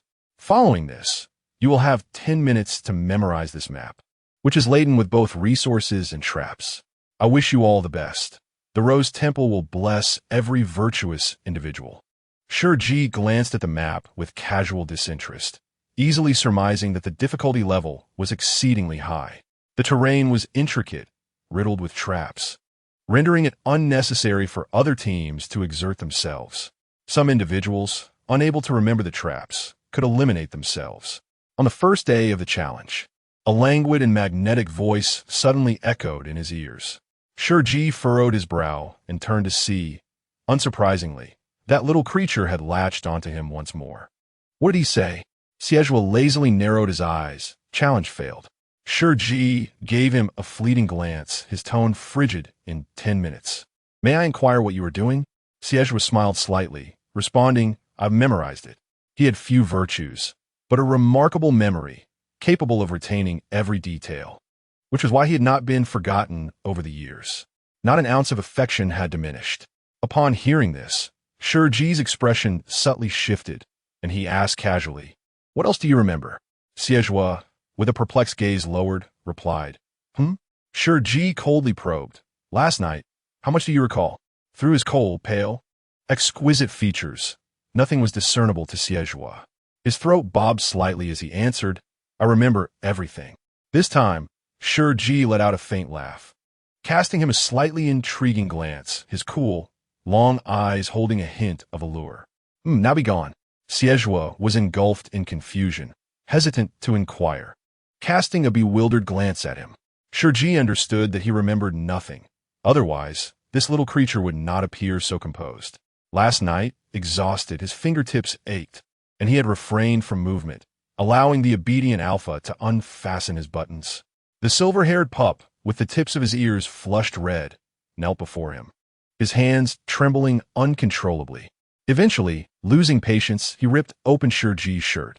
Shi Ji awoke to find the alpha, who had clearly erred, gazing at him with an innocent look, clutching the torn shirt, and attempting to pop a beautiful white jade button into his mouth. Was he unwell? Shi Ji extracted the button from the alpha's mouth, his fingertips slightly damp, and disdainfully wiped it on Xie. The white blanket enveloped half of his body, revealing a cool, pale shoulder line. Xie remarked, It looks good. Anything belonging to him, even a button, appeared delightful and fragrant. Lowering his gaze, he slipped his hand beneath the edge of the blanket, affording the commander ample privacy, then politely stated, I shall assist you in removing your trousers. Shi Ji felt the warmth of slender hands touch his delicate ankle, gently grasping it. Reacting instinctively, he kicked the alpha away before he could process the touch. He paused, awkwardly averting his gaze. No need. Return. Oh. Xie rose from the ground, wincing from the fall, yet unperturbed. He hesitated, glancing down, ultimately deciding to comply and leave. The black t-shirt accentuated his pale neck, and the slight blush at the corners of his peach blossom eyes contrasted with his silver hair, which hung softly in the moonlight. Suddenly, Shi Ji called out to him, Will you remember tonight when you wake up? I don't know, Xie pondered, shaking his head. You'll have to ask tomorrow's Zhuo. Still Zhuo. Shi Ji chuckled softly, lifting his hand to hook the alpha's collar lightly. The alpha obediently leaned down to meet his gaze, his peach blossom eyes glistening with a dreamy allure, shimmering with fractured light. There was a softness to him, yet also an obedient quality. The coolness of Shi Ji's fingertips brushed over his lips, and though his expression was icy, he calmly praised him, calling him adorable. In the next moment, the alpha's enlarged profile approached him, as if habitually wagging his tail in front of him. The kiss took him by surprise, and when the soft lips gently pressed against his cheek, fireworks erupted in Xie's heart. Apologies, my darlings, for my tardiness today. I was dissatisfied with what I wrote last night, so I refrained from posting it and rewrote it during the day. To make amends, today's update includes an additional 1,000 words. Thank you for the gifts, Muamua. To the dazed Xie Xiao Zhuo. Artificial respiration, a kiss on the cheek. To the clear-headed Xie Xiao Zhuo. Don't act foolishly, stay away. Cats are just Sundara, adorably shy. Chapter 54, Before Leaving. Connect with my baby Xie Zhuo's fingertips unconsciously grazed his cheek, feeling a tingling sensation on that patch of skin. He winced, unsure of where he had touched, and furrowed his brow. Shi Ji raised an eyebrow slightly, asking, What did you touch? Huh? Xie, bewildered, noticed a faint, healed scar on Shi Ji's exquisitely handsome profile, now a delicate shade of pink. He questioned with curiosity, Do I have a wound on my face? Is it serious? Shi Ji's calm brow swept over the small wound that had already been healed and was now negligible. It was quite serious. His expression was indifferent. Had he arrived at the hospital just 2 minutes later, it might have completely healed. Xie could not help but stifle a laugh. It seemed he had merely stumbled last night, causing some discomfort to his face, which quickly transformed into a tingling sensation. Having sustained numerous injuries, he paid little mind to it. Shi Ji calmly averted his gaze, choosing to ignore it, until he heard Xie's nonchalant voice, suggesting that the wound healed as if it had been licked by him. Shi Ji suddenly lifted his gaze coldly. Xie was stiffened, fumbling for words. I was just joking. After all, he had witnessed the commander's aloof demeanor while healing wounds, a combination of coldness and an endearing innocence that tugged at one's heartstrings. Shi Ji's thin lips uttered a single word: leave. The silver-haired alpha, evidently unaware of the sensitive topic he had touched, innocently rubbed his nose. After Shi Ji calmly donned a mask, he pressed something into his hand. I'm off. Take care of yourself these next couple of days. When I return, I'll bring you plenty of soothing information. As the sound of his footsteps faded, Shi Ji's long lashes only slightly fluttered. Last night, under the enchanting moonlight, he must have been out of his mind to kiss that little creature. He had helped heal the wounds on Shi Ji's face. Yet the way he had carelessly rubbed the injury until it reddened suggested he was not one to fear pain. Tough-skinned and resilient. Shi Ji's indifferent gaze fell upon the object he had been handed, a new cat toy, radiating a strong scent of the sea. For an alpha, it was a precious, soothing item. Likely only he would think to encapsulate such comfort in a simple toy. The countdown reached its conclusion. Liu Yao strained his eyes in a futile attempt to recall the details, his rusty mind failing him. Bro, do you remember anything? He turned and found himself alone. Xie approached from a distance, clad in a black Special Forces training suit, his broad shoulders tapering to a narrow waist, silver hair billowing. The blue translucent goggles casually perched atop his head. With a casual raised brow, he asked, looking for me? Liu Yao exclaimed, damn, your handsomeness has left even me. An alpha, weak at the knees. Where have you been? The next moment, the silver-haired Adonis clutched his heart as if smitten. I was bonding with my little darling. And now I won't see him for 2 days. Pain gripped his heart, a sharp pang of longing. Enough already. Stop pretending. Little darling indeed. Liu Yao mercilessly exposed him. I just heard the commander tell you to leave. He has no feelings for you whatsoever. Xie stood amidst the crowd with one hand in his pocket. His languid peach blossom eyes narrowing dangerously. Liu Yao felt an overwhelming urge to flee. Xie scoffed lightly. What do you know? The commander's request for me to leave isn't about distance. He simply feels sorry for my exhaustion. His reasoning was sound, yet utterly delusional. There was no saving him now. At that moment, the voice of Zhang Wei, the head of the league, echoed from the stage, reminding the players to thoroughly memorize the map. Below, every head bobbed in unison, as if in agreement. Yet in the span of just 10 minutes, still under intense pressure, they retained nothing but emptiness. Very well. Since everyone is in agreement, Zhang Wei said with a smile, let us commence. With a deft tap of his fingers upon the luminous screen in his grasp, an imposing mech barrier enveloped all present, subsequently transporting them into the competition's realm, the Rose Temple. Seated in the observation area, Shi Ji gazed absently at this fantastical landscape. Commander, do you not find this place somewhat familiar? The gentle voice of Omega floated to his ears. Shi Ji cast a sidelong glance at him, silently questioning who had granted him the privilege to sit beside him. Even the Royal Academy's leading major lacked the right to occupy such proximity. Tang Chu's expression faltered, his eyes shimmering with unshed tears as he looked helplessly at another alpha officer. The officer, slightly awkward, explained, I offered my seat to Xiao Chu. He claims to be your ardent admirer. Furthermore, the pressure of sitting next to the commander is rather overwhelming. The innate air of aloofness surrounding Shi Ji rendered even an alpha like him feel dwarfed. Hence, he found it difficult to comprehend how that silver-haired student managed to navigate the commander's presence with such ease. Shi Ji chose to remain non-committal regarding their exchange. There will be no next time. The officer quickly nodded in agreement. Yes. Tang Chu, taken aback by Shi Ji's bluntness, felt a tinge of embarrassment. Commander, do you truly despise me? This was his habitual ploy. By inquiring whether an alpha harbored animosity towards him, he was assured that the response would invariably be negative. He continued in a soft tone, "Yet you seem so fierce. I presumed you did not like me." This easily stirred the protective instincts of a man. "Indeed," Shi Ji replied, his brow unyielding. "Thus, be mindful and keep your mouth closed." He was acutely aware of the familiarity of this illusion.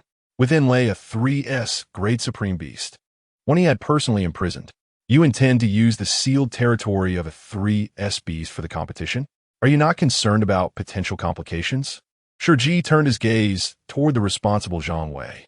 Zhang Wei paused briefly before responding. "It is merely an illusion. It poses no threat to life. Moreover, that creature will not emerge, nor can it. It is sealed deep within the unfathomable recesses of the temple, content to slumber here. The lingering essence of its aura suffuses the entire Rose Temple, rendering it an ideal venue for the competition." Shi Ji fell silent thereafter. At this moment, all teams were dispersed around the castle's periphery. The Nordic-style castle stood steadfast against the wind, its towering spires piercing the clouds, resplendent and magnificent in the light. Dew-kissed roses swayed gently, their droplets shimmering like jewels. The air was thick with the intoxicating fragrance of roses. "How delightful! What is that scent?" Ryan exclaimed, sprawled on the ground, gazing upwards. Their introduction into the illusion had been rather unceremonious, leaving them all in disarray. Chu Tanqing was the first to rise, effortlessly lifting the Omega from the ground. "The scent of dew," he remarked coolly, his single eyelid sweeping over the surrounding rose bushes. At noon, the petals of the roses, standing at half the height of a person, glistened with crystalline droplets. To be precise, it is the scent of saliva. There would be no dew at this hour. As his words hung in the air, the roses before Lu Yao unfurled, revealing a serrated row of teeth, reminiscent of the man-eating plants from the game Plants vs. Zombies. Lu Yao stood frozen in place for 2 seconds, exclaiming, "Oh my goodness, Mom." Subsequently, she unleashed a flurry of tiny fists, mercilessly pounding the rose into a pulp. The flower, astonished, thought, "I have never encountered such a timid yet ferocious creature." Angered, it trembled and shed its outer petals, revealing a fresh layer of delicate pink blooms. Lu Yao exclaimed in frustration, "Damn it, that's cheating. It has countless layers of petals. I can't possibly destroy it." Chu Tanqing set Ryan down and activated his mech. Stepping aside, a radiant arrow of concentrated light formed in his arm and shot directly at the rose blocking their path. The rose opened its mouth wide and consumed the arrow, chewing it with apparent delight. Chapter 55. The league team name, "No Waiting in Line for Food." In the language of the supernatural, this roughly translates to aromatic. Chu Tanqing was taken aback by the rose's bizarre behavior and furrowed his brow. It possessed infinite regeneration and insatiable consumption. Once again, it obstructed their passage to the castle, necessitating its defeat for further progress. Simultaneously, each team faced their own carnivorous rose. Time was of the essence. Xie rose from the ground, noticing that one team was far ahead in points. It was the Royal Military Academy's Alpha Mech team, the Thunderstrike Squad. With a grave expression, Chu Tanqing noted their swift pace. He had missed out on a spot last year by merely lagging behind them. Xie fixed his gaze on the carnivorous rose and turned to pat Chu Tanqing on the shoulder, saying, "You're too slow, boy." A long arrow soared over the rose's head, evidently testing whether they could leap past it. The carnivorous rose extended its neck once more and devoured the arrow. It swayed gently in the wind, its verdant stem twisting gracefully. Not far away, teammates were consumed by the rose, their anguished cries echoing as their bodies dissipated, expelled from the illusion. At that moment, Xie knelt, drawing a curved dagger from his boot, and charged toward the rose, its emerald stalk swaying enticingly in the breeze. Chu Tanqing, observing that Xie was not even donning his mech, summoned a multitude of arrows to aid him. Outside the illusion, Shi Ji frowned as he watched Xie rush forward without a second thought. The reckless fool. While the approach was correct and swift, it was undeniably reckless. The headstrong pup seemed perpetually unafraid of injury. As Xie neared the rose, it suddenly turned, spitting a mouthful of saliva at him. Nearby, another teammate screamed in terror. "This isn't dew, it's sulfuric acid." Ah, the exposed skin of the teammate blistered from the corrosive liquid. Shi Ji's expression grew cold as he recalled the minor wounds on his face from yesterday, which had been treated tenderly by that little creature. Now, he was recklessly confronting sulfuric acid. Tang Chu, for reasons unknown, felt a flicker of delight at the prospect of the silver-haired youth being disfigured, lamenting, "What a pity for that handsome face." Shi Ji remained silent. In the next moment, an invisible barrier glimmered with a soft green light, interposing itself between Xie and the rose. It was Ryan, who had summoned his miniature mech to shield Xie from the corrosive dew. A smirk broke across Xie's lips as he remarked, "Well done, little imp." Ryan trembled in fear, his hands shaking. "You scared me. Why don't you signal?" "I won T." Xie rolled over and swung the curved blade at the rose's stem. However, the green stem bent gracefully, resembling a sponge, and the blade could not sever it. Countless arrows flew through the air, and it opened its gaping maw to receive them, confident that Xie could not harm it in the slightest. Unexpectedly, a crisp sound echoed as the stem oozed green liquid, and the flower wilted and fell instantaneously. "I understand." Xie nonchalantly kicked the flower's large head with his black boots. "Trimming requires scissors." Chu Tanxing nodded in realization, acknowledging his own lack of perceptiveness compared to Xie. Xie turned to him and remarked, "It's normal for ranged attacks to be slower than melee.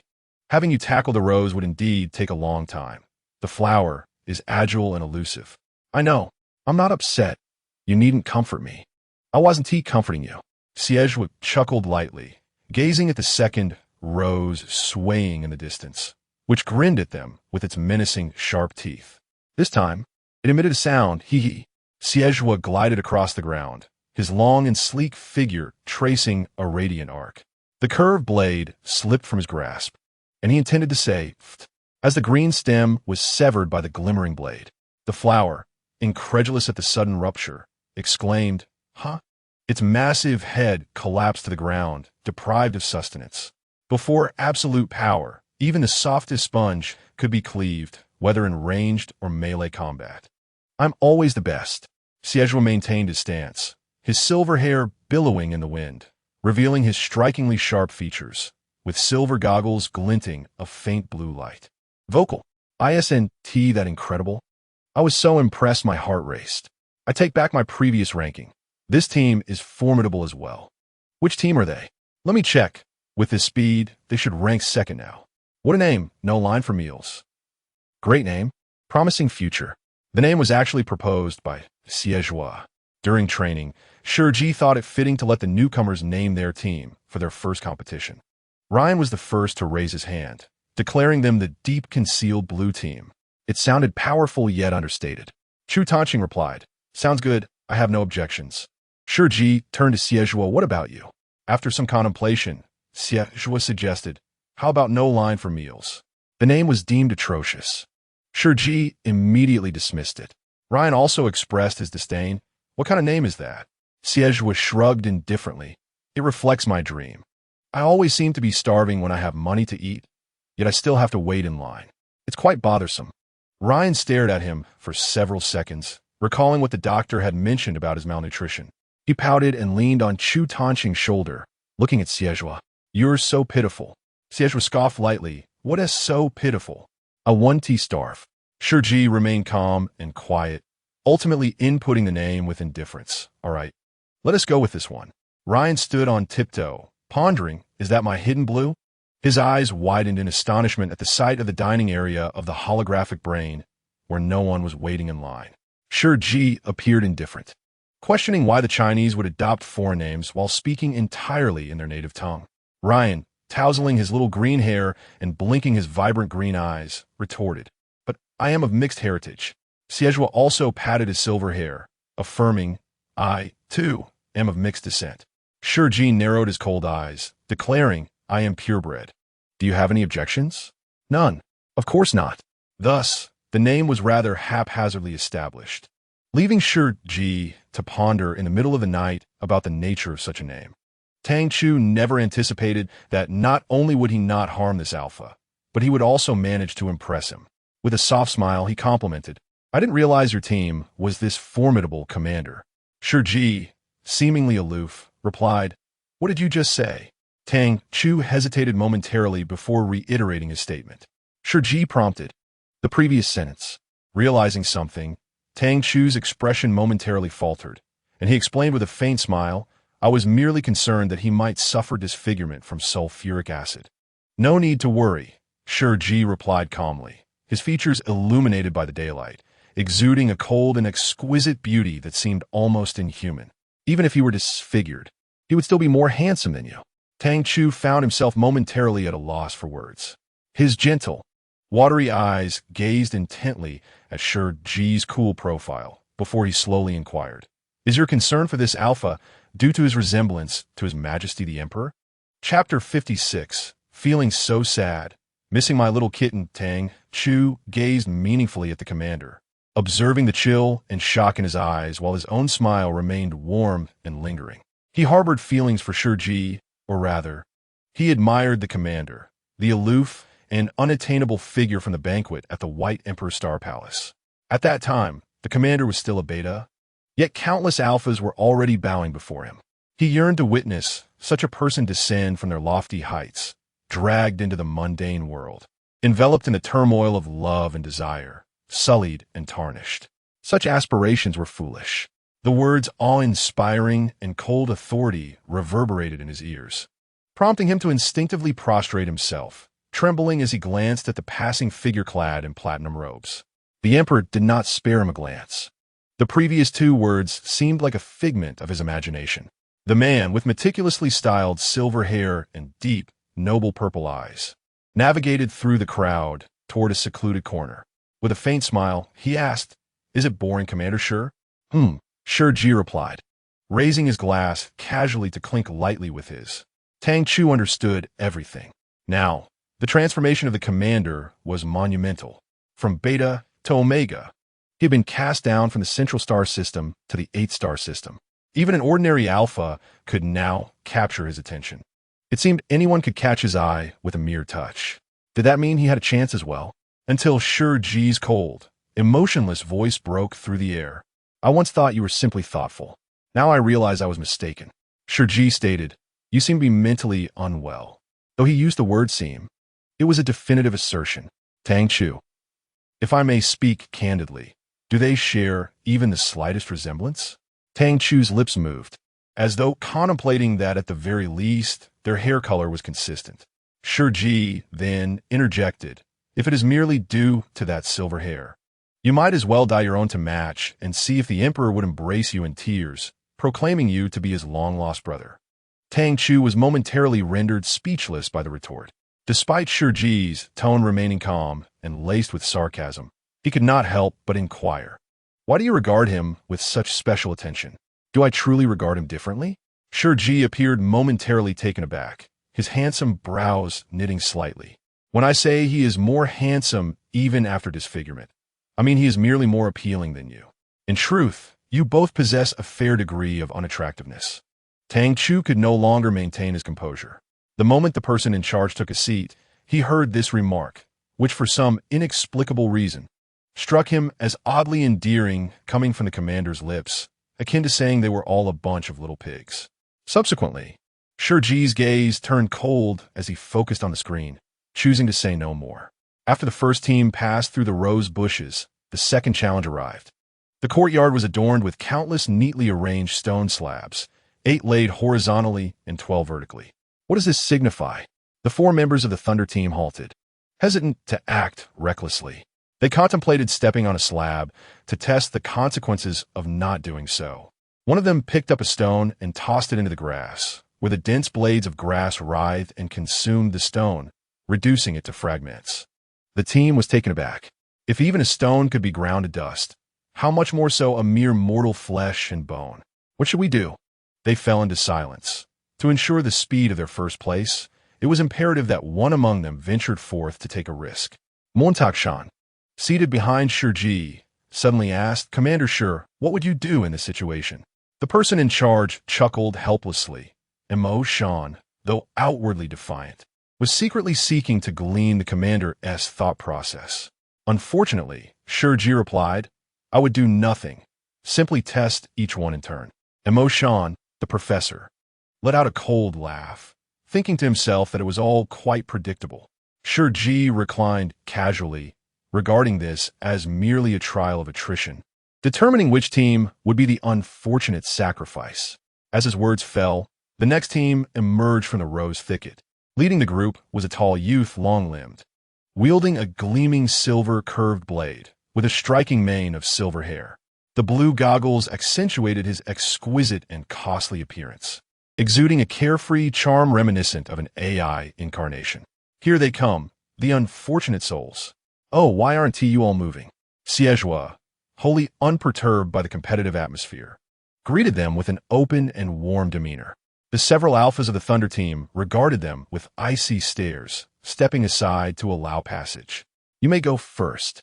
What good fortune allows us to give way to our younger brothers?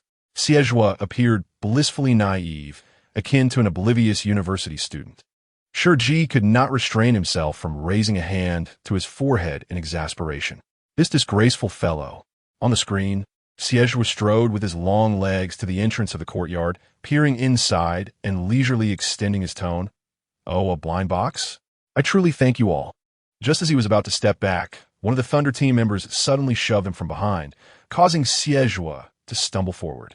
As the sun broke through the clouds, Shi Ji's gaze was cool and narrowed slightly, observing the agile youth who effortlessly spun around, using his long legs to kick against the courtyard wall and execute a graceful flip, pulling the person behind him by the collar and dragging them forward. With a languid smile in his peach blossom eyes, he teased, "Brother, while I play sincerely, why do you resort to tricks?" The seemingly innocent youth swiftly delivered a kick. "See you in hell." A member of the Thunder team stumbled and lunged toward a stone slab, letting out a terrified scream, "Ah!" Yet he remained unscathed, lying on the stone slab as if nothing had happened. Xie leisurely whistled, proclaiming, "I am the kindest soul in this world. The commander must be deeply enamored with me." Silence enveloped the scene. Ryan quickly pulled him back, anxious to prevent any further ambush. "Enough. Stop being so provocative. The commander is watching." Even a small toxic fan like Ryan found himself at a loss against him. Xie lifted his gaze towards the sky, his goggles shielding him from the scorching glare. He murmured softly, "I cannot see." The once carefree youth, who had just faced an ambush, now appeared genuinely despondent. He lowered his head, feeling a deep sadness, longing for home. Shi Ji's eyes turned frosty, a chilling desire for vengeance flickering within him. Did he dare utter those 3 words? Xie relented, whispering to himself, "Commander." He wished to return home, to embrace him, to shower him with countless comforting messages, yearning to see him nestled in his arms, peacefully closing his beautiful long eyelashes, revealing the soft, furry cat ears atop his head. Even in stillness, he was irresistibly adorable. "You've had enough. We've barely been here for an hour." Lu Yao could no longer endure it. It felt as if they had been away for ages. Besides, who could just hug the commander at will? "That's different," Xie shrugged, gazing skyward. "It's quite a distance." He looked at the sky while those outside the screen beheld him. Shi Ji did not avert his gaze, meeting the enticing allure of those peach blossom eyes. His thin lips pressed together in silence. Finally, the trembling figure on the stone slab stood up, cold sweat streaming down his face as he quivered and asked, "Now, what should we do?" Xie raised an eyebrow, choosing not to comment, casually gesturing, "Ask your Thunder Squad leader." The leader of the Thunderstrike team bore the quintessential countenance of an alpha captain, reserved, introspective, and astute. With cold, dark eyes, he issued his command, "Continue." The team member blinked in disbelief, questioning, "Captain, did you really mean for us to proceed?" Fortune does not favor the same soul twice. The team member stepped forward again, trembling, only to have the stone slab beneath him vanish with a thunderous crash. He screamed as the dense grass engulfed him, his blood staining the ground, until nothing remained. A chill swept through those present. Ryan clung to Chu Tanxing, flinching at the cries. Chu Tanxing lowered his gaze, gently ruffling Ryan's soft hair without uttering a word. The Thunder Captain turned his head, issuing instructions. Xie responded, "Hmm?" The Thunder Captain's icy gaze fell upon him, succinctly stating, That's your explanation. Xie raised an eyebrow, a slow, leisurely smile gracing his lips. Since this is an explanation meant for me, should you not attempt it yourself? Captain Thunder remained silent, his dark eyes fixed upon him. Xie blinked and remarked, merely jesting, I accept. Captain Thunder's expression softened slightly as he spoke in a low voice. From this moment forth, our two teams shall join forces, commencing trial and error with the rear team. Chapter 57. The silver-haired wolf dog, infuriated to protect the camellia. Professor Mo Shan narrowed his eyes. This captain is indeed astute, recognizing that a single team's strength is insufficient, and that collaboration is essential to exert pressure on all. Yet, one wonders whether this rebellious lad will acquiesce. Xie, unusually on point, replied, Certainly, I have no objections. Soon the third team arrived, observing the two powerful teams standing guard. Initially, there was some resistance, but Captain Thunder was amenable, stating that the team that loses in the PK should step up. However, after the loss of one member and the potential loss of two, I trust you know what choice to make. The Thunder team is universally acknowledged as the strongest. Xie was the second to traverse the Rose Garden and even managed to eliminate a member of the Thunder team. His prowess was unmistakable. Leaning against the wall, Xie held a blade of grass between his lips, relaxed and approachable. I can assure you that after this challenge, at least one member will remain in your team. Captain Thunder cast a silent glance at him, clearly hesitating. Really? Xie replied in a languid tone. Indeed. The group deliberated hesitantly. Ryan patted Xie on the shoulder. His brow furrowed as he asked, Why do you eat everything? Aren't you afraid of poison? The grass in that courtyard could be deadly. Yet he still dared to chew on it. Xie replied, I grew accustomed to eating grass when I was young. Ryan immediately wore a look of guilt and concern, prompting Xie to chuckle. Wait, you actually believe that? Ryan was left speechless. At that moment, the third team reached a consensus. We agree, but you must ensure he survives. A child was pushed in front of Xie, our team's youngest, participating for the first time. We hope to extend his life a little longer. Xie glanced at the child with reddened eyes and responded with a faint acknowledgement. For each subsequent team, Xie guaranteed that one member would remain, ensuring their safe passage through the second challenge. Captain Thunder, leaning on his long spear at one side, merely said upon hearing this, unnecessary actions waste time. Ultimately, this is a competition. It all boils down to a struggle between teams. Even their current alliance is merely temporary. So why engage in superfluous gestures? Foolish benevolence is a waste of time. What is Commander Shi's perspective? Professor Mo Shan inquired from behind, watching from a distance. Commander Shi retorted, What else could I possibly do? Mo Shan boldly queried, Would you suppress them with force, leading them all to their demise? Or would you allow them to retain one final member, even if that individual may become a future adversary? Commander Shi swiftly responded, Allow them to keep one. Upon hearing a different answer, Professor Mo Shan scoffed coldly. It seems you, too, possess a soft heart. Yet Commander Shi replied, This has little to do with being soft-hearted, unless you can ensure absolute strength that would prevent any counterattack. Mo Shan was momentarily taken aback. What do you mean? Commander Shi lifted his cool, long lashes, his gaze calm and clear. The slender lips parted slowly to utter, Can you be the gatekeeper while others cannot? In the face of absolute death, who can assure that they will not fight to the bitter end? Xie merely provided them with a rationale for their fatal resolve, seemingly tender-hearted and benevolent. Yet in truth, his thoughts were more meticulously terrifying. What? You actually want us to take risks? Mo Yan's booming voice echoed. Do you know what team we are? Captain Thunder frowned, inquiring what team. Before his strongest team, he had never heard of any team mightier than his own. Montakian scoffed, wiping his nose as he declared their name, questioning what caliber could possibly stand alongside him. Captain Thunder planted his spear firmly in the ground, simply asking, Are you going or not? Mo Yin replied, I will go.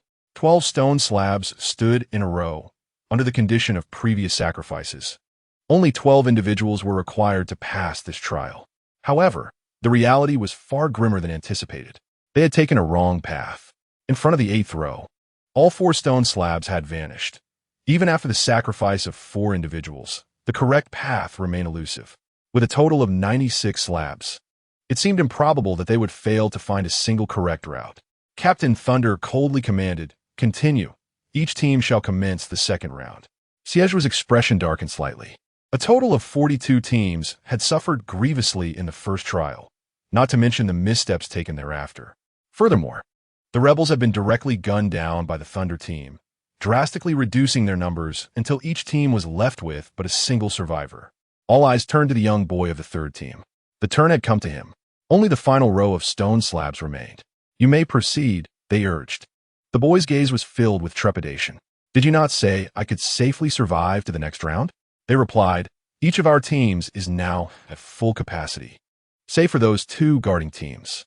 The Thunder Assault team had 3 members, while the No Queuing for Food team had 4.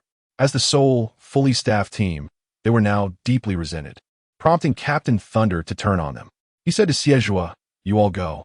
Zhuo cast a casual glance at him and at all the lone survivors he had safeguarded. They all looked to him, urging him to send them to their doom. Perhaps, if they hesitated and spoke up, they might choose correctly. The probability of success was dreadfully slim. Ultimately, Lu Yao stepped forward, saying, "Fine, I will go. After all, this is my purpose, to attract fire and protect the output when necessary."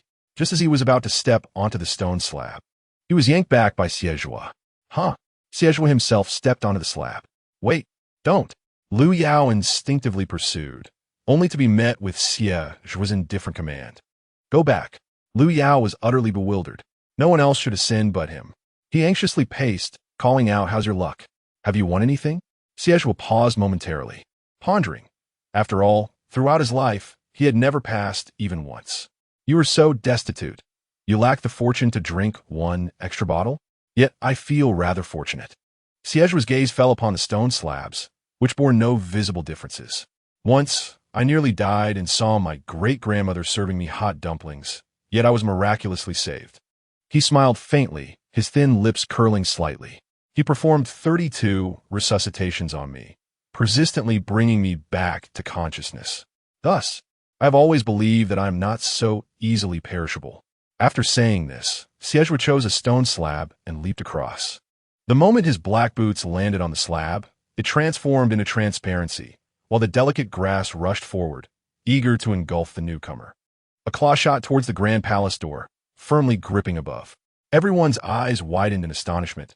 Surely, he could not do this. My brother had just attempted it, trying to leap to another slab, only to be yanked back by the force. This one had a point of leverage, perhaps with caution. The seemingly tender, swaying grass exerted such a pull that it dragged the claw downwards slightly, leaving deep scratch marks on the wall. Zhuo clutched the rope, his cheek nearly brushing against the grass. An invisible force was dragging him down. The flesh at his fingertips burst open, blood dripping onto the grass. Eagerly absorbed by the ravenous blades, Zhuo struggled to prevent his descent, while Ryan's attempt to deploy a barrier mech proved fruitless. Captain Thunder stood by, merely watching the spectacle unfold. Otherwise, traversing these slabs would be futile. He was left to his own devices. A turning point emerged as a small flower above Xie was yanked down by the force, and the camellia flower was instantly extinguished before him. Xie froze, completely taken aback. "You have provoked me. You have truly provoked me." The grass responded with a quizzical silence. He suddenly yanked the rope down fiercely, leveraging the moment of his fall to spring upward, the force tearing a piece from the combat suit at his waist. Unaware, he bled from his side. He rolled and fell at the entrance of the opposite palace, leaving everyone wide-eyed in astonishment. Did he make it? Did he make it? Zhuo abruptly rose, wordlessly wrenching open the palace door, turning to begin striking at the grass furiously. "Taste my flowers, taste my flowers. How can you not choke on them? You gluttonous little weeds? Spit my flowers back out. Return them to me." Everyone watched in awe as the things within the palace could not be consumed. The swath of grass lay scattered, defeated. After venting his fury, Zhuo discarded the door, replacing the last stone slab. He cast a glance at the astonished crowd, his body still radiating resentment. "Why are you all dawdling? Run!" Instantly, everyone rushed forward. The young man's fingertips dripped with blood, his combat suit torn at the waist. A trail of crimson spreading across his taut abdomen, coupled with his furious, labored breathing. Fearsome, yet captivating. This handsome fellow exudes such sexual tension, so charmingly roguish. Like a little wolf dog, he appears incredibly powerful. Being marked by him would surely be exhilarating. What you mean is merely a mark. Who could resist a silver-haired little wolf dog, infuriated to protect camellia flowers? I'm smitten. Meanwhile, a drop of blood penetrated the soil above, cascading down into the underground palace.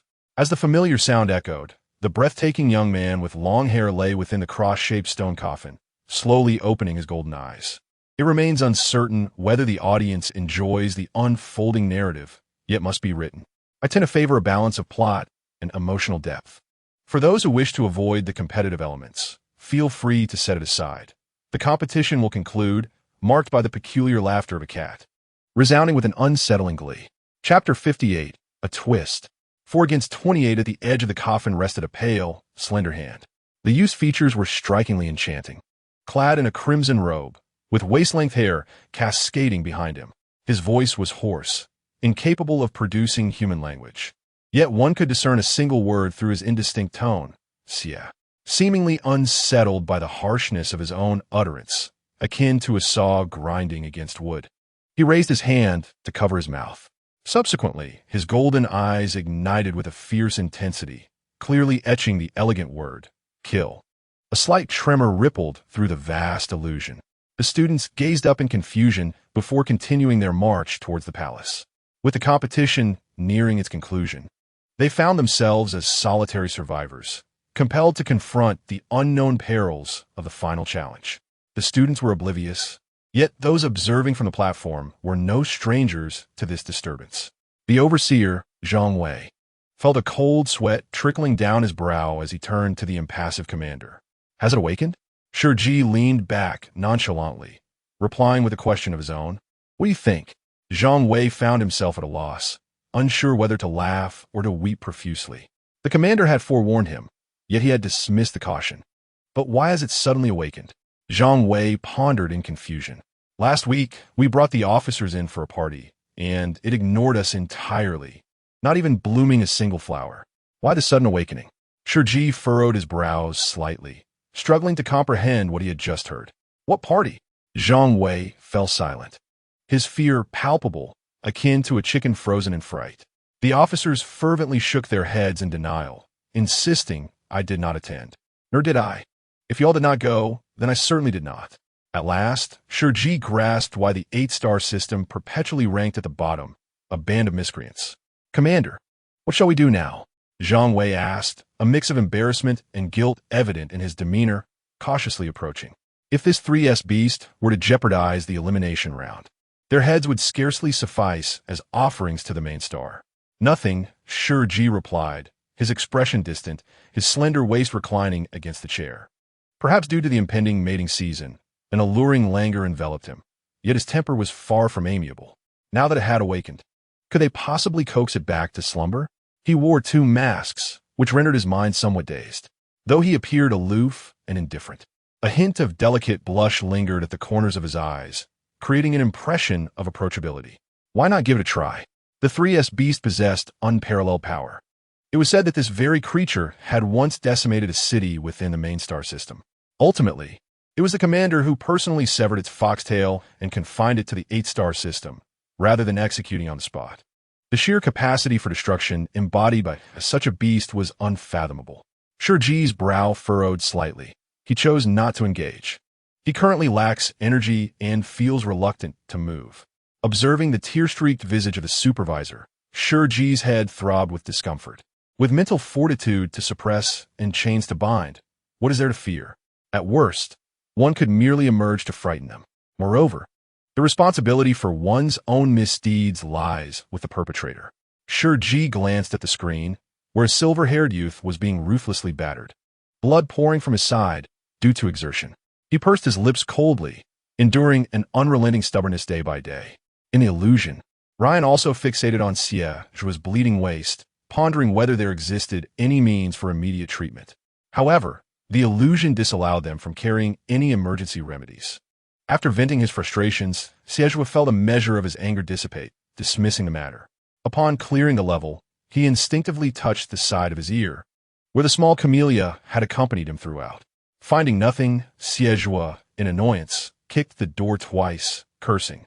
It was unclear whether he was cursing the grass or uttering expletives. Zhuo Tanqing found it rather amusing and inquired whether he had always been so juvenile. Liu Yao remarked that he was at most 3 years old. Xie swatted his hand away, finding it bothersome, and insisted that it would suffice once they exited the illusion. Liu Yao pointed out that his health bar was depleting. The progress bar of the blood volume, reflective of his condition, showed that Xie had 70% remaining. The others were scattered, each possessing around 80 or 90. This occasionally childish alpha, merely 3 years old, declared enough. Liu Yao failed to comprehend. Asking enough of what? Xie casually wiped the blood from his chin, exuding a certain battle-worn charm, and coldly smirked. Enough for me to secure first place. He then turned silently and walked into the palace. Zhuo Tanqing raised an eyebrow, finding it cool. The final challenge was straightforward. Seize the scepter from the central platform and successfully place it within the angelic statue, suspended above. The statue, with its black and white wings tightly embracing one another, held 2 vacant spots in its grasp, radiating golden light that heralded the end goal. Whoever could obtain the scepter and place it therein would claim victory.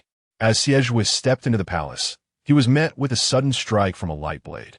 Taken by surprise, he adeptly dodged, executing the maneuver with precision, yet a line of blood trailed from his side.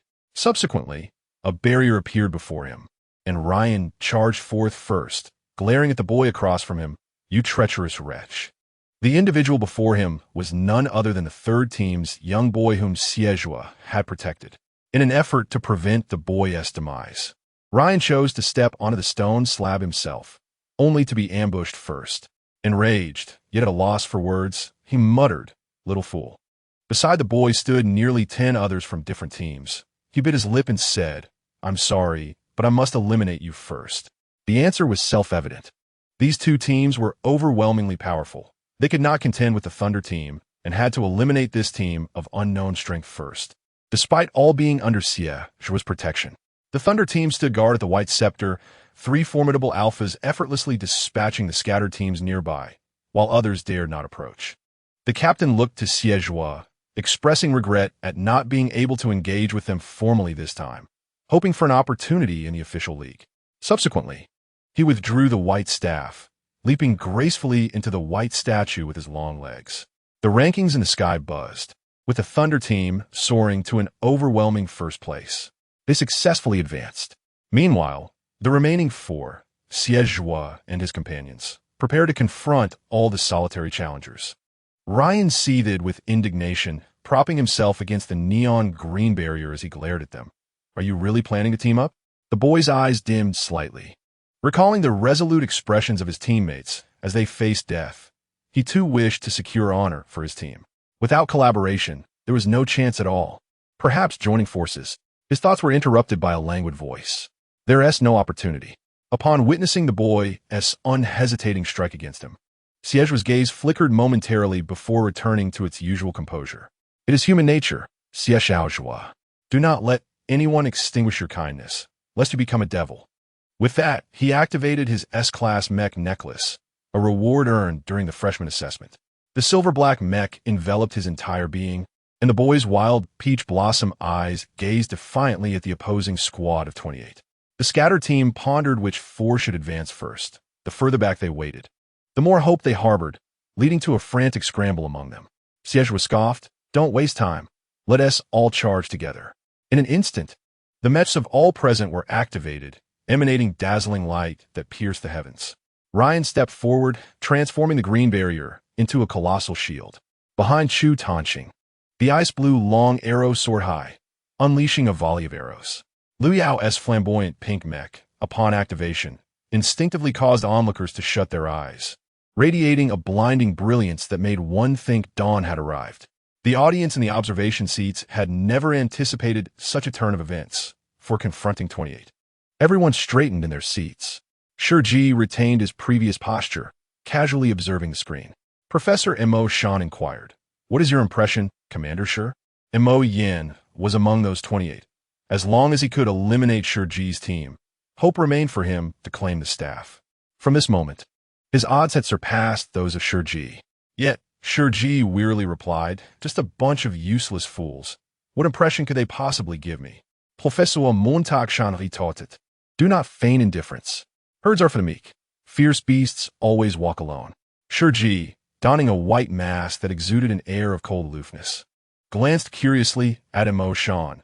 "What do you expect from a flock of immature lambs? Will they soon bleat for their mothers?" Chapter 59. With me here. "You cannot kill him." Mo Shan was infuriated by this remark, his beard bristling in indignation. Such arrogant youth. Do they truly believe they can dominate the world with just their team? The illusion echoed with the cries of the boys, clad in their formidable mechs, rolling and scrambling on ground. Xie had succumbed to madness. This silver-haired alpha, who had appeared so languid and harmless since the competition began, now revealed his true nature. He even eschewed weapons, relying solely on his powerful fists to wreak havoc. Damn it, that punch just sent my mech's head straight into my stomach. The fist of my elder brother is no ordinary fist. It enables me to transport leftover meals from the palace to the mountain at home. Zhuo Tanxing, undeterred, unleashed a flurry of arrows that struck true with remarkable precision. His singular vulnerability lay in close combat. Yet he had Ryan. The petite Omega in a black uniform, though frail and delicate, shielded him from countless fierce assaults. Zhuo Tanxing's slender, pale fingers contracted as a blue arrow pierced through the chest of his adversary like an ice hammer. Glancing sideways, he inquired, "Can you hold on?" The green shield showed signs of fracturing, but the little Omega stepped forward resolutely, a vigorous green energy continuously infusing the barrier, solidifying into an unyielding defense. He could even spare a shield for Xie Ji. His small face, glistening with moisture, tilted upwards, eyes shimmering with resolve. "Who do you look down upon? I am now powerful enough to mark you in return." Zhuo Tanxing's brows arched slightly, a soft chuckle escaping him. It is indeed a commendable thing to harbor dreams. Ryan scoffed. On the other side, Liu Yao was far less fortunate. His enmity had always been at a maximum, consequently attracting numerous foes eager to assail him. Coupled with the inability to utilize his speed within the confines of the palace, his health plummeted to a mere 20%. "Damn it," he shouted. "You need not concern yourselves with me. I am indifferent to my demise." His weakness was a point of vulnerability. For every foe he vanquished, he braced himself for death.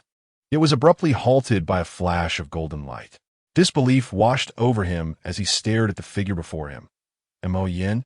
From the observation deck. Professor Mo Shan also straightened up. "I've had enough. Your actions disgust me." Mo Yin had anticipated that a reversal would bring him joy, yet it did not. He witnessed his fellow academy members besieged by all, their strength notwithstanding. Pain was universal. That small Omega nearly collapsed from fatigue. Xie Ji was drenched in blood, jaws clenched. Yet he uttered not a single curse at them. "Aside from my teammates, I never collude with outsiders. You are all aware of my reputation. What caliber do you think is worthy of joining my ranks? Betray at such a critical moment? Aren't you my enemies? Who told you we are enemies?" Mo Yin retorted. Among the 28, he was not lacking in strength. "Our own people may quarrel amongst themselves. What concern is it of yours? I declare this, today, the spot must belong to our Hertz Academy." A brilliant golden aura emanated from him as he kicked a male opponent away, reducing the latter's health to 0. The green shield shattered into countless twinkling motes. Ryan's health reached 0, and the small Omega knelt on one knee, his armor dissipating, leaving him fragile as a sheet of delicate paper. It was unfathomable that he had once withstood hundreds of attacks alone. Zhuo Tanxing instinctively reached out to encircle his waist. The Omega transformed into starlight, slipping through his fingertips, unable to endure any longer. "Tanxing, hold on." Zhuo Tanxing remained silent, his single eyelid drooping coolly, his posture subtly stiffening. Unprotected, his remaining mental energy dwindled. A brilliant ice-blue radiance enveloped him, transforming the entire palace into a scene reminiscent of a frigid October winter. Like a meteor shower cascading from the heavens, the spectacle left all in awe. At that moment, Xie Ji struck the ground with a fist. Boom! Everyone was swept away by an invisible torrent, flung into the air, desperately trying to evade their fate to no avail, until a long arrow pierced through their chests. There was no rehearsal, no coordination, not even a single glance exchanged. Yet, in this seamless connection, the final blow was executed with breathtaking precision. The audience was left in stunned silence. Such a grand and magnificent spectacle stimulated the very nerves of the onlookers, sending electric currents through their limbs and bodies. Remarkable. This newly formed team, in their minds, echoed a singular thought. Truly, the commander is deserving of admiration. Shi Ji finally revealed a smile, but it was fleeting. Abruptly halted upon witnessing Xie remove the black staff, causing the earth to begin to fracture. Xie had not anticipated a counterattack, believing all had perished. An unseen force tugged him downward. He barely had time to hurl the staff, Tan Xing. If the staff were to be obliterated by the pole, their efforts would amount to nothing. The tension among the crowd was palpable. Could it be, at this critical juncture, all would be lost? Tan Xing leapt high, catching the black staff firmly, and without hesitation, shot it towards the statue of the black angel hovering in the sky. Mo Yin, has he lost his mind? If he misses, buzz. Second place, no waiting for food. A successful advancement. Tan Xing casually retracted his hand, coldly remarking, "Do not casually question a ranged fighter." Mo Yin. As the assessment concluded, all participants were expelled from the illusion. But where was Xie? Before Mo Yin could finish his sentence, he too was ejected. All the competitors lay scattered, the lingering pain in the environment still palpable. Many clutched their chests, their nerves frayed from the fatal blow. Tan Xing knelt, landing firmly. Despite his dwindling health, he was the only one remaining steadfast. Ryan, still weak, curled on ground, managing to witness the results before finally relaxing and collapsing into the embrace of a fellow contestant. The crisp scent of cedar enveloped him, a gentle hand resting upon his eyelids, whispering, "Sleep now." At that moment, in the observation area, the head official, Zhang Wei, stood up. "Is everyone out?" He began to count heads. 1, 2, 3. Beside him, the commander's weary yet impatient voice chimed in. "How troublesome." Huh? Zhang Wei suddenly realized the MVP was absent. Otherwise, he would have rushed to the observation area at once. "No worries, Commander. I will send someone." He watched as the commander, who had previously insisted he lacked the strength to participate, stood resolutely and stepped into the illusion's formation. Xie's form within the illusion had returned. But due to the delay in his transport, the injuries were now manifesting in reality. Damn it, which scoundrel did this? He had relied on the notion that he would heal once outside, but now a gash across his abdomen left him numb with pain. Xie lay on the ground, hearing voices from the opposite side. What bird language is that? He lifted his head, coming face to face with a pair of pale, bare feet, shackled by massive black iron chains, adorned with a red cord and tiny golden bells. Gradually, he raised his gaze to meet a pair of enchanting golden eyes, which were fixed intently upon him. Xie had never encountered someone with such an overwhelming aura of demonic energy, their beauty almost surreal. "Wow, you're stunning." The moment Shi Ji stepped into the illusion, he heard Xie marveling at the beauty of the fox demon. Xie gave him a thumbs up, genuinely impressed. The young man's eyes narrowed dangerously. Although he could not articulate human language, he comprehended the sentiment. Was that a compliment? Xie, unable to understand the demon tongue, relied on the expressions of his counterpart for interpretation. "Thank you. I am indeed aware of my charm." The young man appeared somewhat agitated, babbling a lengthy discourse that Xie could not decipher. He leaned closer. "What are you saying?" Suddenly, the young man extended his hand, his sharp fingertips transforming into deadly blades aimed directly at Xie's neck. Before Xie could react, he was abruptly yanked backward. The exquisitely beautiful, otherworldly young man seemed to have transformed into a different being, blood-red, demonic patterns surfacing on his forehead as he struggled violently, intent on tearing Xie to shreds. Once again, Xie couldn't grasp a single word. A cool, crystalline voice echoed from behind him. "Try cursing him one more time, will you?" It appeared that throughout, he had been hurling insults. Xie, now uninterested in the young man's words, instinctively lunged towards Shi Ji. "Commander." His steps halted abruptly as he glanced down at himself. His black tactical uniform was tattered, blood seeping from his side and staining the fabric a dark hue. He stood still, gazing at Shi Ji, whose eyes sparkled with the warmth of early spring blossoms, a gentleness rarely seen when he looked at others. "How did you get in? Are you here to take me home?" Shi Ji had braced himself for Zhuo to leap into his arms, only to coldly push him away. Zhuo remained still, casting a sidelong glance. Perhaps he had overthought it. His expression was frosty as he regarded the young man opposite him, come to deal with an old acquaintance. The young man seemed even more agitated upon seeing him, thrashing against the chains that bound him. The entire palace trembled ominously, signifying the wrath of a 3S demon beast. Su Xian, you have mistaken your target. Shi Ji's voice was calm, not sparing Zhuo a glance. He was not Xie. Zhuo, previously bored as he stretched out his long legs and contemplated how much longer he could endure his injury, suddenly froze, disbelief washing over him as he raised his head. Xie, the emperor. Zhuo could no longer hear the fox demon's frenzied outbursts. His mind was a cacophony, staring dumbly at Shi Ji's serene profile. A piercing shriek reverberated in his ears. Shi Ji's voice, though not loud, was strikingly clear. It is perfectly normal to share a similar aura in our bloodline. Do not harbor any more delusions.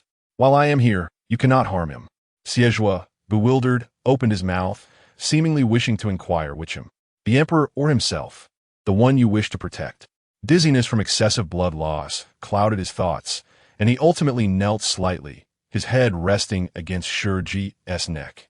The faint fragrance of camellias enveloped him, and Zhuo murmured softly, so you knew all along. Shi Ji let out a cool, derisive laugh.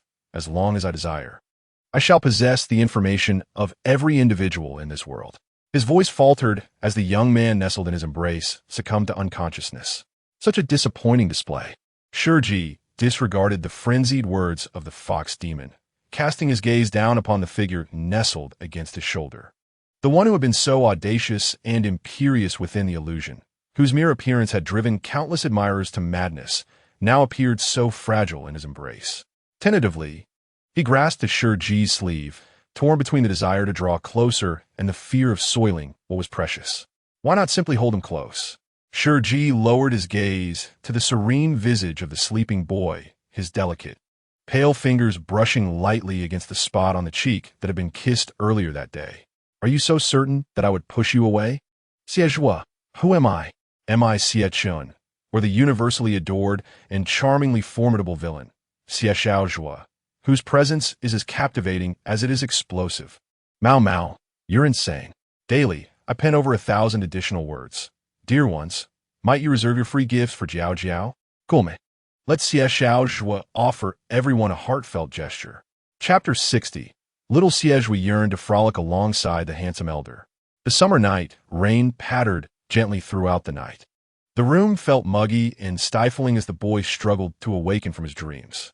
It felt as though someone were constricting his throat, waves of suffocation and terror engulfing his small form. He blinked through the misty haze of his dark, watery eyes, silver hair softly falling over his forehead. In the cramped confines of the narrow room, he was utterly alone. Rubbing his eyes in confusion, he noted that dawn had yet to break. The room remained shrouded in gloom, as if unseen eyes were scrutinizing him from the shadows. His tiny body trembled involuntarily. A beam of sunlight broke through the window's crevice after the rain. Little Zhuo sprang from his bed, scampering outside on his short legs. Young Marshal Shi, behold the sword. A chilling silver glint flashed as young Zhuo parted the obstructing foliage, revealing two figures engaged in combat within the garden. One clad in black, the other in white. It was that handsome elder once more. Yet he appeared somewhat disheveled, his slender back pressed against the ornate pillar. The sword's edge poised perilously against his pale neck, which appeared as pristine as jade before the blade. Xie, does triumph over others bring you joy? He frowned slightly, seemingly displeased with this method of suppression. Perhaps victory over others does not. The prince with silver hair and purple eyes raised an eyebrow, smiling as he lifted the sword to tilt the elder's chin. Yet, winning against you would bring delight. The prince's smile lingered, his gaze radiating clarity and intent. Shi Ji's eyes were cold and calm, as was customary. He casually brushed aside the blade, his complexion luminous against the muted post-rain backdrop, his features reminiscent of an exquisite painting, pure, like a flawless piece of cold jade. After all, it is only under such circumstances that I could be won over. As the prince felt Shi Ji's fingertips graze the blade, he immediately recoiled, frowning. The edge is sharp. Are you not afraid of being hurt? His voice faltered slightly, his deep purple eyes glimmering with a subtle, profound meaning. Still, young Marshal Shi, are you so certain I would not harm you? The tall, refined youth inhaled deeply, a flicker of impatience crossing his brow. It would be quite ordinary to sustain an injury. After all, I am merely your sparring partner. His words distinctly delineated their relationship. Displeasure flickered across Xie Chen's face, words caught in his throat. Shi Ji, I have just turned 16. Soon, I will enter my first susceptibility phase. His somewhat hurried tone was interrupted by Shi Ji's calm interjection. What does that have to do with me, Alpha Prince? I am but a beta.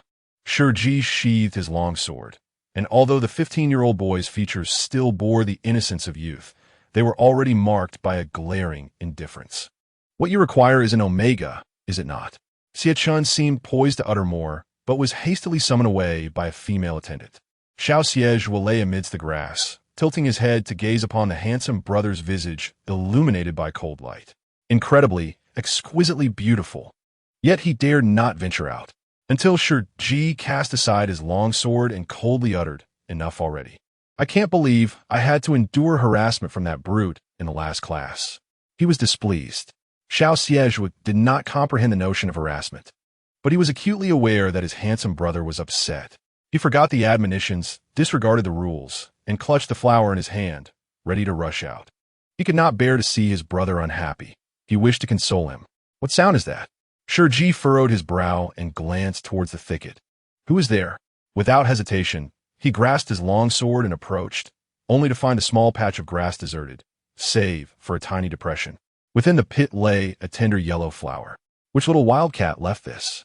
Shi Ji crouched down to retrieve the flower, its petals soft to the touch. He inexplicably smiled. He was rather vain. Mother. Zhuo stumbled and tumbled, dragged back by a woman into the cramped house. The stifling air enveloped him once more. He recognized his error and obediently raised the flower in his hand, offering a tentative smile. Mom, a harsh slap sent the boy sprawling to the ground. The flower slipped from his grasp, and a distinct imprint of fingers appeared on his pale cheek. Who permitted you to go outside? The woman shrieked, her formerly gentle and beautiful face assuming a ghastly aspect. Do you have any idea what trouble you could cause? Tears brimmed in the silver-haired boy's eyes as he bit his lip, clutching the green stem of the flower. I'm afraid someone in the room will choke me. He longed to escape this place. It was dark here, suffocating him. He wished to play with his handsome brother. The woman paused, her expression momentarily stunned, before she finally regained her composure. She lifted her child from the ground, dusting off the dirt from his face. No one is choking you. I'm sorry. Zhuo, blessed with beauty from a young age, his large, dark, grape-like eyes, delicate white cheeks, and a smile revealing tiny canines nestled against his soft lips, trembled as he finally felt his mother's affection. Like a small, wrong creature, he flung himself into her embrace, finally daring to weep aloud. Mom, I was wrong. I won't go out anymore. He was still quite young then, yet he understood that only when someone consoled him did he have the right to cry. The woman caressed his cheek, her eyes glistening with tears as she lowered her gaze to kiss his forehead. Yes, be good. Zhuo is the most obedient. The room was dimly lit, and Shi Ji reclined against the headboard, his long legs slightly bent, attending to the messages on his notebook. He felt weary, yet beside him, an almost imperceptible presence exuded a soothing pheromone. The silver-haired alpha lay at his waist, sleeping soundly, unlike moments before when he had cried and fussed.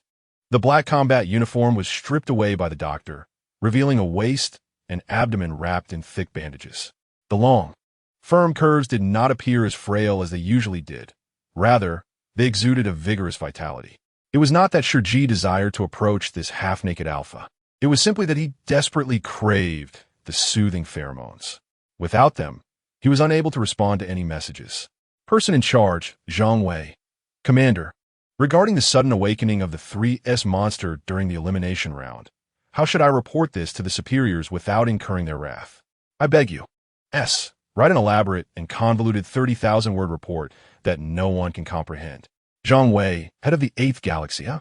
Are you trying to take my life? Shi Ji, if the superiors inquire, just tell them everything is detailed in the report. they can read it for themselves. Shi Ji, not only will they not scold you, but they will also commend you for handling it well, as they 1T have read a single word. Zhang Wei, head of the 8th Galaxy. I will write it right away. Zhang Wei, head of the 8th Galaxy. Commander, my life is yours. Next, General Sharon of the White Emperor Star Reconnaissance Department. Commander, I heard your team has secured a place in the League. Congratulations. Shi Ji, thank you. General Sharon of the White Emperor Star Reconnaissance Department. His Majesty has entered the Demon Domain trials and has not yet returned. We shall likely know the results by tomorrow.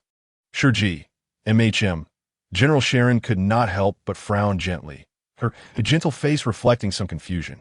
Was he so composed? If the Emperor were to learn that the commander had not returned, one could only imagine the uproar that would ensue in the palace. Shi Ji, is there anything else? The other party indicated they were typing. For her own safety, General Sharon sought to persuade the commander to pacify the soon-to-be enraged monarch. Shi Ji, if you're inquiring whether I should inform the Emperor about this matter in advance, my suggestion is, Shi Ji, time waits for no one. It is best to go now. The typing indicator vanished. General Sharon of the White Emperor Star Reconnaissance Department. Dear Commander, you might as well take my life. Shi Ji closed his notebook in boredom. One after another, they offered their lives for him. He wondered what use that was. It did nothing to alleviate his discomfort. Shi Ji's breath became slightly heavier as he raised a hand to rub his brow, suddenly realizing he had not received any soothing pheromones for quite some time. Was there no commotion now? His voice was hoarse as he gently lifted the alpha's chin, leaning closer to him, seeking the calming pheromones. Shi Ji's gaze met a pair of dark, languid peach blossom eyes, wide open, and his voice trailed off abruptly. Chapter 61. This Omega is taking the beautiful. Dark peach blossom eyes resembled a tranquil, deep pool, fixated intently upon him. He was uncertain how long the alpha had been awake or how long he had been watching. Shi Ji fell into the depths of those shimmering, affectionate eyes, his heart fluttering slightly before he calmly withdrew his hand. Wouldn't the alpha make a sound upon waking? The little cat felt a bit awkward, yet remained silent. His fingertips were gently clasped by another. Shi Ji frowned slightly at the corners of his brows, about to retract his fingers when a wave of soothing pheromones began to emanate from them. A gentle ocean enveloped him, tenderly wrapping around his weary nerves. Shi Ji's brow relaxed a little, and his long lashes gently closed. Commander, I had not realized that you wished to sleep with me. Xie's voice finally broke the silence, his first words upon waking, languid yet laced with amusement. This little creature would have been better off remaining silent. Shi Ji cast his gaze downwards at him. The silver-haired alpha lay half-splayed against his side, his collarbones forming a seductive curve, his upper body modestly wrapped in bandages. Below the bandages, the faint outline of defined abdominal muscles could be discerned, snugly tucked into black work trousers. He resembled an elegant and muscular, albeit wounded, wild leopard, curled up by Shi Ji's side, both endearing and perilous. Shi Ji swallowed hard, averting his gaze. The doctor had prescribed this. In a shared dormitory, there was no room for recovery, and since he was part of Shi Ji's team, he had no choice but to discard his inhibitions. Their fingers intertwined, 10 digits interlocked in a gesture of intimacy, each finger fitting perfectly against the other, as if proclaiming in a possessive whisper, "You are solely mine." Before Shi Ji could voice a response, Xie reluctantly released his grip, cradling Shi Ji's fingertips with both hands, almost reverently bestowing a kiss upon them. The contact felt startling, as if his fingertips had been scalded. Shi Ji, in a cold tone, inquired, "What are you doing?"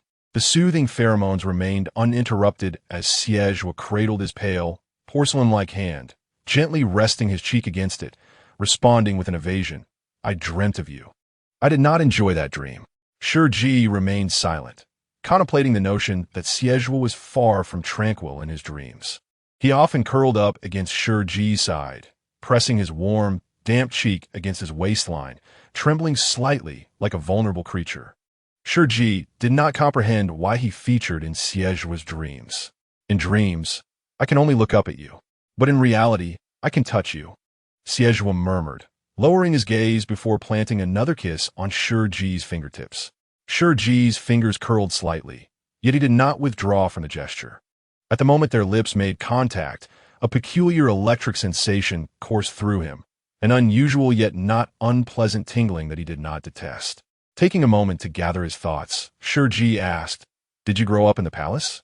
The elegant creature nestled at his side lowered its eyes, ultimately responding with a soft, affirmative hum. "Why have I never seen you before?" This question was unrelated to his fragmented memories. Shi Ji had only lost a brief period of recollection, and during other times, he remained unaware of Xie's existence. Xie chuckled softly. "Perhaps I am unworthy." Shi Ji furrowed his brow, asserting, "Worthiness is determined by others, not by oneself." Xie raised an eyebrow at him. "And who determines that?" Shi Ji leaned against the headboard, bending one long leg, shifting the conversation. "What is your relationship with the emperor?" Xie replied, "Do you not already know?" He naively assumed that the commander was oblivious, yet it turned out he was the most innocent of them all. "Little kitten, you know everything," he mused, "yet you tell me nothing. With me here, you cannot harm him," he insisted, referring to the person he vowed to protect. Who, indeed, was that individual? The most frequently mentioned phrase in the Daily Star reports that Xie purchased was that Commander Shi was the emperor's right hand, an irreplaceable confidant, a pair destined to grow up together. There was only one person who held the highest military rank in the empire, one who witnessed the emperor's life and pledged never to betray him. "Who are you sulking with?" Shi Ji frowned at the suddenly quiet, silver-haired pup. A visage of unspoken grievances ignited his ire as he observed the ostentatious display of the three mech, Lingyu, that had vanished from the palace. As if he were brazenly proclaiming, "I am a royal escapee, and yet, I am to blame for recognizing you? I have transformed into an omega, not an imbecile."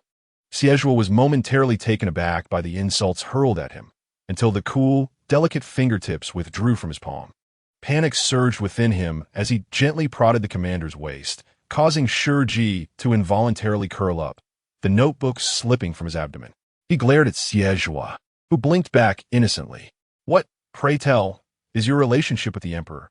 A conjecture had begun to form in his mind. Yet, when Xie blurted it out, Shi Ji was taken aback. Xie smirked, "I am his father." Shi Ji was left speechless, dismissively nudging Xie's head, a mix of exasperation and amusement evident in his tone. "Go back." He set the notebook aside, just as he felt a hand twist his shoulder and long legs tug downwards. Shi Ji had never anticipated that an injured youth would possess such strength. By the time he comprehended the situation, he found himself pinned beneath him. Xie seemed poised to ask something, but held back, instead leaning over the alluring commander, his gaze playful as he drawled, "Commander, you've stripped me bare and placed me upon the bed. Will you not indulge me in some manner? After all, I am but a tender, innocent young lad." "Which tender, innocent young lad?" He pressed back against his captor, playfully pleading for his attention. The agitation that had been quelled by the soothing pheromones surged anew within Shi Ji. "Get off." "No." Xie, though still in considerable discomfort, was now quite spirited. He propped himself up, gazing intently at Shi Ji's flushed and radiant face, a smile adorning his lips. "Unless you grant me a kiss." He had never been one to conceal his desires, radiating warmth like an intense light pressing down upon him. Xie's intention was to forge a deeper bond with the commander during their time apart. Yet unexpectedly, Shi Ji grasped his mech pendant and tilted his head to plant a soft kiss on his chin. The gentle, moist touch of his lips left Xie dumbfounded. "What the?" Shi Ji quickly withdrew, tumbling back into the plush pillow, turning his head away, pushing Xie out. "You kissed me, now scram." He seemed to be fighting against an internal struggle, attempting to expel this little rascal. Yet this rascal, akin to a daft child, sat there, stunned, motionless upon his lap, his silver hair tousled and upright as he gently stroked his chin. Suddenly, he felt something. His peach blossom eyes lowered, and he gasped, "Commander, you?" Shi Ji wished he could bury his face in the pillow, his long legs twitching in an attempt to kick him away. "Not you. Get out." This damned heat phase had officially arrived, one that no suppressants could stave off. The soft, dark hair of Shi Ji lay buried in the pillow, revealing a hint of snow-white ear tips tinged with crimson, as if stained with blood. His neck seemed to be dusted with pearl powder, exuding a delicate, alluring hue of white and red. It was evident that he felt a profound sense of shame and anger, as if he wished for nothing more than to disappear. Xie suddenly lowered his gaze with tenderness, ceasing his teasing. He embraced the feverish little cat in his arms, his thin lips gently brushing against the damp skin of his neck, whispering soothingly, "It's all right. Everything will be fine. I understand it's not directed at me. I just wanted to express it." An overwhelming wave of calming pheromones surged forth, nearly exhausting all his strength. Shi Ji was oblivious to the grueling assessment Xie had just endured, wondering how he could summon so much soothing essence. The other young ones had long since collapsed from exhaustion, especially since he bore the greatest injuries. Shi Ji's flushed cheek leaned weakly against Xie's shoulder, his heart seemingly steeped in the bittersweet essence of lemon water due to the presence of this pure, fervent alpha. He could not comprehend why, despite enduring so much distress, Xie remained so cheerful and gentle, as if unaffected by it all. With just a little coaxing, he would beam with joy. Xie tenderly stroked his slender back, responding softly, "Yes, I'm here." Shi Ji's breath was somewhat erratic, his tone still cold yet lacking vigor, as if he were just a whisper. "Change it." The alpha appeared momentarily taken aback, bewildered. "Huh?" The air was imbued with the crisp fragrance of camellias, marking the first time Shi Ji had openly released his pheromones. The exquisite omega pheromones exuded an alluringly rich sweetness, like delicate snowflakes melting into starlight upon touching his face, ensnaring every nerve in a dizzying rapture. Xie found himself effortlessly awakened to the primal desires of an alpha, those instincts wild and nearly uncontrollable. Not just him, but all the single alphas in the base caught the scent of this potent pheromone. For the first time in 24 years, the peak of Omega's heat was enough to send them into a frenzy. Zhang Wei's cup slipped from his hands, crashing onto the report he had painstakingly written. Shi Ji slightly turned his head, his vulnerable neck laid bare before the alpha, his breath restrained as he softly uttered, "Just a bite, please." Before he could finish, Xie tightened his grip around his waist, lowering his gaze as the person in his arms trembled subtly. Ignoring everything else, the overwhelming tide surged forth, threatening to obliterate all in its path, the air rippling with subtle waves. Every alpha in the base could sense a distinct message. This omega was claimed. "Xie, you lucky dog." Chapter 62. "So, you enjoy being called brother?" The hazy moonlight cast silhouettes upon the ground. Shi Ji's shirt, caught in a firm grip at his waist, crumpled into a slightly wrinkled mass, as if something had exploded in his mind, causing his spine to quiver lightly. Young Alpha Xie was unaware of the concept of restraint. The robust wave surged like a tempest, claiming every inch of territory with a force that belied his appearance, an overwhelming dominance. Shi Ji shivered in pain, his delicate eyes glistening with unshed tears.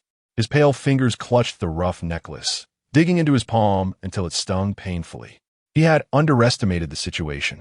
He should not believe that this little creature is obedient and manageable, nor that it is acceptable to edit him on a whim. The synapses in his brain dance with a sensitive urgency, clamoring about an impending danger that is simply irresistible. The cold waves of adrenaline surge through his veins, akin to a first conquest, brazenly surveying the territory that belongs to him, sending tingles across his scalp. Shi Ji raised his hand and softly delivered a slap, a sound akin to a gentle tickle. It was enough to snap the alpha back to reality. The depths of his gaze receded like a tide, tender and lingering. When he spoke again, his voice was hoarse, yet soothing. He gently brushed aside the white shirt, his palm gliding down the slender spine beneath. The skin was smooth to the touch, the waist fragile and delicate, a stark contrast to the commanding figure of the officer himself. This little creature, so oblivious to the weight of his actions, could be easily broken with a mere bite. Xie naturally could not bear such a thought. His heart brimmed with affection, wishing to cradle the person in his arms on the very tip of his heart. Noticing the lingering tremor in him, Xie's eyes softened as he quietly inquired, Does it hurt? He had indeed been rather careless in his recent fervor. The typically cool and composed officer had never appeared so disheveled. Now merely clinging softly to the shoulder of the other, his dark lashes dampened into a haze. He bit his lip and muttered, "Little liar." The infatuated Alpha discerned a hint of playful reproach in his tone. Tilting his head, he gently nudged him with his silvery hair, radiating tenderness, his eyes sparkling with mirth. "Brother, it's my first time." The lazy, sultry lilt of his voice lingered in the air, imbued with a teasing laughter. Shi Ji was momentarily taken aback, his lashes fluttering with discomfort, the reprimands he had prepared oddly silenced. Xie lowered his gaze to him. Shi Ji's skin, pale and delicate, now glistened with a faint sheen, imbued with a subtle blush. His charming eyes blinked, drawing out a languid sound. "Ah, Commander, so you enjoy it when I call you brother?" Shi Ji swiftly averted his gaze. No. Xie had nearly deciphered his thoughts. The aloof and proud little feline grew increasingly flustered with each denial. Clearly he did. Leaning closer, Xie's languid tone carried a teasing undertone. Gently brushing against his ear, "Brother? Brother, brother." The sticky repetition echoed beside Shi Ji's ear. The silver-haired Alpha was insufferably mischievous, even more so at this moment. Shi Ji raised his gaze coldly to glare at him. The pain had lessened, and he felt a reprieve from his heat cycle. The icy depths of his eyes shimmered like a translucent gem, emanating a lazy allure with every glance. "Enough." Shi Ji coldly pressed against his neck, breathless as he commanded. "Be quiet." Xie blinked, pinned beneath the soft bed, unable to move. It was not done with much force, yet it appeared fierce. The once proud and aloof commander now bore the scent of the other, and Xie swallowed hard. "Brother, I'll 1T be coming today." Shi Ji replied. "Who said we were continuing?" Xie reclined back on the bed, his silver hair tousled, revealing his exquisite, defiant features, his enchanting eyes brimming with tenderness. He said, "I should go change the bandage." As Shi Ji gradually realized that his waist and abdomen were soaked with blood, he was perplexed by the fact that the wound had torn open at some unknown moment without a sound from him. Even in his ear, an intimate voice playfully called him brother. Shi Ji's gaze fell to the alluring curve of his waist, slightly lower than expected, causing him to avert his eyes in a flurry, startled by the sudden, inappropriate thoughts that arose. With a slight flutter of his eyelashes, he withdrew his hand, urging himself to leave quickly. Was he waiting to be carried away due to excessive blood loss? He must be out of his mind to even entertain the idea of treating him, something that would never happen in this lifetime. "Well, I shall take my leave," Xie stated, though he had no desire to depart, preferring instead to perish within that room. However, if the blood continued to flow, it would soon tarnish his bed. Shi Ji's long lashes glistened, his demeanor calm, yet almost indifferent, responding with a simple, "Why do you not appear at all, like a temporary editor?" Xie asked, lazily tilting his head. Shi Ji stifled the weakness in his fingertips, allowing a hint of scornful amusement to surface on his face. What would that even look like? He intended to convey a message of indifference, as if to say, "Do you think you are strong?" However, before he could finish his thought, Xie pressed him into the soft pillow, firmly securing his hands above his head, and playfully nibbled on his moist lips. In that fleeting moment, Shi Ji's eyes clouded, a hint of moisture shimmering within them.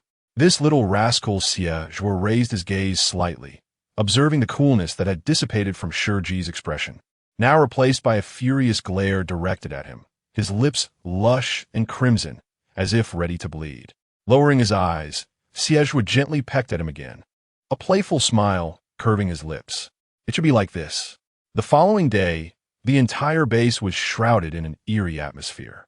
Everyone was aware that the commander had been in heat the previous night. The potent pheromones of an exceptional Omega stirred the base into a frenzy, affecting all the single alphas. Before they could even react, they were forcefully subdued by the top-tier alphas. The overwhelming desire for possession left them daunted. In a battle of strength, they would merely become cannon fodder. Whoa, was there an Omega in heat last night? I could smell it even while unconscious. I've never encountered such a compatible pheromone in over 20 years. Do you know who it is? A small Omega was shaken by his roommate, who was eager for information. Is there a possibility that it isn't compatibility, but rather the unilateral influence of an exceptional Omega? Who is it? I'm going to confess my feelings, propose, and seek a permanent mark tonight. The small Omega turned to see the commander behind him.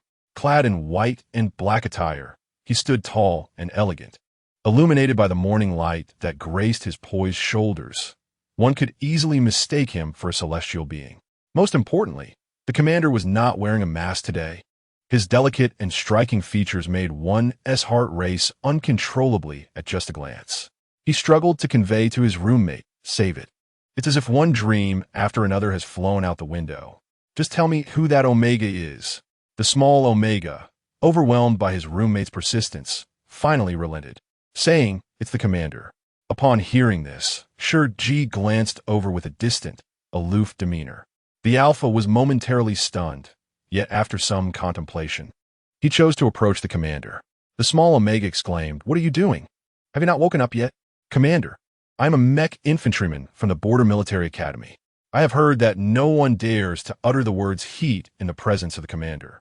It is quite uncomfortable." Alpha, having failed to secure a spot, mustered his courage to ask if he might offer you some comfort before he departs. Small O collapsed, trembling.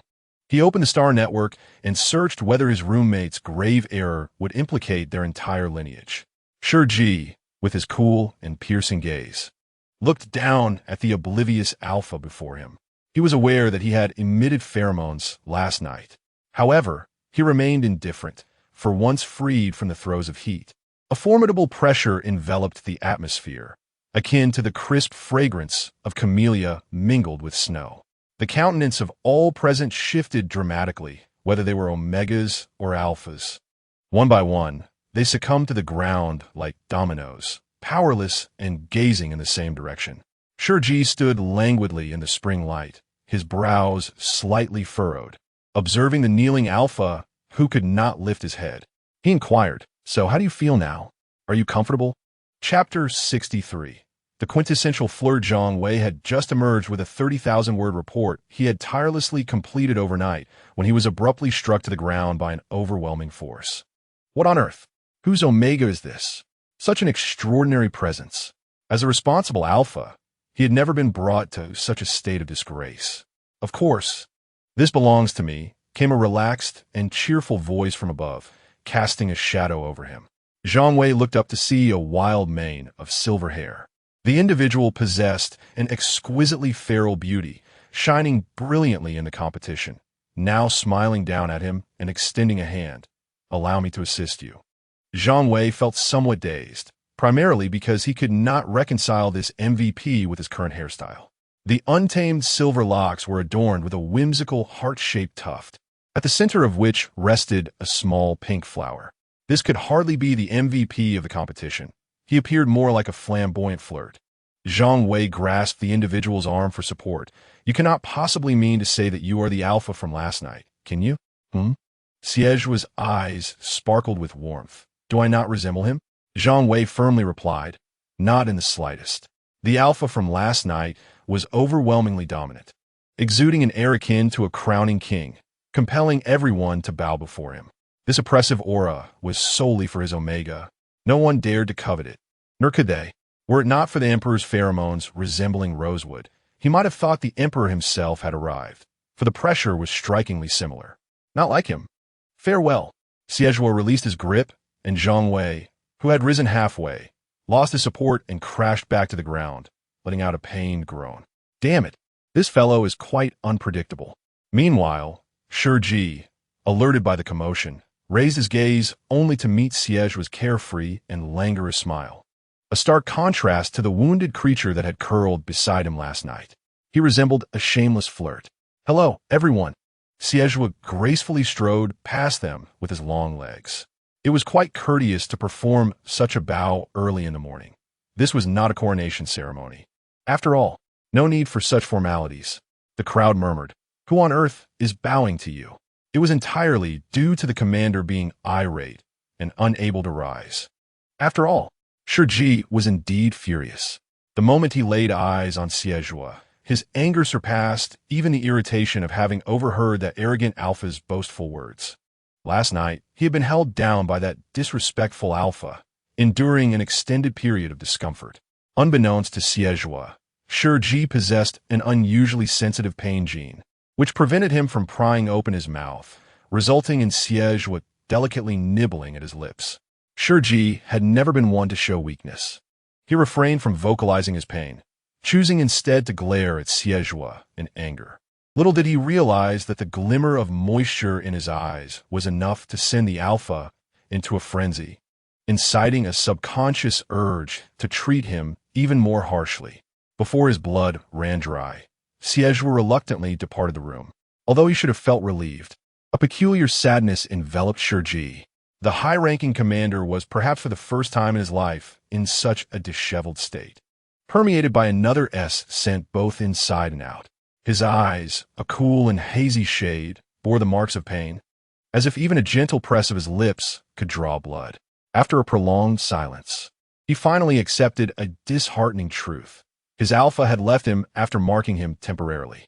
He remained quiet, pulling the covers over his face, slowly burying his head into the soft, white pillow.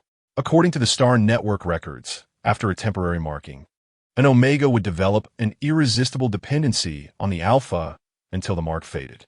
This included feelings of sensitivity, vulnerability, and various negative emotions. How bothersome.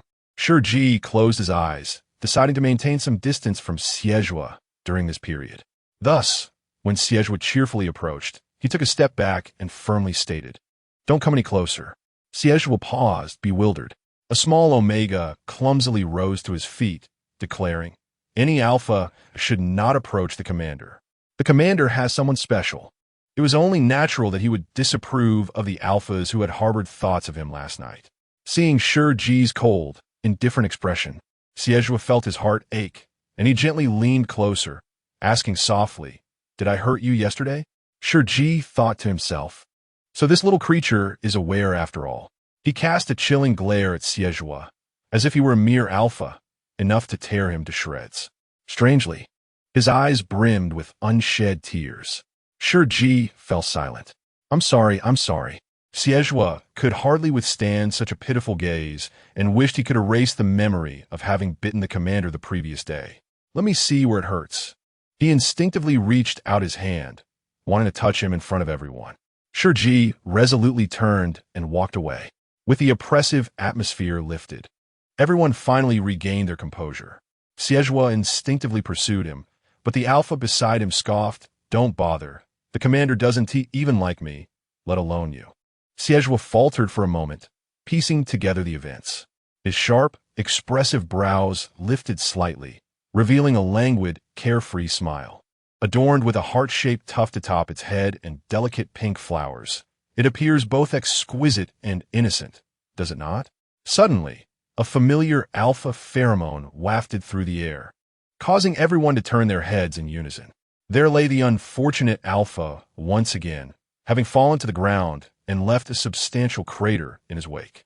Meanwhile, the esteemed alpha, the beloved of the commander, pursued him with a pink lunchbox in her embrace, embodying the essence of a devoted wife, her heart-shaped tuft swaying gently, radiating the charm of a playful, silver-haired puppy. "Is it really you? Did you pilfer those pheromones?" Shi Ji sat in the office, briefly skimming through a 30,000-word report before returning it to Zhang Wei. "All right, you may submit it." Zhang Wei, filled with trepidation, inquired, "Did you understand it?" Shi Ji calmly shook his head, indicating that he did not. For reasons unknown, this action inexplicably delighted Xie, who offered a piece of osmanthus cake from his lunchbox, bringing it to Shi Ji's lips. Shi Ji glanced at him and took a bite. Tiny crumbs clung to his lips, which he absent-mindedly licked, leaving a sheen upon his thin lips. Xie felt his throat tighten inexplicably, instinctively shoving the remainder of the cake into his mouth. As they continued this exchange, Shi Ji's brow furrowed in impatience. Am I to never have a complete piece of osmanthus cake? Xie, with sweet flavors lingering in his mouth, felt a twinge of guilt and dared not retort. "Next time, I promise," he blinked earnestly. As Shi Ji perused the documents while taking another bite, Xie attempted to withdraw the morsel he had been feeding himself. However, Shi Ji's cool, white fingers clasped his wrist lightly, rendering him immobile. Nonchalantly, Shi Ji flipped through the materials, his fingers pressing gently against Xie's slender wrist. While he continued to nibble delicately, Xie watched, his eyes aflame with desire, until the last bite approached. He extended his fingers forward, only for Shi Ji to nip at his index finger, frowning as he claimed the final morsel of the osmanthus cake. "I've had enough. Now leave." The lightest touch of a lick grazed his fingertip, reminiscent of a soft kitten's tongue. Xie's mind momentarily exploded with sensation as he leaned over the desk, earnestly serving him throughout the morning. "You're not angry, are you?" He glanced at Shi Ji, who bore no significant marks. The back of his neck showed a slight redness, the pale skin adorned with faint blue waves, a mark shallow enough to vanish in a couple of days. In response, Shi Ji raised his gaze, questioning, "Serve you? In what way?" Xie replied candidly, "I fed you 7 pieces of osmanthus cake." Shi Ji corrected him, "I only had a bite of each. Moreover, isn't that your duty?" Xie chuckled helplessly, muttering, all right. The office had but a single chair, leaving him no choice but to half squat, gripping the chair as it spun around. Shi Ji, seated in his office chair, turned to face him squarely. Xie felt a twinge of discomfort in his abdomen, unable to stand for long, and lowered himself to rest against Shi Ji's long, straight legs. "Is there no reward for my efforts?"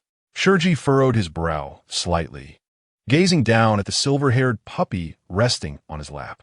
The tuft atop its head stood adorably upright, the pink flowers partially blooming and the collar slightly ajar, revealing a beautifully contoured collarbone from this angle. Truly a sight to behold. His hand gently rested upon the adorably soft, silver-haired head. Just then, the office door was flung open with a loud bang. "Commander, there's been an incident," Zhuo announced, his voice abruptly halting as he gazed at the 2 individuals within the office. One sat upright and composed in an office chair, while the other lounged carelessly across his long legs, tilting his head with a mischievous glance.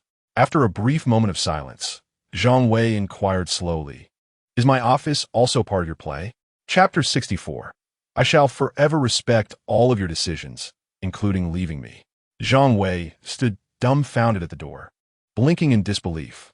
"So my office is indeed part of your play?" The positions of the 2 were certainly questionable. The proud and dignified commander had a rebellious, silver-haired pup sprawled across his lap, his fingers teasingly brushing open a button of his shirt. Casting a sidelong glance toward the door, his mind was filled with the vision of a tantalizingly curved waistline. He dared not imagine what lay beneath that pristine shirt. Shi Ji furrowed his brow slightly, sensing the alpha's restless stirrings. During the marking period, Xie's fluctuations would inevitably affect him. "Get up," he commanded. Xie looked up at him, his expression innocent and devoid of the wicked desires swirling in his mind, feigning injury. Did he think himself adorable? Shi Ji remained unperturbed, tilting his head back, revealing a pale neckline that extended from his collar. As he pushed the office chair back, Xie tumbled to the floor with a resounding thud. The silver-haired pup let out a sultry gasp. Clutching his waist and abdomen, he looked up, both exasperated and amused. "Commander, you're attempting to murder your dear Alpha." Such absurd nicknames. Regardless, this little rascal always had new antics up his sleeve. Shi Ji ignored him, turning his gaze back to Zhuo. "What did the Emperor say?" Xie's eyes darkened imperceptibly, his lazy gaze half-lidded as he leaned back, casually observing the doorway. Zhuo suddenly felt an overwhelming pressure. Why was he, the pitiful responsible one, being subjected to such intensity? "The Emperor wishes for you to visit the conference room. He is waiting for you." It was rare for the Emperor to use the word waiting, indicating that he was indeed quite displeased this time. Whispers suggested that everyone on White Emperor Star was treading on thin ice. The superiors were no longer even reviewing his reports. It mattered not, for unless the Emperor spoke, he would not face punishment. However, should the Emperor choose to speak, he could not guarantee protection. No one had anticipated the significant ramifications of the elimination rounds in the 8-star system, or rather, the influence of Commander Shi. Yet, Shi Ji remained as calm as still water, adjusting his translucent cufflinks. "Understood. I shall go," he replied, curious about the emperor's current state of mind. Was he still hoping to find him in tears? Just as Shi Ji rose, a hand grasped his delicate, pale ankle. The warmth of the touch was fervent and invasive, easily capable of pulling him down from his pedestal. Shi Ji lowered his gaze to him. Zhuo languidly bent one leg, innocently gazing up at him, his palm grazing his skin, sending a fine tingle coursing upward. In the territory, the elegant cougar, with its adorable cat-like head and sharp teeth capable of effortlessly severing a human neck, smiled and inquired, "Brother, have we concluded our discussion? Are you about to seek the company of another man?" Shi Ji recalled the earlier moment when his hand had brushed against the soft, disheveled silver hair. He asked Zhuo what he desired. Were it not for the current disheveled and perilous demeanor, he might not have asked, for Zhuo was hardly charming. Shi Ji pressed, "What do you intend to do?" The words, imbued with a coolness that bore an implicit warning, inexplicably transformed into a state of bewilderment within the Alpha's slightly reddened gaze. Zhang Wei exclaimed, Is he actually being playful?" When this aloof beauty casts a line, which Alpha could remain composed, Zhuo genuinely paused, disregarding his waist injury as he rose from the ground. Reaching out to touch Shi Ji's delicate face. "I was merely inquiring. I did not propose any actions, so why the sulking? Do not cry." Shi Ji furrowed his brow and evaded his hand, retorting, "Who is crying? This is not my genuine emotion." The mischief of that little wave at the nape of his neck was subtly stirring, as the Alpha's emotions could effortlessly sway him. Fortunately, it would only last 2 days. The mark would soon fade entirely. Zhuo lowered his gaze and asked, "Is anything permissible?" Shi Ji, never one to renege on his word, nodded with a hint of impatience. He understood Zhuo's desires, to remain in the 8-star system, to stay by his side, or perhaps to receive a kiss, or something more. Ultimately, these requests were somewhat audacious. Yet, they were not entirely out of the question. "I wish to," as if to affirm Shi Ji's thoughts. Zhuo stepped forward, trapping him between the desk and his embrace. Shi Ji frowned, noting the presence of others within the office. Not exactly others, but the owner of the office. Zhang Wei covered his eyes with his hands, exclaiming, "Am I allowed to witness this without payment?" Zhuo's tone held a warning. "Are you happy?" His fingertips gently traced Shi Ji's brow. Zhuo smiled softly, responding, "I wish for your happiness." He always bore a tense expression, a demeanor he had maintained for quite some time, with only rare glimpses of joy gracing his features. Be it Xiao Zhuo or Xie Xiao Zhuo, both wished for Shi Ji's happiness, ever since their first encounter. Zhuo gazed at him, saying, "Do not frown, I shall not cause any disruption." The buttons of his crisp shirt, which hung loosely, were fastened by the silver-haired Alpha, concealing the subtle curves of his waist. "I may not have mentioned this before, but I have always been your most devoted admirer." Shi Ji's heart fluttered as he met Zhuo's tender gaze, reminiscent of blooming peach blossoms in March, a perpetual spring radiance stretching for miles. "Equally, I shall always respect your decisions," he continued, even if that meant choosing to depart, returning to his vast expanse of stars. "It matters not.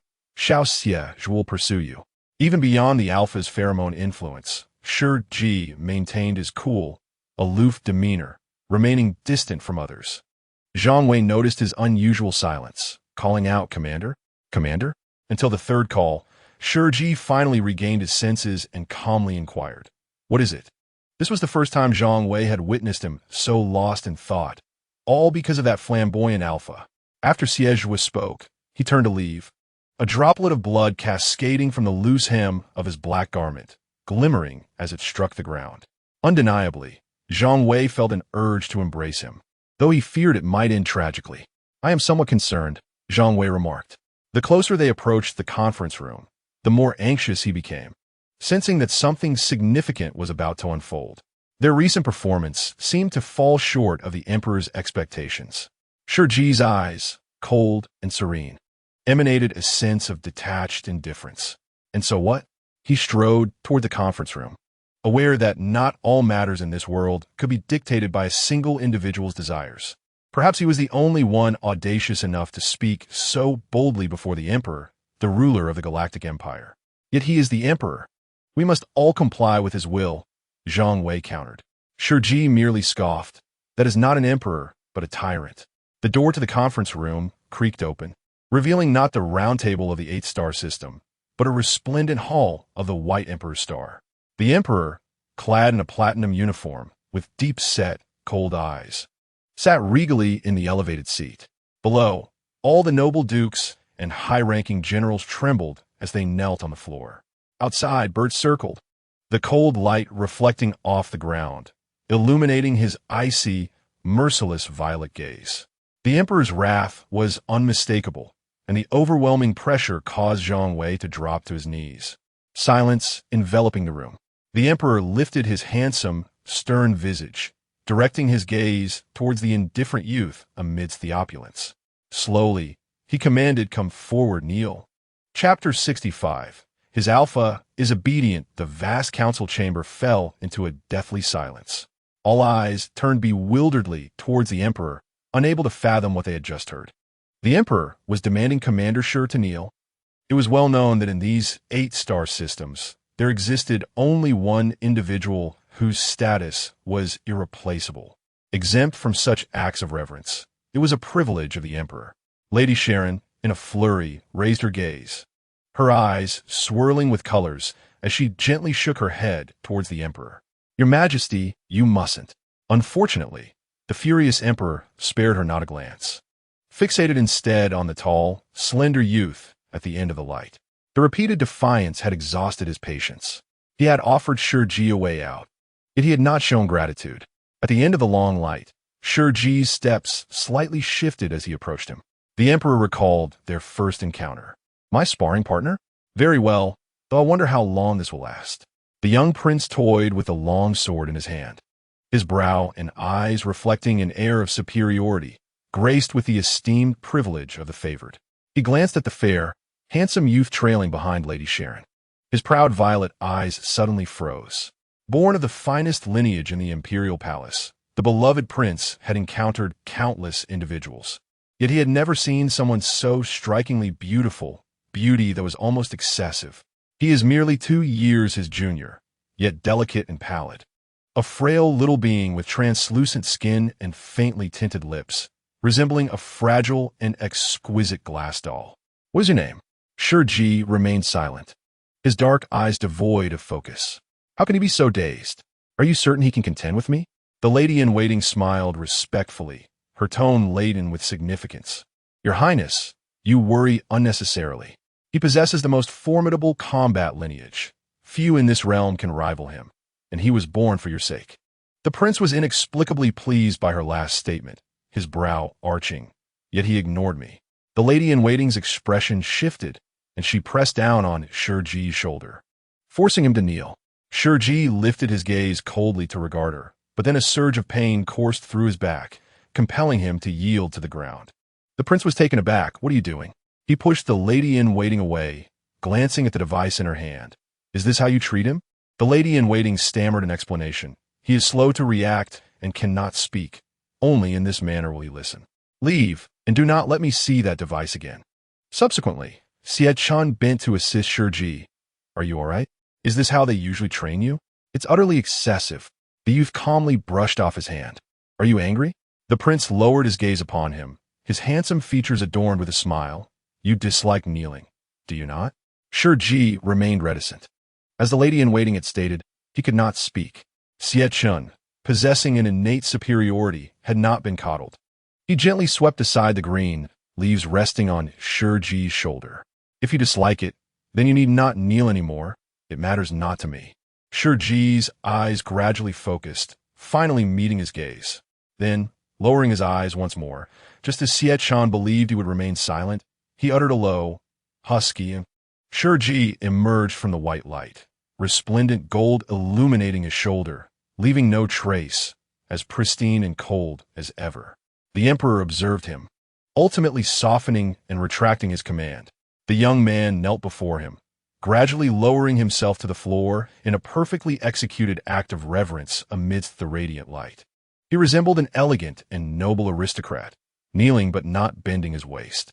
He then rose slowly, disregarding the astonished gazes of all present, as if nothing had transpired, and spoke. "Your Majesty summoned me. Is there something you require?" It was as if performing the act of homage to the emperor was the most ordinary occurrence. A tumult of emotions swirled within the emperor. Forcing Shi Ji to kneel before him brought him no joy. Their statuses had irrevocably shifted. Shi Ji would no longer, at the celebratory banquet, remain cold and indifferent before all, only to smile and toast with him upon his arrival. During the competition in the 8-star system, the slumbering 3S beast had been awakened. The emperor inquired, "Is this matter true?" Given his current fury, he had already ascertained the truth, but sought to hear it from him directly. To secure victory for his team, he would even risk awakening a 3S level beast. Did he truly not wish to return to the main star system? No, Shi Ji replied calmly. The 3S level beast was not awakened by anyone. It awakened on its own. The emperor retorted, "Impossible. 5 years ago, it was you who implored me to spare his life, promising to seal him within the 8th galaxy, ensuring he would not awaken for a century. Yet, due to a mere competition, he has broken that vow." The emperor concedes that his words on that day were impulsive, having wounded the ever-sensitive Shi Ji. Rather than pleading with tears, he can express anger and resentment. But should he? Shi Ji's voice remains calm. Does my team need him? His deep, dark eyes fixate ahead, devoid of any fluctuation in emotion. Does my team require him? The council chamber falls into silence, all eyes fixed upon him. Does he need to awaken the 3S beast that once aided him to assist his team in the competition? After all, he is Shi Ji. The emperor's lips part to declare the nullification of the 8th galaxy's results, yet he cannot bring himself to utter the words. After the awakening of the 3S beast, Su Xian, the competition remained undisturbed, and the seals upon him showed no signs of loosening. Shi Ji presents all the prepared documents and recordings, inviting His Majesty to verify, or to send someone into the illusion for inspection.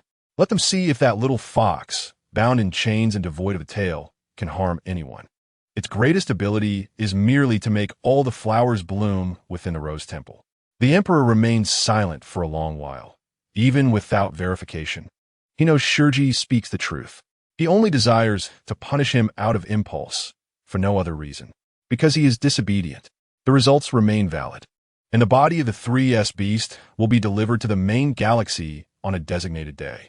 The emperor's voice is cold and merciless, since it has awakened. There is no need to keep it alive. Zhang Wei feels a jolt within. For some reason, the commander's mocking words resurface in his mind. Tyrant. He speaks of the ancient human Earth, where the era of galaxies extends, a place where no stubborn emperor can maintain authority unchallenged. For even the exalted sovereign must bear the consequences of their actions. Why has the emperor suddenly turned this way? Why? Shi Ji raises his gaze to question him. Officer Sharon, aware that the ensuing topic cannot be shared with the assembly, takes the lead in dismissing everyone. The vast council chamber is left with only Shi Ji. Finally, Xie Chun speaks. The 8th galaxy disregarded the safety of the Empire's supreme commander, forcefully causing this outcome. Why do you think that is? I do not pursue their grievances. Demanding the life of a single beast is already a gesture of mercy. Mercy. Shi Ji finds this amusing. Indeed, that noble prince was merciful. Yet, on the face of this impulsive and irritable emperor, no semblance of mercy can be discerned. He states, "My safety has nothing to do with the 8th galaxy. Excessive suppressants will inflict irreversible harm upon your body, Shi Ji. What on earth are you causing a ruckus about?" The emperor, unable to endure any longer, rises, his imperial aura causing all outside to tremble. This is a beating, isn't it? Yet at that moment, Shi Ji smiles. A subtle shift appears on his frozen visage, akin to a breathtakingly proud flower in bloom. "Thank you for your concern, Your Majesty. I have long ceased to use suppressants." The tall and handsome figure seated at the head of the table suddenly froze, his deep violet eyes fixated on the young man below, his lips trembling slightly. "What did you say?" Shi Ji bowed slightly, offering a respectful greeting. From his elevated position, the emperor could distinctly observe the young man's snow white, smooth nape adorned with a small wave of azure blue. The interplay of light and shadow seemed to dance, reminiscent of sparkling droplets of water. He displayed his might before the emperor, yet the coveted Omega was already claimed by another. There is no need for your majesty to worry. The supreme commander of the empire is in good health and will continue to serve the empire he loves. Shi Ji raised his gaze to him. And my alpha is very obedient. I am guilty. I have arrived late, he lamented, but my dear ones are also very well behaved and surely will not hold it against me. I have seen many inquiries about whether there will be any suffering later on. Rest assured, I personally feel there are no painful moments throughout. This is simply a light-hearted, sweet narrative, and the conclusion is undoubtedly delightful. Chapter 66. The Emperor. Who is Commander Shi's alpha? After the communication was severed, the Emperor remained in his seat, lost in thought for a considerable time. The image of that azure wave lingering in his mind, along with Shi Ji's rare smile. Moreover, his alpha is indeed very obedient. The Emperor had never questioned his loyalty. The supreme commander of the empire was proud, exceptional, and devoted. He was the sharpest sword forged by the royal family. He had stated, having witnessed the sufferings of war, he would never betray the empire. Such a person could hardly allow anyone to leave a mark upon him easily. Your Majesty, you should rest, Lady Sharon gently advised. The physician has said you have just returned from the abyss and should not overexert yourself. Sharon, the Emperor inquired, do you know why I ventured into the abyss? The trials of the abyss were fraught with danger and opportunity, a necessary path for the royal lineage. You wish to become the strongest in this world. You already are. The Emperor scoffed, is that so? Indeed, he believed this. The first mark left upon Shi Ji signified the strongest in the realm. Why do you think Commander Shi devalues himself? Sharon replied, not all matters in this world yield results solely from deep affection. Moreover, anyone who catches the Commander I must possess extraordinary qualities. How can this be deemed self-devaluation? Is it merely because you are the Emperor? Yes, I'm the Emperor. Hence, Sharon dared not speak out of turn. She had been elevated to this position due to her gentle demeanor and eloquence, which made the ministers unhesitatingly place her in charge during perilous times. A moment's hesitation followed before she continued. You should not have made the commander kneel publicly today. It is akin to severing the bond of years between them. The commander was a person of cold exterior yet soft heart, akin to a small kitten. With just a bit of kindness, though he may not show it outwardly, he would return ample aid. Initially, Sharon had merely stumbled upon the injured commander while scouting, tending to his wounds, and thereafter, every predicament she faced received the commander's assistance. She merely felt that the commander was seldom met with kindness. Thus, she devoted herself wholeheartedly to even the smallest of favors. Your actions not only embarrass the commander, but also betray your own promises. An emperor's word is as valuable as gold. I, Xie Chun, once vowed that among the ministers, only one could disregard all hierarchies and receive the empire's utmost favor. Yet now, it is he himself who has overturned this. Henceforth, the commander is no longer the recipient of such favor. It is not that the emperor withholds it. Rather, he has chosen to reject it. The emperor's brow darkens with barely contained fury as he carelessly topples a golden and jeweled vase. He has been so audacious and willful lately. Can I not punish him? As the emperor, is it not within my right to have him kneel before me in supplication? The vase shatters at his feet, startling Sharon.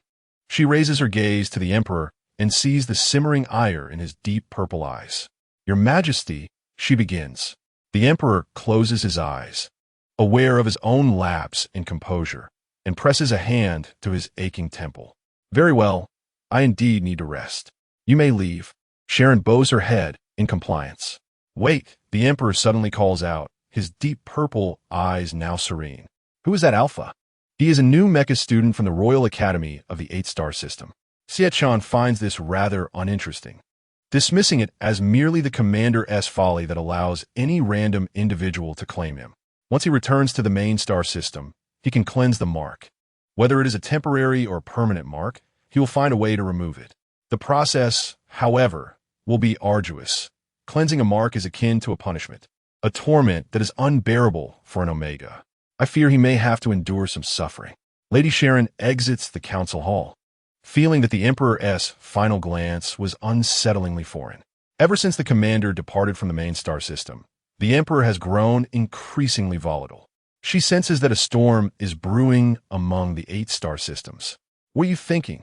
A girl suddenly leaps out from around the corner, hands behind her back, her youthful beauty and lively eyes reminiscent of a playful cat. She appears nothing like the fierce captain of the reconnaissance team. A smile breaks on Sharon's face as she coos, "Wife, come here for a hug." The girl glances around in a fluster, cautiously wrapping her arms around the esteemed lady. "What's wrong? Has that silver-haired old man been pressuring you again?" The cool and gentle lady officer, with weary eyes, gives a soft inhaling the sweet scent of honey from the Omega S team. Her voice is tender as she speaks. "I know it's not the heat period, and it will surely hurt, but I'm really feeling very down right now. So, may I gently bite you?" She lifts her delicate face, softly pleading, "I just need a bit of your pheromones. Is that all right?" The girl's face is filled with confusion, her expression reflecting the vulnerable state of her wife. Of course. The lively girl promptly bends down, resting against her shoulder. "Is this position comfortable? Will it tire you?" Lady Sharon smiles softly, gently leaning down. "It's quite all right." Moments later, that's enough. The Omega Captain's eyes glisten with unshed tears as she curls into the lady officer's embrace. Trembling softly, "You said just a little, you deceitful officer." The extraction and transformation of pheromones render her no longer assertive. She can only weakly clutch the dark robe of the lady officer. After being healed by honey, the alpha female officer gently placed a kiss at the corner of her lips, saying, "All right, darling, you've been such a good boy." The young captain, momentarily dazed, was overtaken by a mix of indignation and enchantment upon meeting the officer's tender gaze. It was another day of willingly succumbing to emotional manipulation. In the 8-star system, on Tianxue star, Zhang Wei was in a state of panic akin to an ant on a hot pan after being dismissed. "This is disastrous," he thought, never anticipating that the situation would escalate so drastically. The emperor was so enraged that even the commander had to kneel and apologize. What difference was there from tyranny? Everything was utterly ruined. He was both furious and distressed. If that silver-haired young alpha were to learn of this, he would undoubtedly be heartbroken. That lad would rather bleed than see his commander frown. "What do you mean everything is ruined?" Shi Ji strode down the corridor with long strides. Zhang Wei hurried to meet him. "Commander, are you all right?" Shi Ji glanced at him. "What could possibly be wrong with me?" Zhang Wei felt that being stripped of past privileges before all the courtiers on Baidi Star was a rather humiliating affair. Yet he discerned nothing amiss on Shi Ji's face. "Aren't you upset?"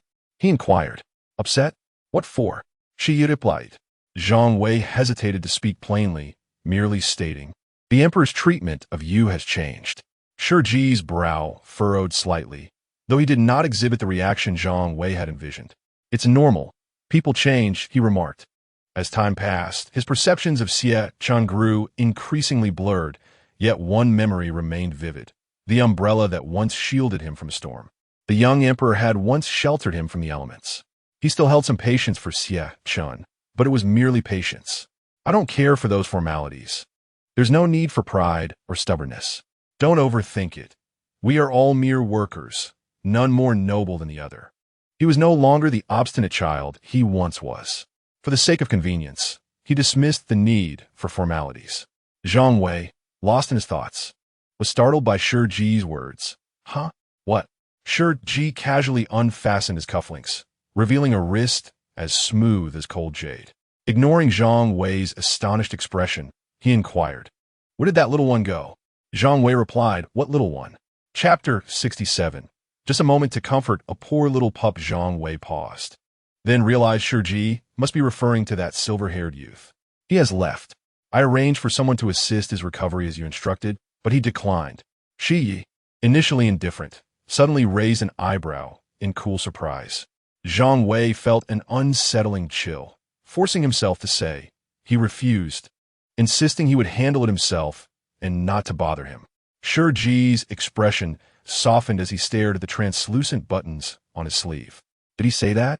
He had spoken so eloquently in front of him, appearing quite magnanimous, but revealed his true nature when faced with others. Shi Ji found this somewhat amusing. Indeed, he had been rather fierce, Perhaps he felt his persona was faltering, thus adding, Zhang Wei cleared his throat and began to mimic Xie's high-pitched tone. I am, after all, a youthful and fresh young man. How could I allow a few foul alphas to lift my garments and gaze upon my waist? What else will you look at after the commander? What if he declares me unclean? The doctors responded, You are lofty. No one in the world is as lofty as you. I shall cease my treatment, if that is acceptable. Shi Ji interjected, Commander, do not be so harsh on him. I suspect the lad is quite distressed. Zhang Wei, rarely speaking, remarked that men often cloak their fragility with an exterior of toughness. Shi Ji noted his cold demeanor. Devoid of any reaction, Zhang Wei sighed, realizing that falling for an icy beauty leads to a fate of being frozen. In the next moment, he heard the commander's indifferent voice, suggesting a gentle approach. What? For a fleeting second, Zhang Wei almost believed he had misheard. You can comfort others too?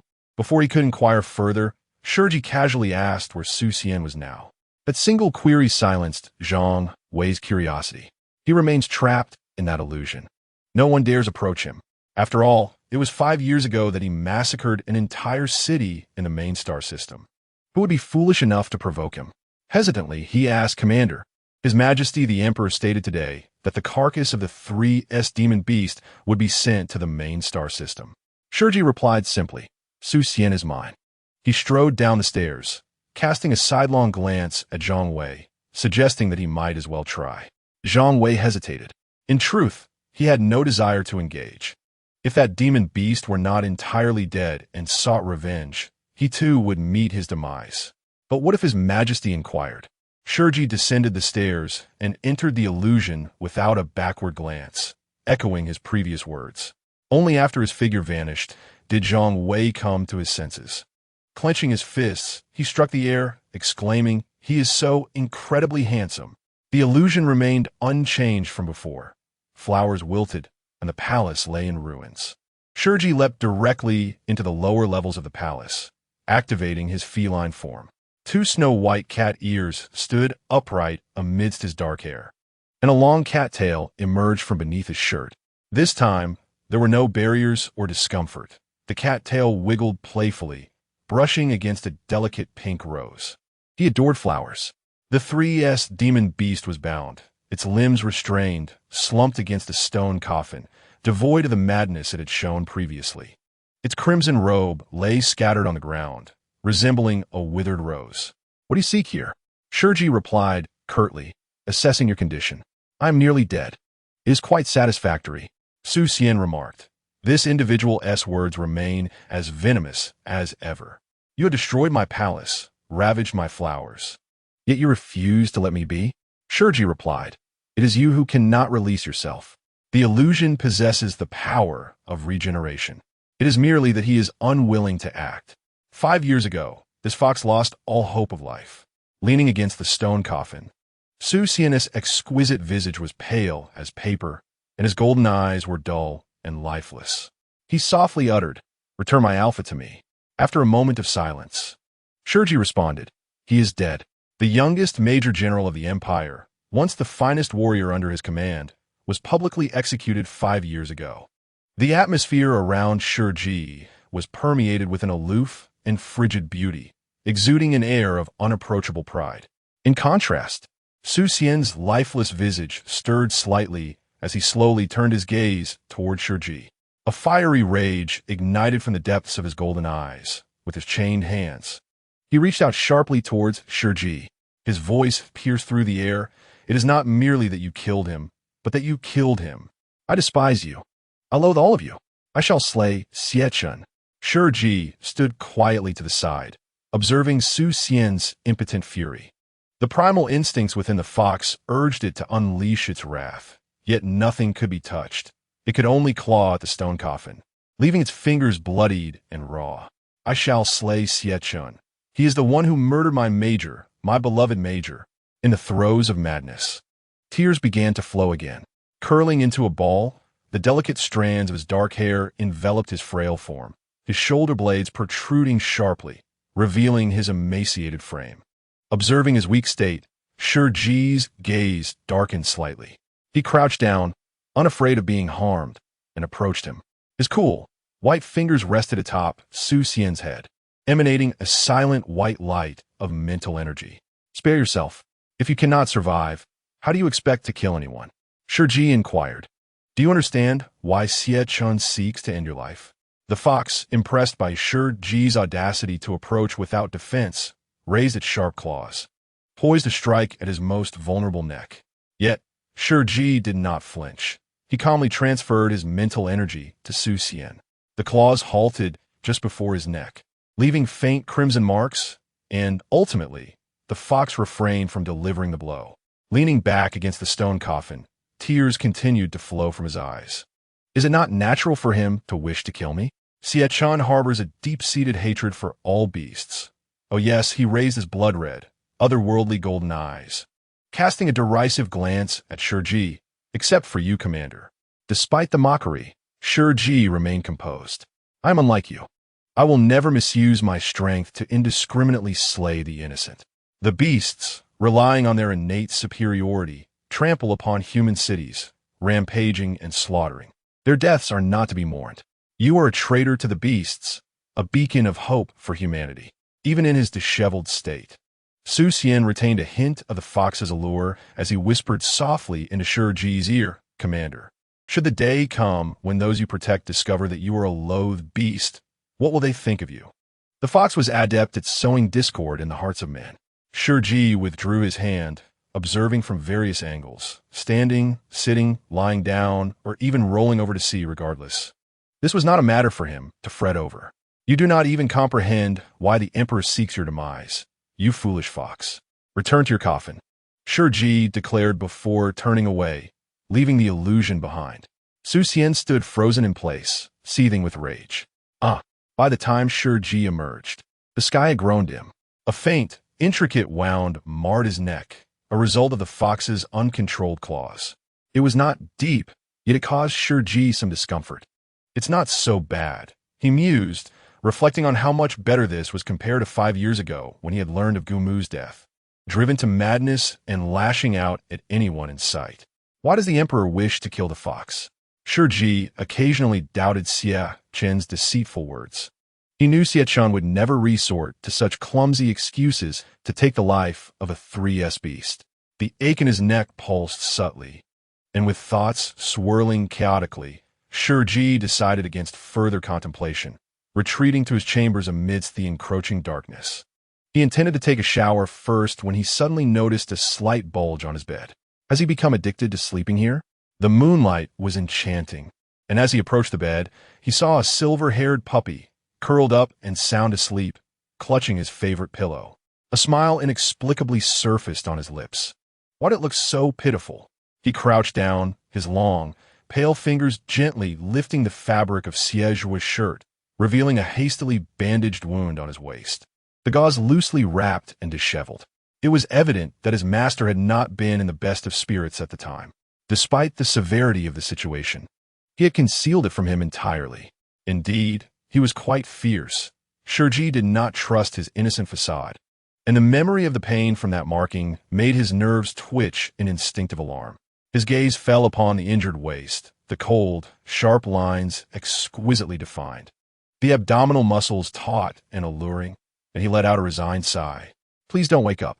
A flicker of white light passed, and Shi Ji intended only to aid in the healing of the most grievous wound. Just a little, and it would soon be well. It was merely a way of comforting the poor little puppy. Xie Zhuo, in a hazy slumber, felt an unbearable itch on his body, a soft, delicate sensation brushing against his wound, igniting a surge of unnamed frustration. His lower abdomen felt hot and tight, and his breathing grew progressively heavier. Then he sensed something furry wrapping around his ankle, tightening ever so slightly. Following this was the commander's cool voice, laced with a husky reprimand. Come back. Chapter 68. Do you like me? Shi Ji's frigid tone carried an undertone of scolding. However, the little cattail was utterly indifferent, swiftly darting into Xie Zhuo's trousers. Seeking refuge from potential punishment, the sleep-drugged alpha found the itch intolerable, and his long legs inadvertently brushed against it. Shi Ji instantly froze. The snowy tip of the tail blushed a delicate pink, curling up shyly. Shi Ji had long been aware of its rebellious nature. The cattail was an independent entity, starkly contrasting with his own character, delicate, timid, and temperamental. Xie Chun had also noticed it during Shi Ji's recovery, when his memories were hazy. The little cattail, sensing his low spirits, would occasionally emerge to wrap around his wrist, providing warmth. In that moment, the once formidable emperor found himself at a loss for words. He instinctively reached out to stroke the fluffy tail, but was swiftly swatted away. Shi Ji paused, his elegant brows arching slightly. He did not particularly enjoy being touched without consent. Observing the red mark on the emperor's cheek, his thin lips subtly curled in a smirk. Apologies. It had its own ideas. It was perhaps the first time the emperor had been treated in such a manner. Anger surged within him, only to dissipate oddly as the little cat tail curled up in fright. Finally, with a cold expression, he remarked, "You truly are just like your temperament." Shi Ji chose not to respond, though he had never felt this way before. Such double standards. Do you like him? Shi Ji gazed at the pink, fluffy tail, too bashful to meet its gaze. The little cat tail remained unresponsive. From above, Xie was low, sultry laughter rang out. "Who likes me?" He had awakened. As Shi Ji instinctively rose, he turned away without a trace of mercy. The fitted white shirt accentuated his slender waist, effortlessly ensnared by long arms, leaving the aloof and proud commander at the mercy of another. The cool moonlight streamed through the window, illuminating his gaze, which met a pair of drowsy, enchanting peach blossom eyes, dark and beautiful, brimming with affection, the corners adorned with a languid, alluring smile. "Why run, Commander?" In the mesmerizing night, having seen the emperor's visage, which bore a striking resemblance to his own, Shi Ji suddenly felt that Xie surpassed the emperor in beauty by a significant margin. Yet, no amount of allure could mask the inherent frivolity of this little creature. "Aren't you enjoying this game?" Avoiding his gaze, Shi Ji's tone was cool and restrained. "Let go. Who is playing with you? What does this signify then?" Xie captured the slightly quivering, plush little tail, his fingertip gently grazing the sensitive fur. Shi Ji's brow furrowed slightly, biting his thin, red lip to suppress an unusual sensation in his throat. He glared at him in irritation. Xie, meeting his fiery gaze. Xie paused, concerned. "Did I hurt you?" He had been quite gentle, yet it seemed his commander was rather delicate. Believing Shi Ji to be discomfort, Xie lowered his head and lightly pecked the tail's tip, his voice a seductive whisper. "It doesn't hurt, does it?" Shi Ji's mind momentarily exploded, bewildered as to whether this little creature was being intentionally provocative or simply unaware. The delicate tip of the tail slipped from his fingertips, and then a blinding light flashed before vanishing. Xie, momentarily dazzled, instinctively covered Shi Ji's eyes with his palm. Shi Ji's heart fluttered as if lightly struck. Although this minute peril posed no real threat, and he himself had released it, there was always someone who instinctively shielded him, never perceiving him as an invincible commander. In the next moment, Xie chuckled, "Your transformation certainly makes quite the commotion, nearly blinding me." Shi Ji pressed his lips together, remaining silent. Xie gazed at Shi Ji's delicate profile, the moonlight casting a shadow over his long, dark lashes. He softly inquired, "What is wrong?"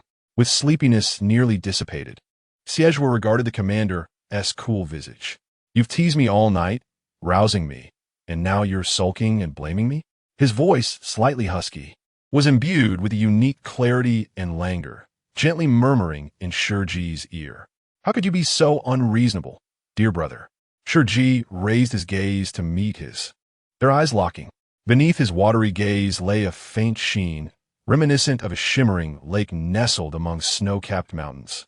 Xie's peach blossom eyes danced with boundless spring, as if blooming with peach blossoms atop a snowy peak, petals cascading into the lake. Shi Ji corrected him. "It wasn't tea all night. I've just returned." Xie seemed somewhat distracted. "Whatever you say is fine." Displeased with such a dismissive response, Shi Ji opened his mouth to speak, but his chin was gently lifted. His alpha, with a hint of uncontrollable desire, leaned in for a kiss, his voice low and fervent.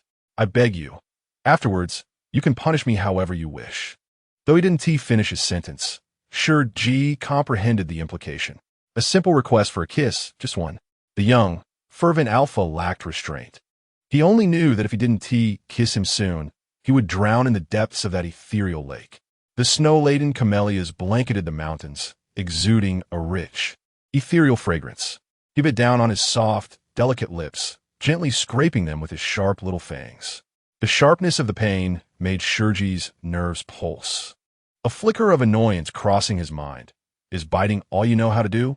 Zhuo let out a soft laugh, his eyes entwined with profound affection. "You truly are the most delicate Omega I have ever encountered, Commander." Shi Ji felt an urge to grab the falcon and shoot him down. The feline genes coursing through his veins set him apart from ordinary individuals. The slightest sensitivity to pain would have him wailing if it were inflicted upon this little creature. "If you can't kiss, then just leave." Shi Ji coldly pushed him away. Zhuo was momentarily taken aback by such a fierce statement, not out of indifference, but rather in disbelief. Did he just agree to let me kiss him? Truly agree? Today, Shi Ji was utterly exhausted, having helped the fox transmit mental energy and heal the little creature's wounds. None of the children he cared for were easy. Just as he attempted to rise, he was suddenly spun around and pinned beneath Zhuo. "I promise I won't bite." Before Shi Ji could utter a word, the alpha's heated lips descended upon him, infused with a refreshing oceanic mint scent, prying open his lips to explore the depths of his mouth. Shi Ji's mind erupted in a cacophony. It struck him that Zhuo was not incapable. He merely lacked the courage.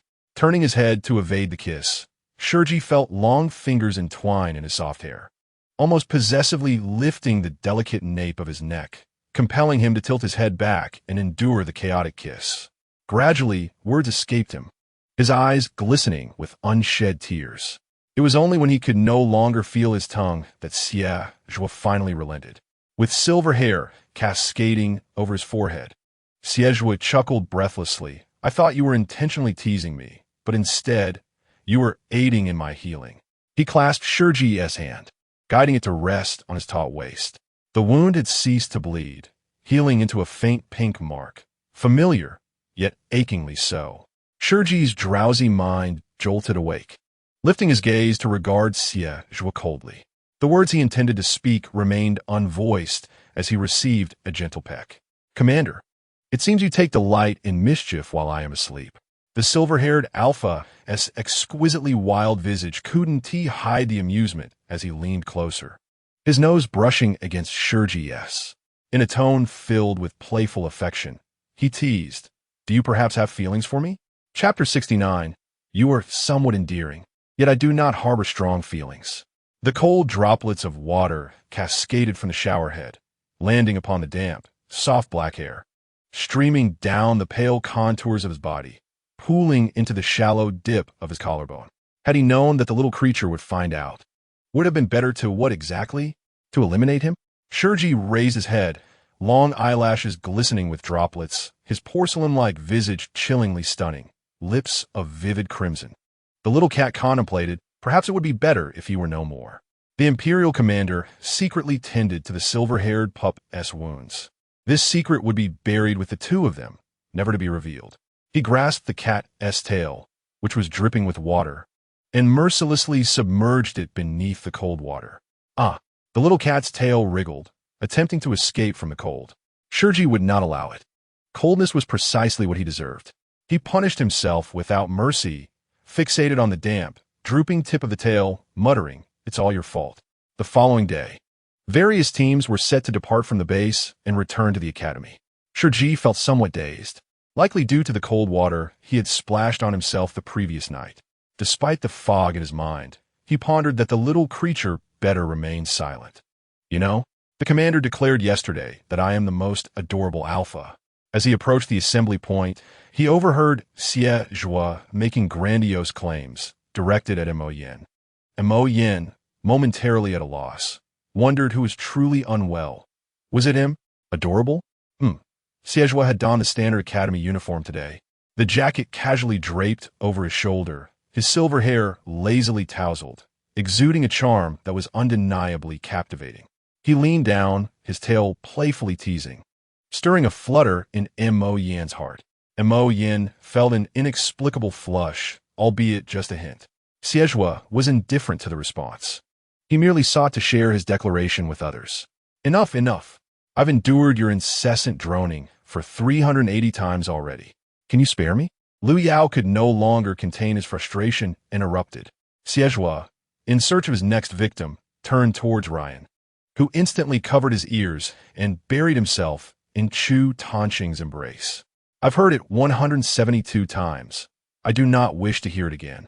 Chu Tanqing remarked, bemused by the peculiar antics of this group. As Xie approached him, Chu Tanqing signaled for him to look behind. Assuming it was yet another victim, Xie began reciting again. You know, yesterday, the commander said, I am the most adorable. He met the cold, aloof gaze of the commander. Do you think I know? Shi Ji retorted. The few individuals present who had been subjected to this torment felt a surge of relief. Xie blinked. I did not lie. It's the truth. You're talking nonsense. Everyone turned to look at the commander, whose demeanor was as detached as a deity. Would he truly compliment someone as the most adorable?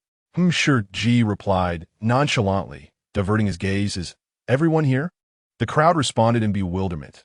Wait, you really did compliment someone? They gazed at the commander's exquisitely aloof visage, struggling to envision him declaring anyone as adorable. G. Xie eagerly shared. He cradles my face, kisses my lips with profound affection, nuzzles my nose, and then asks, do you wish to die? Xie. Shi Ji cast a glance at him. The crowd exclaimed, God, he kissed your little lips. Xie, act like a human. Although the words had been somewhat altered, the essence remained intact. It was no wonder Xie remained exhilarated from last night until now, his mind still somewhat disoriented. Last night, Shi Ji had been uncertain how to respond to his question. Do you like me? The Alpha's gaze was like a tightly woven net, ensnaring him wholly. He could not deny that Xie was obedient, yet at times he could be quite domineering. Not receiving an answer would not deter him. Shi Ji, is a response truly necessary? Even though his face was tinted with a delicate blush, as if one could extract droplets of water from it, he remained an imposing figure that one would hesitate to approach. Suddenly, Xie faltered, apprehensive of the answer. A person like the commander was strong-willed and had a thin skin. He could not fathom any outcome other than rejection. You overthink things, don't you? Do you believe there are aspects of yourself that I might find endearing? Each phrase that flits through my mind seems as if it could have escaped your lips. Thus, when I hear the commander utter, I don't know, Xie is momentarily taken aback. The little kitten, too, furrows its brow in confusion, as if pondering. Even devoid of its feline form, it remains irresistibly cute, as if one could envision fluffy ears sprouting atop its head. He embodies the essence of a kitten. Yet if he's not the kitten, then who could possibly be? After a brief moment of contemplation, Shi Ji states, you are my alpha, very obedient, quite adorable. Yet I am not beholden to you. His implication of not being beholden suggests that even in the absence of Xie, he would endure the heat cycle. He simply refrains from opting for suppressants. Shi Ji gazes upon the disheveled youth with silver hair, his brows and eyes glistening with a sensual allure. His enchanting peach blossom eyes radiate affection towards anyone they rest upon. When he lowers his gaze to kiss him, an invigorating rush of youthful vigor surges through him. Yet, in this moment, his tousled hair sways playfully, embodying the essence of youth. Therefore, Shi Ji remarks, you are merely somewhat adorable. I do not harbor deep affection. Initially, Xie felt a twinge of sorrow over the absence of deep-seated devotion. Strangely, a single phrase brought him solace. He chuckled softly, his slightly protruding, delicate shoulder blades trembling with mirth. Shi Ji, what sort of reaction is this? He replied with utmost sincerity. Ultimately, Xie accepted this conclusion, and before departing, he gently brushed his nose against Shi Ji's. You can only be mine. With a slight descent of his lips, he pressed a kiss to his cool, pale earlobe. Marveling at its instant blush, unable to suppress a soft laugh, little kitten, being affectionately referred to in such a manner by someone akin to a protective figure, left Shi Ji feeling electrified, as if jolted by current. His mind awash with a tantalizing numbness. After a considerable pause, he regained his composure, muttering, "What a little rascal." Before departing, Shi Ji called to them. "There is still another person." Ryan quietly counted the heads, confirming the number. "Who else is there?" Shi Ji offered no response, instead addressing the tearful individual, Zhang Wei. "I wish to take him with me." "Zhang Wei, huh?" In the realm of illusions, a fox leaned against a stone coffin, silently shedding tears. Its delicate fingers stained with crimson. It inscribed a name upon the ground, Gumu. The fox's wounds healed swiftly, yet it tore them open again, continuing to bleed while inscribing, Gumu. Which Mu is it? This enchanting, beguiling fox, clad in a solitary training uniform, was rendered mute, gently writing in the palm of a major general. It pointed towards the sky, which had transformed into a painted canvas, dusk settling in. The major general, handsome and gallant, epitomized the archetype of a male deity within the royal army. He shook his head, gazing into the fox's eyes, his voice rising in a leisurely cadence. "It is the moo of admiration, as well as that of love." The fox's throat emitted a hoarse sob, tears cascading down, mingling with the name inscribed, merging the three characters of Gumu into a blurred, sanguine haze. "How many more times must you weep?" Shi Ji circumvented the myriad names scattered upon the ground, bending slightly to position himself before the fox. The fox bit its lip, its golden pupils glistening with crimson tears. As soon as he remembers the major general, tears that he cannot suppress forever well up in his eyes. Shi Ji gazes at him with indifference, sighing softly as he lowers his gaze to wipe away his tears. "I will take you to find him," he says. The fox suddenly raises its head to look at him, its throat hoarse, unable to produce a sound. "Truly," Shi Ji replies coolly, unwilling to linger here, waiting to be slain by the emperor. He seals himself and departs with me. This fox, which had never shown Shi Ji a kind expression since the major general's demise, leaps into his embrace, adorned in chains. Shi Ji is momentarily taken aback, but then, with a slight lowering of his eyes, he returns the embrace. "Su Xian, I must confess, I harbor a certain resentment towards you. In my entire life, you were my sole disciple." The fox weeps inconsolably in his arms, uttering incomprehensible words that none of the students behind them can understand. It is the first time Lu Yao has seen the commander embrace someone in such a manner, his gaze lowered, gently stroking the fox's slender back. He turns to Zhuo, who appears to be a jest this morning. "Brother, let it go. This is how new love is." Before he can finish, Zhuo steps forward, forcefully separating the two. Anger surges within him, yet he dares not direct it at the commander, glaring instead at the delicate and enchanting fox. The onlookers sense that this alpha is on the verge of unleashing his fury. The world seems poised on the brink of war. Zhuo points at him. "Do you not have a man? Are you here to steal mine?" He then collapses into Shi Ji's arms, more delicate than the fox. "Shi Ji," the crowd. The fox is still lost in boundless sorrow. It understands human speech, but cannot articulate much, managing to stammer out a simple phrase. My man is dead." "Woo-woo, Zhuo." He remains stunned for a moment before bowing respectfully at a 90-degree angle. "Although this is rather forward, I am still principled, dear Xie. But you still cannot embrace my man. Perhaps you could embrace me instead?" Upon saying this, Zhuo takes a step closer. A cold, pale hand grips the back of his neck, as Shi Ji gazes at him with frigid disdain. "Have you finished with your antics?" Chapter 70. The Rose Temple protects every kind soul. The fox gazes at Shi Ji with its golden eyes, slightly perplexed as it observes him coldly reprimanding the silver-haired alpha. It tilts its head in mild confusion. "Are you his flower?" Shi Ji's icy fingers pause, leisurely lifting his gaze to the fox. "What did you say?" The imposing presence of the Empire's commander spreads silently, leaving the gathered crowd too afraid to breathe. The fox, seemingly oblivious, extends its bloodied fingertip, poking in Zhuo's direction. Repeating, "Are you his flower?"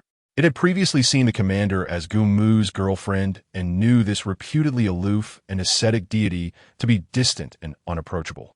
Yet, It also recognized that this commander was but a small kitten, perhaps not even half its age, naturally cunning and adept at manipulating emotions. The fox had dismissed the small kitten entirely.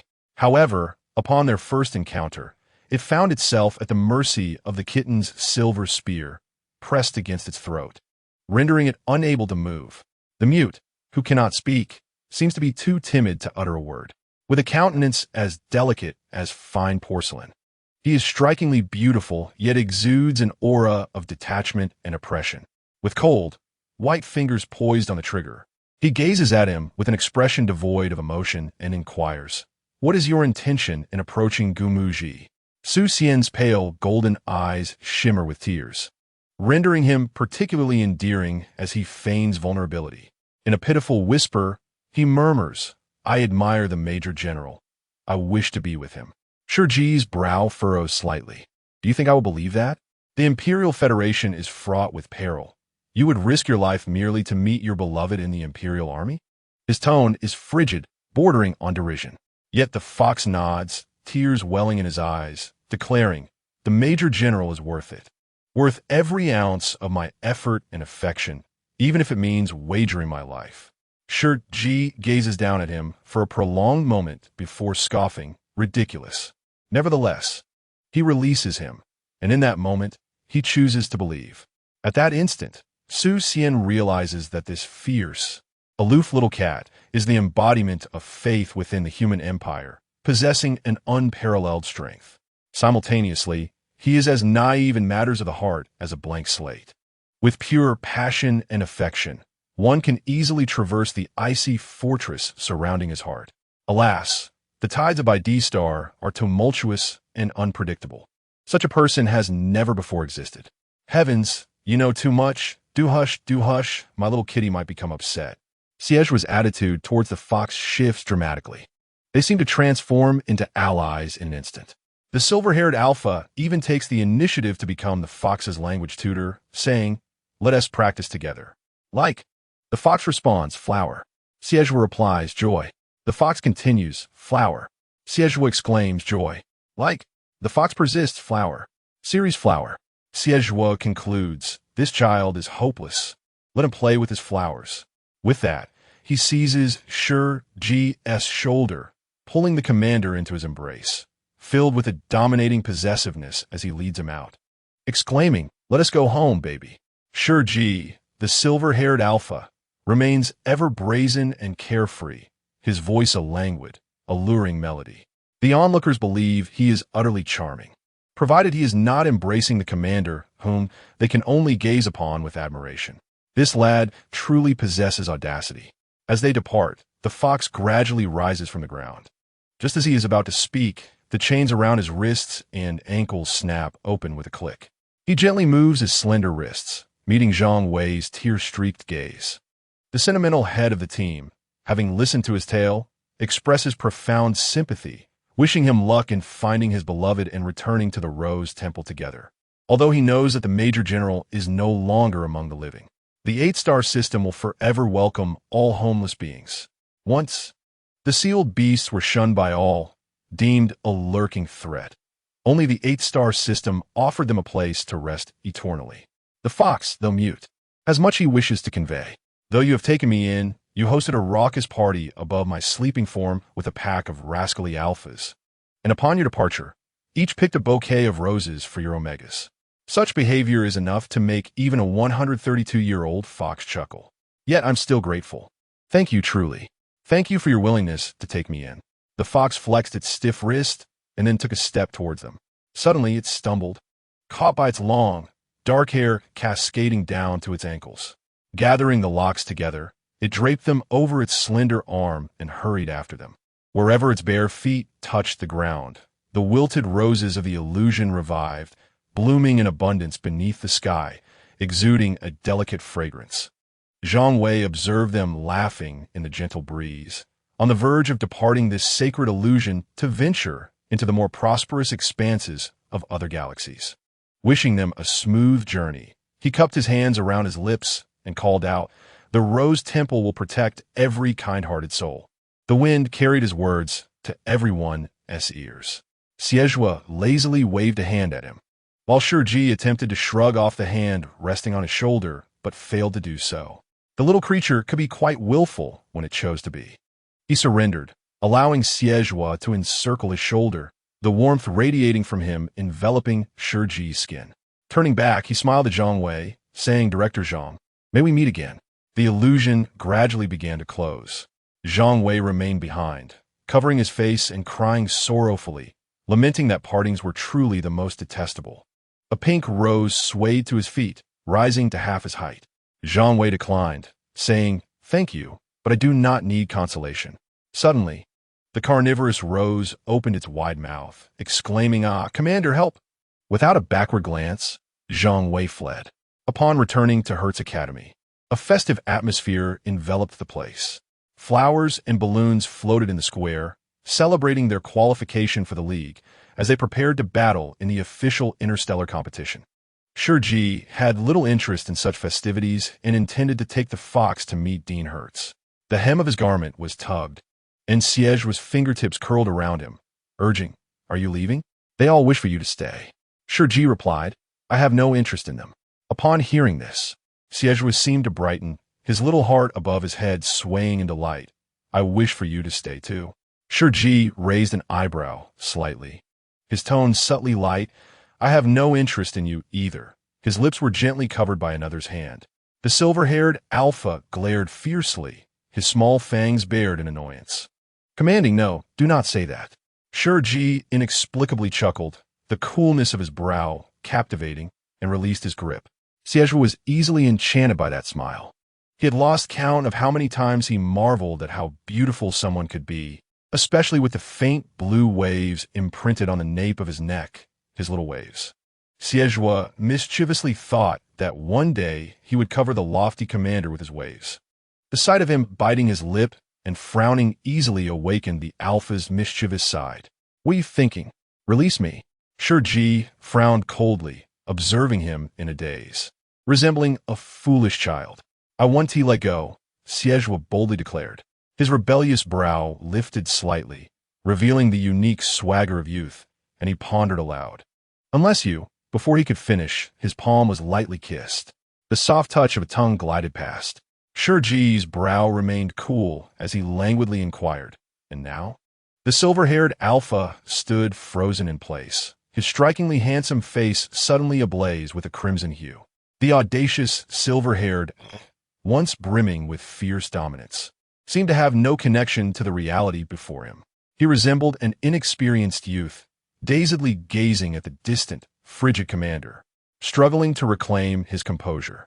He internally exclaimed, "Ah, he licked me. He licked me."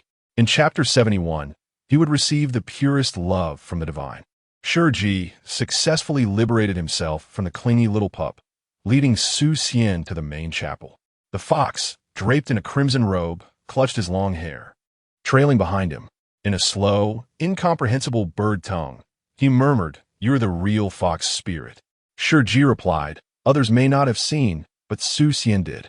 Both fox ears witnessed it. The once aloof little kitten, who had once instilled fear in him, had transformed into a captivating fox spirit after 5 years of slumber. Utterly bewildering the silver-haired alpha. As they ascended the stairs, the fox twirled his hair and declared, "You are finished. You have fallen in love." Shi Ji, still harboring grievances from earlier encounters, found it audacious that this individual dared to speak so boldly in his presence. The soft light illuminated his brows, casting a glimmer of cold detachment. "I could have severed your foxtail then, and I could just as easily extract your teeth today. Dare to speak again?" The fox, his fingers stained with crimson, hastily covered his mouth. Yet emboldened by his audacity, he added, "I was right. You are angry." Shi Ji recognized that if he did not clarify matters, this fox would continue to spread rumors. While awaiting the arrival of Dean Hertz, he leaned against the window, dappled sunlight gracing his porcelain-like features. In a calm tone, he stated, "Do not let your sentimental fox heart indulge in wild fantasies. I can never be like you." Upon learning of Gu Muji's demise, this long-masked little fox unhesitatingly revealed his true form within the military, igniting a frenzy of slaughter. He would rather perish than live without his major general. Shi Ji would never do such a thing, sacrificing his life for love. The fox, stirred by sorrowful memories, fell silent, murmuring, "You will. I can see everyone's heart." The commander, both tender and formidable, loyal to a fault, was a most fortunate person to be loved by such a divine being. He would receive the purest love, devoted solely to him for eternity. Shi Ji scoffed, not dismissing the assertion outright. He countered, "You can see everyone's heart?" The fox replied, yes. He had been captivated by the major general's heart, filled with loyalty and passion, intrigued by how someone could serve so devotedly in such a wretched empire. He longed to possess that heart, yearning for it to fall in love with him. To be adored by such a loyal and handsome individual brought a sly smile to the little fox's face. As he reveled in the thought of it all, every aspect was delightful, especially when it came to your alpha. The fox cradled his long hair, contemplating how to articulate his feelings. His heart is so warm. It is the most fervent heart I have ever encountered. You urge him to perish, and he willingly complies. Shi Ji's eyelashes fluttered ever so slightly. Finally, he leaned against the windowsill, his tone as frigid as ice, remarking on the madness of their frequent desires for death. Xie, the fox, gazed listlessly out the window, his golden irises reflecting the ancient European architecture, the square alive with laughter and merriment. Yet, he found himself devoid of interest in it all. "You promised me you would help me find him." This was the reason for his survival, as he had yet to bid farewell to the major general. He observed the youthful faces filled with fervor as they ran, and the group of alphas clad in feminine attire performing belly dances on the stage, a faint smile gracing his lips. "My wish is to reclaim my alpha, to rest alongside him. No longer shall he be the little fox lost for a century." Shi Ji sensed his emotions, hoping that after listening, he would still wear that half-dead expression. The fox, Director Hertz, returned to the office of the main building, apologizing with a cheerful demeanor. "My apologies for the delay. The meeting was quite entertaining, listening to those arrogant principals brag about our lackluster academy. It was delightful." Hertz Academy had secured a spot for the first time, causing the director's beard to gleam with joy, dyed green. Shi Ji remarked, "What a unique aesthetic. Are you the little fox?"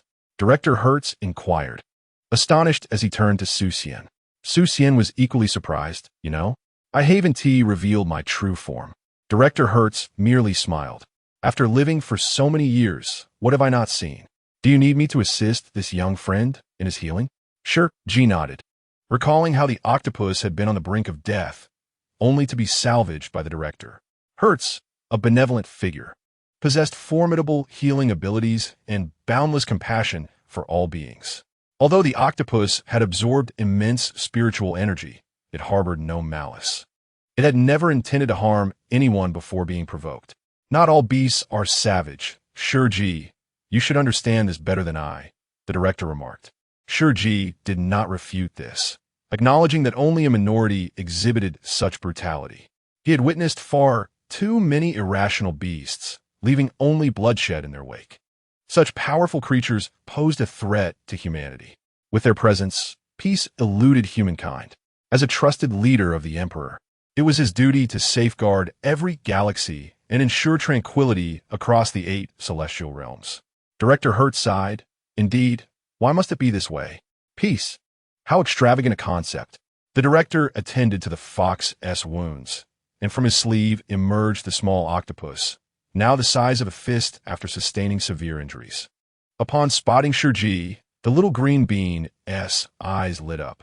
It scuttled over, its tentacles clumsily forming a heart shape in a gesture of affection.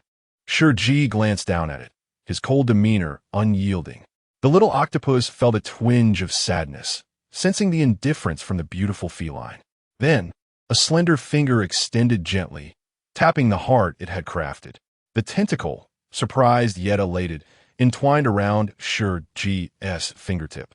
Experiencing contact with the enchanting feline for the first time, it felt dizzy with joy, only to collapse awkwardly onto the table. Xie remarked, "Well, another one has been mesmerized." Shi Ji poked the little octopus, watching it remain still and wondering if it had fainted. He immediately withdrew his hand, deeming it none of his concern. The emperor intended to execute him. Do you understand why? Dean Hertz paused momentarily, his aging eyes resting upon Su Xian. The fox could not fathom why the commander clung to this triviality, asserting that it was quite normal. The emperor harbored a deep-seated hatred for every mythical beast, a fact not concealed within the 8 major star systems. Dean Hertz chuckled softly and shook his head, declaring no, it is not normal.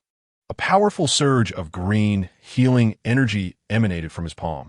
Shi Ji, you already possess the answer within your heart. The fox, unable to comprehend, succumbed to sleep, forcibly induced by Dean Hertz. Shi Ji gazed at the fox's serene visage and inquired, what does Xie truly aspire to achieve? I do not know, came the response. Dean Hertz's aged eyes softened with tenderness. The main star system is fraught with uncertainties. After your departure, the young emperor will find himself isolated and vulnerable. It is only natural for him to act accordingly. The dean appeared as a reclusive sage, detached yet fully aware of the unfolding circumstances. Shi Ji, I have previously conveyed to you that all things exist in a delicate balance, governed by natural laws that should not be easily disrupted.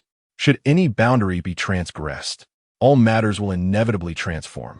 He advised against becoming entangled in such thoughts, for they would bear no benefit. Dean Hertz's words were somewhat enigmatic, yet they affirmed his suspicions were indeed correct. Xie feared the fox would glimpse his heart.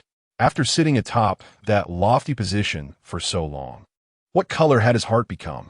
Dean Hertz retrieved the stiff little octopus into his sleeve and suddenly inquired with a jovial demeanor. What prompted your abrupt choice to depart from the main star system? Everyone had posed this question, yet Shi Ji had never broached it. At this moment, he lowered his gaze with an air of indifference. Responding to Dean Hertz, I found myself at odds with the emperor, defying his orders. What orders? A dull ache throbbed at the back of Shi Ji's head, memories of his near-death experience concealed beneath his dark hair. He sighed, I do not recall. Dean Hertz's expression darkened considerably. Shi Ji frowned and clarified, not in that context. At that time, I was a beta, and Xie would not have stooped to such extremes. Dean Hertz, harboring a tinge of guilt, murmured, oh.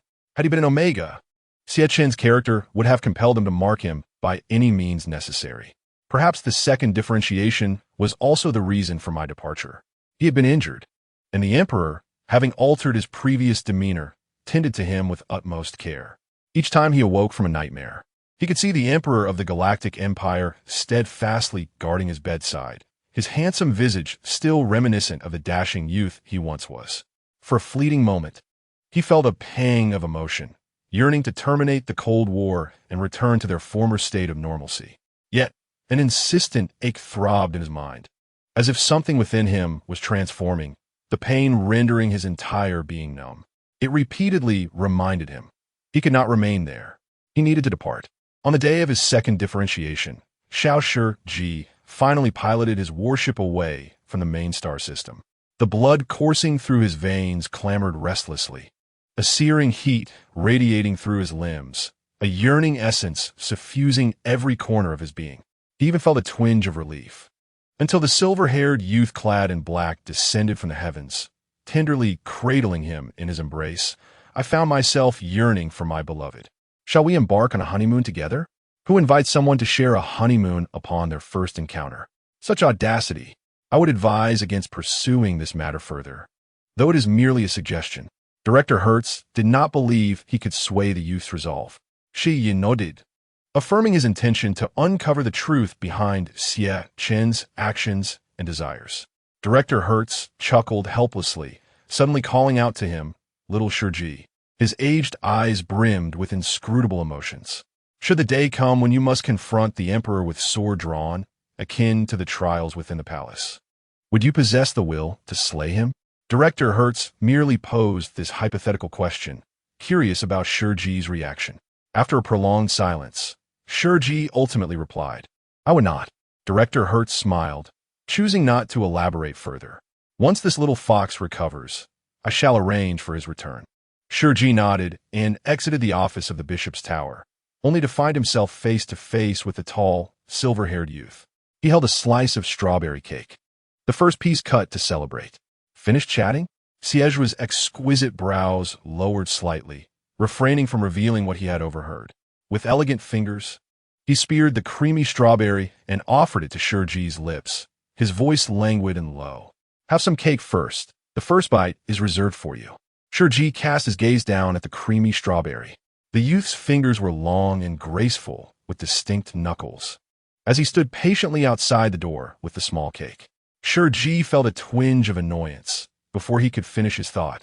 The creamy strawberry was pressed against his lips, silencing his words. He did not wish to discuss this matter any further. The cold strawberry was unceremoniously thrust into his mouth, and as he leaned against the wall, the white cream spread across his pale, pink lips. His tone became begrudgingly muffled. Are you sulking again? Whenever the emperor was mentioned, he became both sensitive and pitiable. Shi Ji's naturally cool demeanor revealed a hint of impatience. The silver-haired youth, holding the small cake, noticed Shi Ji's lack of encouragement and, feeling a tad irked, suddenly pouted, I regret it. Shi Ji's heart skipped a beat. What do you mean? He held the strawberry, momentarily forgetting to take a bite. You won't get any if you're angry.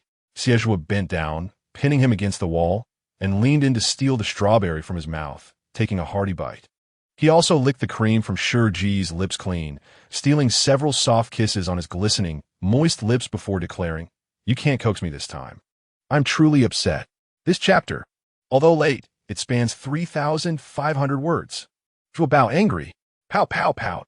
You cannot coax me this time. Pout, pout, pout. I am exceedingly upset. Pout, pout, pout, pout, pout. Chapter 72. The little alpha is quite upset. Shi Ji found himself pressed against the wall by the not-so-gentle, silver-haired alpha. Like a pesky woodpecker, he playfully licked clean the cream and strawberry from Shi Ji's lips. Quite excessive indeed. He had not even savored the flavors before the little creature confiscated everything. Zhuo rubbed against Shi Ji's soft, pink lips, his tone laced with irritation. You cannot coax me this time. I am truly furious. Shi Ji raised his moist, clear eyes to gaze at him. How could anyone still be angry while maintaining such a delicate tone? Zhuo met his gaze, his Adam's apple subtly bobbing, and the resolute thoughts he had constructed were effortlessly shattered by a single glance from Shi Ji. However, to further indulge the commander would compromise his dignity. Zhuo pressed his lips together, thrusting the cake in his hand towards Shi Ji, and delivered his final words with a hint of severity. I will eat it myself today. I shall not feed you. Shi Ji furrowed his brows slightly, contemplating whether this was indeed a harsh statement. Yet for Zhuo, withholding cake from the aloof, feline-like commander was the most severe act he could conceive. After uttering his words, he turned and strode away, not bothering to look back. In an instant, the tall, silver-haired alpha vanished around the corner. This was a first. Usually he would glance back thrice in a single step, yet today he fled with such haste. Shi Ji's thin lips felt slightly sore, and his eyes glistened with a physiological sheen as he slowly lowered his gaze to the small cake in his hand. After a prolonged silence, he finally murmured, My little alpha is angry. It seemed he was quite upset. Despite his anger, he still remembered to bring him the first piece of cake, and Shi Ji, with a hint of exasperation, rubbed his brow. As night fell, the academy was illuminated by a dazzling display of stars, casting a radiant glow across the evening sky. The institution was hosting a grand celebratory banquet. Shi Ji had never witnessed a competition victory celebrated for such an extended period. Everyone appeared as jubilant as if they had won a lottery. Commander, I thought you wouldn't come. Ryan exclaimed joyfully, rushing towards him. The delicate, green-eyed Omega placed a glass of pink-orange fruit wine before him. Can you drink this? You don't seem like the type to indulge in alcohol. Shi Ji accepted the glass, replying, I can, thank you. He took a subtle sip. Having attended many celebratory feasts, he could handle some alcohol, though his tolerance was not particularly high. The curly-haired Omega leaned on the table, tilting his head to observe him. What made you decide to come today? With an air of indifference, Shi Ji replied with a hint of amusement. Is it surprising? You sent me 7 invitations. Ryan's cheeks flushed slightly. I thought you wouldn't come, especially since that silver-haired fellow said. He abruptly covered his mouth, with the glass resting against his softly tinted lips. Shi Ji inquired. What did he say? The commander's gaze was not something an ordinary Omega could withstand. Ryan quickly blurted out. He said he wouldn't invite you tonight. The commander was known for his resolute nature, and only that persistent silver-haired boy could sway his decisions. Yet today was peculiar. Xiao had unexpectedly stated he would not attend. Ryan, perplexed, leaned on Shi Ji's shoulder and whispered, Xiao has been acting strangely today. He even had a fight with Tan Xing. I suspect he might be experiencing something? Shi Ji was momentarily taken aback, unsure which revelation to process first.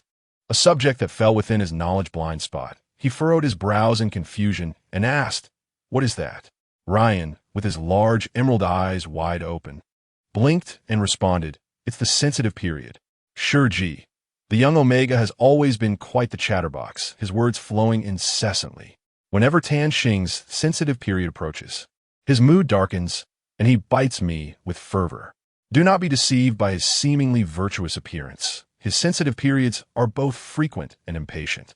If it weren't for his delightful pheromones, I wouldn't bother assisting him. In hindsight, I realize I am at a significant loss. Shi Ji observes that he treats me as if we were not strangers, freely expressing everything on his mind.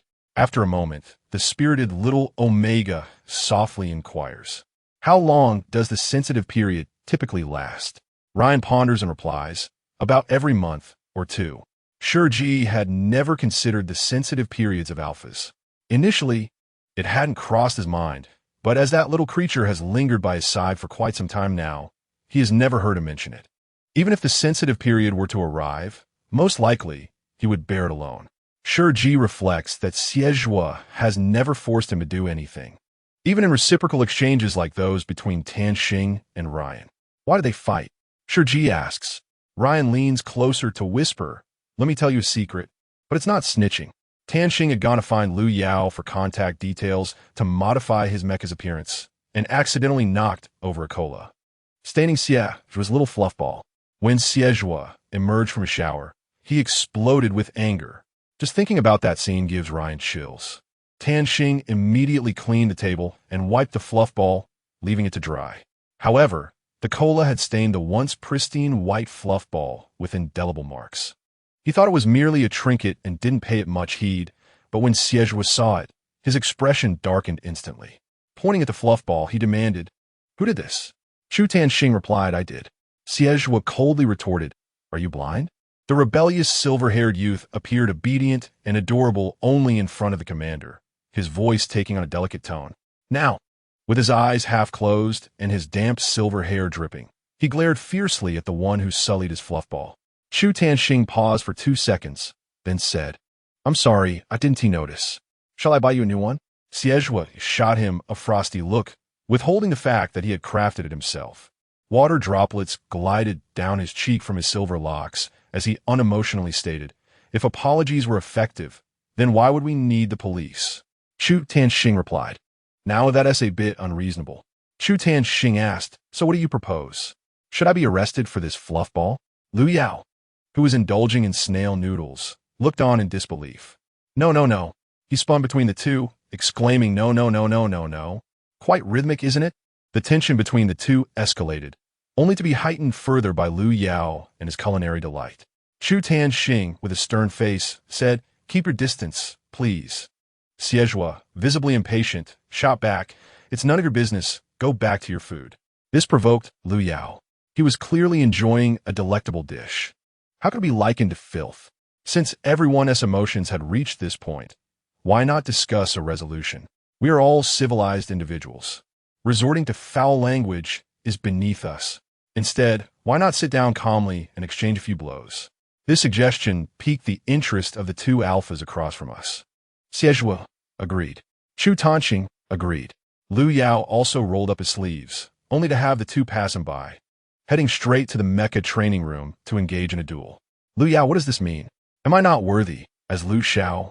Chapter 73. Zhuo, do you wish to caress my ears? After listening to Xiao Ren's vivid recounting, Shi Ji fell into silence, surrounded by a group of childish fools. Are you hurt? Shi Ji inquired softly, his fingers tracing the rim of his cup. No injuries, but the lack of sleep has left me somewhat uncomfortable. However, once they finished their fight, they ceased their quarrels. The silver-haired puppy nestled in the bathroom, meticulously cleaning his little fluff ball and drying it with a hairdryer, no longer carelessly placing it on the table, but tucking it under his pillow instead. In the end, Chu Tanxing compensated him with a heap of crafted materials. Keep it up. You are the next generation of skilled matchmakers. After all, the silver-haired youth of that time was truly formidable. Ruiyin had no intention of provoking Xie with a shovel again. Yet, the very next moment, a certain silver-haired alpha, having just entered the splendid banquet, fixed his gaze upon him. At that moment, Ruiyin was leaning against the commander's shoulder, affectionately sharing gossip, when he felt a sudden chill on his back. Hey, green-haired one, where do you think you're leaning? That was his spot, his space. Ruiyin nearly tumbled onto the lawn, exclaiming, What are you doing? The timid yet resilient little O stood up to retort, I'm resting on the commander's shoulder. Not on yours. Why are you being aggressive towards me? Xie was on the verge of laughter. You'd be better off leaning on me. I would never lean on you. You'd surely shove my head away, Ren insisted. I am resting on the commander's shoulder because he welcomes it. And you're the only one with objections. Humph. He spoke casually, yet inadvertently struck a nerve with Xie. The commander is amenable to it. He lacks the right to object. Xie ceased speaking, turning to stand still. Shi Ji spoke with a calm demeanor. The arrogant silver-haired alpha froze in place, as if under a spell. Shi Ji set down his peach-hued wine glass and approached. I absolutely will not. Ultimately, Xie, Chu Tanxing, Wen, and Lu Yao surrounded him, sitting with an air of decorum akin to obedient little darlings, as if they could spring into action at the commander's behest. Do you all know how to play games? Lu Yao stood, embodying the spirit of the Statue of Liberty, declaring, I am ready to fight right now. What game shall we play? Shi Ji glanced at a group of students nearby, engaged in lively drinking games, laughter echoing as each person appeared joyful. He had always participated in such events alone. He was unfamiliar with these games, but he yearned for their happiness. Shi Ji's gaze drifted subtly over someone before he asked Ren, Do you know how? Ruiyin, stunned, nodded. Yes, would you like to join us? Shi Ji hesitated for a moment, then replied, All right. The fragmented, shimmering lights danced upon his cool visage as he slightly lowered his gaze, saying, Let us give it a try. For reasons unbeknownst to him, a mere subtle shift in his brow caused Xie's heart to tighten. He discreetly spread his legs, unintentionally brushing against the long, slender limb beside him. Shi Ji? Xie turned his gaze towards him, his peach blossom eyes reflecting an air of innocent curiosity. What is the matter? Nothing, Shi Ji replied, averting his gaze and ignoring the leg that had encroached upon his knee. Xie turned his head, gritting his teeth in frustration. Ryan, are you understanding the rules of the game? Shi Ji's attention was entirely captivated by that little rascal, rendering him oblivious to everything else. Of course. I can handle anything. Lu Yao chimed in. And Mo Yin, who had appeared from nowhere, added, Simple, bring it on. Xie remarked, Oh, this? I can do it. 1. Chu Tanxing stated. Shi Ji, the commander, maintained his aloof demeanor, unwilling to inquire about the rules a second time. Let us begin, he declared. In his hand lay 3 cards, a big fish, a small fish, and a shrimp. Commander, you've lost, Ryan exclaimed with a mix of surprise and excitement. Shi Ji glanced at his card, the big fish, while Xie revealed the shrimp. Wait, I lost, he asked, bewildered. Ryan poured him a glass of wine, explaining yes. Big fish eat small fish eat shrimp, and shrimp eat big fish. Shi Ji pondered, Is this truly how you play? Accepting defeat gracefully, he lifted the glass and downed it in one go, while Xie let out a soft sound of protest, but it was too late. Shi Ji had already drained his drink. He could not fathom how he, who had never tasted defeat, could lose in such a trivial game. Let us continue. In the next round, he held 2 cards, a small fish and a shrimp. Xie possessed a big fish and a small fish. Conjecturing that Xie would play the big fish to devour his small fish, he opted for the shrimp. When the cards were revealed, shrimp, Shi Ji declared. Small fish. Xie countered. Ryan, astonished and hesitant, remarked, Commander, you've lost again. Shi Ji furrowed his brow slightly, looking at Xie. Shouldn't you have played the big fish? Had the small fish nullified each other, he would have been left with a solitary big fish, ready to be consumed by Xie's shrimp. I simply enjoy being devoured by shrimp, Xie replied, relishing the disparity of power. He found pleasure in the gentle nibbles of a kitten, playfully scratching him without any real force. And so, I have consumed you once more. Xie could no longer contain himself. The corners of his peach blossom eyes curled into a lazy smile. Commander, at this rate, you will soon be wholly devoured by me. To wager is to accept defeat, he replied, raising his second glass and downing it. The third round unfolded predictably. He was left with a small fish, while Xie retained a big fish, resulting in yet another loss for him. After 3 consecutive defeats, Shi Ji frowned slightly, reaching for his third glass. With his elongated fingers resting on Zhuo's hand, Xie quietly inquired, "Are you deliberately toying with me, hoping I would win?"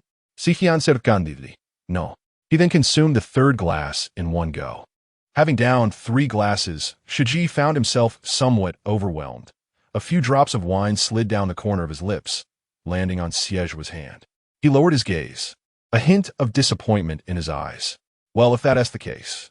After the third round of drinks, Xie cast aside his cards, leaning back. I'm done playing. The crowd observed his impatient demeanor, utterly bewildered. Regardless, when he arrived, it was best to flee.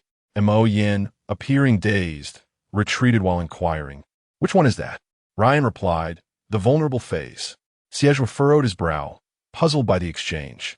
With a swift kick, he sent Ryan tumbling into Chu Tanqing's embrace. Exclaiming, "Get lost!" Chu Tanqing leaned back in his chair, his gaze shifting like shimmering light. He had never consumed 3 cups of alcohol. Even if Xie did not intervene, he would naturally call it a night. He felt out of place and somewhat defeated. The things Shi Ji was unfamiliar with were few, yet this little creature still seemed discontented. The tuft of hair atop his head drooped sadly, having lost its usual perkiness throughout the day. Suddenly, Xie turned sharply, glaring at him. This morning, I confidently declared that I would cheer you up. And now a whole day has passed without you comforting me. You haven't comforted me at all. At that moment, Shi Ji's ears buzzed with noise, rendering him somewhat dazed as he stared at Xie. All he could discern was, "Cheer me up, cheer me up." He gazed at Xie's exquisitely wild profile. Silver hair, slightly damp and falling across his forehead, exuding a unique blend of aloofness and charm. After a brief silence, Shi Ji softly murmured, "I cannot comfort others." Xie instinctively retorted, "You clearly can."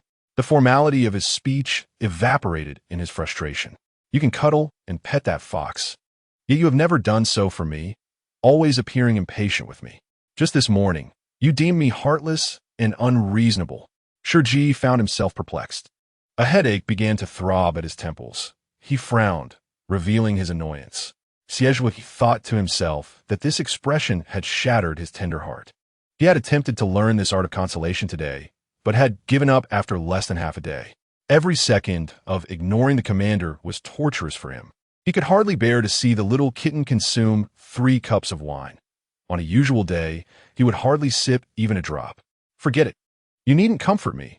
Xie lowered his gaze, burying his face into Shi Ji's shoulder. "I've managed to console myself, and am no longer upset." Shi Ji felt dizzy, struggling to comprehend his words. The invigorating scent of the sea washed over him as he tilted his head against the youth's damp silver hair.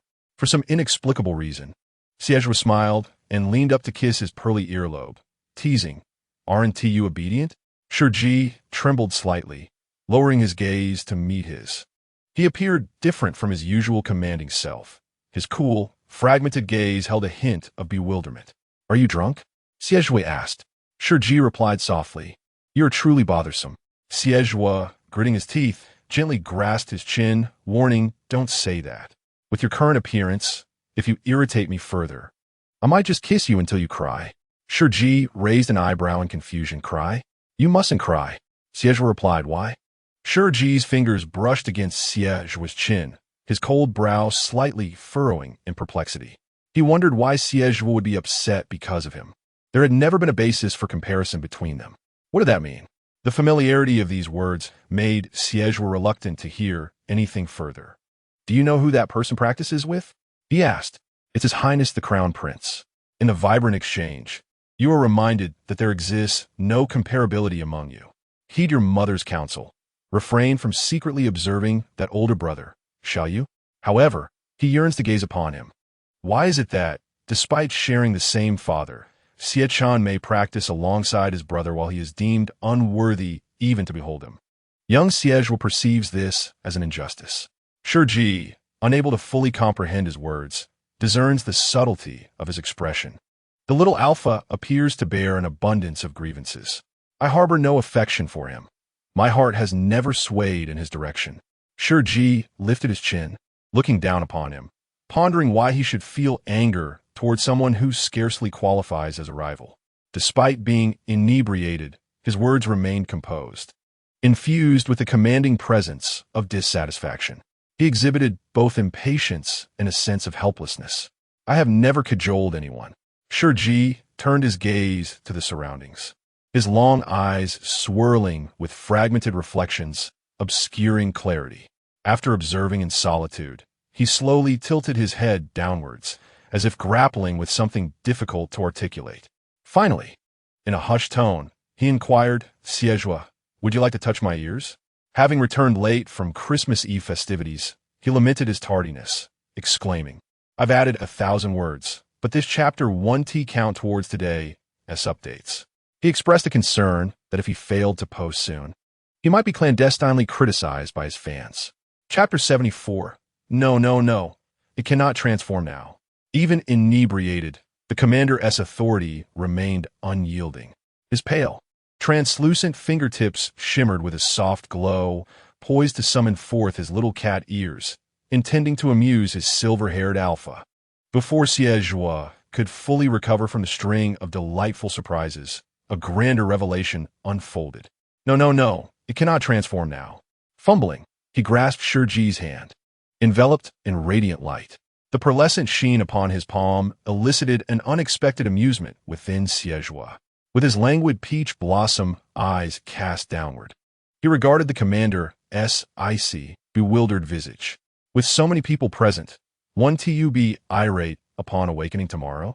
Shi Ji remained perplexed. Yet, he possessed another hand, poised to change. The radiant light cascaded from his fingertips, illuminating the endless night sky. The commander's hands were exquisitely beautiful, almost ethereal. In the next instant, they were enveloped in a warm grasp, fingertips gently tracing the back of his pale hand. Xie chuckled softly. "Must I tomorrow, for your aloof feline dignity, eliminate them without a trace?" His tone was relaxed and humorous, yet it held an undercurrent of sincerity, as if he would undertake any endeavor to ensure his little cat's happiness. Shi Ji, however, appeared somewhat vexed, lifting his cold, delicate gaze to glare at him, clearly indicating, "Dare to test me further?" Xie, with a single hand clasping the two slender, beautiful wrists, rested them upon his thigh, obediently replying, "I shall not move." After all, he had already secured control. Observing Xie's docility, Shi Ji felt a slight satisfaction. Moments later, a gentle white light emanated from above, and the little cat ears were on the verge of emerging from his dark locks. Xie exclaimed in surprise, "Wait, it can transform directly? Was that hand merely a formality?" As Shi Ji observed his bewildered expression, a slight curve formed on his soft, crimson lips, while his cool, elegant brows arched with a hint of prideful delight. In the next moment, the invigorating scent of ocean waves enveloped him completely, plunging him into darkness. The cool, damp fragrance of a post-bath lingered at his nose, and he recalled the droplets of water cascading down silvery hair, landing on the black collar and dampening the exquisite, wild contours of his collarbone. Thus, without a moment's hesitation, Xie removed his shirt and wrapped it securely around the commander's head. Quite audacious. Regardless of the circumstances, the little cat ears must remain concealed. Otherwise, his precious little kitty would be in a frenzy upon waking. Therefore, it was better for him to be the one to go mad. Nearby, several onlookers witnessed his perplexing actions, their jaws nearly dropping to the ground in shock. What on earth, Xie? Are you behaving lewdly in public? Goodness, you dare to cover the commander's head with your clothing? Are you out of your mind? The impressive 8-pack abs were undeniably captivating. The young silver-haired alpha possessed a physique that was nothing short of magnificent, with a healthy, fair complexion, taut and alluring abdominal muscles, and a striking V-line that exuded a potent aura of hormonal tension. His tousled silver locks stood on end, buoyed by his owner's exhilarated mood.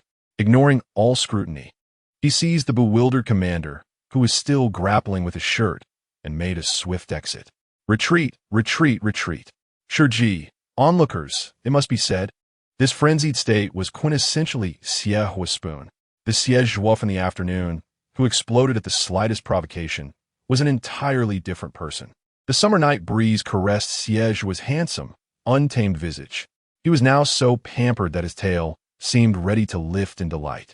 Clutching the little kitten in his arms, he dashed back to the villa, where the person he held appeared somewhat listless, tugging at the fabric atop his head. Xie gently placed him on the sofa and carefully removed the black short-sleeved shirt, revealing a face flushed with a subdued yet striking beauty. Shi Ji glared at him, his eyes shimmering with a watery sheen. One of his little cat ears was askew, drooping over his slightly disheveled black hair. Xie, oh my goodness, one ear is askew. How adorable. Just as he reached out, Shi Ji unceremoniously swatted his hand away. He adjusted his pristine white cat ears and leaned against the sofa, feeling a wave of discomfort in his stomach. Xie, instantly concerned, crouched before him, placing his hands on Shi Ji's knees. What's wrong? Does your stomach hurt? Do you feel nauseous?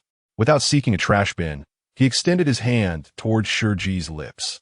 If you feel like vomiting, just...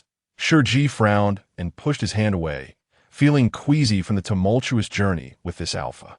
How disgusting. Xie was squatted in front of him, hands resting on Shi Ji's knees, chuckling, I don't mind you at all.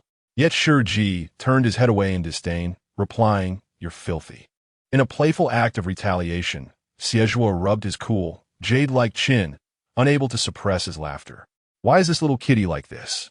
It's precisely because it's you that I don't mind. Shi Ji, uninterested in his banter, leaned back on the sofa and closed his eyes, appearing quite unwell. Xie fetched some hot water. Would you like to drink some water? Shi Ji licked his lips and nodded. All right. Subsequently, he opened his mouth, appearing as if waiting to be fed. The pristine white kitten ears were soft and fluffy, and even though he bore an icy, aloof visage, it could not conceal the warmth radiating from his entire being. Xie paused with the small spoon suspended in midair. His peach blossom eyes were gently half-lidded, and his languid voice, imbued with a seductive allure, beckoned, a kiss, a sip. Though Shi Ji's thoughts were clouded, he recognized this was a losing endeavor. His lips felt slightly parched, yet after a tentative lick, he still declined. No. He would refuse again. The silver hair of the carefree alpha danced above him. Xie tilted his head in contemplation, his expression drooping as he leaned closer to the bewildered commander, who gazed down with confused eyes. He prodded his chin with a finger, saying, You claim to wish to coax me, yet you are a deceiver. Shi Ji furrowed his brow, lifting his clear gaze to meet his, eyes filled with intoxicating, perplexing wonder. Xie was uncertain of the extent of his inebriation, but judging by the slight furrow in his brow, he surmised that his clumsy attempts might not yield much success. A gentle kiss brushed against his cheek. Shi Ji continued to gaze at him with a slight frown, extending his fingertip to poke at Xie's chin. Xie decisively offered him a sip of warm water. His handsome, roguish profile turned slightly baby this side too. Shi Ji tilted his head and bestowed another kiss upon him. The warm water was delicately fed to him by the small spoon, his thin lips gradually glistening with moisture. A light kiss on the cheek left the alpha's heart feeling drenched. Xie pointed at his lips, urging, kiss here. Shi Ji hesitated, ultimately turning away in silence, refusing the drink. Why? The audacious, silver-haired alpha expressed astonishment. Clearly, he had not yet received enough affection. Upon setting down the cup, he noticed the commander nestled in the sofa, his neck adorned with a delicate blush, his earlobes tinged with pink. Not yet, and yet you blush so easily. Commander? The Alpha's deep, languorous laughter resonated enticingly in the night. Shi Ji shot him a glare. Enough. Is this not sufficient? Not sufficient. Xie was half-lidded peach blossom eyes exuded a languorous charm, his gaze slowly descending to the kitten ears. Did you not say I could touch them? Shi Ji remained silent, tacitly agreeing. When uncertain, he often opted for silence. I do not wish to. Shi Ji abruptly raised his gaze, the haze in his eyes receding slightly. Unable to believe what he had just heard, he never allowed anyone to touch him. The little Alpha still hesitated. The commander suddenly pressed his thin lips together, feeling both angry and aggrieved. Yet he maintained his pride and would not reveal his feelings. His face buried in the cushion. His eyes bore a faint blush around the edges. Xie lifted him, one knee propped on the beige sofa, a dangerously deep smile gracing his face. Too well-mannered. Not suited for me, Commander. He clasped Shi Ji's slender neck, lowering his gaze as his chin rested atop his head. His lips parted slightly to tease the soft, velvety kitten ears. May I be a bit more wicked towards you? Chapter 75. The cat's pain multiplied tenfold the next day. The fox awakened in the bishop's tower, utterly bewildered. He had been promised a chance to overhear the conversation, which he was assured would lessen his despair. Yet what transpired? They had resorted to employing hypnosis on him. He lifted his head in a huff, delicately sensing the faint breath of the air, ultimately following the cool fragrance of camellias to locate the breathtakingly beautiful youth in a crimson long robe. His features were alluringly exquisite, with long, lustrous black hair cascading over his arm, revealing a slender, snow-white wrist. Barefoot, he strolled along the path, the golden bells on his ankles chiming softly, leaving the students of Hertz Academy utterly spellbound. Oh my goodness! The last time I was so astonished by someone's beauty was when I beheld the commander. Mother, I think I've just encountered a reincarnated fox spirit. Xie pondered, how does everyone in this academy know he is a fox? Excuse me, a shy boy, pushed forward by his friends, stammered, lifting his golden fox-like eyes to meet Xue's gaze. May I add you on Starlink? Xie, lacking fluency in human language, merely shook his head. He revealed his clean, unadorned arms, stating, I do not possess Starlink. The boy was taken aback. What? Is it truly possible that someone doesn't have Starlink these days? The fox, understanding the children's meaning, pointed to himself and formed a heart shape with his hands. I have a husband. The boy, even more astonished, exclaimed, You have a husband, and he doesn't buy you Starlink? You must part ways. The fox hesitated, shook his head, and then mimicked a gesture of slitting his throat before folding his hands and closing his eyes as if to sleep. It's not that he won buy it for me. He has merely been beheaded and sleeps eternally. The boy was stunned, and after a moment, cautiously remarked, Beautiful brother, he simply isn't buying you Starlink. Please do not harm him. With that, he turned and fled. Mother's words rang true. The more beautiful a person, the more perilous they became. The fox mused, indeed, every generation seems to differ vastly. It's hard to find common ground. He turned to continue his search for Shi Ji, his mood slightly weighed down by the previous conversation. However, his attention was soon diverted. Effortlessly, he vaulted over the villa's fence, nimbly leaping through a window to stealthily enter Shi Ji's abode, intending to frighten him. Instead, he nearly frightened himself to death. Goodness, what is this? The fox gazed in shock at the two figures on the bed, covering his mouth in astonishment, letting out a human-like gasp. On the pristine, soft white bed, a silver-haired alpha lay sprawled, his bare upper body exuding dominance as he held the delicate commander in his embrace. The small cat ears drooped against his chest, their fur matted and damp, no longer fluffy or soft due to harsh treatment.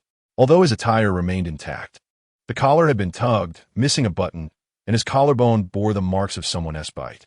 It could be said that aside from not being asleep, he had been thoroughly ravaged. Shi Ji, a light sleeper, was roused by the fox's voice and gradually opened his eyes. How his voice faltered, struck by disbelief at his current predicament. Why was he sharing a bed with this little creature? He was still unclothed?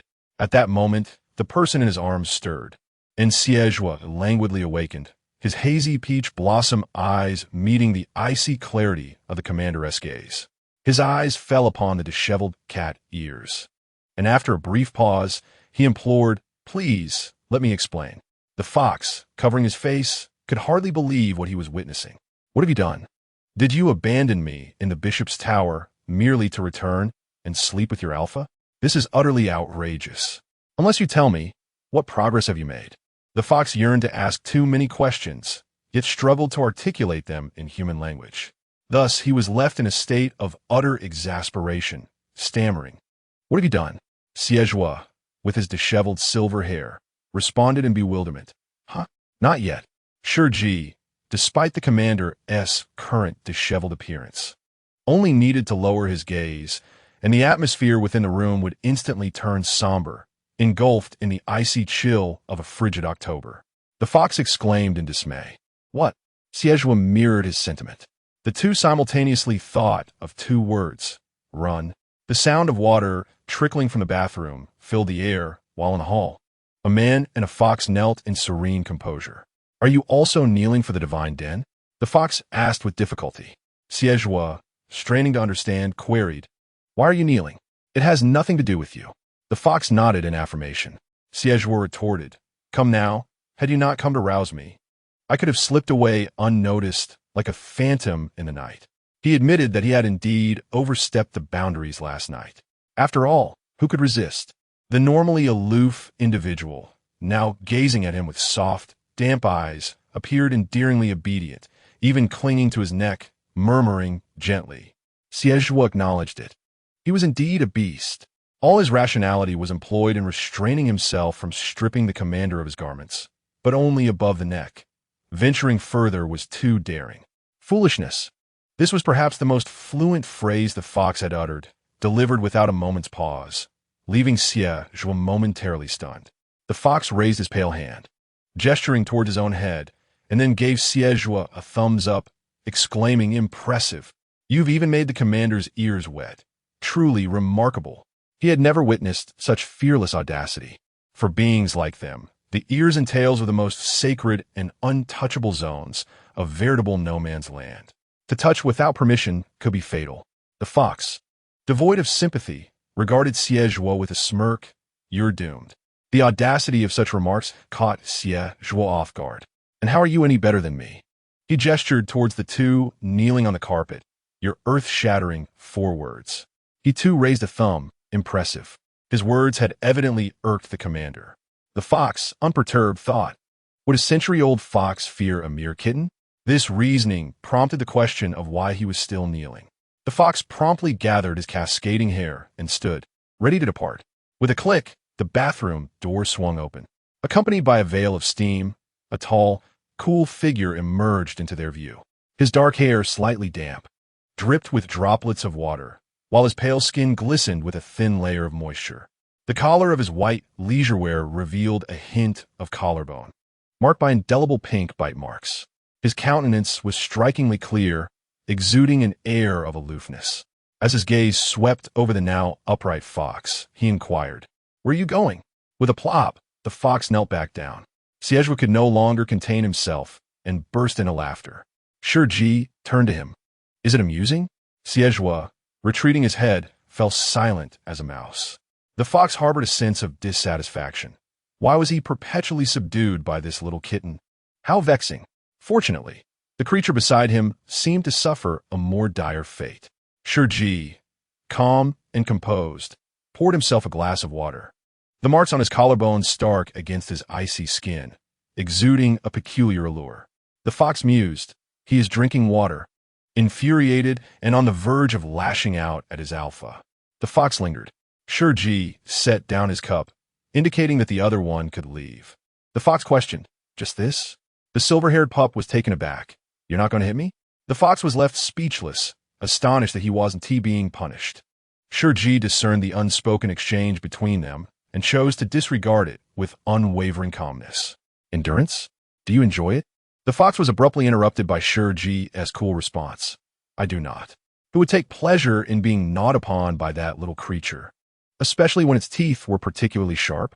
Even now, His collarbone throbbed with a dull ache. The fox recognized the truth in his words. Oh, he didn't tea like it. Cats were tenfold worse. Xie was suddenly seized upon a sensitive term. What do you mean by tenfold worse? The fox's golden eyes turned to Xie, gesturing towards the bite marks on Shi Ji's collarbone, and hurriedly interjected before the other could interrupt. It hurts tenfold. Chapter 76. Brother, I want a husband. The pain from feline genes is 10 times that of ordinary beings. Xie understood. In an instant, the previously docile, silver-haired alpha, kneeling innocently on the carpet, sprang forward. Colliding with Shi Ji, the water cup trembled, spilling droplets like crystal. Does it hurt terribly? The pup gently pulled back Shi Ji's collar, gazing at the marks with concern, puffing soft breaths onto them. Shi Ji felt the warm, feathery breaths against his skin, a sensation both ticklish and soothing, devoid of desire, but full of tenderness. His grip on the glass tightened slightly, his brows gently furrowing, casting a beautiful shadow. The sharp pang of pain seemed to dissipate with each breath he took. There's no pain. There must be. 1 bite equates to 10. Xie was softly blue on the collarbone, his heart aching, berating himself for being a fool. How could he bear to inflict 10 bites upon his commander? It was only last night, unable to restrain himself, that he chose the most exquisite spot to leave his tiny, sharp imprint. Xie felt his heart shatter. No wonder the commander wept in his embrace last night. Crack! Splash! 2 sounds resonated simultaneously. The water cup in Shi Ji's hand shattered. The fox accidentally knocked over a vase on the coffee table, ignoring the fallen vase. He immediately raised his hands to cover his ears. It was none of his concern. The fox claimed he had heard nothing. Before Shi Ji could speak, his lowered fingers were grasped by the alpha. Xie inspected them closely, relieved that they were unharmed. He lowered his gaze to tenderly kiss the beautiful, pale fingertips, his tone a mix of concern and reproach. If you're angry, scold me. Why crush the cup? What if you cut yourself? Before him stood not a fierce commander of an empire, but a delicate, fragile glass doll. He ought to be embraced and seated upon a 12-layer mattress. A delicate feline princess who would grimace in pain at the slightest discomfort, like being pricked by a pea. Shi Ji felt as if he had struck a punch into cotton, utterly devoid of temper. Enough, do not exaggerate. I am not a porcelain doll. He withdrew his hand. The injuries he had endured were countless, the most severe being the one that had impaired his memory. The trauma to the back of his head had rendered him in excruciating agony, each breath a laborious endeavor, leading him to contemplate the notion of a final end. Yet, the thought of simply fading away felt unsatisfactory, as if there were more significant matters awaiting his attention. Moreover, he pondered the consequences that would ensue should he indeed perish. Xie seemed to share this sentiment, his enchanting peach blossom eyes glimmering with a hint of peril, his slender fingers weaving through Shi Ji's soft black hair, brushing against the slightly jagged scar. His fingertips trembled slightly as he softly inquired, "Who was it?" He had posed this question long ago, but at that time, the commander had been wary, merely skimming over the battlefield with a casual air. Gazing into his captivating, dangerous eyes, Shi Ji could not recall. Xie almost instinctively stepped closer, pinning him against the bar behind. The youthful hostility he exuded was unrefined, a gaze that would instinctively instill fear in any leader of star system, evoking thoughts of eradication. No one desires to coexist with beings more formidable than themselves. Yet, inexplicably, Shi Ji smiled. He raised his hand to gently ruffle Xie's disheveled silver hair, urging him to behave. In that instant, all hostility vanished. Xie, as if returning to his senses, embraced him lightly, burying his face in Shi Ji's shoulder, his voice hoarse and low. "I shall not permit anyone to harm you." His commander was prone to suffering deeply. Last night, a mere gentle bite had left the little cat trembling all over, tears welling in his eyes, looking at him with a mix of anger and grievance. His lower lip marked with crescent-shaped indents. He found him delicate, though he was not delicate at all. His commander was the most formidable. Enough already. There are few in this world capable of hurting me. Shi Ji tousled his hair casually, pushing him away. "Take care of yourself. Stop fainting at the slightest provocation. You weak, eh? Xie suddenly looked up at him. He truly wished to pin the little cat against the glass table behind him, giving him a thorough lesson on the treachery of the human heart. Some alphas feign adorability while harboring twisted natures. I will be absent from the academy for a few days. Behave yourself and refrain from causing trouble. Shi Ji's voice fell lightly. The little misfit was momentarily stunned. Where are you going? The snow-white cuff of his sleeve was gently grasped. Shi Ji found amusement in his occasional dangerous demeanor, juxtaposed with moments of innocence, as he glanced at the stunningly beautiful yet childlike fox covering its ears. I promised him I would help him find a partner.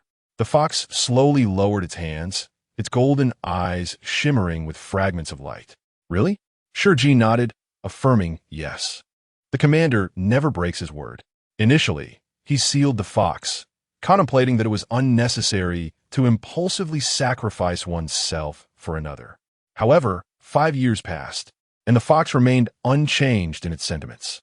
Tears still fell, and thoughts of the Major General lingered.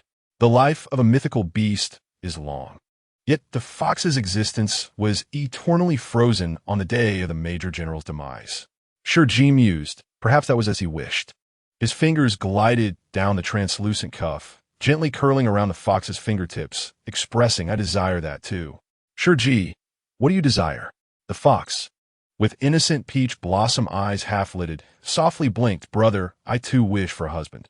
Shi Ji, now even the fox finds it hard to bear. This was the most inept alpha he had encountered in a century. No wonder it attracted the attention of this fierce little kitten. Shi Ji found himself at a loss for words for a long while. Ultimately, feeling uncomfortable, he withdrew his hand, thinking to himself, let us consider it for now. The G-8301 landed at the Hertz Academy's flight area. The silver warship drew the attention of everyone present as it was summoned. Wow, is this the commander's exclusive warship? It's too impressive. Yes, I recall the last time the commander piloted the 8301. He created a crater in the flight area. That detail is unnecessary to remember. Shi Ji passed by them with a calm demeanor, exuding a tranquil and composed aura. He gently stroked the star electro bracelet on his wrist. Su Xian, where are you? The sound of electricity crackled before the fox finally connected. I'm in the crater you made last month. Shi Ji, really? He frowned in annoyance, using the beast language. Do you think your stuttering is endearing? Su Xian, Ampam 34. He began with a string of expletives that Shi Ji could barely comprehend. Then, he switched to a clearer dialect. I'm in the pit you created. Your little dog brought me here. He said this is where you two would reunite. Chapter 77. Your little dog concealed the true pheromones. The silver warship soared above the flight area, its wings slicing through the wind, leaping into the sky. Your little dog is quite heartbroken. The artificial intelligence G-8301 could pilot itself, and after Shi Ji issued his commands, he exited the cockpit. The fox lay gracefully on the soft couch, gazing at the layers of rolling clouds on the horizon. It had looked as though it was on the verge of tears because it was not invited along. Alas, cats are inherently aloof creatures. In moments of tenderness, they may nuzzle softly against you, yet in parting, they exhibit a profound indifference. Shi Ji calmly lowered his gaze. He was returning home. The Hertz Academy had granted them a break before the Interstellar League commenced. If he did not return now, he would find it difficult to leave the 8-star system in the future. Su Xian, curious, asked, do you have a home? To the little kitten, it seemed as though Shi Ji was his entire world. Shi Ji casually leaned against the fox opposite him, his long legs lazily crossed. I have a younger brother, 5 years old, whom I adopted. The two had relied on one another since childhood. The child was far too young. During the month that Zhuo was absent, Shi Ji pondered how the little one had managed to survive. The fox remarked, you know quite a lot. Shi Ji did not refute this, as he was well aware of everything concerning the fox. His words carried a hint of dominance, and upon finishing, he met the fox's slightly puzzled yet smiling gaze. Shi Ji, momentarily silent, turned his head away. Calmly, I asserted my dominion over the star network, a truth that is utterly unremarkable. Su Xian straightened her back and tilted her head to regard him, her golden-hued eyes suddenly curving with a hint of mischief. There is one thing you are unaware of, something even the star network does not comprehend. Only a keen observer of the human heart, like a cunning fox, possesses this knowledge. In this world, no deception can elude his gaze. Your little pup has concealed his true pheromones from you. Shi Ji abruptly lifted his gaze. What did you say? The silver warship vanished from sight, and the crowd redirected their attention. The commander departed, and thus I shall also take my leave. I had no intention of returning home. Ryan, feeling dejected, rested his head on Chu Tanqing's shoulder, his green curls drooping forlornly. I had hoped to take the commander out for some leisure during the holiday. To the orchard to pick small, fragrant pears. Chu Tanqing lowered his gaze, chuckling lightly. You might want to reconsider that notion. Even if the commander were willing, he would not accompany a little Omega to the orchard for small, fragrant pears. Ryan glared up in indignation. Tanqing, observing Ryan's flustered state. Chu Tanqing casually curved his lips in a slight smile. I will accompany you. I too am disinclined to return home. Ryan was momentarily taken aback. But didn't your mother ask you to return today to celebrate your birthday with Uncle Chu?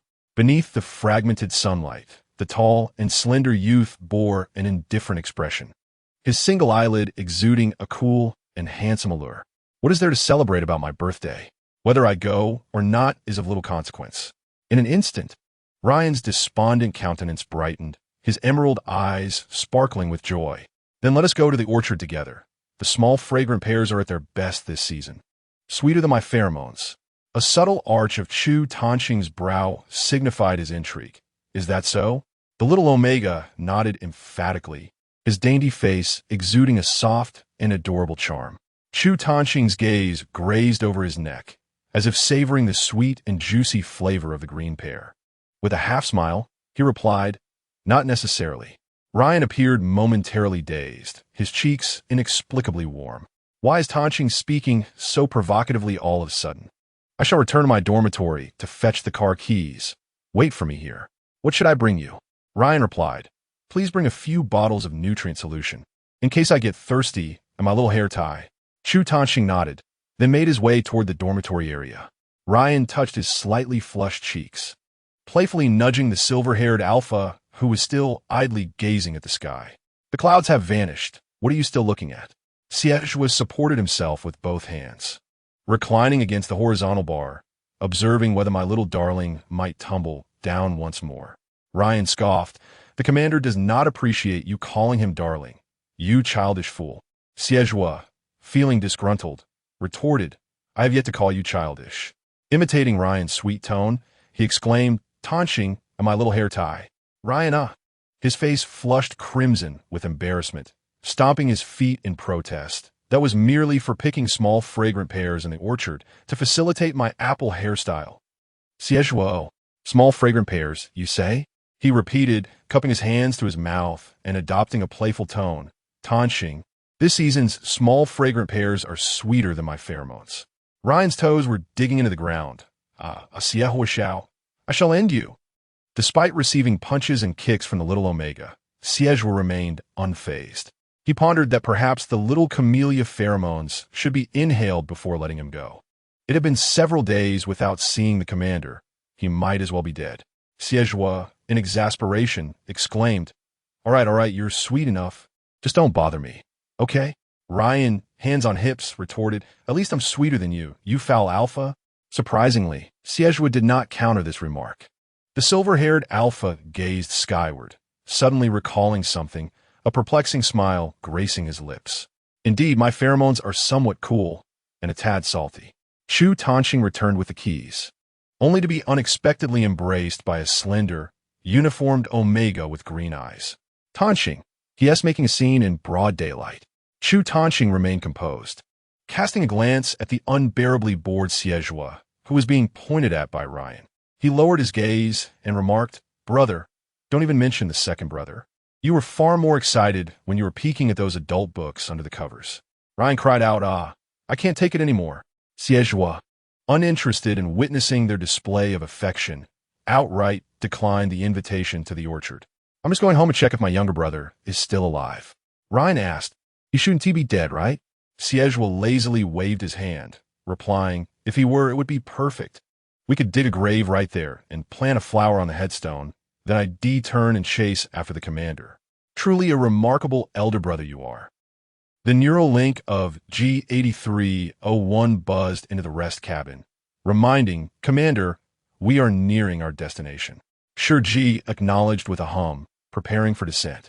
Outside, the clouds stretched endlessly, the daylight sky adorned with aurora-like hues, and the land below was a vibrant tapestry of green, the entire star system resembling an oasis. Is this truly his homeland? The fox leaned against the window, straining to look down. Ah, the third star system. It was from here that Shi Ji had taken Gu Muji away, a moment when the entire third star system celebrated with fervor. Yet in the end, they did not welcome their Major General's triumphant return, but instead received his dismembered remains. Shi Ji seldom displayed sorrow in public. He was adept at concealing his emotions, quickly reverting to calmness. I will introduce you to him, but you must agree to one condition. The fox turned to him. Another condition? It's not difficult. I need you to help me see a heart. The fox's previously tense expression visibly relaxed. Whose heart? Shi Ji replied, the emperor. He did not take the director's instructions to heart. Shi Ji always walked the path he deemed right, even if it was fraught with thorns and bloodshed. As the warship descended, the aurora ascended. The fox stepped down from the soft couch, barefoot, and raised a hand to gently rest upon Shi Ji's chest. In the fox's eyes, his chest cavity became transparent, revealing a heart encased in camellias, so pure it seemed only a deity deserved to possess it. Shi Ji considered this ability a violation of privacy, capable of seeing into others' hearts, even discerning if they concealed pheromones. Shi Ji, having been temporarily marked by that little creature, remained oblivious to this fact. It was no wonder the emperor sought to eliminate the fox by any means necessary. However, Su Xian shook his head, saying, it's quite difficult. I can indeed see into others' hearts, but only if I can first touch them. The emperor harbored a deep-seated hatred for him, relentlessly pursuing his demise. He cannot appear before the emperor, let alone devise a way to touch him. This is no simple task. It may even cost him his life. Yet, I assure you, his life has long since ceased. And thus he is willing to take this risk for Shi Ji. Need a touch? Shi Ji narrowed his cold, luminous eyes, asking, when did you touch him? The fox, lost in self-pity for quite some time, was met with a pair of icy, scrutinizing eyes, to prevent wild speculation and provide a mild spoiler. The pheromone of Zhuang is not a point of torment, but rather a delightful aspect. Chapter 78. The palace lacks a commander on the Empire Star. Within the Imperial Palace, the rainy season is approaching, and the palace shrouded in a thin mist during the deep night. The exquisite sandalwood pheromones silently permeate the air, accompanied by the pained, delicate moans of the Omega. Upon the throne, the emperor grips the Omega's neck, biting down heavily on the tender flesh at the nape. Blood spills profusely. The Omega's most vulnerable spot is treated with such brutality, eliciting a cry of anguish as he clutches the emperor's platinum robe. Yet his voice is sweetly enticing, Your Majesty, Your Majesty. The Omega is unperturbed by such a bloody marking. To receive a temporary mark from the emperor is sufficient for him to surpass a lifetime of effort to become extraordinary. If it were the emperor's permanent mark, then he would possess boundless wealth and glory in this life. Who would not be tempted? This night, the emperor is somewhat out of control. He desperately seeks to seize what eludes him. The Omega lowers his gaze, extending his tongue to lick the hand that grips his neck, his voice dripping with honeyed allure. Your Majesty, I have heard that the pleasure from a permanent mark is incomparable to that of a temporary one. Would you not wish to? Before he could finish, he is flung aside by his neck. His back collides with a sculpted column, causing him to spit out a mouthful of blood, sprawled helplessly on the ground. Your Majesty, he hurriedly raises his head, meeting a pair of deep, crimson, chilling violet eyes. The figure towers above him, sweet blood staining his thin lips, gazing down with an emotionless countenance, as if looking upon mere ants. Delusion. You have been eliminated. Those words cast him from paradise into the abyss. Fear envelopes him entirely. The Omega, disregarding the agony of his ruptured insides, kneels in supplication. Your Majesty, I was wrong. I was wrong. I should not have harbored such delusions. I beg you, spare me this once. The emperor suddenly raises his hand. The Omega eagerly kneels forward, only to find someone beside him quicker. A servant bends down to wipe the emperor's hand that had gripped the Omega, while the latter's expression turns cold and dignified, closing his eyes. Do you know why I chose you initially? He does not wait for the Omega to respond. Continuing on his own, you resemble him. The Omega kneeling in the chamber possesses unparalleled beauty, now streaked with tears, mirroring the serene beauty of rain against the thin mist. His features bear a resemblance to that individual.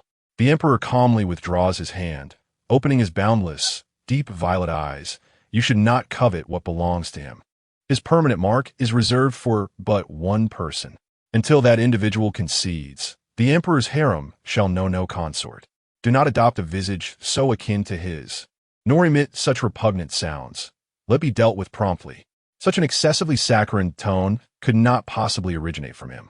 The emperor's interest was thoroughly disrupted upon realizing that the Omega in his embrace was not the one he sought. The Omega, in a state of panic, pondered the meaning of dealt with. The guards at the entrance forcibly removed the Omega, perhaps due to the striking resemblance to the commander, and thus offered a kind-hearted explanation. Your Majesty does not favor your voice, hence your tongue shall be severed. An Omega marked by the emperor holds no authority for others to claim him, and consequently, his gland shall be excised as well. Should he possess any assets, he might acquire a new set of glands, yet now he stands as a discarded pawn, inciting the emperor's wrath, leaving him with naught. Your Majesty, please do not make the Omega kneel in supplication. Did you not say I resemble the commander? He yearned for this visage to aid him in his plight. Xie gazed down at this woefully delicate countenance, reminiscent of what he had envisioned, yet distinctly different. Shi Ji would not be like this. The emperor, seemingly persuaded by reason, mused, you cannot endure such a wretched existence bearing this face. The Omega's expression brightened momentarily, only to be shattered by the emperor's next words. In that case, let this face be discarded as well. The chamber fell into silence once more, as the emperor reclined with closed eyes, seeking solace. Lady Sharon entered, evidently having witnessed the commotion outside. Your Majesty, the physician advises you to refrain from anger and bloodshed of late. The emperor replied without lifting his gaze, attributing his emotions to the vulnerability of the season. Sharon, have you ever experienced anticipation and disappointment? He lamented that this time of vulnerability could have been spent alongside Shi Ji. Unprocessed emotions transform into a self-inflicted blade. Your Majesty, you are extraordinarily gifted and should not be easily swayed by negativity. Sharon had a knack for articulating her thoughts beautifully, bringing joy to others, yet it proved futile. Xie slowly opened his eyes, declaring, I can wait no longer. He had spent 19 years in the company of Shi Ji and could not bear to be without him. Sharon understood that the palace was incomplete without the commander. Weighing the pros and cons, she suggested, Commander Shi now resides in the third-star system. Perhaps you might coax him back. He is soft-hearted and may return. However, she perceived no delight upon the emperor's countenance. The third-star system? He narrowed his deep purple eyes coldly, recalling the homeland of General Gu. A chill of dread coursed down Sharon's spine, though she could not fathom the source of her fear. Indeed, it was reminiscent of the emperor's previous wrath. Yet, in mere seconds, a smile tugged at the corners of his lips. He must realize the error of his choice. Summon General Mandel. General Mandel, the overseer of the third-star system. Sharon was oblivious to the emperor's thoughts, yet his demeanor relaxed into a smile, no longer the capricious tyrant. Nonetheless, her heart raced, sensing she might have inadvertently revealed an erroneous message. The silver warship descended upon the main planet of the third-star system, Oasis. The neural chain instinctively surged to Shi Ji's side, awaiting the commander's high five. Shi Ji found this habit both exasperating and juvenile, yet extended his hand to lightly tap 8301, their cooperation amicable. The neural chain affectionately patted his head. As the cold gaze of Shi Ji swept across the room, he retorted, Are you seeking death? The mechanical voice of the artificial intelligence chimed in, You have grown, and I find solace in that. 8301 had accompanied him through countless battles, witnessing both his triumphs and vulnerabilities. Yet, it had never seen him so at ease. "Commander, your alpha must be a bright and healing presence," it mused. Shi Ji's brow momentarily furrowed, a vivid image of a carefree, radiant smile flitting through his mind. Just as he was about to board the ship at the flight deck, a young man grasped his dangling wrist, feigning nonchalance with a playful grin. His silver hair shone brilliantly under the sunlight. "Are you really not taking me along?" he inquired. Before Shi Ji could respond, the youth covered his mouth. "Never mind. I'm just asking for trouble, wanting to hear you refuse me once more." Shi Ji gazed at him with clear eyes, remaining silent. "Where are you going? Is it far? How long will you be gone? Will you still love me when you return?" The barrage of questions prompted Shi Ji's mind to race for answers. "The third star system. Not far, just a few days." He suddenly halted, frowning as he glared at a certain silver-haired alpha. Xie was lips curled into a smile, and he quipped, "Ah, you weren't finished speaking." Shi Ji regarded him, not in love.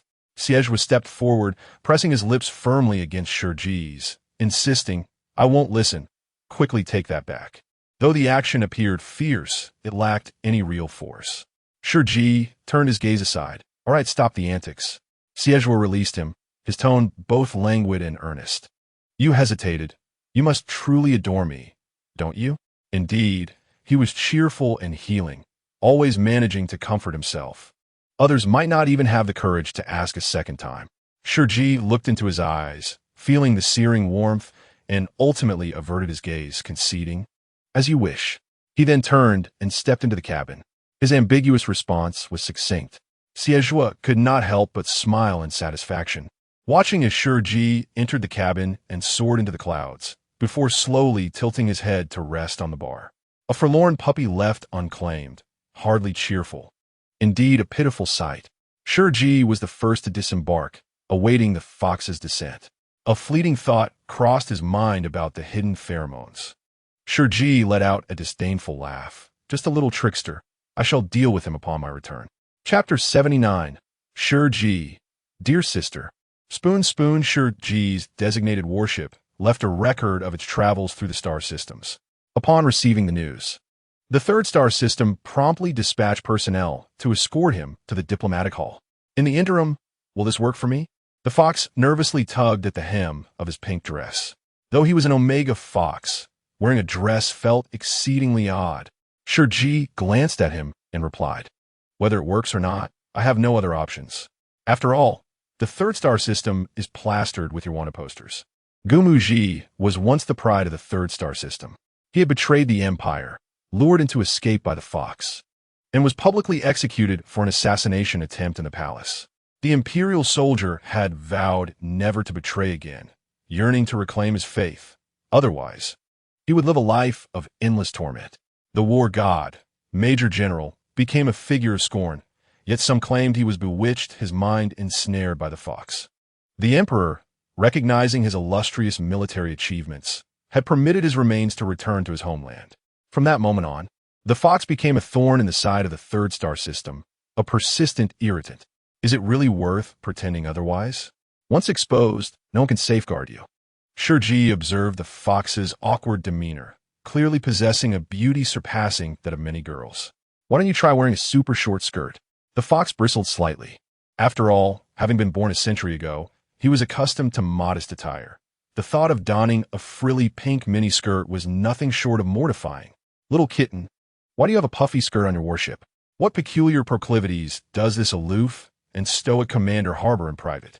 The flustered fox remained oblivious to the revelation of his thoughts, until Shi Ji suddenly turned and coldly queried, "What did you call me?"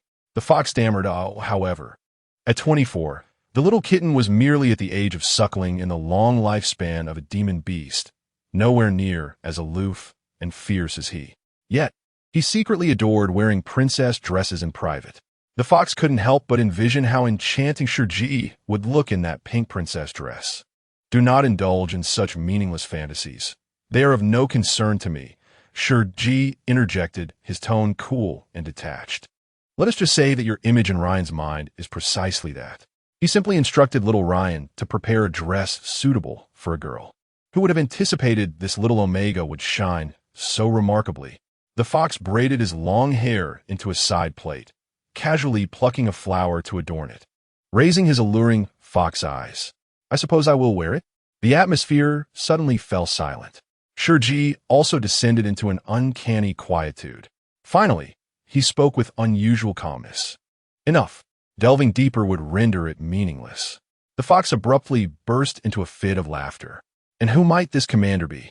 The diplomat looked perplexedly at the girl beside the commander. It is known that the imperial commander has never shown interest in women. He couldn't help but scrutinize Su Xian's appearance. The fox's anxious heart raced, and he instinctively shrank behind Shi Ji. Shi Ji, maintaining his composure, replied, "My younger sister, timid as she is." The diplomat exclaimed in surprise. "That laughter was quite hearty. I almost mistook you for a." His gaze met the girl's delicate, sorrowful black eyes, her petite face adorably flushed, with exquisitely curled eyelashes, making it hard to associate her with the term boy. The fox rolled his eyes internally. This poorly crafted makeup hardly compared to his original beauty. "This way, please, Commander," the diplomat politely inquired. "May I ask how to address your sister?" The fox continued to feign the role of a shy mute, nestling against the commander. "This name is yours to bestow, little kitten. Since you are capable of providing me with a princess dress, I trust the name will be equally charming. Spoon." Upon uttering this, Shi Ji paused momentarily. Su Xian murmured, I can't." The articulate diplomat fell silent for a moment, then praised, "What a lovely name." Su Xian gently closed her eyes, nearly displacing her colored contact lenses. "Thank goodness it's not Fire. Admit it, you are utterly enamored with him." The diplomatic embassy was adorned with picturesque scenery. It was Su Xian's inaugural visit to the third star system. Although he lived for a century, the vastness of the galactic empire, with its countless small planets and the lowly status of the beasts, rendered his traversing through the galaxy a formidable challenge. He surveyed the homeland of the Major General. "How verdant it is, Commander. A heavy guard has been deployed in a 10-mile radius. You may rest assured here." The commander, of noble standing, typically delineated secure zones based on travel itineraries. All leisure activities within the region were suspended, and soldiers stood ready. This was a decree issued by the emperor. Shi Ji found this cumbersome. Thus, even during leave, he refrained from venturing out. Like a harbinger of misfortune, he dampened the spirits of those who encountered him. Conversely, the eighth-star system, a cast-off by the emperor, was rife with chaos and rampant growth, which, in turn, afforded him a measure of comfort. "Are you here on a mission or for leisure? You may share your itinerary with me, and I shall make arrangements." "No need," Shi Ji calmly interrupted. "I have come to see my disciple, and I shall go nowhere else." The diplomat hesitated. Major General Gu Muji now finds himself in an awkward position, with opinions divided among those who admire him and those who do not. However, it is all moot. He is no longer with us, and whether one liked him or not holds little significance. I will contact General Mandel to make arrangements for you. After all, those who had earned the highest honors and perished had their remains laid to rest beneath the imperial flag. This was the final dignity bestowed upon the Major General by the Empire. Once the diplomat departed, Shi Ji turned his gaze towards the girl who had remained silent for a considerable time. The fox, inherently soft and slender in build, appeared even frilier now, with her long braid cascading to one side, making it nearly impossible to discern any difference. Shi Ji remarked, "You will see him tomorrow." Su Xian suddenly lifted her head. Her eyes reddened. "I want to take him away." This declaration was akin to detonating a bomb. Under the imperial flag, even the keys must be guarded by the officers. He was a fugitive, daring to imagine taking Gu Muji's remains. "Rest for a while. You look as though you have yet to awaken," Shi Ji suggested. The commander, adept at piercing the heart, observed as the little fox in her pink fluffy skirt began to weep. The third star system did not favor him. In his prime, he symbolized the third star system.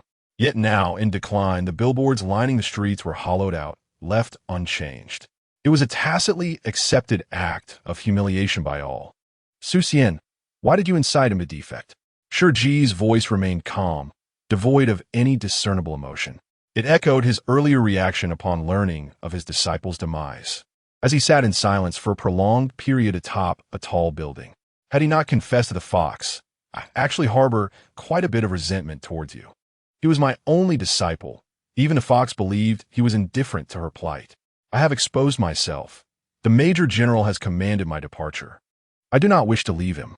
The fox lowered her gaze, tears cascading onto his hand. The accumulation of sorrow from the past few days surging forth all at once. I do not know if he truly wished it. He had initially rejected me. That formidable Major General possessed a heart of softness and kindness. Shi Ji looked at her and said, in doing so, he has shown you the greatest mercy by not taking your life. The fox, her lips pale, raised her head in confusion, unable to grasp the meaning behind his words. Muji's father, mother, uncle, grandfather, and grandmother had all perished at the hands of the beasts. He harbored a deep-seated hatred for them, dedicating his life to the empire's cause. Encouraging him to defect was undoubtedly akin to striking a dagger into his heart. Yet, as he sat beside Shi Ji, gazing at the vast, endless galaxy, his handsome eyes were filled with inscrutable depths. How regrettable! Master, I had believed we would share a future. The love of the Major General was valiant and fearless, boldly proclaiming to the world that his Omega was but one, an adorable, beautiful little mute. Why must it be me? Why deceive me? I drove him away. He was so foolish, unable even to speak. In this realm teeming with monstrous creatures, would he be able to survive? Shi Ji found his incessant pondering irksome. Rather than remain entangled in such thoughts, it would be more prudent to simply follow the path he deemed correct. He gave his obstructive disciple a kick and demanded, "Hand me the documents." Gumuji picked up the files and handed them over, puzzled. What does this mean? Shi Ji opened the document, his fingertips illuminated by the light, revealing its essence. Pursue whatever you desire. You are still young and need not be shackled by anything. In this world, nothing can be generalized. Some beasts are more innocent than humans, while some humans are far more terrifying than beasts. Moreover, you are my disciple. Cannot I protect you? Upon finishing his words, Shi Ji urged him to leave swiftly. During that period, he was preoccupied with the task assigned by the emperor and remained unaware of the path his usually reliable disciple ultimately chose. Later, upon returning to his office and observing that familiar corner, Shi Ji fell into a long silence. He suddenly realized that no one would ever again accompany him in his work for such long hours. Is this truly the path you believe to be right? Shi Ji placed a bouquet of pure white bellflower before the floor-to-ceiling window, lamenting, I am indeed unsuited to teach disciples. My little disciple has perished under my tutelage. In the distance, the sounds of a fox rampaging through the city echoed. If this is the path you deem correct, I shall help you walk it. The bellflower petals, bathed in sacred sunlight, cast the spirited, handsome smile of the Major General. The next day, Shi Ji placed a bouquet of white bellflowers before the portrait of the Major General, finding it amusing even in retrospect. Which alpha's pheromones would resemble a bellflower? Shi Ji lowered his gaze in silence, his fingertips gently caressing the side of his face. I apologize. I should have cared for you more back then. Had he brought the fox along, even if circumstances later turned dire, Shi Ji would have done everything in his power to protect them. If he wished to depart with the fox, Shi Ji would not allow him to infiltrate the palace alone to retrieve the so-called Book of Faith. It was his failure to comprehend the thoughts of the youth. He took on a young disciple, but did not assume responsibility for him. The time that the keys could unlock was limited. The remainder he intended to dedicate to the fox. As Shi Ji walked outside, he sent a message to Su Xian. Su Xian, are you truly going to help me? If he takes Gumuji away, what will happen to the commander? Will he be able to escape safely? Shi Ji, spare me the nonsense. Do you think I find the third galaxy appealing? He found typing too slow and opted to send a voice message. Have Zhang Wei come tomorrow and erase all photos of Gumuji, replacing them with nude photographs of Mandel. Su Xian. Can a few photos of Xie be included?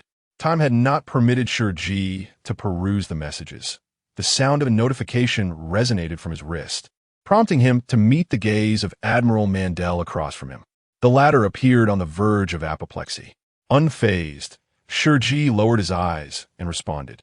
Preparations for action are underway. Following his reply, He contemplated how to delay these elderly officials. Admiral Mandel smiled, his hawkish eyes fixed upon him, a smirk dancing on his lips. "Commander, would you care to join me for a cup of tea? We are all awaiting your presence." This statement bore an underlying nuance. Shi Ji regarded him for 2 seconds before nodding in acquiescence.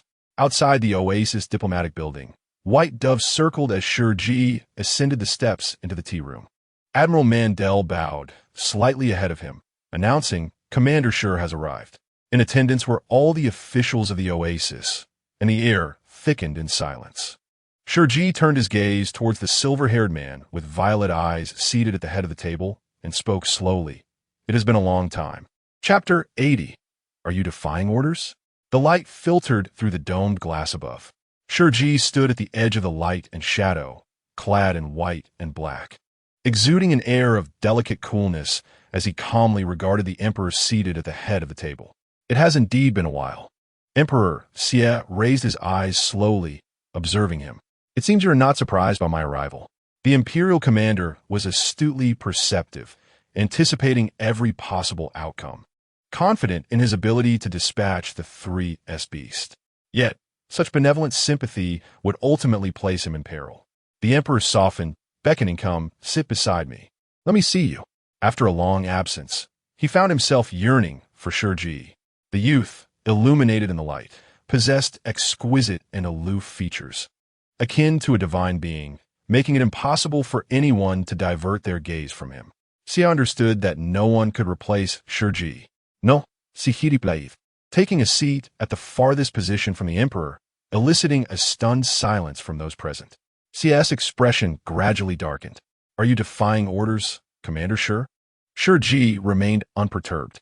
"The 8-star system does not hold the second-ranking qualification to take a seat. Is that not your exact wording, Your Majesty?" The Galactic Empire was marked by strict hierarchies, where lower-tier systems had never possessed rights. The emperor was left speechless. Finally, he coldly stated, "You are not like them." Shi Ji replied, "There is no distinction. I am now a citizen of the 8-star system." His demeanor was unnervingly calm, and his detachment was impeccable. Even the exalted emperor could find no chink in his armor.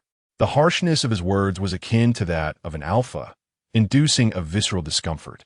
The emperor retorted coldly, "You will come to realize that they are unworthy of your sacrifices." Su Xian successfully infiltrated the tomb beneath the banner. The faint fragrance of bellflower wafted gently, guiding him on his path as directed by the commander. The fox, with its innate keen sense of smell, effortlessly located his brigadier. The youth in the photograph was strikingly handsome, his features bright and spirited, once celebrated as a war god within the imperial army. Now he lay in silent repose underground, never to awaken again. Gumuji. The fox pronounced the 2 syllables smoothly. The rest of his words stumbled, but his name flowed as if rehearsed 1,000 times in secret. "Did you not refuse me? Did you not reject my advances? Go far away and never appear before me again." The fox, discovered while foraging in the wild, was relentlessly pursued by the military into a cave. "Major General, this cave is labyrinthine, making it difficult to capture the creature. The fox is merely the size of a dog, posing little threat." In response, the handsome youth clad in black combat attire drew his gun with a swift motion, loading it with precision. "I shall not allow any beast to escape before me." He stepped into the unknown cave, where the fox's sharp claws grazed his throat. Upon realizing who had entered, it instinctively broke its own claws, refusing to harm the Major General. Bang! A merciless shot struck the fox's shoulder, eliciting a whimper as it fell to the ground. Gumuji gazed at it with a cold detachment. "If you do not kill me, I will kill you." The unyielding Major General, devoid of compassion, raised his weapon to strike the fox in the chest. Just as he was about to pull the trigger, he noticed the golden bell adorning the fox's ankle. Tingling sounds echoed as the fox gasped for breath, instinctively curling its toes. This was a reflex of his omega. On the bed, the little mute could hardly withstand torment, often curling into a tiny ball. He could not speak, so he used the bell as a substitute, and the Major General adored him to an almost obsessive degree. The bell's chimes resonated throughout the night. "Xian Xian?" The gun fell from a Major General's hand, an unprecedented moment of unsteadiness. Gumuji, his expression frosty, exited the cave and called his troops to regroup. One of his subordinates could not help but inquire, "Did you not kill it?" The others hushed him, warning him to refrain from asking. It was evident that the Major General, who never allowed any beast to live under his watch, must be furious for failing to eliminate the fox. Su Xian began to tend to his injuries, still the little mute from the Imperial Military Academy. He carried a water bucket back to the dormitory while supporting his chest with the other hand, looking pitifully helpless. Should I help him? He seems so unfortunate. That is Major General Gu's Omega. He is usually very protective. Do you wish to invite trouble? Meanwhile, Major General Gu leaned against the window, his dark eyes gazing downwards, utterly unmoving. In the silence fraught with unspoken words, Su Xian decided to visit his master. That night, he unwrapped the bandage from his shoulder, revealing a gunshot wound still oozing blood. As he wiped the wound, the pain overwhelmed him, causing tears to flow as he bit his lip in distress. In the next moment, he found himself seized by the neck and pressed against the wall. "Why did you return?" The Major General, with his striking features shadowed by anger, seemed ready to kill him on the spot. Yet, Su Xian's eyes sparkled with a hint of defiance, his bare arms wrapped around the Major General's neck, burying his face against him and affectionately rubbing his cheek against his chest. Gu Muji stood frozen. The fox, devoid of clothing, felt its soft skin against his rigid combat attire. "Did you think I came to indulge in tender sentiments?" He gripped the slender waist, barely wider than his palm. "Su Xian, I am here to end you." For the first time, Su Xian voiced his response. Tender sentiments indeed. He was thrown onto the bed, the pain causing him to clutch his shoulder and tremble, looking back at the Major General with tear-filled eyes. The fox, blessed with an innate allure, appeared soft and innocent with its long hair framing its delicate features. The slender, white ankle was mercilessly pulled by the Major General, the faint sound of bells trembling in the air. Gu Muji remarked, "So you can speak. Go ahead, for today marks your final night alive." Yet when the fox awoke, his wounds were meticulously bandaged, and nearly all of the Major General's belongings surrounded him. The fox gazed silently at the gravestone, pondering how one could desire his demise while simultaneously offering him freedom. How could a person so intent on killing me now lie down to sleep? Would you truly betray everything for my sake, Major General? Su Xian found himself uncertain of the answer. However, time was not on his side. He needed to act quickly before the cemetery closed, to open the coffin and take the Major General away. Unbeknownst to the fox, all the Imperial army was lying in wait around him, ready to ensnare him at the slightest move. Rising to his feet, the fox summoned a crimson glow in his palm. It was coming, it was coming. "Forgive me, I do not wish to implicate the commander." The light in his palm flickered out, and tears unexpectedly streamed down the fox's face. "Major General, please wait for me. Once I grow stronger, I will take you away. They all despise you, yet I cherish you. I have witnessed your relentless protection of them. I will never forsake you." He hesitated and then commanded, "Quickly, contact Commander Mandel." Commander Mandel adjusted his earpiece, exclaiming, "What? How could this be?" There were listening devices in Shi Ji's room. They had clearly overheard all the plans. How could they suddenly abandon them? "What is it, Commander Mandel?" Shi Ji questioned, leisurely sipping his tea. For some inexplicable reason, Mandel felt an unsettling premonition as he observed Shi Ji's calm demeanor, as if everything was under his control. Was their objective not the body of Major Gu? Shi Ji pressed further. Commander Mandel replied smoothly, "It's nothing, just a little pet that wandered into the cemetery. I've instructed my subordinates to handle it." It won't tea disturb your gathering. Shi Ji took a sip of tea, remaining silent. Someone inquired, "What sort of pet dares to act so insolently before His Majesty?" Shi Ji lifted his gaze to the emperor across from him. Xie Chun understood that the commander had toyed with him, and the imperial army was lying in wait like a phantom. Nevertheless, he would not let the 3S beast escape. "Since you are all so interested in that creature, why not go take a look? Let us see whose pet is being so audacious." The emperor issued the command, and no one dared to voice dissent. Shi Ji set down his teacup, a faint smile gracing his lips. "Very well." Chapter 81. Such matters should not require your personal involvement. The emperor would not easily overlook the 3S beast beneath his very eyes. Therefore, before they arrived, Su Xian had already been surrounded by the army. Who are you? Trespassing a tomb. Do you realize you have committed a capital offense? The fox rose from in front of the gravestone with a cold smile, his enchanting gaze sweeping over them. The pressure emanating from the century-old fox silently enveloped the space, and he merely uttered, "Oh, I am just a poor little girl." The imperial army, the officers who had rushed in upon hearing the commotion, paused in eerie silence for 2 seconds. They had not let him surpass the little creature.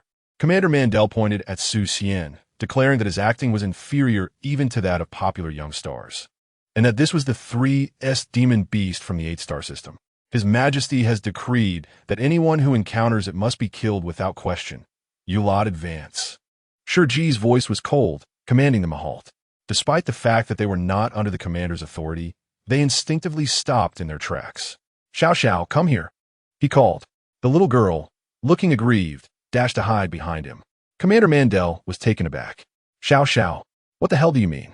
Shi Ji replied in a calm tone, "My younger sister has long admired Major General Gu. Is it too much to present her with a bouquet?" Commander Mandel. "Is that so?" A cold and authoritative voice resonated from Minister Xie. Shi Ji glanced sideways at him. "Indeed. Commander Shi, do not deceive." The emperor's stern visage revealed a hint of scorn. "You should know that I can discern between man and demon beast. Hand it over to me. This matter does not concern you." His white jade ring could unveil all disguises. Before the emperor, all beings were mere insects. Shi Ji's gaze swept over the white jade, calmly uttering, "Then let us verify." Minister Xie's violet eyes fixed on him, and he suddenly chuckled. "So you came for me. What a splendid scheme." He danced around the emperor, unharmed, before flauntingly departing after encountering the demon beast's beloved, effectively trampling the emperor's dignity underfoot. The fox had already approached the emperor, biting his lip while gripping the hem of his pink skirt. He cared not for exposure. This was his own choice. The emperor extended his hand, his commanding voice echoing. "Present it." For some reason, the fox felt a surge of anxiety. Slowly, he raised his hand, placing it in the emperor's palm, closing his eyes. Shi Ji observed the two with a tranquil demeanor, casually brushing his silver spear at his waist.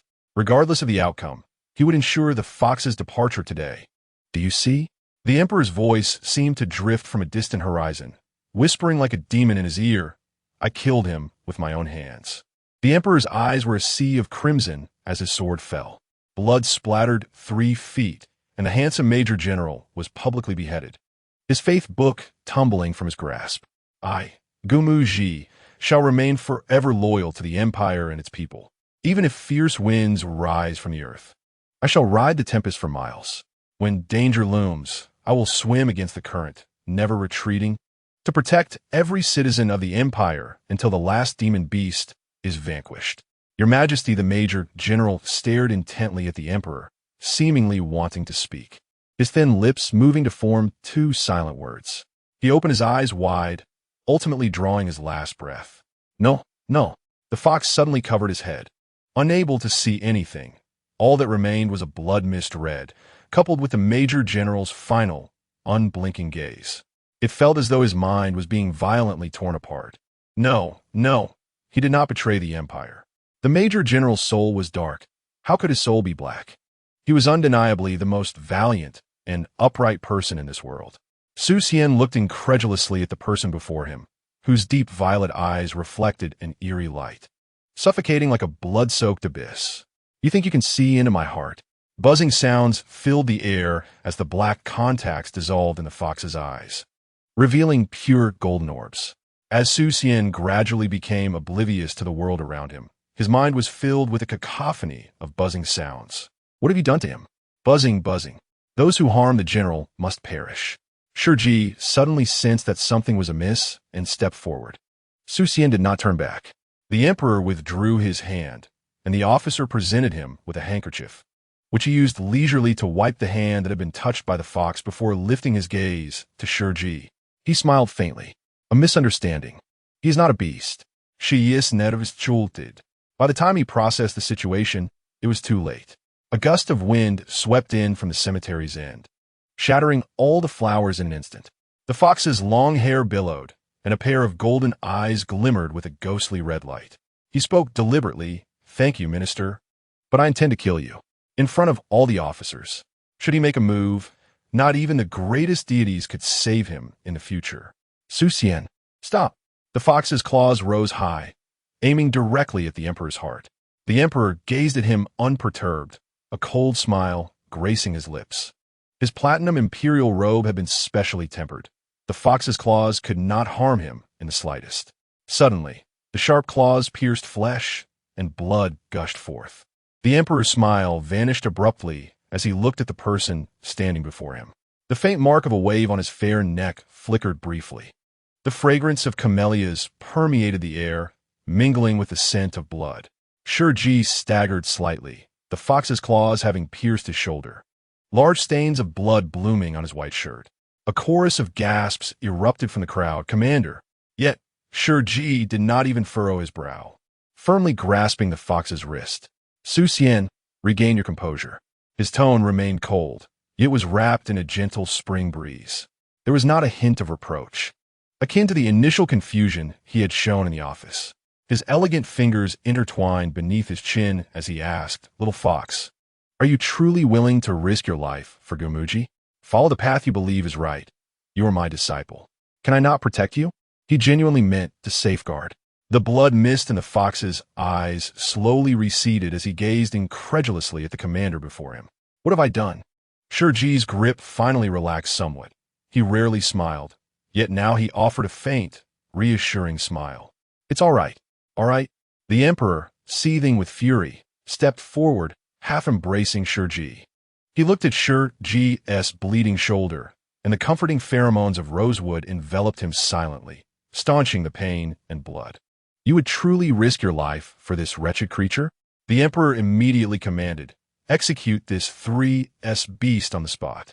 In the next moment, the person in his arms stepped back, and the shoulder that had just been staunched began to bleed anew.